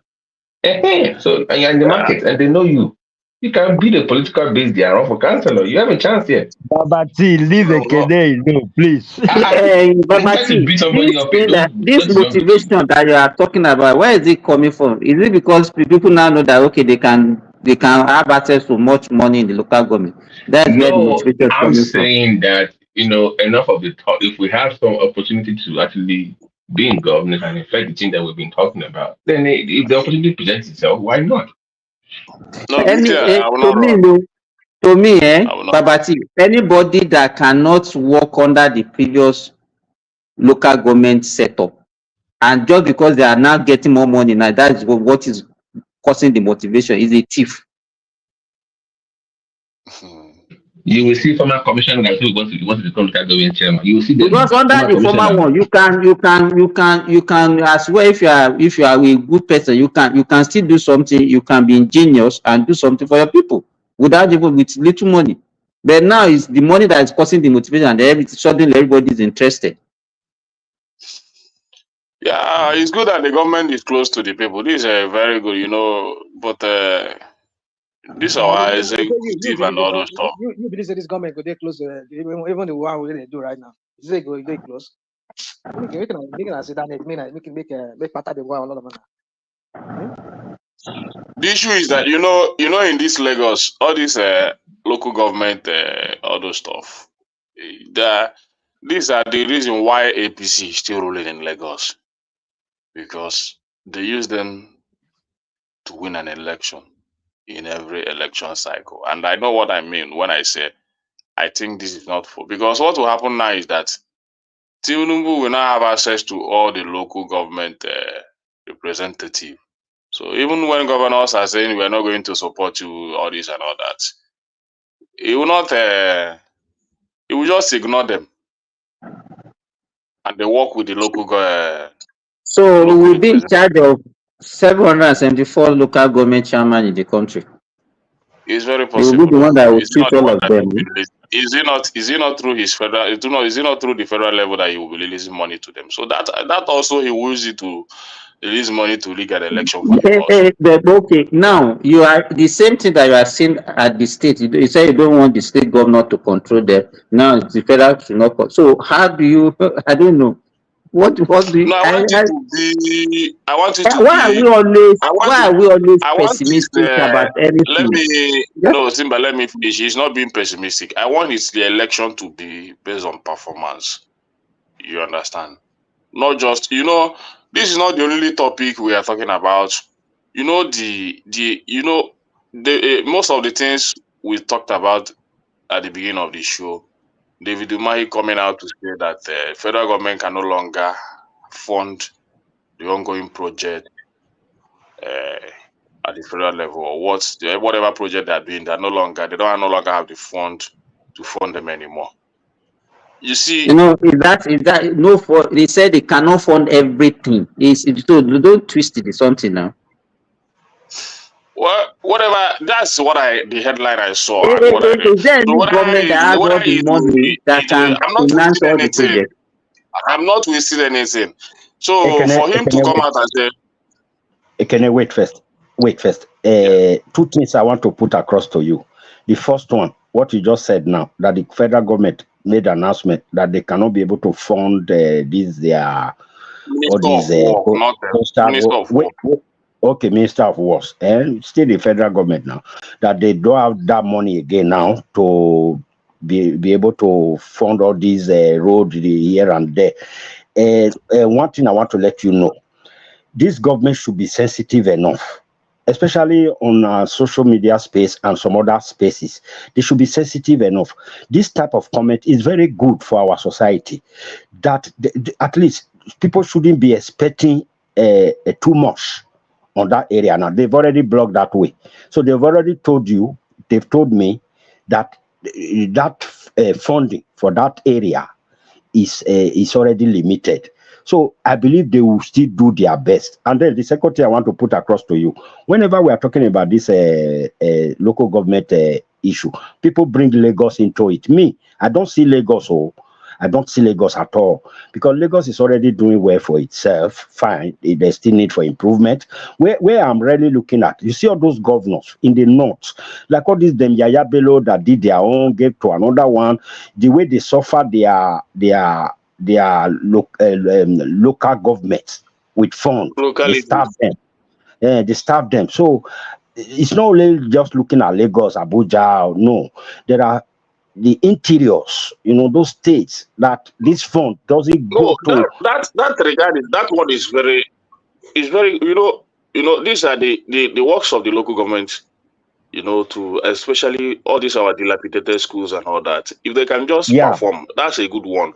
My only concern is performance, not even all this signing of laws and all that, because school this is not only good law that we have. Studying under rain and you all just that, saw, you just saw a school. You just saw a school that collapsed yesterday and killed a lot of That is students. a private school now. It's a private school now. It's not a government school. Okay, I don't know whether it's private school or I think it's. It's a private school now. You can see the story building now. It's a private school. I don't know, but the governor. I never saw where they mentioned it's private school. Does that mean that we don't have any government school that is? No, if you look at the structure, you know that it's not. It doesn't look public. No. It's not about a structure. It's not about a structure. That school, I don't think it's a private school. I think it's a public school. I think it's so. Hold on. I think it's right. I see that is right. But the point is that either private school or not private school, but don't we even have our public school that is as worse than that? Haven't you we have more than we have worst school now. Public school is even worse, especially in that northern area, because the only places you have good structures, or most of the structures, are in the southern area. But Don't you see the school that kidnapping happened is a few months ago in Kaduna State? Don't you see that school that the governor visited? It's a mud house. It's a mud house. No fencing, nothing. You understand? So I think these are the challenges that this local government should pick up, be able to reach out to this environment and develop them. These are what I want to see from them. Not even the law is okay, but I want to see them perform. Because for me, my own is always performance, carrying out duties, doing things that will affect the life of the people. It's not. I don't think it's necessary to praise the law. Yeah, it's good that the government, the president, it's good that the president took a bold step. You understand? But it's another thing to wait and see how that is going to manifest and improve the well-being of Nigerians. You understand? So my own is all about performance. It's not all about I don't have anything to sing about them now until I see them affecting changes, especially the local government.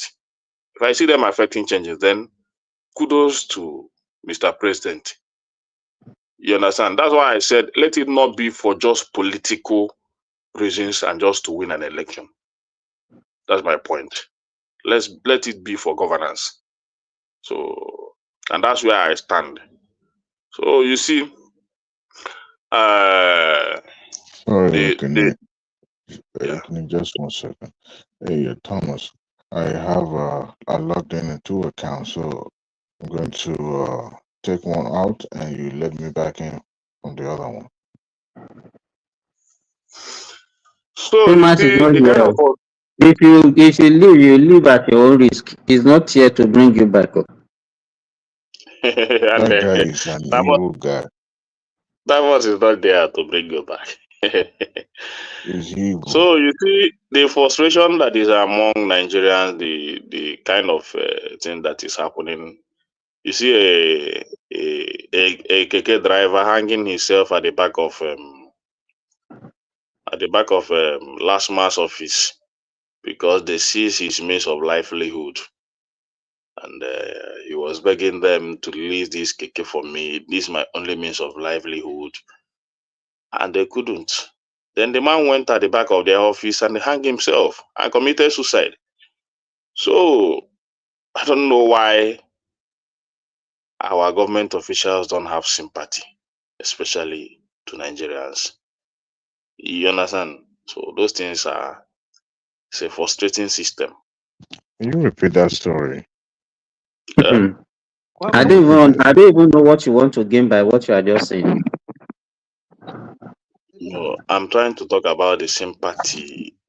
Sympathy for somebody who has committed, and you always the one that say we have to follow rule of law and everything. That Okada man, it was just picked without any offense, Abi.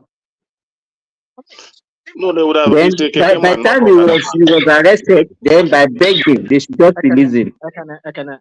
Hold on. Let me talk to you. Simba, you said you were a doctor.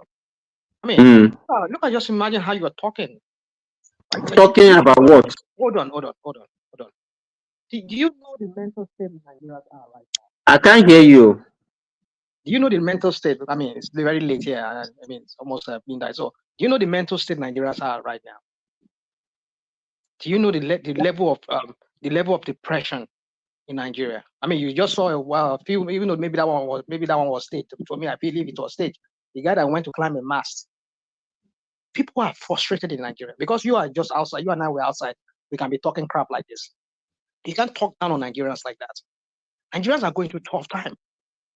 Okay, so because hold on. I'm not saying some people should break the law. But sometimes. So I don't know your point now.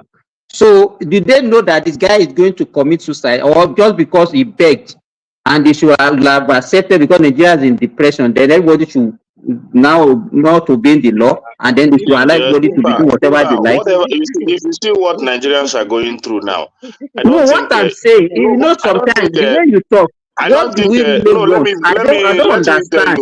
I don't think you should. No government official should frustrate any Nigerian now.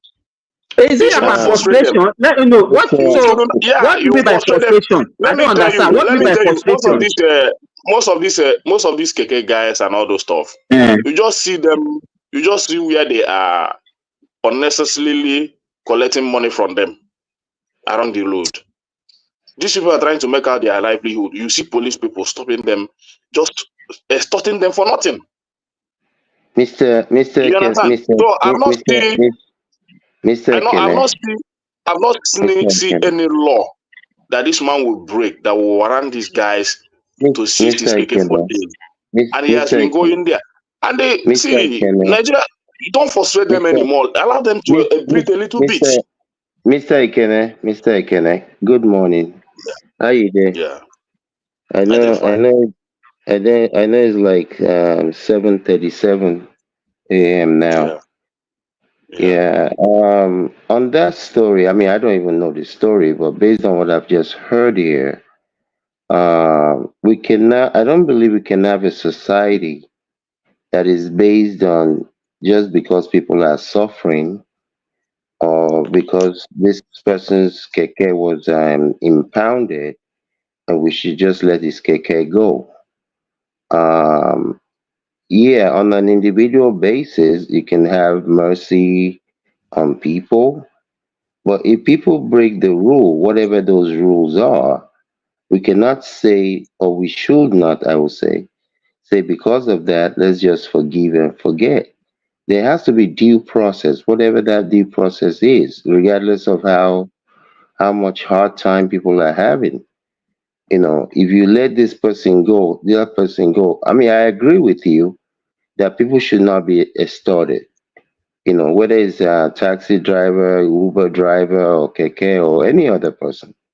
You know, unfortunately, we reside in a lawless society where a police officer or last man can be collecting money for work that they didn't do.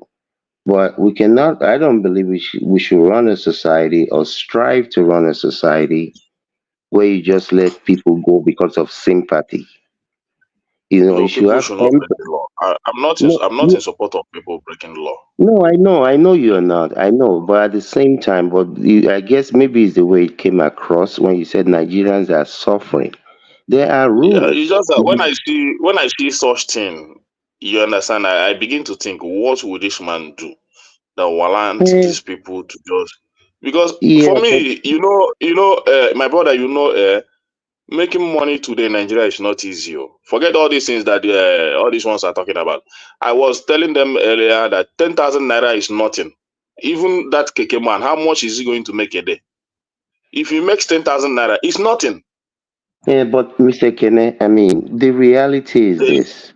No, hold on. The reality is this. In March of this year, I had a driver who was insisting on taking the, what do they call those road you're not supposed to be on in BRT a lane. private. I mean, I had to be like, look, if you take that lane, I'm going to get out of this car. I will waka. Some people, I mean, I just don't get it. Now me, you they take go somewhere. No be you they take me. I mean, why will you do that? If somebody whoever if somebody like that got in a lane like that now and they impound the car, we start saying, Nigeria is tough. They should have sympathy.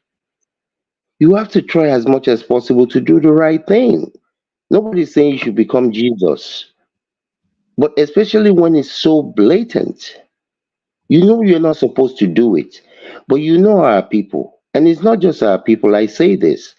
If people can find a way to get away with not paying taxes in America, probably half of the country will not pay. But because there are rules and they know that there are consequences. And most normal people don't want to go to jail. So that's why I'm again, not. I I'm mean, not saying that people should. I'm not saying that. I'm not, I'm not People should saying, break the law. no, we're not saying that. The reason because We're the not, law, if the law is, I think what happened is that maybe that keke, the guy think he's not going to get it back. But is there not a way to pay a fine? and give him his Yeah, but means of life. You do But everything. are you sure yeah, you but want you are telling us now that they wanted to impound it for life? He has a fine yeah, but now. yeah, He we don't. didn't want to pay, I probably he don't didn't want think. to pay the fine. Well, I don't but know wait, whether. wait. I don't think it's a No, fine. If it is a fine, maybe if he but wait, committed an I offense. beg but you. wait, You know, this thing that you normally I do, don't think, it's I don't think we should, that is the easiest thing to do. Hey, the people are suffering. Hey, this is Simba, the thing. Mr. So they Simba, should have that is the easiest thing to do. Ekene. Mr. Simba, Mr. Ekene, I think it's a waste of time trying to. It can be this, it can be that, without knowing what it is. This will just be a white goose chase. We don't know. I mean, God rest and bless his soul. Whatever happened, I know, all over the place, all over the world, at different times in life, people get in very very bad situation. You will not believe the number of fishermen in Senegal that kill themselves every year because they can no longer provide for their families, because all these big Chinese trawlers and Russian trawlers are taking all the fish on their coast. It's unbelievable what's going on. You will not believe the number of farmers that kill themselves every year because of the farm failed. In India is an epidemic. Farmers just committing suicide like crazy because they don't feel like they're men any longer, because they cannot provide for their Can family. do? Can do Yes, sir. that word S? Let's be careful, please. Oh, Yeah, okay. yeah. Sorry, I Hey, forgot. Thomas, Yeah. Thomas. Yeah. Yeah, please, I'm going to log out from my phone and let me in on my laptop. No worries. Yeah. Can you? Yeah. Can you hold on? You see, when I hear when people talk the way we all been talking here, it seems like, but I understand that people do what they do, things happen, stuff happens.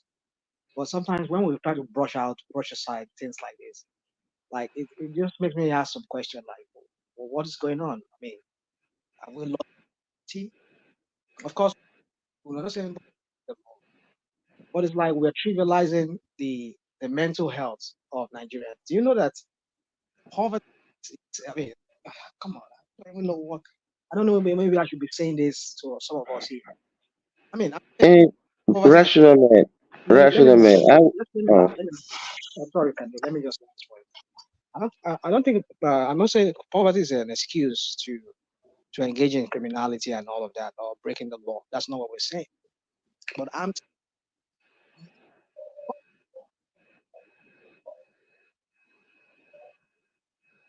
are you still there? We cannot hear you again. I'm here. I'm here. Sorry. So how come You are dipping in and out. We are not hearing what you are saying. Okay. Well, let me continue. Let me continue from here. I for one, I will never, ever, ever, minimize the loss of a life. You know, even when Abacha died, or somebody like Abacha, I wouldn't say people should come to beer parlor and come and drink. A life is a life is a life. So I can only speak for myself, but at the same time, and I'm not saying that was what Mr. Ekene was saying. But at the same time, we cannot have a society where, I mean, there are rules. Again, people should not be. You shouldn't have police officers extorting money from people. But at the same time, without knowing all of the particulars of a story as to what he did, where there was a fine assessed, was it something that he could afford, and all of the different situations. So, well, let me Kandu, stop. Yes, sir. Kandu, Yes, are sir. you for local policing? I know there's this movement for state policing, but do you think we should take it further to county, and they should have their own police system too? Because if they pass laws at that level without anybody to, you can't expect the state police or the federal police to implement anything passed. So do you think that they need their own state police, their own local government police? Yeah, I think states. I think for where we are now, because of the all of the different costs that will be associated, even with having municipal or county. I think from a cost analysis basis, I think it would be better to have state police. Obviously, the state police, just like the local chairman situation we're talking about, are closer to the people. So, from a responsibility standpoint, they're more closer to to the people on the ground than bringing somebody from Kano to come and be a police officer in Isolo. So definitely, whenever, for the most part, all things being equal, whenever you can get the people in the rule of law to be closer to the community that they serve, not that they govern, but serve, I think that will always be a good thing. In terms of all this local government getting these allocations, like a number of people have stated here, there will be court cases for the next 10 years, for all of the different reasons. How do you demarcate what has already been spent by the state in this particular local government? How do you, I mean, that is just that's gonna be brutal. It's gonna be brutal. And unfortunately, there's no way around it. It's going to, I mean, the judges are gonna be busy all over the country. So welcome to the new reality. But the point I was raising was that within that transition period, that first at least couple of electoral cycles, be better if the parties at the state and the local level were the same. So, for instance, APC or through Lagos, they conduct election with still APC. They can walk the kinks out. It will be easier than, let's say, Labour wins 5 or 6 local government seats in Lagos. That is for political points. So it makes Yeah, it very more difficult. So yeah, I I think. will. Yeah, go. Go ahead. Sorry. No, go ahead. You will. Yeah, so I'm saying that if that transition phase, at least the first couple of electoral cycles, if you can keep your set with where they might still do Agumalo, but for that at least 2 cycles, you can work out the kinks and from there. Because I just feel like if we transition too quickly and you have too many political parties at that level, you might have too many litigation that would last 10, 20 years trying to Yeah, define. Yeah, so. like one of my sisters will say, she will say, "You think everybody is as reasonable as you." That's what she always says. Yoruba people say, "Entafe sunje to lo fi ku para."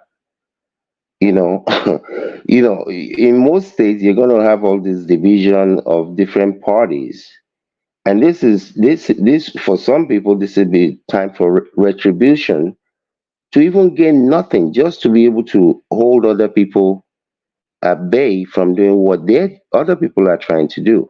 So, like, I mean, I've been listening for the last few hours now, and part of, I mean, everybody has said it. You have said it. A number of other people have said it. The state is the one who has a contractual agreement with local loans, international loans. Those local government people can say, kick rocks. I did not sign an agreement with you. But what I will project that will probably end up happening will be that, I mean, after so much litigation, I agree in the short term, if they can keep it in house like that, but you have people who are already enemies, political enemies anyway. They're not going to want you to breathe, even if they're not going to gain anything out of it. They just want to see you suffer. So they're not, if they're APC or they're PDP and you're the APC that is in power, you think they will just they will just be a Moluabi for you? No. So this is in maybe 20 years from now, all this will play itself out, but it's going to be World War III, and the courts will be busy. But again, the good news is that the Fed can take out those allocations before deploying whatever you will go to the local to the local accounts. But on the positive side, I think what can also reduce that, which are 10 years, what can limit that court drama, the level of development. So if, let's say you go back home and you take over the government and you start working, and you perform so well, the neighboring people will say, wait a minute, look at what is going on over there. What are we waiting for? Yes. So the pressure on all that. So the performance of local government will determine how much of litigation if they're not performed. But what I'm really excited about is those community engagement. That's what I'm really excited about. And, because it limits that tribal nonsense that we do, But because it's a Obama, it's because it's a Fulani man, that's why I didn't develop my area. At least when it's local government now, it's Tiwani. It is your people now. You can't say it's one Fulani man that is not developing your side. Yeah, but at on another level, I mean, the people of Kano have been ruled by people from Kano. The people from Abia have been ruled by people from Abia. The people from Ogun or yours. No, because I think Olita was also saying that Tinubu wants to also devote more power down to the state and local government. He's willing to give them more money with more responsibility. It's not just this one only. So there's more to come to the point. I mean, I don't know. Yeah. So pretty much he wants to divert the attention away. You know how when we discuss Nigeria, it's always the same time we discuss. Or in the state. Nobody discuss local government. So what he really wants is, I mean, for the most things that you need to function the way it was in the 80s, was local government, right? So healthcare, education, waste management, small loans, all these kind of things. He wants to push it down to the people. You need small scale for farming, agriculture, go to your local government. You need some benefits, welfare, that's where he wants to push it to. That way nobody's blaming on the center for everything. You go and talk to your local government chairman. Yeah, as senseless as we sometimes think these people are, I don't think they're that senseless. It just makes sense, bring governance to the local level. Like you rightly said, then it should be up to every local government to, instead of calling Tinubu or calling Buhari every time, go and talk to your local. Go and talk to your local. I don't give allocation. Go talk to them. I beg, no call Abuja anymore. Actually, we don't offer our phone. No call us. Go talk to your people. Then they there with you. So, like you rightly said, and a lot of other people have alluded to this. It will be a great thing in the long run, and I would not be surprised if the fight between Tinubu and Obasanjo, with all this stuff in the local government years back, was one of the reasons they decided to go this route, or kind of help to push them in that direction. But in this political space, I think Tinubu just secured the second term because he now has 745 local governments to work with. They're going to be more influential than the state governors. Talking about the grassroots now, because he can make deals with them. So think about this. Let's say you are not saying my mind now. It's not something that I'm. That is one aspect of it. Somebody can intend one thing, and there's also side effects or adverse effect or whatever you medical. So I'm not saying that there's no there's always a political angle with Tinubu and all the politics. Everybody has a political intent, but I'm saying that for the people benefit. But for him, looking at it, because let me give an example now. You know how before Beta Edu messed up, he had the palliative thing that he was managing, humanitarian affairs. Yes. From now on, he will not go to the government anymore. He's going to go to the local government. They don't need them to share any palliative. So if you want to share anything palliative for agriculture, seedling, manure, he's going to just go to the local government now. Yes. So he has political allies now. You might not be his political party, but you know, if I play nice with this guy, I Yeah, get benefits. yeah, I get. I mean, I get. Yeah, And they will I get mobilize for the him. They are yeah, grassroots politics now. I get the angle. I mean, I sent. I believe I sent one man a couple of videos and some pictures of one local government. I forgot whichever one was in Lagos, where one of my family members work. Anyway, and from those pictures and from what she was telling me, when they were doing that palliative thing, they were giving palliatives, granite oil, nickel rice, this, that, 5 kg bag of rice, whatever, on the local level. But me, I'm very clear where I stand on Tinubu. I've said it many times, based not because of he's the president, but based on what I've known about him from the past. If he was my father, I would disown him personally. This is just on a personal note.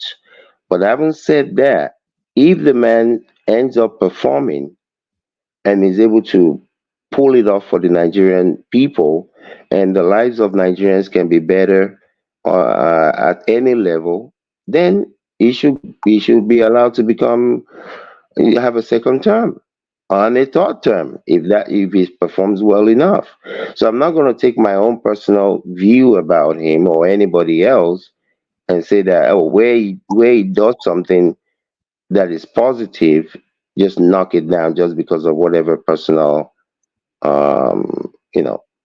thoughts I have about him. But So to your opinion with ongoing in Nigeria can you say that yes, sir. apart from this, because one thing I don't like about this APC government, they know what is happening, but when they see just a single policy that have not even have any effect in the life of Nigerians, they will start to make it as if that's the only thing for the administration. Nobody is saying that this policy is not good. I mean, this law that is being signed now is not good. But in other regard, we know what is happening. Just when I wanted to raise an issue, Simba tried to tackle me to say, "You people, this is the only thing that you guys come here to say." But when I walk down the street every day, when I say if you're making 10,000 naira in Nigeria a day, you're a poor man. I know what I mean. You understand? Because Yes. when you make 10,000 naira, it's not that Nigerians are hardworking. You see all these Yeah, KK people, all these, they're hardworking. But the issue is that their purchasing power is no more anything. You understand? You can just check somebody making 10,000 naira a day. It's a big money. If the economy is doing well. Yes. You understand? But now, you gave an example. When you make 10,000 naira a day, family of 4, you cannot feed on 10,000 naira. It's impossible. If you want to make a stew, that 4 pieces of tomato is 1,000 naira. For family of 4, at least you buy 2 of them of 2,000 naira. You buy fish of about 3,500 naira and all those stuff. So what if you get home and your child is somehow sick? With that 10,000 naira, you cannot even talk about going for lab tests or all that. Just going to make chemist maybe to get first aid for that child. On top of that 10,000 naira, we are going to see it. Yeah, but Mr. Ekene, you see, sometimes we talk on here when people say a bag of rice is 90,000. When you bag a bag of rice, how much money is left? Hopefully, you're not buying a bag of rice every month. I hope you're not buying a bag of rice every month. I understand, but let me preference this. By saying that I don't believe life is supposed to be easy. Personally, I just don't believe that you come to this life and things are just supposed to be easy.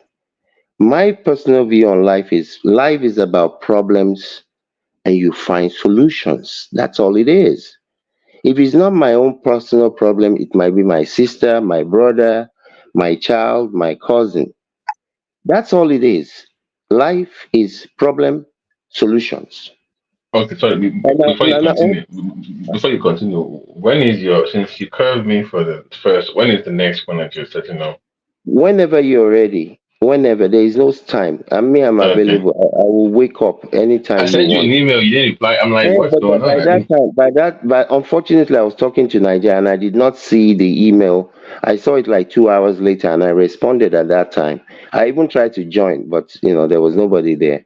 So whenever you have my number, you have my email. Yeah, sorry. All right. Just shoot me. Let me bail out. Okay. Okay, Thanks. all right. So again, Mr. Kene and everyone else, you see, I don't believe that life is just you go to work Monday, Friday, and then you just enjoy. Life is hold on. Let me preface this by saying, um, um, I don't do what about. I don't do what aboutism. I don't care what other people are doing, for the most part. But at the same time, the reality of life is hard right now and for the last few years all over the world. In America, when I talk to people, I know people who are making over 100,000, who are even doing Uber on the side. It's hard for them. Go to Portugal, go to Brazil. Uber is hard though. No. Aside from Uber is the addition. They have regular job. What I'm not saying what about, but Anyway, this Jojo is saying, that Uber na scam, to be honest. Na scam. oh, it is a scam. I mean, it's another form of slavery, but it's economic slavery at the end of the day. But the issue is this, though, Okay. Mr. Ekene, what I'm trying to say is this: 10,000 naira should be a lot of money. But over here in North Carolina, where I'm at, 2.5 years ago, I go to Walmart, I buy a 36 pack of eggs. I remember it like yesterday. It used to be $4.19. The same thing now, the same pack of 36 pack of eggs now is almost $11. And you can extrapolate that to everything else. Life has changed. Economic life in the entire world has changed. It's not because of Biden or because of Trump. Things have just changed all over the world. So in terms of Nigeria, I don't have the answers. But those who can should do wherever they can and save. And like I've always said, if you work in America, for example, your 401k, you need to maximize it. Put the maximum amount you're allowed to put in. I believe you have to save for a rainy day. Even if I can afford to go out and go and do this and go and do that, life has shown me that even those who plan very well safe, they can still find themselves where they don't want to be. Not to talk less of you, that you don't plan. And like the saying goes, if you fail to plan, hold on, if you fail to plan, by default, you're planning to fail. Okay, So let me. I know our society, we like to enjoy. The mindset of the average Nigerian, man must enjoy. That's not how life is. Or me, I don't know where we But found that's that. not how Where life got is. that. I understand life is difficult, but can do. The problem is this: in Nigeria, it's very difficult to plan because of the kind of hyper inflation we are facing every day by day. You understand? Yes, sir. If you say that in your own country, at least Yes, price can be steady for 1 year, 2 years, 3 years. You understand? So yes, with sir. price being steady for 1 year, 2 years, or 3 years, you can plan whether you are buying that thing for 10,000 naira or even high price. But as far as you know that once you go to the market, you are going to get that thing the same price you get it yesterday. You can plan. You understand what Yeah. I mean? But the No, I situation of totally, I Nigeria, totally, I totally agree with you. You see, they have messed so up everything. They have. I mean, we've had many conversation about this. But you see, in my worldview, life is interesting. People will say, "Ah, who knew this was going to be like this?" And the only answer I have for people is just go on YouTube, type in fuel subsidy, Sanusi.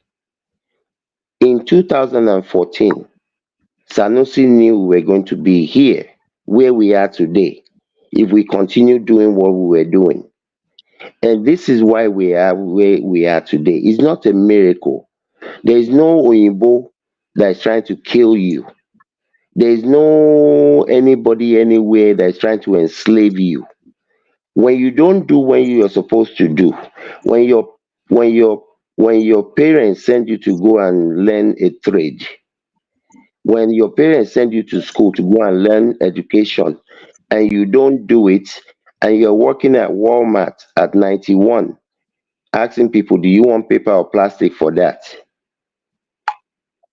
It's because you didn't do what you were supposed to do when you were supposed to do it. There's no magic to this thing. It's a Yeah, process. yeah, it's a process. But let me come again, can do. Yes, sir. This price stability is what we are facing in Nigeria. You understand? So Yes. it's just now the price of things are now going up now because dollar can no Mhm. longer be sustained at maybe 1,004 something that it used to be last month. So I Mhm. don't know the reason why it's now going up to 1,600 now. So You the know, goods you no, bought from hold on. Should I tell you the reason if you don't know? Should I tell you? no more the CBN governor has talked about it, but my concern is what are we doing as a nation to sustain stability? You understand? So we are not sustaining any stability in Nigeria. So now, as a businessman or whatever, even as a family man, you are being expected that most of the thing that you maybe there are goods that maybe let me use myself as an example. I bought Yes. for 1,000 naira last month. Maybe I sold it for 1,015 naira or 1,001. Mhm. You understand? Yes. Maybe 100 naira or 50 naira for myself. That is where Mhm. all my plan is. My Right. house rent, my eating, and all those stuff. That 100 naira on top of that goes. So after I've spent all that, now I'm going back to get that same goods to restock. And now being told is now 1,100 naira.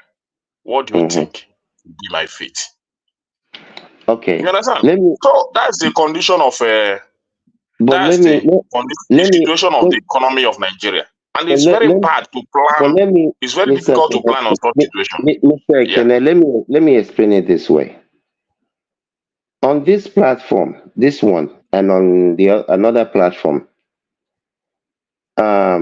when dollar naira was 600 to 1, I came on and said naira is going to go to 2,500 to 1. People were like, who is this crazy guy? Because I studied this space.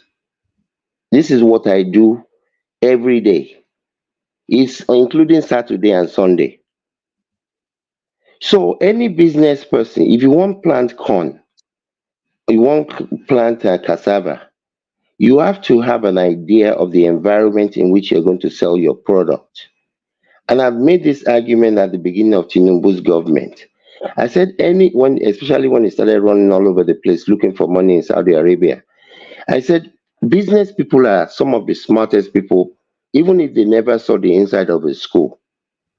If you are coming to a business and say come and invest money, if that business knows that that money that they're going to spend to invest in your country, if they know or they know somebody that know that this year the value of that money is going to be 1,000, and if there's a babalawo that can help them predict the future and say that for that same thing, it's going to be 2,000 next year, why would they come and invest their money?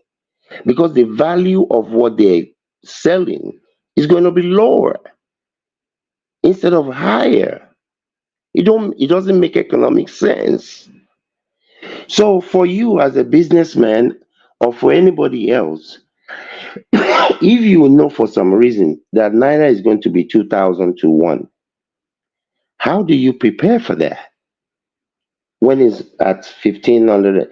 When I sent money this last, well, about 20 hours ago to Nigeria, it was 1554. When I sent money on Tuesday, it was 1508 on Tuesday. About 18 hours ago, when I did, it was 1554. And this is not, me. I don't hate Nigeria. I love Nigeria so much. I refuse to become an American citizen for 30 years because I said no. I don't want to be a citizen of any other country. I'm a Nigerian. I don't care if Opo. I don't care if 99. Oh yeah, I don't care. When I first came, well, in the 90s, they used to say, "Oh, Nigerian scam." If I meet people, they'll be like, "Are you a Nigerian?" I say, "Yes." "Oh, are you one of the scamming people?" No. I don't care if 99% of Nigerians are scammers. Cause it don't come me. You know, consign me. Me, I know the scammer. I don't care who is carrying drug. Me, I'm not a drug dealer. So, but the point is, you have to have an idea. Any person where they do business, especially, you have to have an idea of where that business is going and how you're going to be able to, get profit from what you're doing. Unfortunately, to me, where we are, when I first heard about Obi just before the election, not because I thought Obi was a miracle worker, but I understood if you don't produce, how are you going to sustain your economy to even to start with? Not to talk less of how you're going to help your currency to become stabilized. And that those things, whether he took Anambra State money and invested it in a place where his family got some money, I'm not overly crazy or concerned about that. But I understood something very well. If you don't produce, you go suffer. And as far as I know, I don't know what they've done in the last 6 or 9 months now. You know, if you have not invested, no, I'm not just saying the federal government, or people in industry, private enterprise, if you don't invest enough to have products to sell to your people and to other people, you will not be able to sustain your currency. I don't care. Go to any babalawo that you want. Go to any whatever shrine. It's not going to happen. Like Yoruba people say, there is no cheating in the mirror. Now the way you look, now you go see yourself. Ireje ò sí nínú photo. Bó bá ṣe dúró, the way you look, mirror no go lie to you. E go show you wetin you be. So this government, from some of the things I hear, they're implementing some things that appears to be good. I think I saw one man show something that the foreign reserve is the highest it's been in a while. Bravo. Where people do something good, I will say they do. Where they do something that is not good, I don't care if you're my papa or if you're my pikino, I will call you out. I call my own self out, not to talk less of you. So, Mr. Ekene, make una hang in there. I mean, it's a tough time. It's a tough position to be. And I'm not saying just because people are suffering all over the world, it's okay for us to be suffering too. It's even okay to The suffer issue is today. that No, hold on, hold on. Let me say this real quickly. It's even okay to suffer today when you see that your tomorrow is going to be better. The problem is that tomorrow is not looking too better right now, unfortunately. Go ahead, sorry. you made some valid point, and you are trying to explain a lot of things, especially when you compare other countries with what is happening in Nigeria. You cannot compare. Nigeria is far way behind in terms of both development and manufacturing and all the production. Our policies, you can go and check it, never support anything that is called production, especially how many companies that existed in Nigeria in the past 1 year. and all that. Nobody can tell me it's not because of unstable business environment. When you don't have stability in your currency, it tends to frustrate business. That's reality. See, $1.15 is not a big deal. It's about sustainability. Even though I know our naira is not supposed to be all that high, but at 1.5 and you are able to keep it at least for the period of your regime, either 4 years, it will do a lot. Because people will, even if your money, you don't have much capital, or it will just take you maybe 6 months, 1 year, you will recover to that level. And you start to push, make your plan maybe for the other 3 years of your regime. You'll be able to achieve something. Do you understand what I mean? So that is what the problem of our economy, and it is frustrating. Our interest rate, you cannot give job with our interest rate. 30% is interest rate. It's not 1 naira. It's not. Nobody goes to the bank today. Nobody goes to the bank today to say you want to borrow money to do business. It's like committing suicide. Mr. Ekene,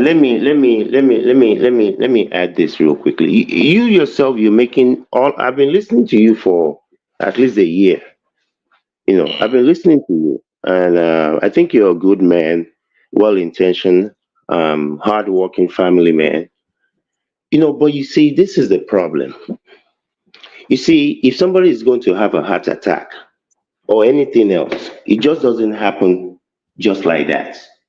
It's because you've been eating bad food, all these things have been developing within your system, and then boom, one day the heart attack comes.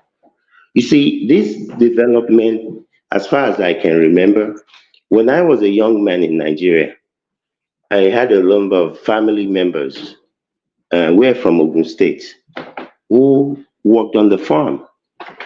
And they will even bring food when they come and visit my parents. They will bring us food from. Even some of their children and what have you, they were sent to Lagos to come and live in Lagos. So it became fewer people on the farm. Even some of those people who had parents that were on the farm, it got to a point they moved their parents from the farm. You know, Emma Boleko now, and come and jaye small. So this development has been in the works for a long time. So we stopped producing cocoa, we stopped producing palm kernel to the degree that we were. These things, we're importing some palm oil from Malaysia. They came and got the plants from us. So again, I understand price stability. Price stability doesn't happen just because it should. It happens because people put in the work. People sacrifice. Life is about sacrifice. When in the 70s we had money, and some people who thought they were wise say our problem was how to spend the money. Other people were investing their money to develop and put their country where they want their country to be. So those people that did the work, they did where then they. Those of us who did not do the work, we did where we did. That's just the reality of life.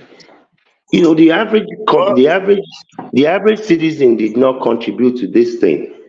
But they say even when the evil people are suffering, are enjoying the result of their evilness, unfortunately some innocent people go suffer along with them. So that's where we are. I don't know. A lot of things still have to be done for that production aspect to move on, electricity and all that. But thank you very much for your good concern for Nigeria. At least I love you. I like your most of the time you make a lot of sense, at least. Absolutely. Thank you. People that are opposing the system. So I have to run away. Yeah. Because it doesn't like Tinubu, Abi. Anybody. No, he's even making some It's not that he doesn't like Tinubu now. Look, It's I've not never about met that. Tinubu. I don't care He never about said that he never Tinubu. liked Tinubu. And he No, never used, so we no, are talking about discussing the problem of our country, and he's yeah. making some, at I least don't. what the words he's telling me, even if I want to, yeah, at least he's giving me hope. He's making me to be strong in what I'm doing to, you understand? That's how No, it's pulling your leg. Ekene is pulling your leg. You didn't get it. It was pulling your leg. leave Ola. I have Ola used to be my guy. He used to be my guy. But when it comes to Tinubu issue, Ola doesn't shift ground. He sees that everything that Tinubu is doing is good to him. No, it's pulling your He's leg, somebody my that, brother. and I really want him to come out from that shell. Ekene, this is how I work. When I have a broad option, I try to stay with one. If my option is not working, the life must continue. I will have to look for the next best. Atinubu not one. Now, if Obi had one, or Shibaju had one, I will have find my way to support. What I will not support totally, that I was very sure of then, Atiku was never an option for me. So it's not as if, see, Let me tell you, Ola, if Atiku will, the only thing I don't like, the only thing is that I don't trust Atiku. But you see the Atiku policy of that thing that he used to talk, is it decentralization of government and all that? And he's very bold on that. I really love that But from him. But the issue I have with him, I don't see him doing that. If Atiku is going to fix this country, I'll give him my support. I can support everybody. Anybody that tells you that if he become president or governor or local government chairman, that is going to give everything or sell everything off to him French, I beg me, I don't care what other good thing he want do. That person should not be voted for under any circumstance. What can do. See, if I were the president today, I would never give a contract to my enemy if I know my friends can do the job. Because see, Jonathan tried to pacify everyone to the point of recruiting his enemy into his own camp. And those people were the one that set him up for failure. So anywhere in the world, you want to give a contract to your friend if those friends are qualified. And out of 200 million Nigeria, assuming that figure is correct, right? You can't say it's impossible for you not to have a friend that is qualified. Even if my friend is not qualified, I can go to a consultant to help me find someone somewhere. No, Mr. Ola, I know I've heard you many times, and I know your pedigree. You see, that's not leadership. A leader doesn't talk like that, even if it's true. You see, when you're a leader, what you say is important because it carries so much weight. You see all these influencers. You see somebody who is an influencer or a musician. That person is wearing some kind of clothes. Other people start to wear it because you have influence. Even the things you don't say are sometimes they are almost as equally important as the one you say. You see, it's not about comparing America or anything. If you're a leader, what you do is you create as fair a situation as humanly possible. Yeah. Are you going to help your friends? Yes, you should. But you create a situation where at least my dad used to say in banking, they say something. Not only do you need to be honest, you need to appear to be honest. And what that means is you send me to go and buy you something. I go and buy it. Not only did I go and buy it at that price, I bring you the receipt. So not only am I honest that I bought it for 1,000 naira, okay, here is the receipt we then give me for them. So as a leader, you don't say such a thing. You try as much as possible, you try to create an enabling environment where at least people will have a belief that okay, there's some degree of fairness. So Atiku or anybody else should not make such a statement. You don't say such a thing out. You can say, oh, it was just being honest. I don't want your honesty. If that's honest, I don't want that type of honesty. Okay, I got your point. Maybe he could have given a political answer because some of these things. If you've ever managed a project before, maybe as a project manager, so they can ask you some question like, okay, if a staff that is not part of your functional team is becoming stubborn, what are you going to do? Even when you don't mean it to say, okay, you become a friend with his manager.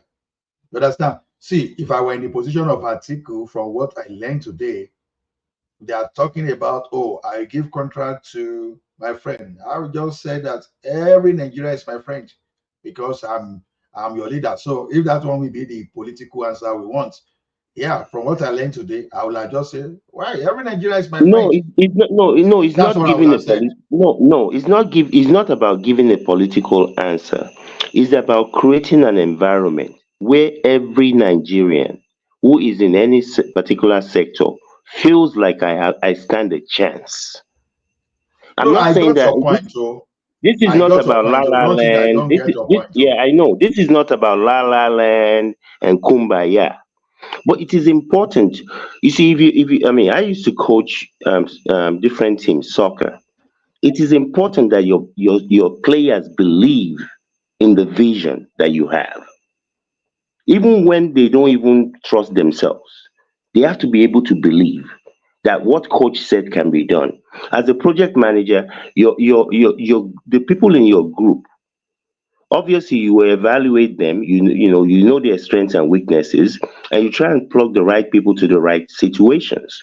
Somebody can be good, a player can be good, but he might not be the best player for this team, even though individually he's a good player. But as a member of this team, maybe he doesn't pass the ball when he's supposed to. So I can't say because he's a good player, I have to have him on my team. For this team, he might not be the right, you know, the right plug. Hello, Mr. Ola. Adewale. Ola ni kẹ́ máa pè ní èwo ni Mr. Oh, Ola is Chief Ola. Otumba Need that if you Ola share. Olaikiti. Yes, sir. Atiku has got himself into water. But if other person has said that, probably wouldn't have attracted such condemnation. But when you're being seen as a thief, just like Kandu said, and you are saying something that is not politically correct in this era, they will roast you. They will grill you. Let me put it like that. They will put you on the grill and roast you. There's nothing wrong in having your friends, especially if it comes from a competitive platform or template, which your friend emerged. That is going to be based on merit, but because of the proximity of a friend or because of their legacy, decided to reward them with some juicy stuff from the government, and you're running foul of the same constitution of the government that you promised to run, openly. Atiku, honestly, there's nothing that to salvage his political career or his political relevance. It's gonna take a miracle, because in politics, if you don't get it once, you're done. You tend to politicians get to have second chance if they are able to minimize the damages or the fallout from any of their utterances or any of their political moves. But someone like Atiku shouldn't have made such statement. We should have been No, measured. to be honest with you, I think I agree. Joke apart. Yeah. You know, another thing is I listen. You know, I've been listening. I slept off at this time. I woke up again. I was been listening to everyone. At the point, the discussion was focused on the impact of this newly local government victory, and I listened to every single one making the so even at the point questioning one another about what they know. All of a sudden, people like Ekene and Rational Mind jumped into the forum and scattered everything and make little of the impact of such pronouncement. It baffles me. It's like these people just wait for, you know, look for something just to counter the narrative. There's no doubt that this newly, should I say, newly found victory for local government will have much impact on the Nigerians. Number one, you can hold your representative accountable. They live among you. There's no way a local government will be living in Abuja. This time around, there's a impromptu, prompt judgment because that is if the people within your local government does not stone you to death. I mean, governor will have security details. Where is the local government going to get security details? Earlier, I also heard about. I heard people talking about the quality of people that will be vying for local government positions, chairmanship and councillorship position. Of course, they fear the fact that that position has been attracting mediocre for a very long time. But if you look at it, not entirely the entire country. I've listened to those that are represent. Maybe you can call them caretaker, though. But I've listened to some local government chairmen, especially from the south, and southeast, that you can consider, intellectually sound to some extent. But majority of them are political allies, that are imposed by their godfather at the state house. So, but I believe that, gone are the days in the 80s and 90s where you have people, prominent people, intellectual lawyers. Even I've seen a reverend, an Anglican reverend, becoming a local government chairman. But you know one thing that Ekiti always do? Petition is always about people will write you up to death. They will complain about every little thing you do. And there was accountability. I think that can be revived back. I think now, money is a devil. Whenever money is present, you always see people just looking for or trying to get to a position or to get to where the money is. I mean, I believe there are some people going for local government chairman, councillorship. They have no idea what councillor does, right?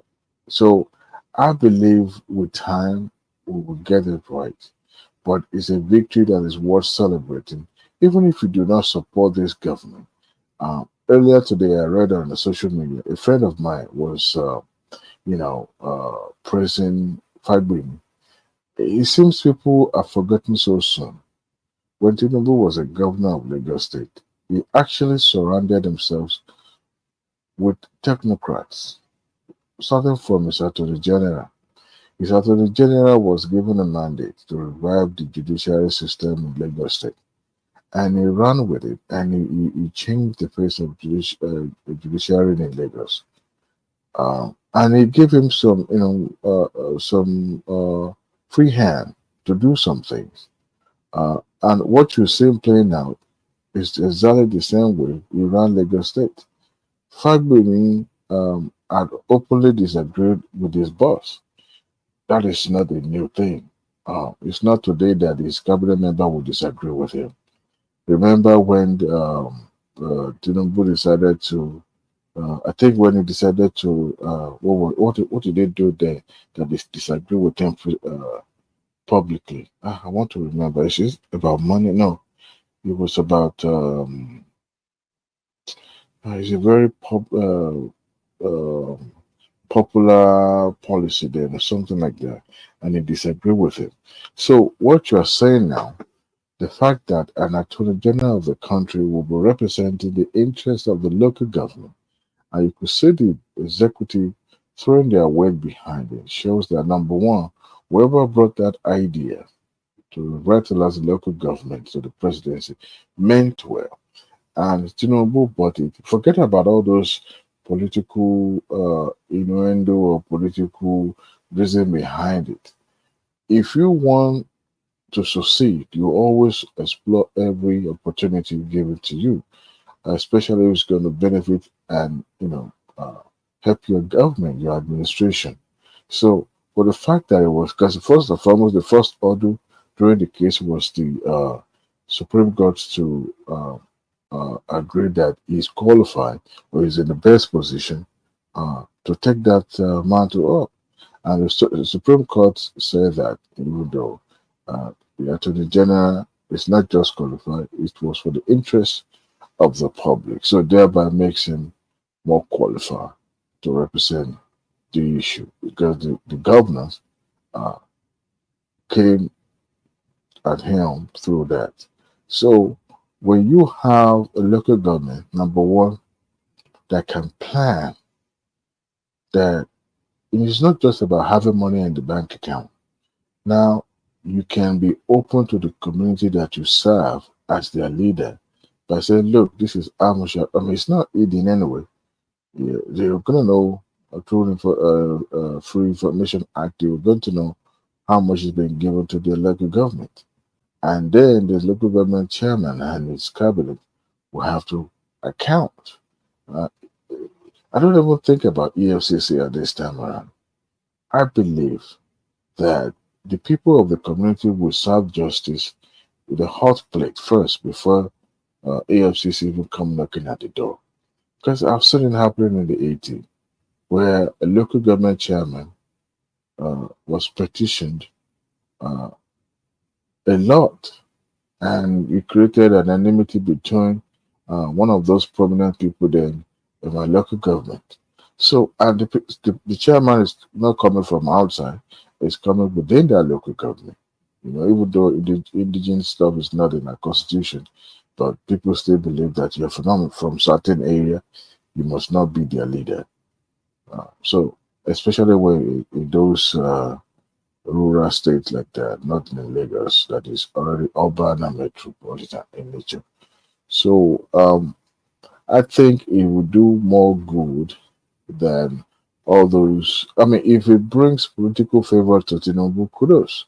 I mean, you wear the grab, you step on it, right? But I don't think the federal government will withhold local government funding, except if that local government is not, governed by democratically elected officials. And I don't think any local government will want to risk that. As far as I know, the stronghold of governors on the local government has run its course, and I think it's time to take the government close to the people, and I think that's what Tinubu is trying to do. Earlier, I listened to Kulatas talking about the humongous power of the presidency. I think he's just finding out today that the president of Nigeria has much more power. You can imagine, as the head of the executive, determines how much is given to the judiciary. At the same time, when you have a party member that are loyal to you and are ready to do your bidding at the parliament, that makes you much more powerful. And I think there's some power that should be taken away from the presidency, but not because it's directly involved in disbursement of funds to the local government will not make him almighty powerful. I don't think so. It just takes away some uh, headache and pain from the federal and the state and shifted it to the local government so that people can hold those who are actually affecting them on a daily basis, can hold them accountable instead of focusing on the federal. Do you know that up to this moment, a lot of people do not know the functions of local government? I listen to the my brothers earlier, they were arguing among themselves. We even went up where they actually trying to shed more light on it. I mean, for those who were not born in the 80s or 90s or 70s, local government does much. As a matter of fact, local government rehabilitates roads. That's how strong and effective they were then. But the state governor, they started. I think the whole thing started from the military era, and then this republic did not even help matters. So they completely yank off the financial strength of the local government and give it to the state. Um, as per the conduction of election in the state, I did not believe federal should be responsible for the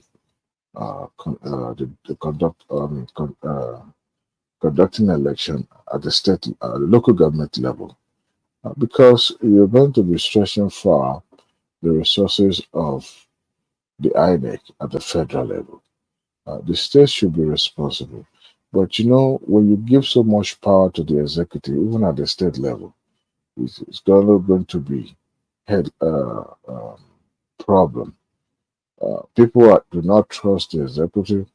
They believe that they will appoint those who are going to do their bidding to head the agency at the state level. Also, they believe there will be some level of manipulation, whereby those who will read into the election will be their political allies of the state government.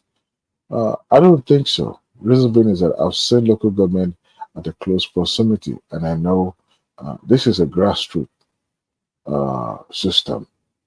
People at the grassroots system, let me tell you, sir, even if they don't do the bidding of the governor, and I've seen that playing out, especially in the Ekiti state, if they don't like you, they won't vote for you. It's a simple. They don't fake it. They do not fake it. Now that you give the financial muscle power to local government, there's no shakara from the governor anymore. So tell me how the governor will be able to influence them. You can make your umpire, your cousin, doesn't matter. People will stand with their vote because at that moment it becomes their own. It's no longer controlled from remotely from the federal. So I don't have fear as far as and allowing the federal government to conduct an election, that would be too much.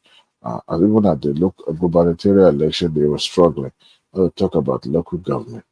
And I also believe that instead of allowing the executive to, even at the federal level, to appoint the head of the election umpire, I think it should be a joint sponsor, just like when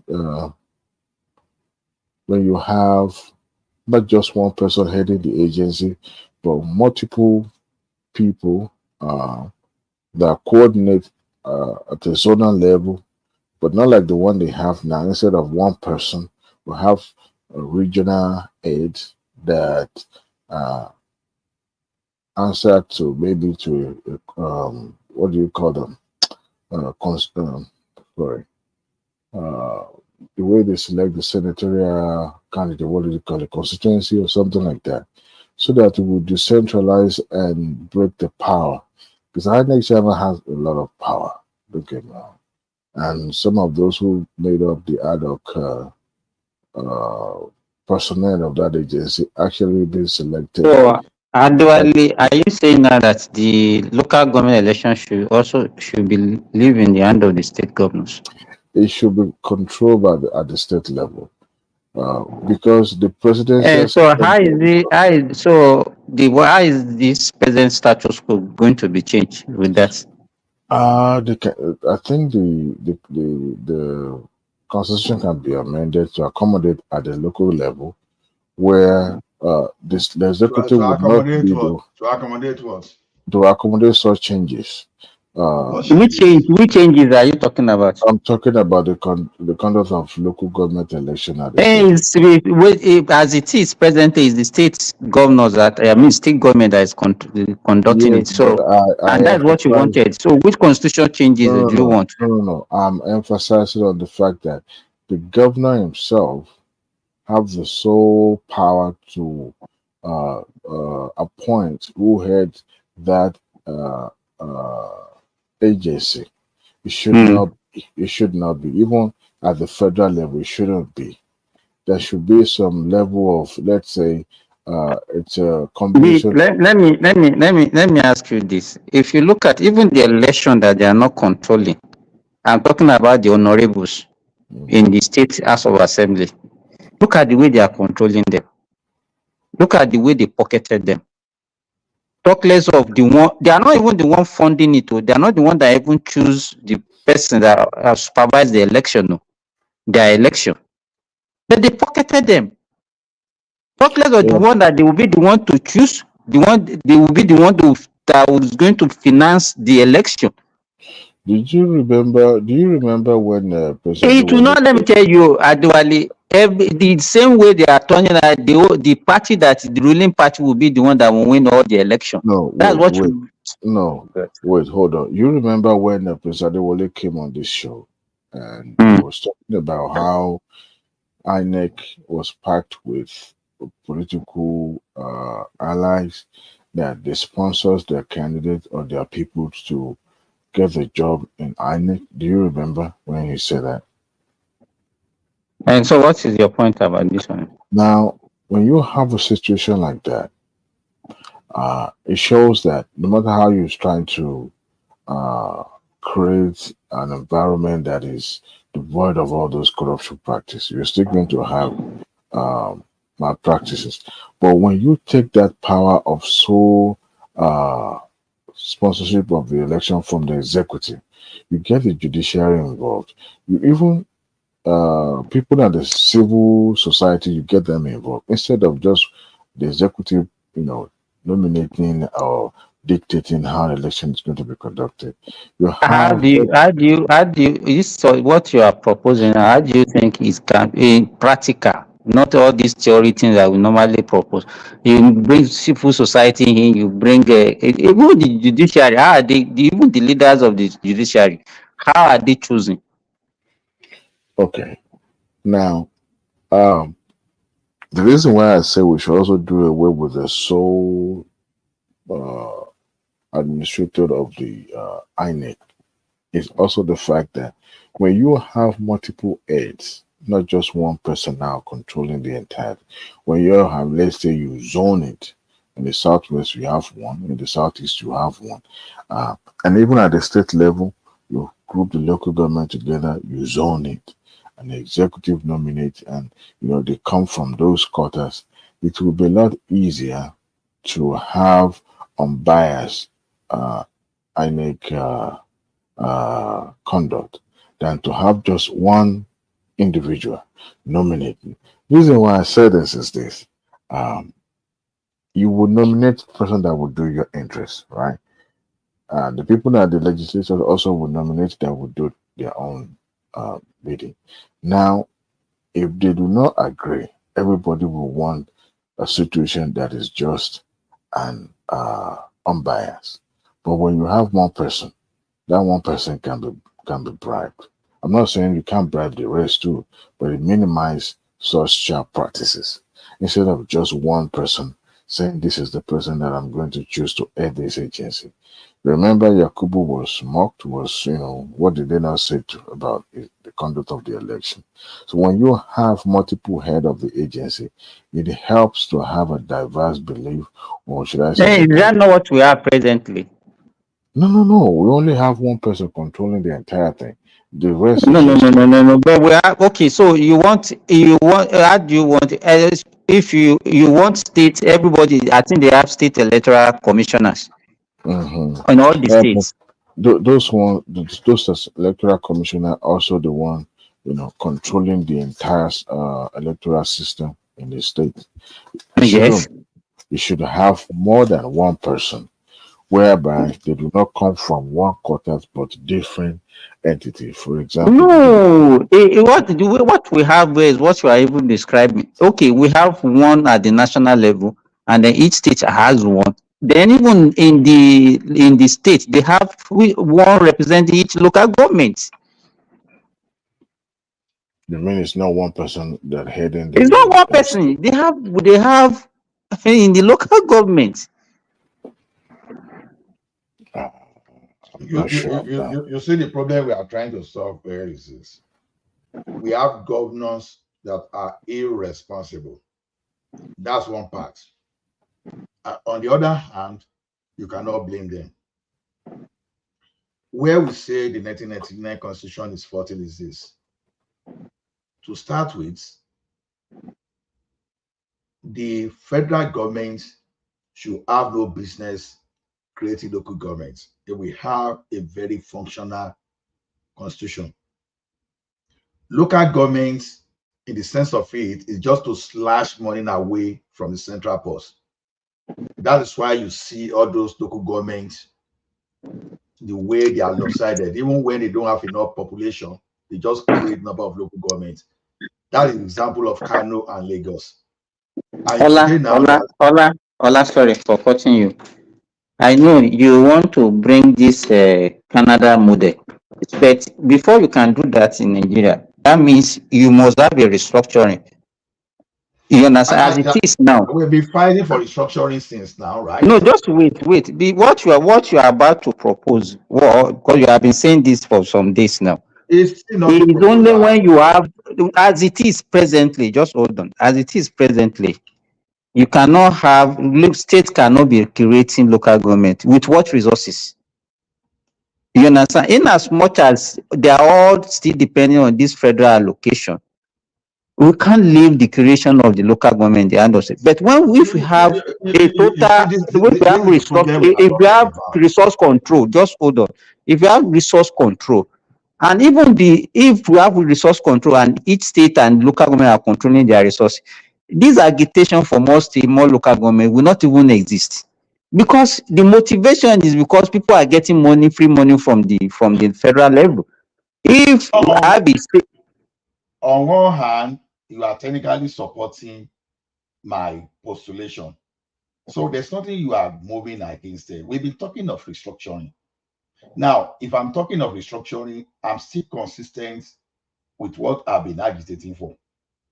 I'm just telling you that what led to this kind of kangaroo fighting where the destruction of our local government system is just because some people, especially during the military, they were looking at taking as much resources from Niger Delta, from southwestern Nigeria, and even from the eastern part of the country. You understand? Why destroying their own as well? They were creating more. So the issue, we cannot be looking at what you are talking about. It's not something that let me tell you something now, Simba. With the situation now with the government trying to yari now, if they take that proposition to the National Assembly now to say, okay, let us hand over the creation of local governments to the states, you will be surprised that, initially they were standing against local government, but you'll be surprised this time around they will support it. Because already the only way you can set aside the Supreme Court judgment now is to go and make a new law that will make that one redundant. And so if you restructure the country... So you mean that if the people are clamor for more local governments, now federal government will willingly create them? Is that what you are saying? No. That's not even what I'm saying. What I'm saying generally is, now, as it is now, even the local government we have in that country is some of kind of kangaroo local government just to slash resources. We both agree on that. We don't need such creation. Rather, we want money to be shared between the federal government and the state, and let the state go and sort out how many local government they want. You understand? And don't use the basis of local government for sending people to the National Assembly too. Instead, you allocate. Ola, I can understand what you are saying. Okay, that we should leave the local governments in the hand of the state. But even without leaving them totally, look at what you have done to the local governments. Look at what they have done. It's just because the 99 Constitution itself is GBT. And everybody that are coming there, they are finding the level of GBT. just to make sure that everybody want to cut This same constitution, this same constitution that we call GBT, it's not as if we are written any new it's just an amendment to since 1966. We have not really changed anything drastically. If you look at the 1979, just hold on. If you look at 1979 constitution and look at 1999 constitution, that's basically no much difference between the two. No, so maybe because we are a preview to this present one, that's why we are always castigating the 1999 constitution. No, there's so much difference. Except in what aspect? In what aspect? Okay, now, okay, you said 1979 constitution and 1999 anyway. Okay, that's what you are saying. See, to me, I let me tell you, Ola, let me say this, and I know that what I'm going to say, you are not going to like it. How do you know? I know, because I'm going to touch your man. In 1966, when the coup came and they actually stopped this true federalism that the regional government that we are practicing. You understand what I'm saying?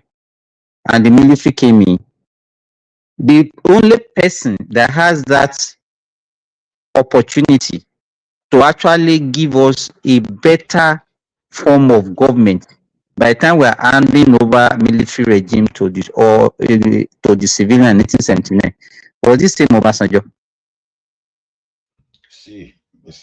No, you just I know that you are getting irritated already. I'm not going against Obasanjo. I'm not even moving against whatever you are saying. You see, one thing is this: there's no way you can create a perfect system to start with. Even we that we are talking here now, all our suggestions here is that if they decide to take our suggestion and implement it, it's not going to be perfect. That's why you have continuous improvement situation. You keep improving, you keep changing. You know, when you are like I say change management, you keep changing based on what you can see. Because you will do some kind of law today, you will never say the type of consequences. But when you see the consequences, you will change it. Now, the coup plotters of 1966, if they had dreamed that Nigeria would become this way, I bet it with you, they will have taken another approach.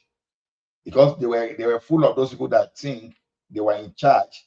But initially you said that because of oil, and that time that thing was not. So they were the one that actually pulled a lot of they are the one that actually moved all the resource control away from the regional level and move it to the national level. You understand? And that time, because of that, the way to control everything by their myopic vision. You understand? So it's not exactly what you are talking about, that because the way I look at what you are saying, I see with some people that came after. No, it was these people that actually truncated what has been seemingly working for us, because even that time also, it was not devoid of its own problem. We're having issues with it, even with the regional government. And that was why they came in that time. You understand? It's only that maybe because we don't remember history and that regional government, that resource, we are looking back at it now that no, it was better then than now. That's why we are doing. But then it was not working. No, see, no. You can't see when you say it is not working. You are painting everything just verbatim. You are not even looking. There is no way in this world you can have a perfect system. Even United States. Because we are able to now compare to. That's why we are saying this. Then we don't have any experience. Do you understand? We are only practicing one that we knew then, and that was why. Now we have tasted another form of governance, which we now say, okay, no, the old one, when we are practicing it, was working better for us than now. We have the benefits now, but then we don't have that benefit. See, bro. I understand what you are saying, but I don't just want to go through that route.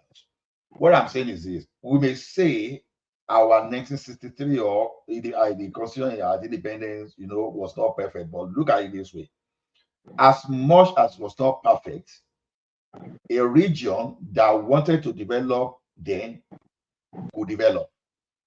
Not in such a situation whereby you want to develop now, and someone is insisting that you have to mix your development with the one that's not ready to develop. You understand? What am I trying Who to is that? say? The question is, who is that someone?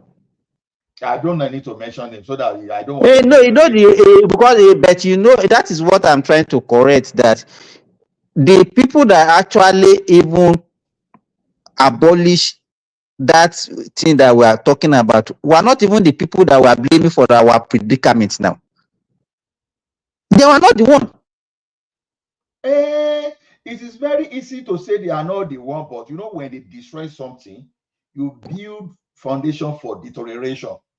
Now, you will need someone with a right experience as someone that is brutal enough or decisive enough to return us to the right path.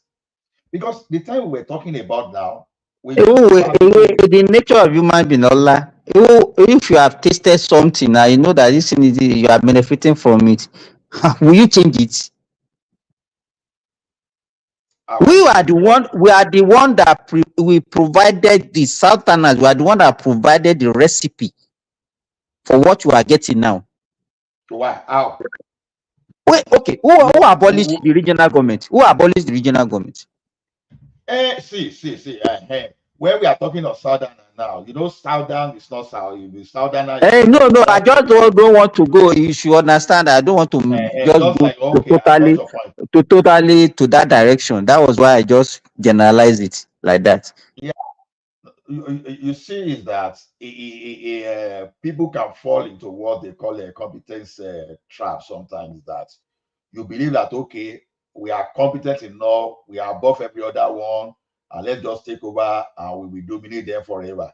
That is exactly what those people did at that time. And it backfired. And it backfired because you underrate the power of others. You forget that others are intelligent human beings that were capable of taking intelligent reactions and actions. So when they did that, it backfired.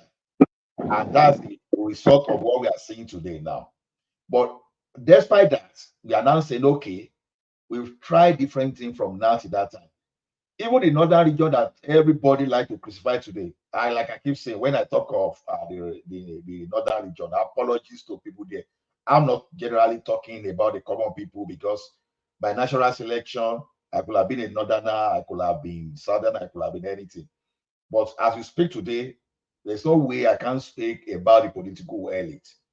That's the level of reasoning. Well, it's not like that Sir Ahmadu Bello. Because Sir Ahmadu Bello, for example, had every opportunity to become the prime minister. He said, no, I want to govern my people. Let Tafawa Balewa go and be the prime minister. Today, I can tell you today that will never happen with some of the leaders we have today, because they have seen the benefit of what they can lose at that prime ministerial position, rather than say, okay, I want to oversee my people. So that was the time that you will have you will have primary school teachers that can just become your governor, for example, or your premier, and they will govern very well, just because whatever they were getting that time, they were satisfied. They were satisfied. It is not as if we don't have those people today, because you asked me a question the other time that if I benefit something, will I want to leave that in? It's not true. See, I was discussing with Patrick today that I was actually making more in Nigeria than coming here than in Canada, because it's so simple. Why did I make a change? It's so simple. It's so simple for me that bí èyí ti rí ọ̀la ò lè rí bẹ́ẹ̀. You understand? Bí èyí ṣe rí ọ̀la lè má rí bẹ́ẹ̀. So that was the reason I took, okay, let me just vary my risk. Let me share my risk. So if something is happening in Nigeria, let me have a place to be able to absorb the risk and have a change of scene. That was why it was even possible when things changed here. I was able to do Uber. But in Nigeria then, if you were not, if your line of business, because my line of business eventually was no longer sustainable because boys was able to enter into my territory of business because it was a low barrier, so it was a low entry, a low entry level business so that anybody could do and they had to trade the place. So people were losing their job, and when people lose job in Nigeria, sometimes to get that job back, except you have entrepreneurial thinking, it is always difficult. So that's one of the reasons people like us came to this place. I see some people today, irrespective of the temptation among the Nigerians today, that if you put them in that position of power today, they are not going to take, because already they have enough, and they are not looking like this our politician that because they're already criminals. Some of them are already criminals, and the problem with a criminal is this: when they commit a crime, they keep committing more crime to defend themselves. Someone that loots, let's say 1 billion today, he knows that they can really easily take him to court and convict him and put him in jail. He would rather see as much billion that he can steal so that he will have something to defend himself. That's why you see all those politicians, that's why you see them do what they do. But what we are now saying is this: when you look at the motivation, what are their motivation? What make these people, what make the position attractive to them? Why are people creating more local governments? Why are people creating more states? It's all about sharing. And this money they are sharing, how are they making it? You have to know. They are just sharing from free money, natural resources. They are going to bring it. People don't want to work. And in fairness to the northern part of the country, I stand to be corrected. That part is supposed to be the most viable part of Nigeria. They have more resources. They have more resources than the south. Yes, both human resources and everything. Natural resources. I'm not an opposed of natural resources because I believe that I don't believe in depleting. So, funny enough, I'm not an environmentalist, but I look at the way we are doing our things there, because the natural resources that we are depleting in that country is not even to the benefit of average Nigerians, but rather to the benefit of the looters and their foreign partners. So, in essence, what happened to our cotton? What happened to either skin industry? What happened to granite pyramid? We can still build all those things today and still make more money. Instead of destroying our land, we can even create tourism. Now, even before these people destroy our system, all this military, foreigners were coming into Nigeria to learn. So Nigeria already, we've lost that value. Canada alone in last year alone, if I got it right, foreign students contributed $33 billion to Canadian economy just last year. $33 billion. And Nigeria, the way we were going before, we could have got to that level. But it got to a stage. What happened was that, okay. I remember when I was in university, we have a lot of foreign students in most of our university. A lot of foreign students, especially from neighboring country, Cameroon, Ghana. In fact, in my class alone, I think I have like 4 or 5 Cameroonians in my own class. Americans, Britons, French people, they used to come to Nigeria, those states to learn. And Nigeria used to have a lot of exchange program too. You will see now you discover that now you now see a lot of Nigerians schooling in Ghana, Benin Republic, and all those. You see, that's anointing, because so when that's kind of importation we are doing, right? So what I'm saying is this: how did they start this destruction of our education, quota system, catchment area, and all those jargons? if you've allowed this university to just say to be But you know, let me tell you, this look quota system of the thing, because I remember some of these eastern states, especially Anambra, I could remember was one of the so-called educationally disadvantaged states that they used to give preference those days. If you look at the jam brochure, you know that brochure that they used to issue those days. When you buy jam form, you look at it, they list the name of the states. You understand? So I don't want us to just limit it to as if it's only the northerners that benefited from this. There are so many southern states that were also given that opportunity that time. Yes. What I'm saying that time is that what I'm saying is that it was totally wrong. Because if they've allowed our institution to run the way it's supposed to be, at least the like of Obafemi Awolowo University, University of Nigeria, Nsukka, Ahmadu Bello University, University of Ibadan, they will all have maintained their status and better. And I believe those universities will have been so open to even foreign students to be coming in. But when federal government took over everything, you want to be funding them. That's where the problem started. So, and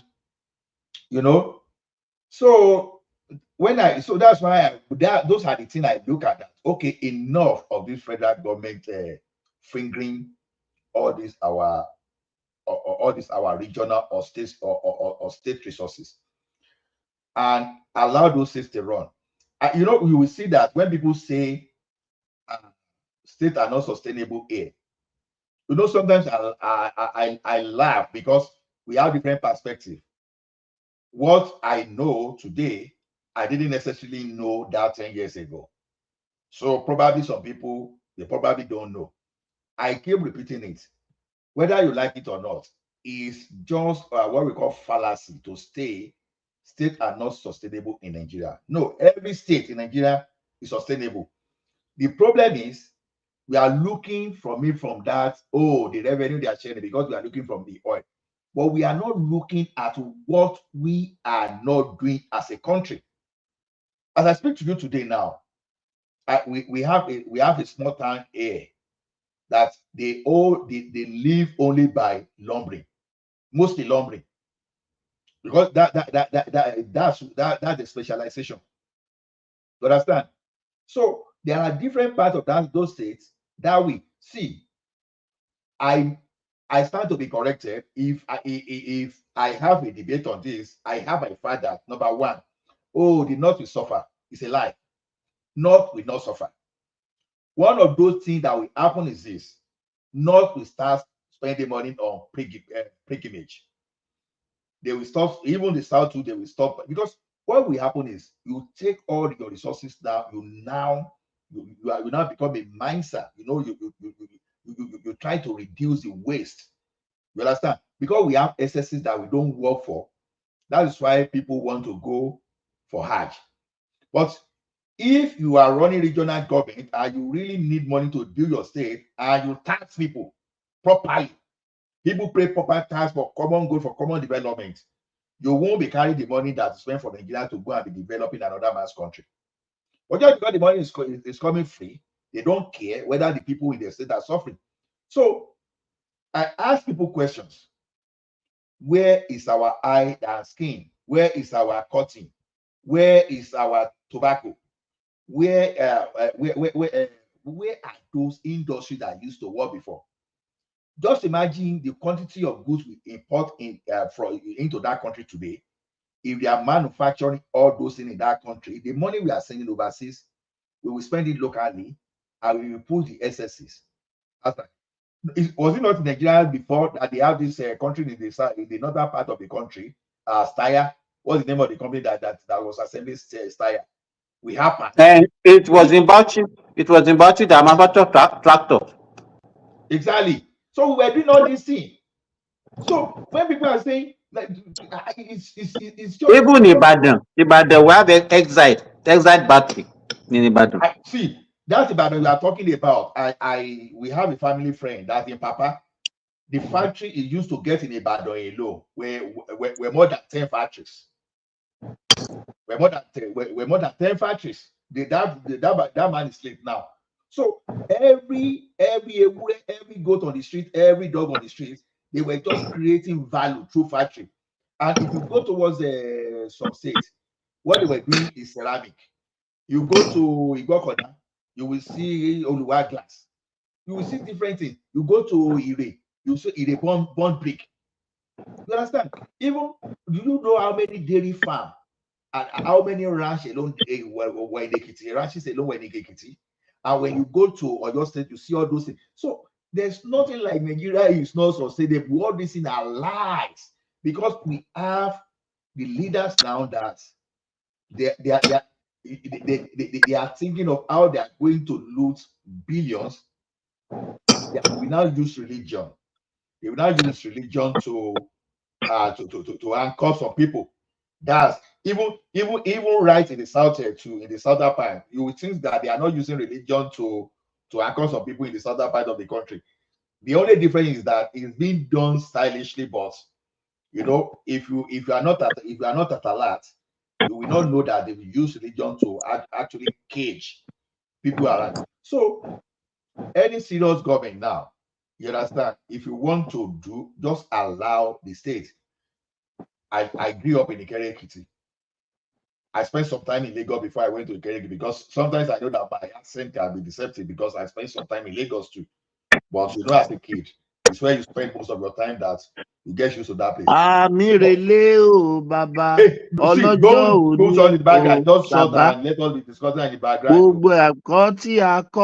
Látẹnulé ìwé wa má ṣe jẹ́ kí ẹyọ ìṣù. Ọlámọ̀dálò ó ti ṣeré lọ látẹ̀kan ó wá dé nísìnyí ó ń bẹ̀rẹ̀ sí ní kọrin rọ́rọ́ kan. No, Thomas will do something. I just leave you guys to flow.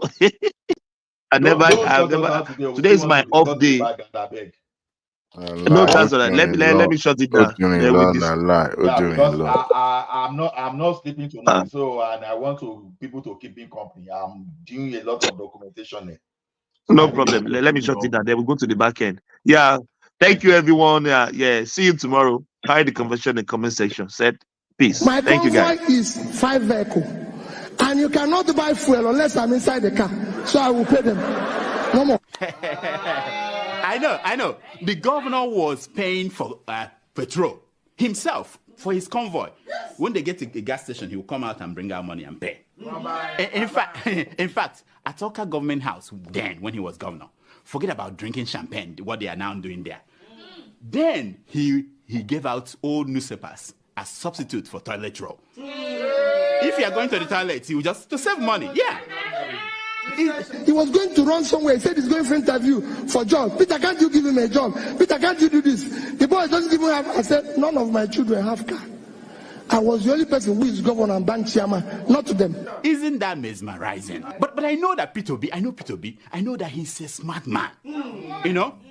But the governor, that Obi, did he say anything about that 200 million from security vote that he was caught? His convoy was trying to smuggle out of the country. Did he say anything about that? No, he didn't. No, but he talked about that 72 billion he left behind for his handpicked successor. Because when you hear that Peter Obi left 75 billion, if anybody doubts it, call me. I know where the money is. I kept it.